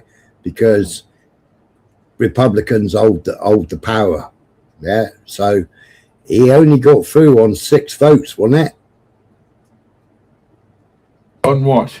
When they voted in Congress that basically Trump started an illegal war and he should have put it through Congress before he started this war. He didn't have to put it through Congress because it wasn't declared a war. It was declared an operation. Yeah. Now he has a deadline to where it becomes an engagement of war, doesn't he? Well, he's set his goals. He's set his goals from now until September. Fucking that long, Jesus Christ! That long, yeah. Here's one thing neither of you guys.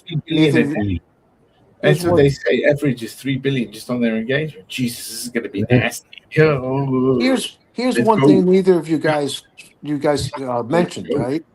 So let's say I'm China, right? And I decide I'm going to drop a nuclear bomb in the United States. First thing I'm going to do is I'm going to take out those nuclear silos located in states, I believe, like North Dakota, South Dakota, somewhere in that region. There's a bunch of nuclear silos.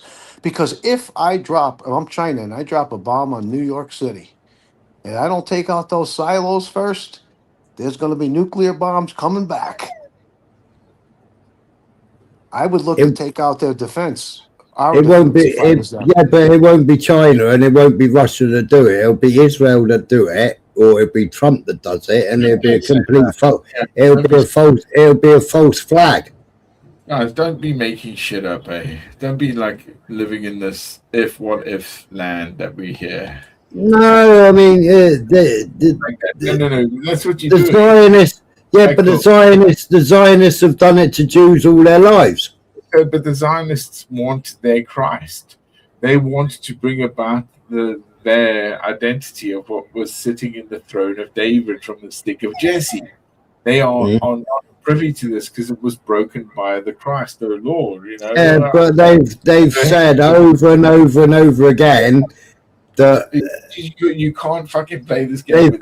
They've got to defeat Edom, and who do they call the Americans again?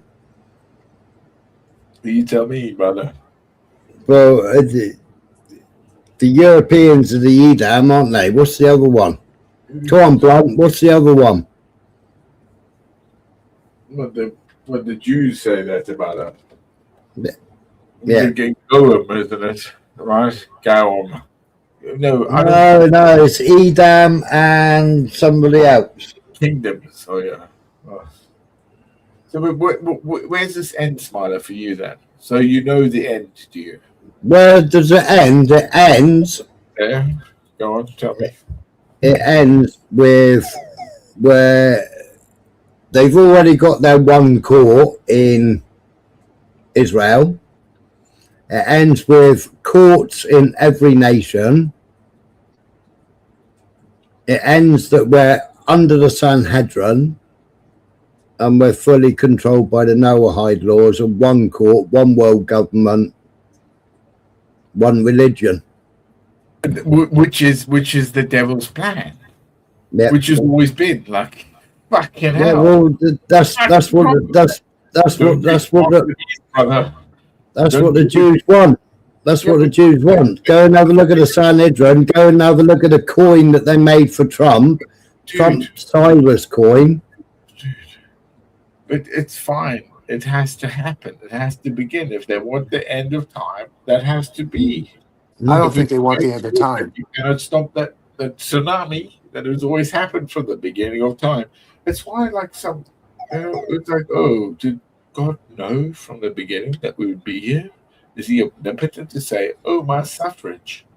You only got to go and read the letter that they sent, the Sanhedrin sent to Trump and sent to Putin. The Putin's never replied to his letter. Good day to die.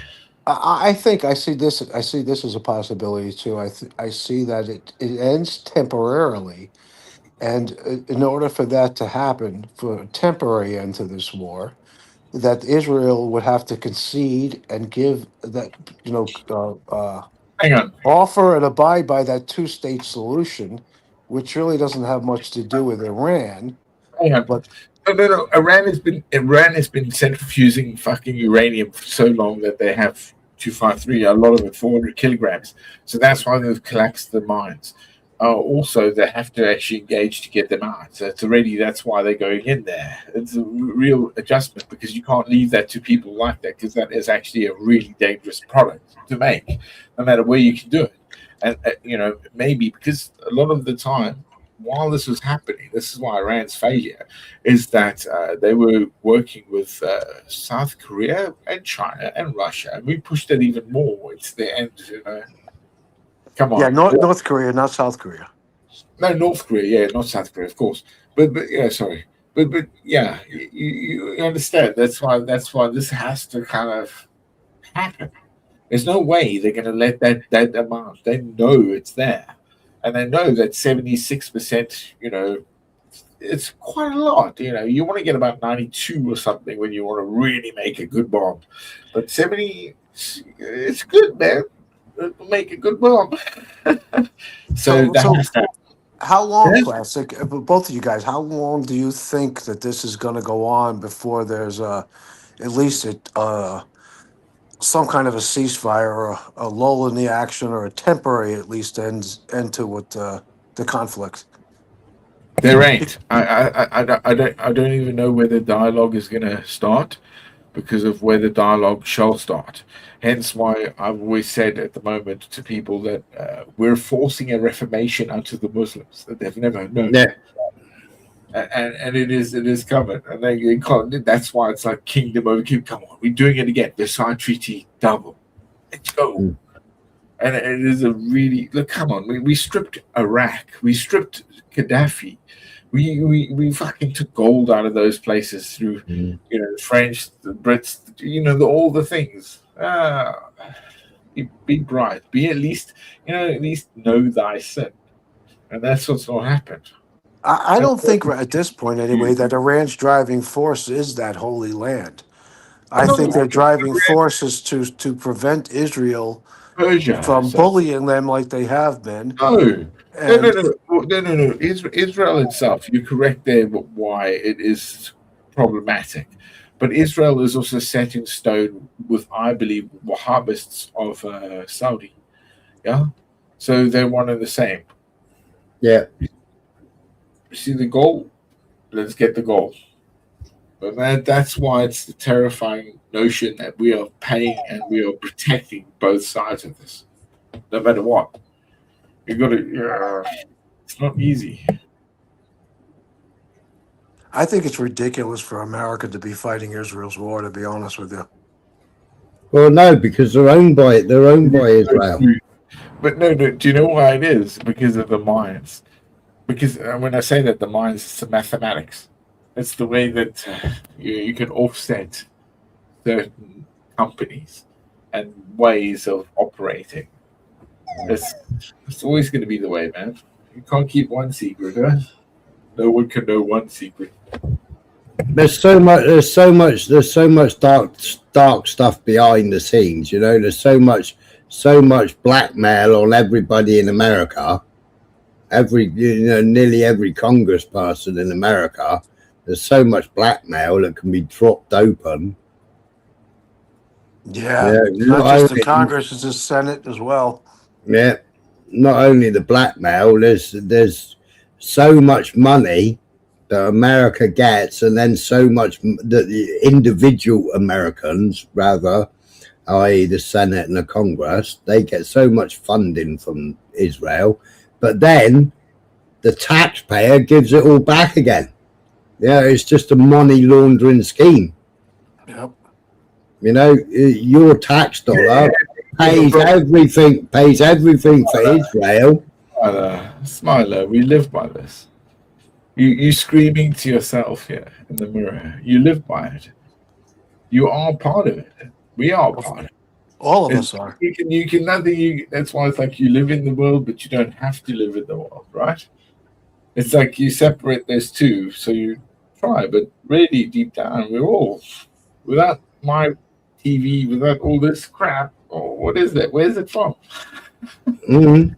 It doesn't matter. Like, generally it always leads up to the why this is happening, because of domination over it. And we've, as I say, as a Western Foundation, as Christians, we've forgotten that. Not just the suffrage of what Christendom is and what it was given to the world, Jew or Gentile. It was free. Remember the good word. We are all saved. We are all free to choose to have our own identities. Plastic African, if South Africa gets pulled into this and is in a position where they put boots on the ground, will you be called back? I'm not South African. I thought you were from South Africa. No, that's why it's called plastic. Thank you. You get it now. Yeah, I'm a British subject. I was born in Essex. Oh, I thought you were born in South Africa. No. Oh. 2 months. I went there 2 months, bro. My dad had a company there. I grew up there. I went to Botswana. I went to Namibia. Came back. So you served in the British Armed Forces then? Yes, sir. Oh, Yes. okay, I got you now. I got you. Amen. Yeah, that's why.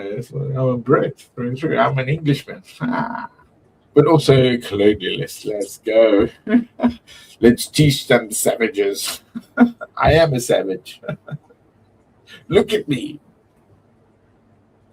So then would you be called back to serve in the British military? Just please don't do that. Please don't say it. I hope Well, they set up to 65 years old, didn't they? 65? 55. 55. No, 65.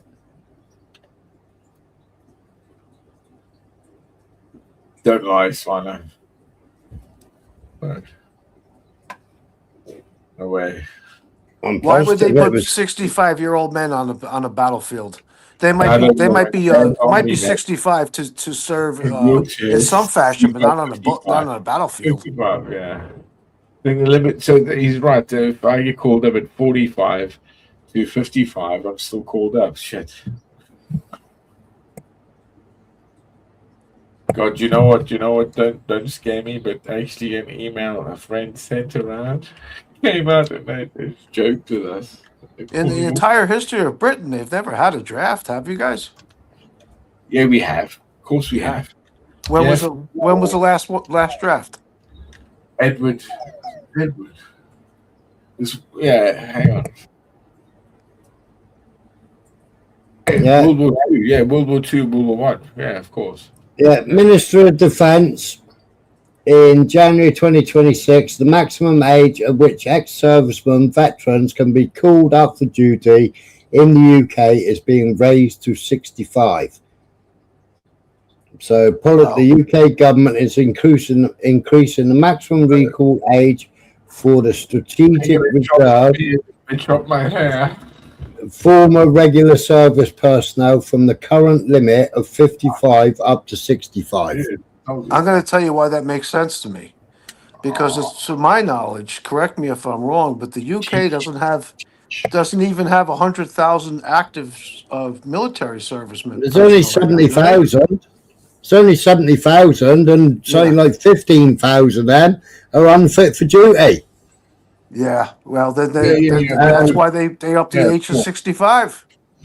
Yeah. And I think it was something like 5,000 shortage in rifles. 5,000 shortage in rifles, like the SA-80. Yep. They have a 5,000 negative. Yeah.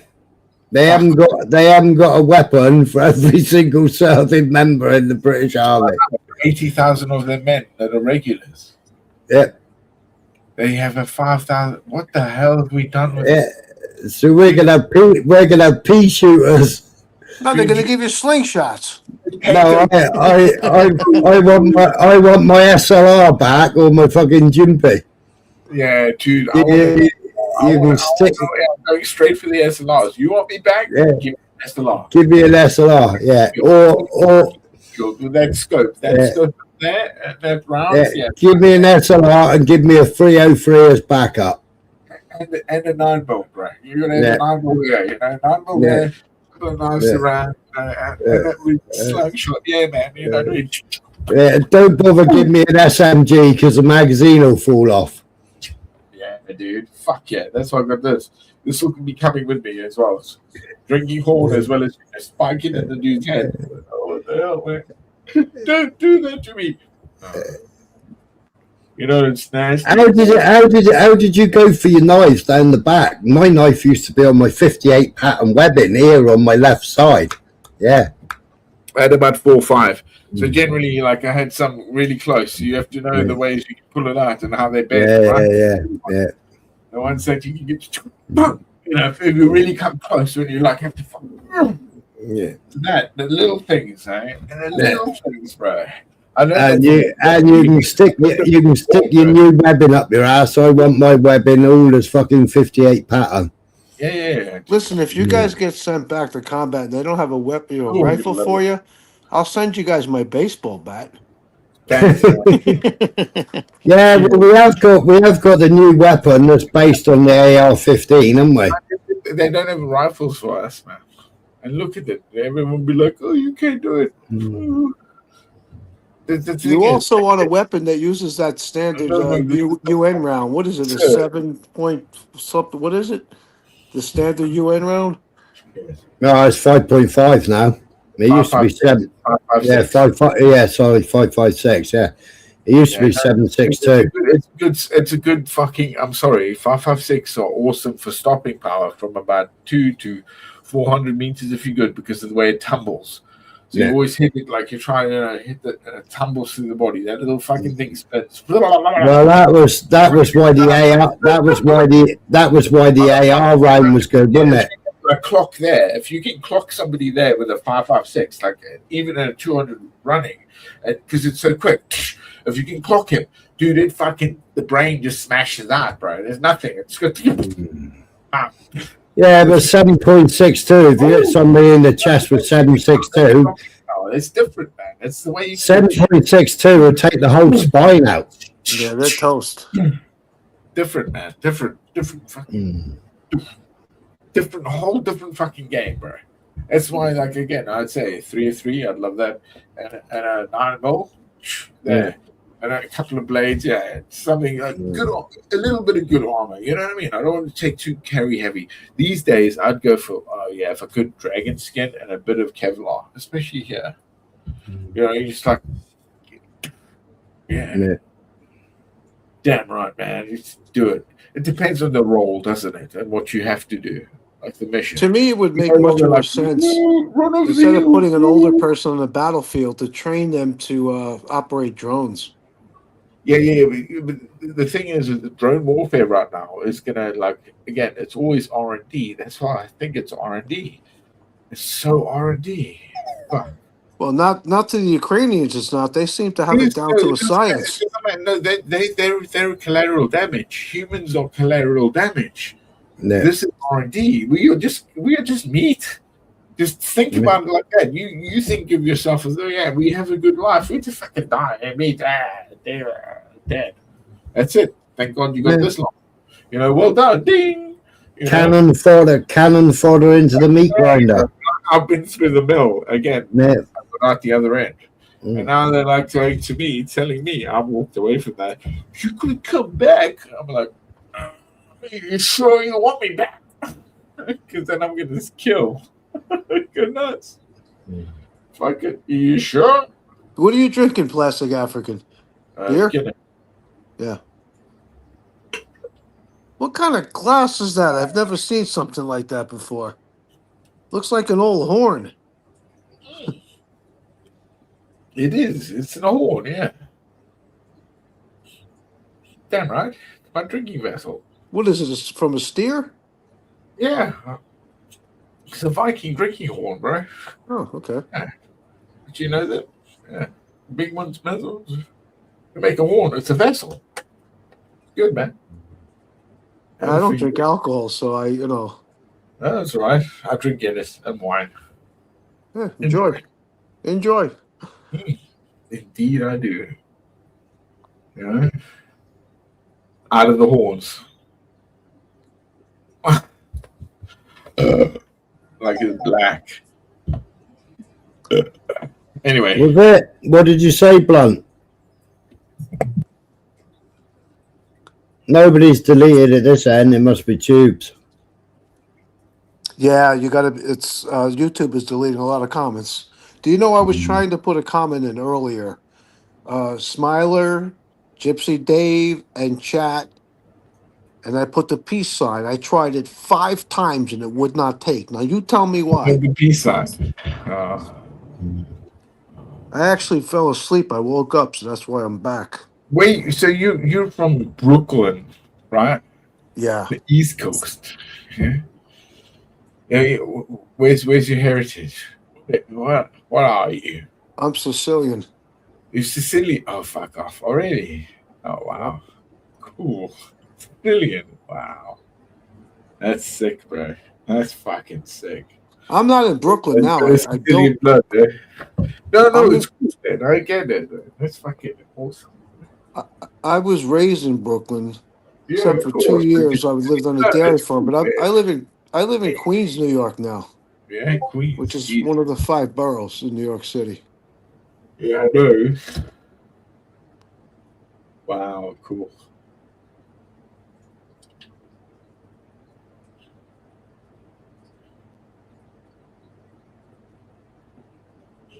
So I'm thinking about rocking up on a dinghy boat to New York and seeing if they'll pick me up and give me asylum. What do you reckon? On a dinghy? I think you're going to need a bigger boat. You're bigger boat than a dinghy. Yeah. But prior to you saying that, I was thinking about the film Gangs of New York. Don't get on a dinghy with that horn you're drinking out of. You're going to pop a hole with the end of that horn. Yeah. No, I have a cork in it by that time. I'll learn. That's okay. You know, a couple of guitars across as well. Make sure they know I'm not Christian. But no, it's only a drinking vessel, Guinness, because they're like, oh, Irish, yeah, it's cool. Just listen, make sure if you come over to New York City right now, make sure you don't have a tan because you'll get deported. Oh, yeah. No, I'm not going to. Come on. No, he'd be right on. He'd be right on. He'll go straight to Hollywood. He will. They'll have him. They'll have him in the movie. All he's got to do is bend his knees a little bit and shrink down a bit, and he'll be straight in the movies. I like it. Thanks, man. Good praise. Cheers, man. I like it. Awesome.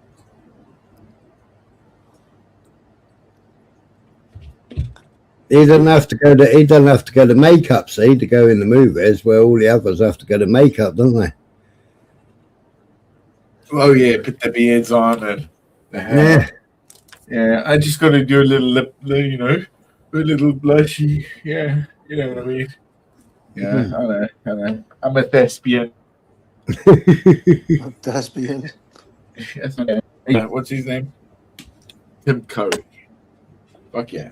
I thought you were going to say you identify as a flower. A flower? Oh my god. I like it. Do I do it that way? A flower? Or... Oh, hey, look at that! Hey, check that out, guys. Look at that forehead. I could be like, come on, guys, think about it. These days in Disney, I'm a princess. Where's that pointy black thing you have when you put it on? I told you look like the Grand Wizard from the KKK. He does. He knows what I'm talking about. He remembers African. No, I'm not doing it. The Grand Canyon, yeah. This is fucking terrible, man. That's not fair, bro. That's a Tico's, you gotta say. What strain you got there, Plastic? Huh? What strain you smoking? I don't know. I think it's dog or something shit. Is that the medical stuff or? Nah. Yeah. Buy the medical stuff. I don't know if it's strong. But I don't buy the medical stuff. No. I'm not going to go to a medicine man and go, oh, give me some free weed. No, fuck that shit. But yeah, Britain's like way behind that crap as well. Smiler knows. You still in Britain, Smiler, right? No, I'm in Cornwall. You're in Cornwall. God, I'm going to be down in Weymouth soon. Huh? Yeah, we grow it. We grow it down here in Cornwall, don't we? We grow it everywhere in England. Sorry. You guys got good weed over there. Cornwall is another country to him. He doesn't care about England. It's Cornwall. All the way. One of the far rightist nationalists. Actually, what's really strange, I was, for my birthday, guys, I was down in Gloucestershire. Yep. I ain't been there for years. And see a friend. And it changed so much. So I couldn't believe it. Like, Keir Starmer's fucking England. Worcestershire, is that where Worcestershire sauce comes from? No, that's Worcestershire. No, I'm kidding with you. Gloucestershire is just West Country. It's an incredible place, if you understand. Near Bristol. Yeah, no, come on, it's the home county, isn't it? We have a Bristol here in America, in Bristol, Yeah, of course Connecticut. you do. You have everything there. Bristol, Connecticut. All the names. Wahoo as well. That's why when you go to Australia, you get Billy Bong, yeah. We even have a place called New England. It's Oh, actually shit. not a place, it's a section of the country, which is just north of New York City. That's New England. Yeah, you got a place called Cornwall as well. I don't know what state that's in. I said morning that, didn't I? I'm sure I did.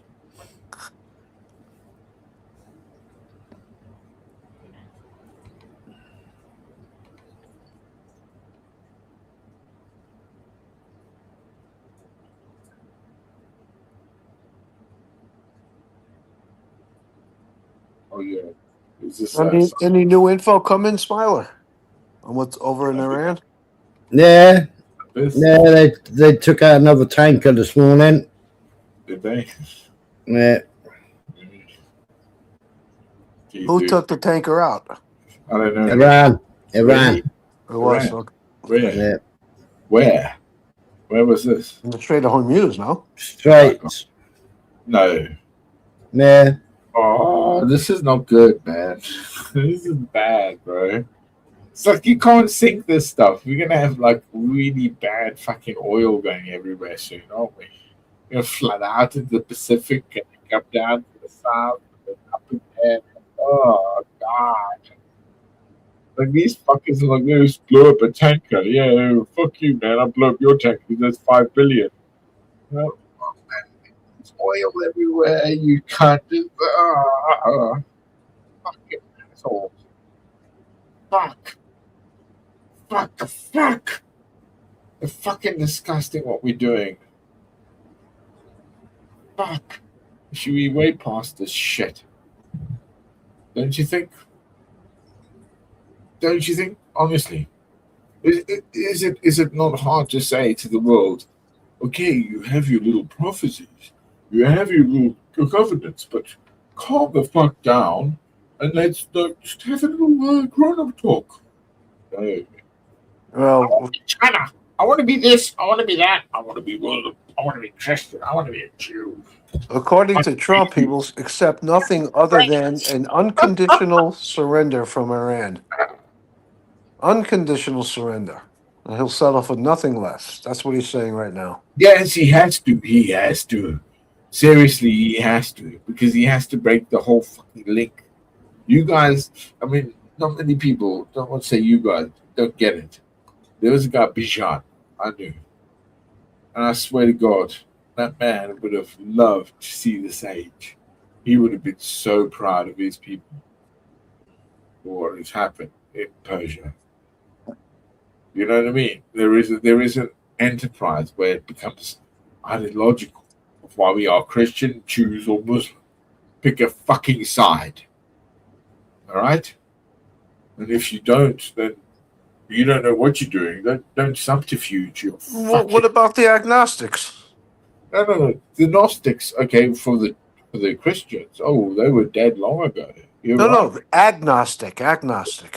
What for the Christians? Oh, what? No, agnostic.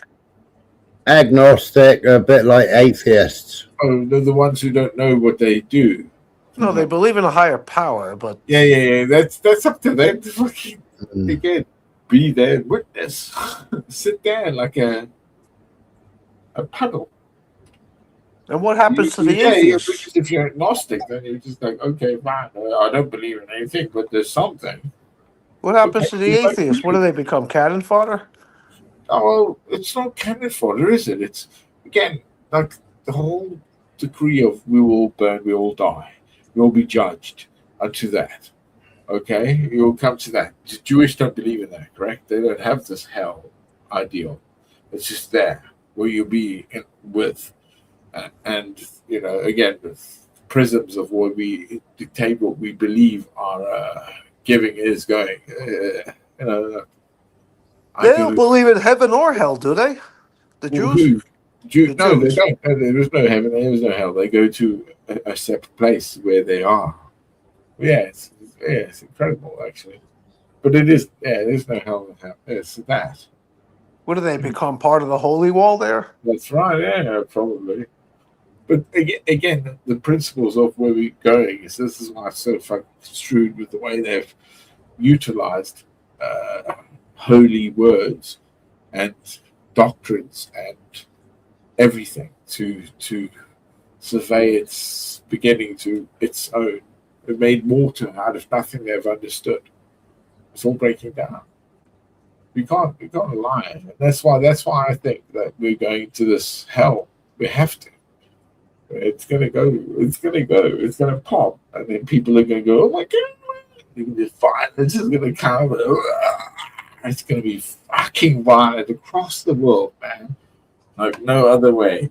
And then that's settling when the men that come out to, I give you peace, I give you holiness, you're the survivor. And then they say, yeah, the beginning of the end begins.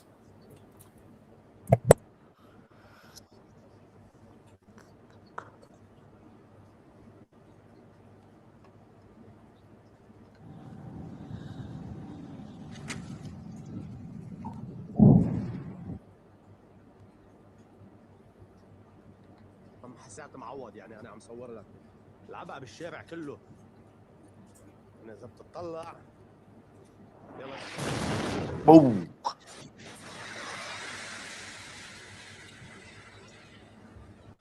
That was Israel bombing Beirut.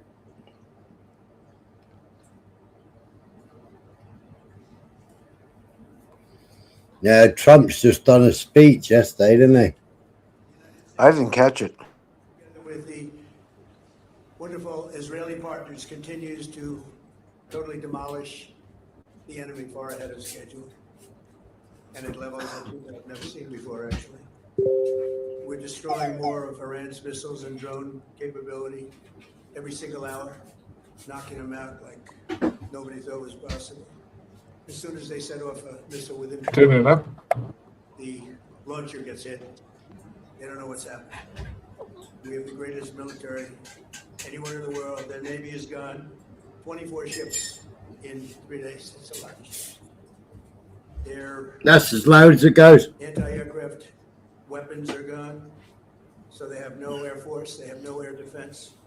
All of their airplanes. Ismail, you're always on point. Nations are gone. Missiles are gone. Launches are gone. About 60% and 64% respectively. Other than that, they're doing quite well. I said, what's left? But they're What's all the badges they're wearing? An honor guard or some sort of seal that they have to be there. Yeah, that's a seal. That's exactly what that is. It was always the way. Remember, I was Queen's Guard. So some of the places I got to go, as well as service. So I was silver service. Yeah. Because you know what I mean? So it was an honor for me to be, because I would not fuck with their food. You understand? No one would touch what the chef gave to me to take to where I was supposed to take to. Yeah, we all had to do officers' rest duty. I'd never break that. I've never once ever. No, it's honor, bro. You know what I mean? Yeah. Can you remember the glazed pigs and the table ornaments? Oh my god! I remember the silverware, bro. It was what the fuck? And you had to go around and again and again, and it was like they didn't even eat the food. The funny thing was is that while I was watching it, I said this to you, I love cooking, so I'm sure the chef watched me do it. Said, "Do you want to try it?" And he made me a little one on a little plate, just for me to try it before I took the other guys out. Fuck! I love that. That dude didn't have to do that, but he did that for me. Bless him. Every day. That's fucking amazing. I'm currently trapped in Dubai, and I'm becoming. Oh, dude, yeah, over there. We're carrying on with our lives as normal. We had a couple of missile strikes over the last week, and I've lived here for 5 years, and I just want to go back to the UK to see my kids, to see my ex-wife, and I can't do that. The private pilots aren't flying because they keep getting lock-ons from anti-air missiles, and the backlog to get a normal flight out is something like 5,000 people paying 6 figures to do that. It's starting to feel like we are the forgotten victims, in this conflict. And instead of getting sympathy from our government or from our people, we just get jeers and laughter and told you so. That's just classic stuff from the UK. That dingy, miserable, envious little island full of seething chuds who want nothing more than to see you fail. I had a meeting with Justin Fuller at the Diamond Crystal Bar on Al Shabab Street about 24 hours ago, and he was talking about desert buggies driving out of Dubai, driving up to Turkey, up through Tunisia, which is a long, long way. And I said, I don't think we've got enough fresh water. I don't know how we're going to pack that much fresh water into a desert buggy, let alone talking about snacks or, sandwiches or whatever else. It is frightening. It is a frightening situation. I don't know what to do. I'm out of ideas. And the influencers are panicking. The food is incredibly rich. The sun has never been hotter. I mean, it. After a while, you do just start to feel like you're losing your mind out here. And when it's good, it's amazing. But when the missiles start falling down, the mood is slowly changing. 2 minutes.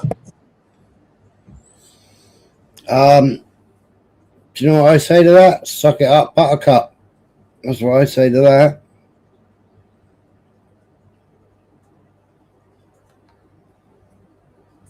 Suck it up, buttercup. Can't help it. What do you say? I don't know what to fucking say. I'm speechless with that. Well, you know, 5,000 trap. Well, you know, Britain could fly in a couple of C-130s, couldn't they? I suppose. Yeah, what did Congress say to the Americans? We ain't paying for you, pay yourself.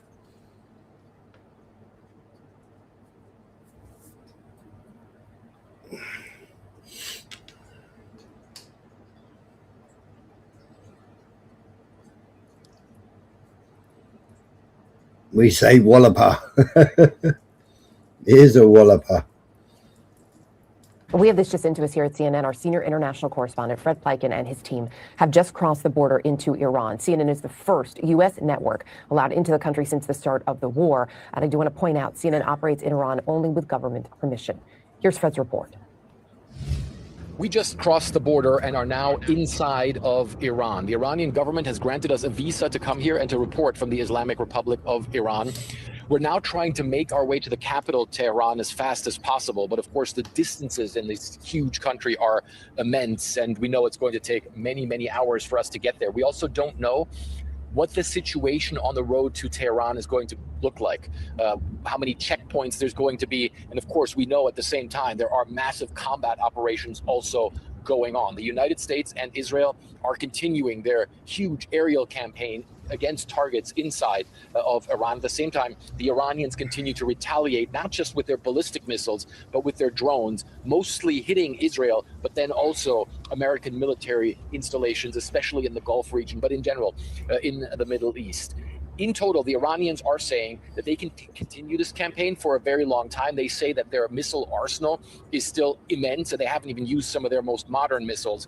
But we also, of course, know that the place that we aim to go to, Tehran, has been under almost sustained attacks with massive airstrikes going on there, and also huge damage being caused, and of course, many people also having been harmed. And that was, again, CNN's Fred Pleitgen reporting from inside Iran.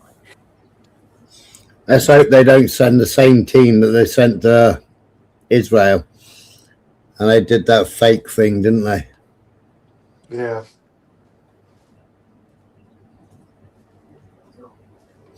Iranian air defense units intercepted and destroyed a US F-15E fighter jet.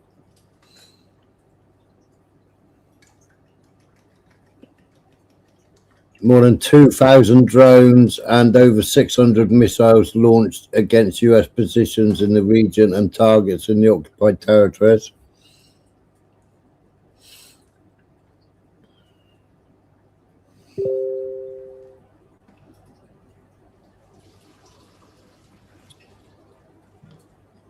Haven't really got a, what's it called? I cover a lot of the war stuff. A lot of what's going on in Israel, Palestine, open debates.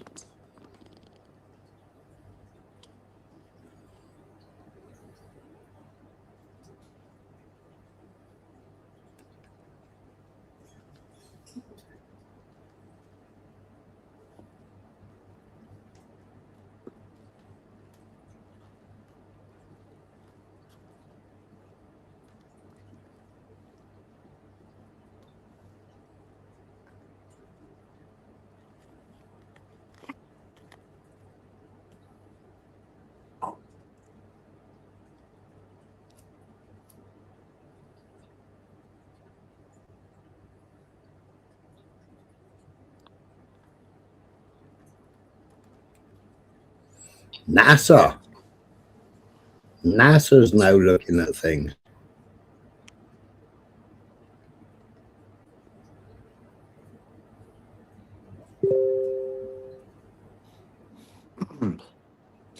Excuse me.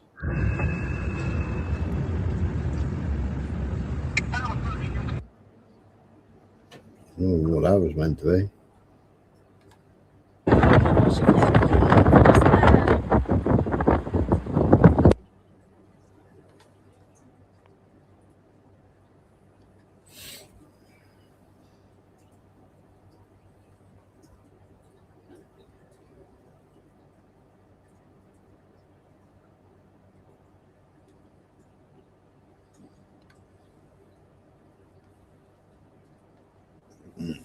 IDF boots on the ground. They targeted them. I had a quick question. You know about the missiles that were over Riyadh? Yeah. Why weren't we notified about them? Yeah. Okay. So I'm mindful that we're in an unclassified environment and we're being recorded. So that's the first caveat I'll put on that. If you want to talk more about this afterwards, I'll fill you in on more of the details. Okay. So the bottom line is we were notified and there was no direct threat against us. That's the What do you bottom mean line. they blew up the CIA headquarters building in Riyadh?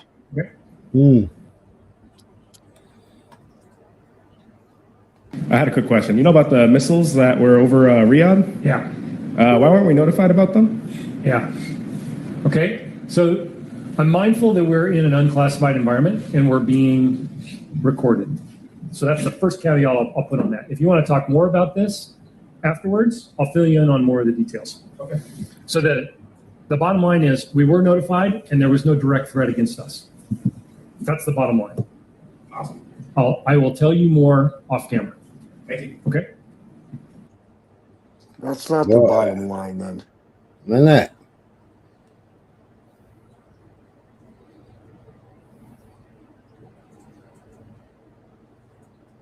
Got a big old smile on his face, doesn't he? Yeah, isn't he?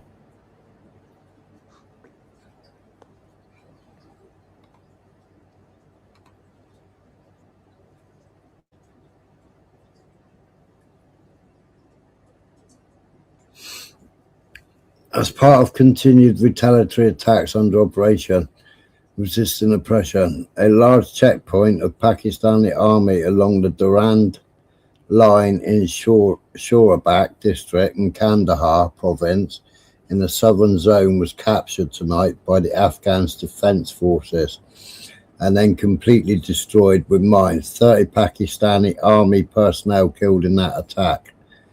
Photo, the logo of the Afghan Operation Resisting Oppression as published by some Afghan outlets.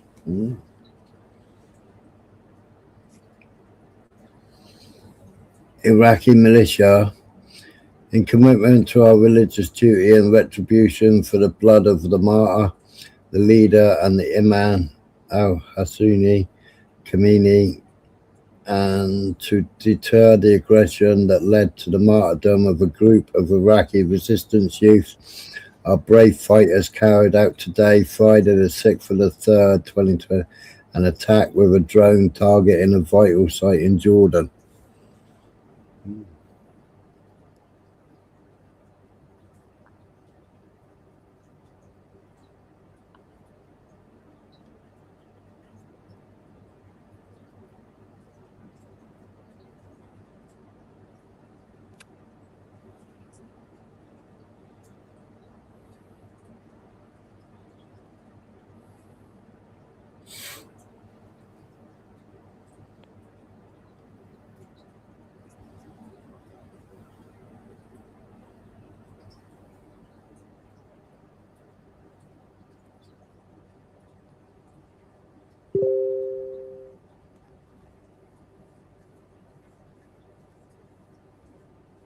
Fucking Nightbot fucked me up over here.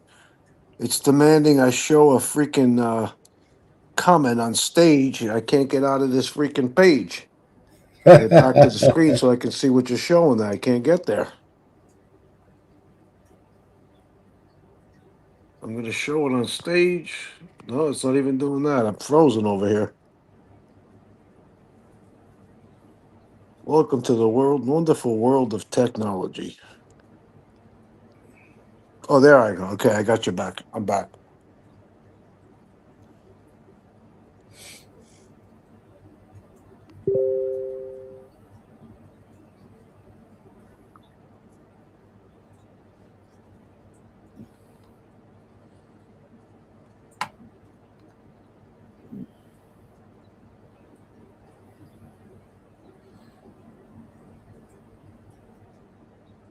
as Israel.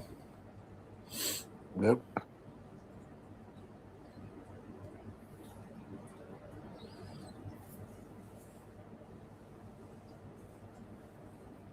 Look at the fucking Hasidic Jew. You see the guy there? I know. I was just about to say Look at that. this fucking, he's walking through like it's no problem, just walking down the Yeah. street. Soldiers like- everywhere, fucking Yeah. demolished. Everything's fucking demolished. He's just taking a walk. I was just about to say, is he photoshopped in there? Is he? Could be. Yeah.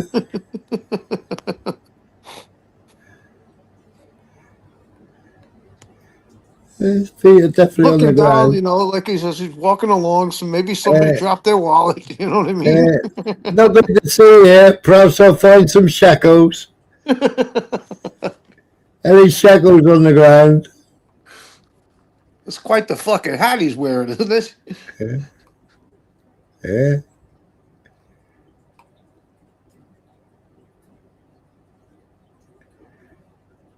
He's having a giggle over there, look. He's probably got a fucking Uzi underneath that trench coat. Yeah, look. He's having a giggle. Something's not right about that. Maybe he's laughing at the Hasidic Jew as he comes walking towards him. He's laughing at the guy. This Yeah, guy's he carrying goes, a fucking stretcher with a body in a Yeah. bag, it looks like. Yeah, and he's just walking through. Something's Yeah. wrong with that. Yeah, that has got to be something wrong. That's got to be. It can't be real. No, look, he's wearing black. There's no dust on his shoes or the bottom of his pants or nothing. No dust at all. You can see the shine on his shoes. Yeah. Mind you, he ain't got no dirt on him neither, though, has he? No, wait, that looks like a body laying there, just beyond, in between the two guys. Go a little bit beyond. It looks like a body up, a little higher up. No, there. Right there. Sounds like somebody looks like somebody's head, doesn't it? No, right, yeah. No, okay. I don't know what the fuck that is. No, I don't know what it is. But yeah, that's just fucking mad, that is, isn't it? Yeah, it is. Dum. Nothing to see here, people. Well, there ain't one in this picture.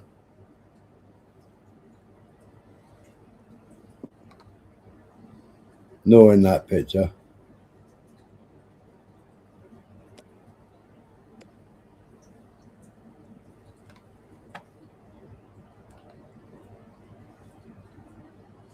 Bahrain.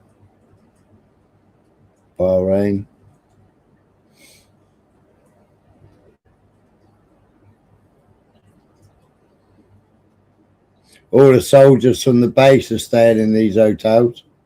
Are they? Mm. Looks like nice accommodations, I bet. Taking a quick break for a coffee along the way. We've been driving for several hours. There's a couple of things that we've noticed. Number one is that, first of all the shops are open. All the shops are really well Guy's stocked. standing there with his fucking, Things like, for doing the instance, report with his cup of coffee. Yeah. Coffee obviously also available as well. And then also the gas stations. There's no long lines as gas stations. Fuel seems readily available, and you just don't see any sort of degree of panic anywhere. Degree of panic anywhere. Available, and you just don't. Yeah.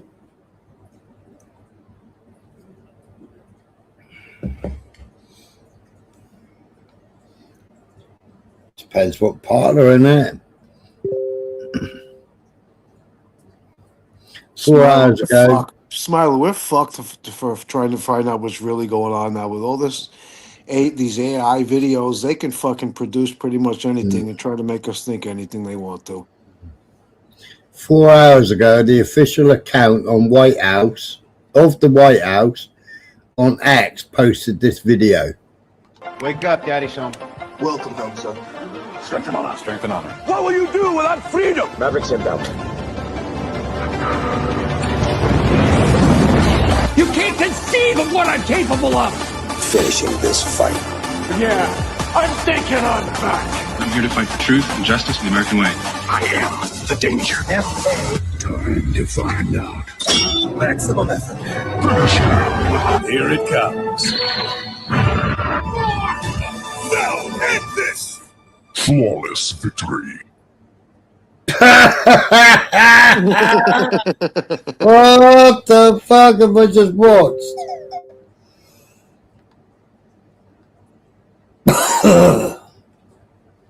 I'll put that in the safe box.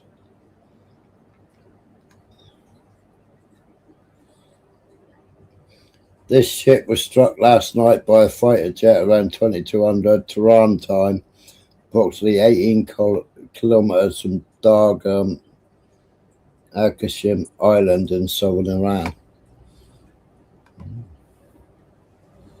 Can't see no ship, can't see no water. Some countries in the region have sent messages to Iran stating that they have no issue with Iran's attack on American bases and interests, and their only request is that these attacks be kept out of the media to avoid public backlash at home. According to an Iranian academic, Mohammad Marandi, who is closely linked to the Iranian government, the Gulf states requested that Iran do not publish its attack on US bases on their territories. Okay.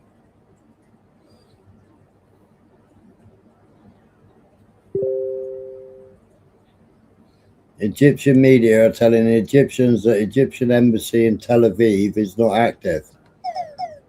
اتصال على السفاره المصريه في تل ابيب، نشوف الاول اذا كانوا شغالين ولا لا، لان هم كانوا بيقولوا ان هي مش شغاله واحنا ما فيش علاقات بيننا وبينهم اصلا من ساعه 7 اكتوبر والكلام ده. تمام، ده رقم واحد. رقم اثنين، نشوف بيتعاملوا ازاي دلوقتي مع الاسرائيليين في وقت الحرب، فيلا نشوف. Hi, good evening, Egyptian embassy. Egyptian. Hi, good afternoon, Egyptian embassy in Tel Aviv. Yes. Yes, hi. I'm stuck in Sharm el-Sheikh with my family, and I want to know if the borders is open or not. You are. What is your nationality, sir? Israeli. Okay, and you are in Sharm el-Sheikh. The border is open 24. You can come to Israel, no problem. It's open. Thank you. Okay. Yeah, it's open 24/7. وفرحان قوي. And there is no fees, like, because I heard that the Egyptian authorities like applied fees now.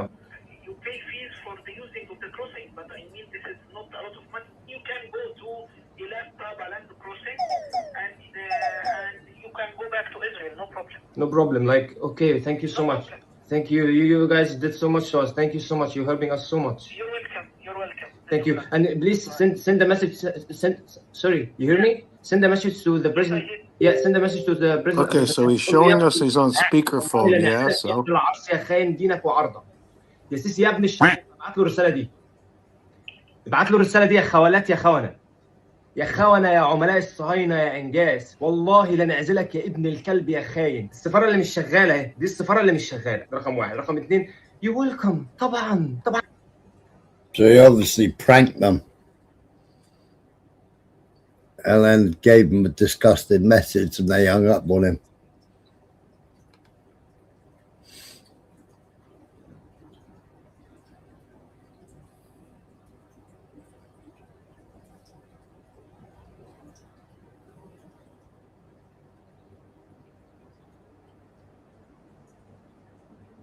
Well, they were protesting last night, Iraqi Shia community.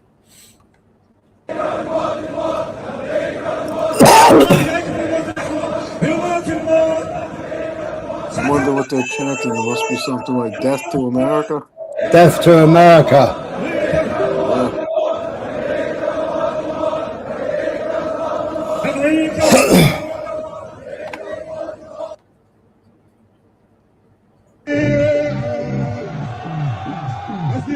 Oh, Smiler, if they drop a nuclear weapon on New York City, I hope they drop it just right above my head.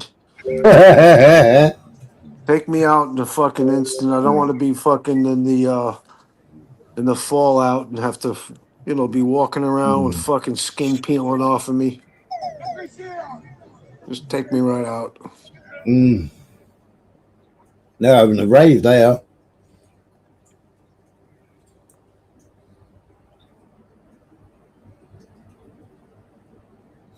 Missile launcher.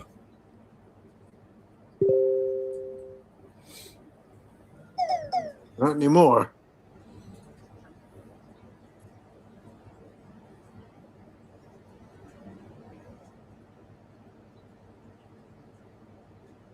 There was an Iranian missile launcher. What the fuck? They got the technology. Why are they showing us these cloudy images? Yeah, I know. That's some bullshit.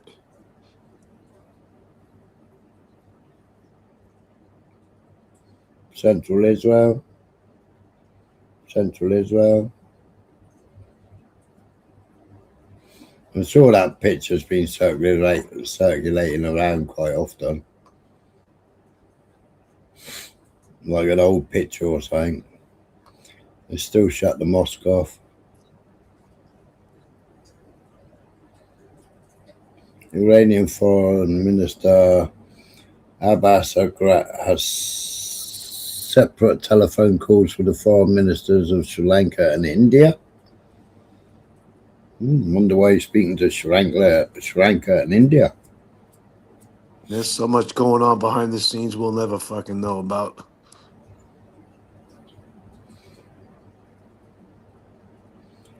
UAE. What is this guy in? What has he got? A fucking hazmat suit on or some shit? What the fuck is he wearing? Prosperity and coexistence and mutual culture and What kind of garb?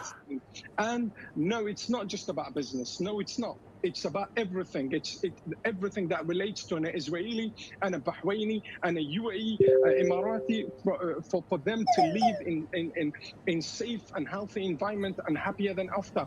And yes, from now on, no one should ever hush us by calling us Zionists. In fact, if being a Zionist means building and developing and bringing joy to people and humanity, then we. That's supposed to be.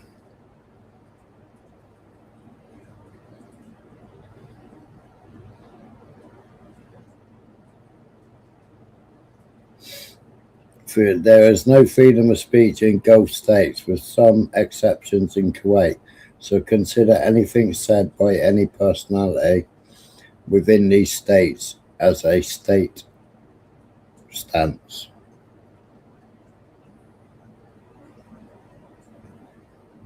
Morning, Azar.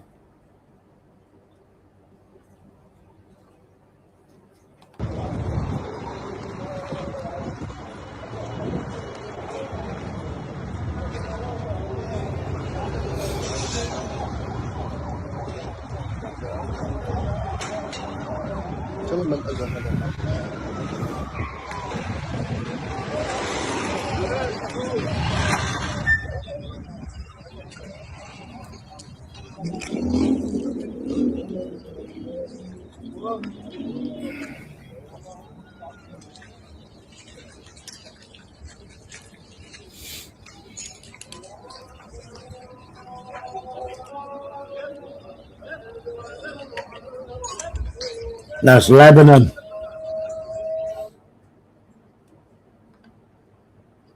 That's Lebanon.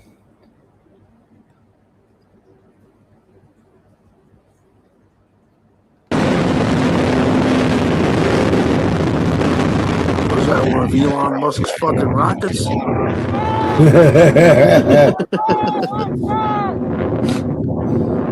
That's a 20-second wave. Fucking hell, only the other day I was doing 8th wave.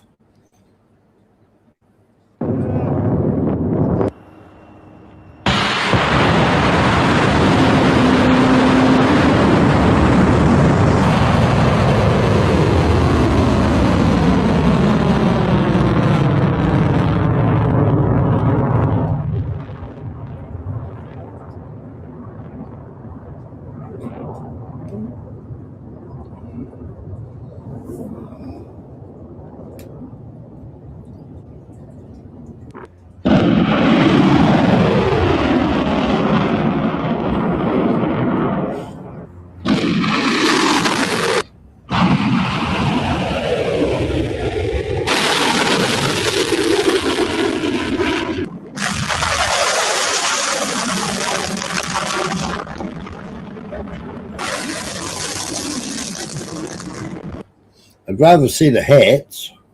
Yeah, right.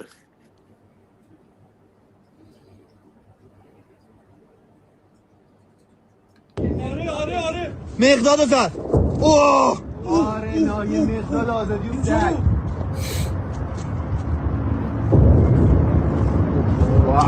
That's Tehran again.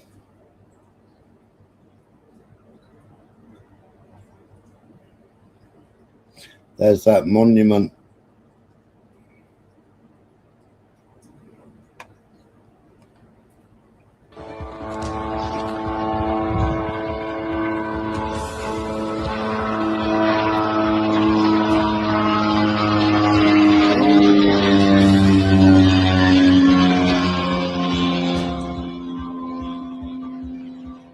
Apparently that was heading towards Kurdistan. Russia is providing Iran intelligence to target US waters. The target information is including the locations of American warships, aircraft in the Middle East, says officials. China is also providing intelligence. Yep. Yeah, we've seen the satellite imagery they've been providing. Yeah, Sky.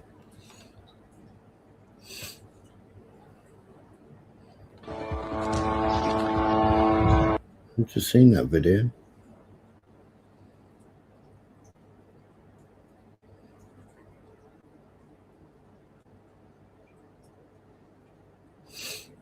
Oh, that was a private plane. Cancelled his landing after warnings of Iranian missile strike. That's in Israel, Tel Aviv. Tomorrow morning I'll wake up and I'll probably find out that the New Yorkers got pissed off at China, so they took it out on the Chinese takeout restaurants throughout the city. Yeah. Fucking burn them all up.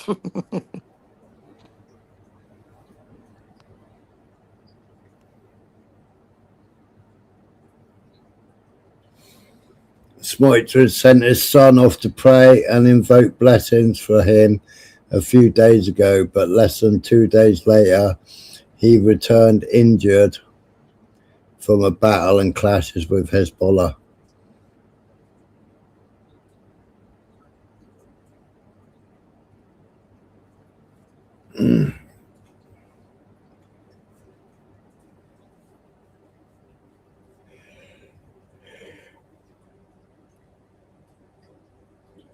Scenes of a tractor driving off in Kurmabad with a destroyed Israeli Hermes 450 drone that was shot down in Lorestan province in western Iran.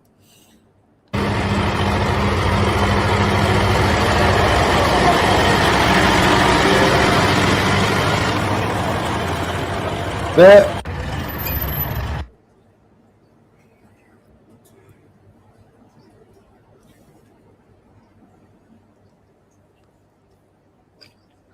One of the exercises conducted in Bulgaria as part of increasing readiness for various threat scenarios around Israel missions worldwide.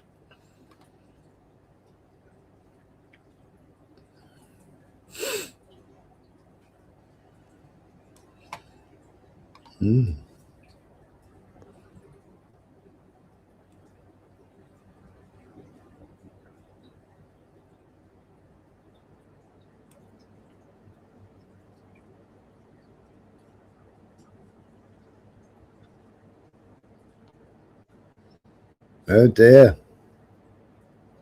They forgot to turn it and turn off the flight path.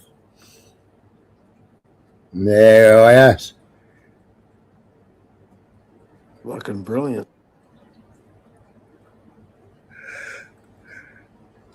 Oh no, we've been chatting, Skywell, we've been chatting about other things. And the update started coming through just now, so while we were here, I just started showing some before I go off.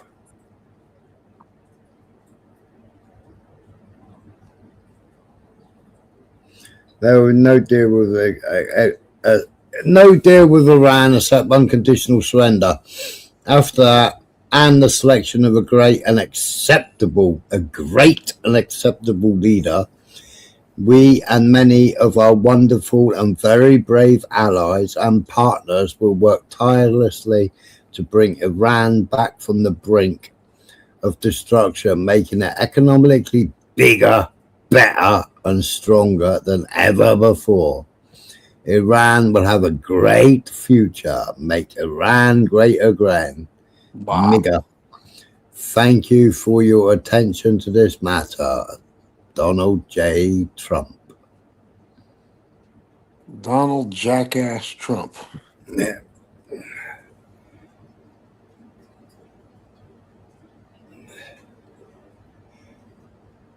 Great cutting off oil production.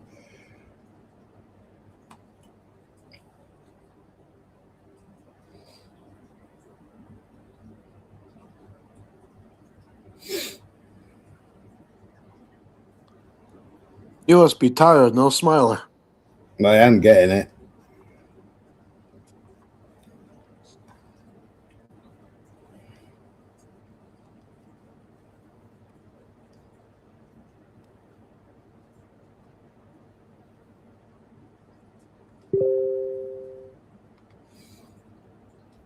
Largest US military hospital abroad halts labor delivery services amid Iran war.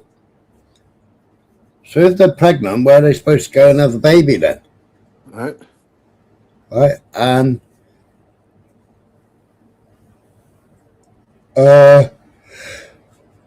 It's only been 6 casualties.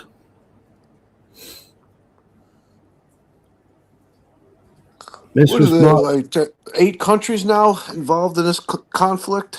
Yeah, this was March. This was March 2026, 6:51 p.m.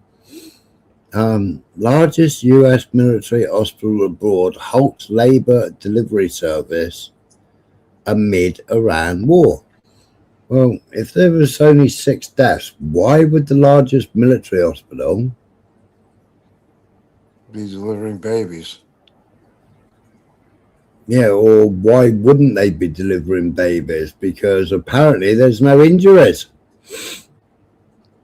And there's no deaths. There's only 6.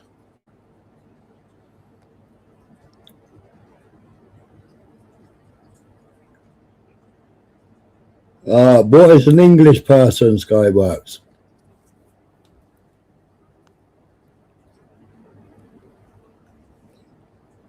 We had about 3 hours of it.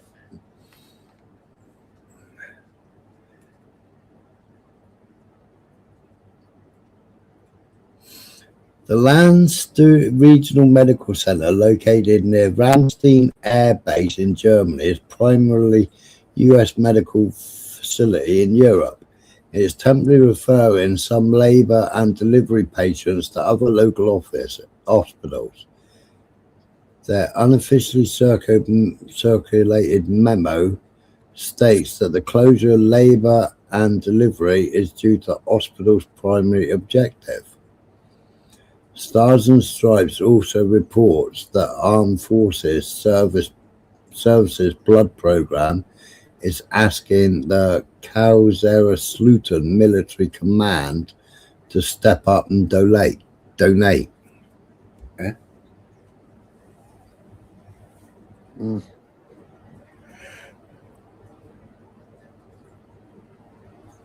No, he didn't, Sky. He only had 300.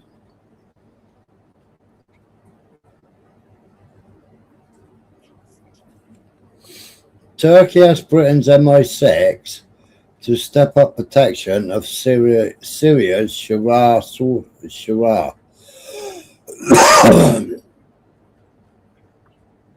Why have they called him al-Sharia? I don't know.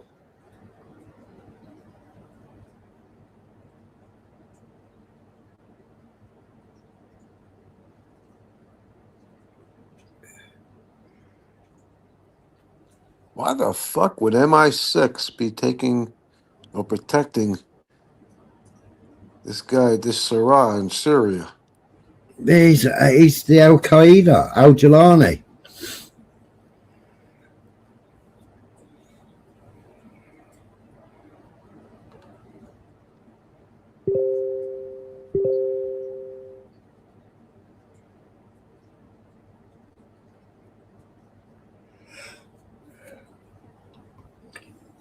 Dmitry Medvedev.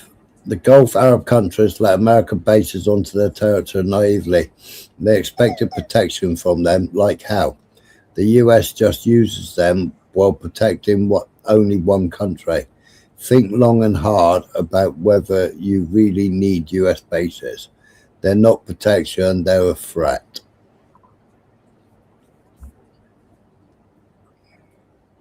There's a lot of truth in that statement. Yeah.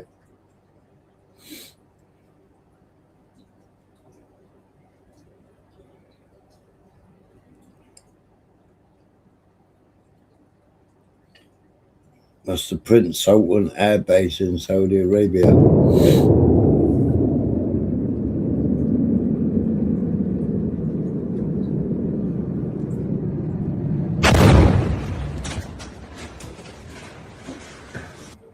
Oops. Oh my God. Oh Jesus. Radiboye. Oh. Charlie. That's the Unifil base in South Lebanon.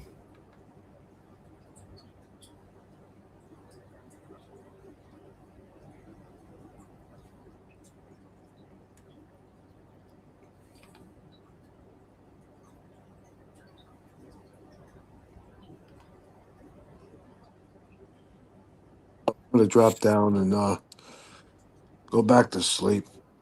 Yeah. Tomorrow's another day. Yeah, exactly. I'll catch you on the next one, all right? All right, mate. I appreciate you coming on tonight. It was quite interesting. All right. No worries. Anybody in the chat? Oh, yeah, I'm sorry. Go ahead. All right, mate. You take it easy. Okay, likewise. And everybody in the chat, have a good day. I guess it's about 8:49 in the morning where you are.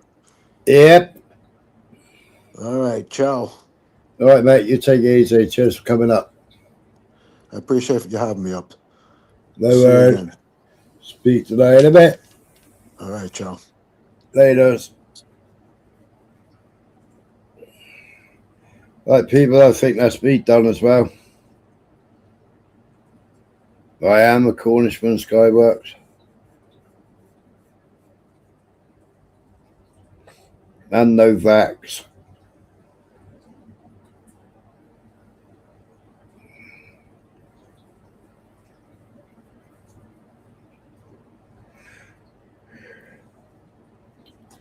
Oh, let's be done.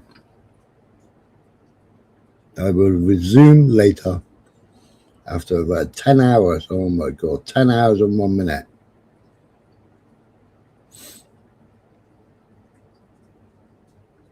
That's an order. Right, I'll catch you all in a bit. Lots to see later, I guess. Yeah.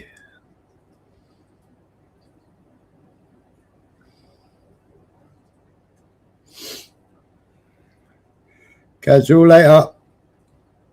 Cheers for popping in.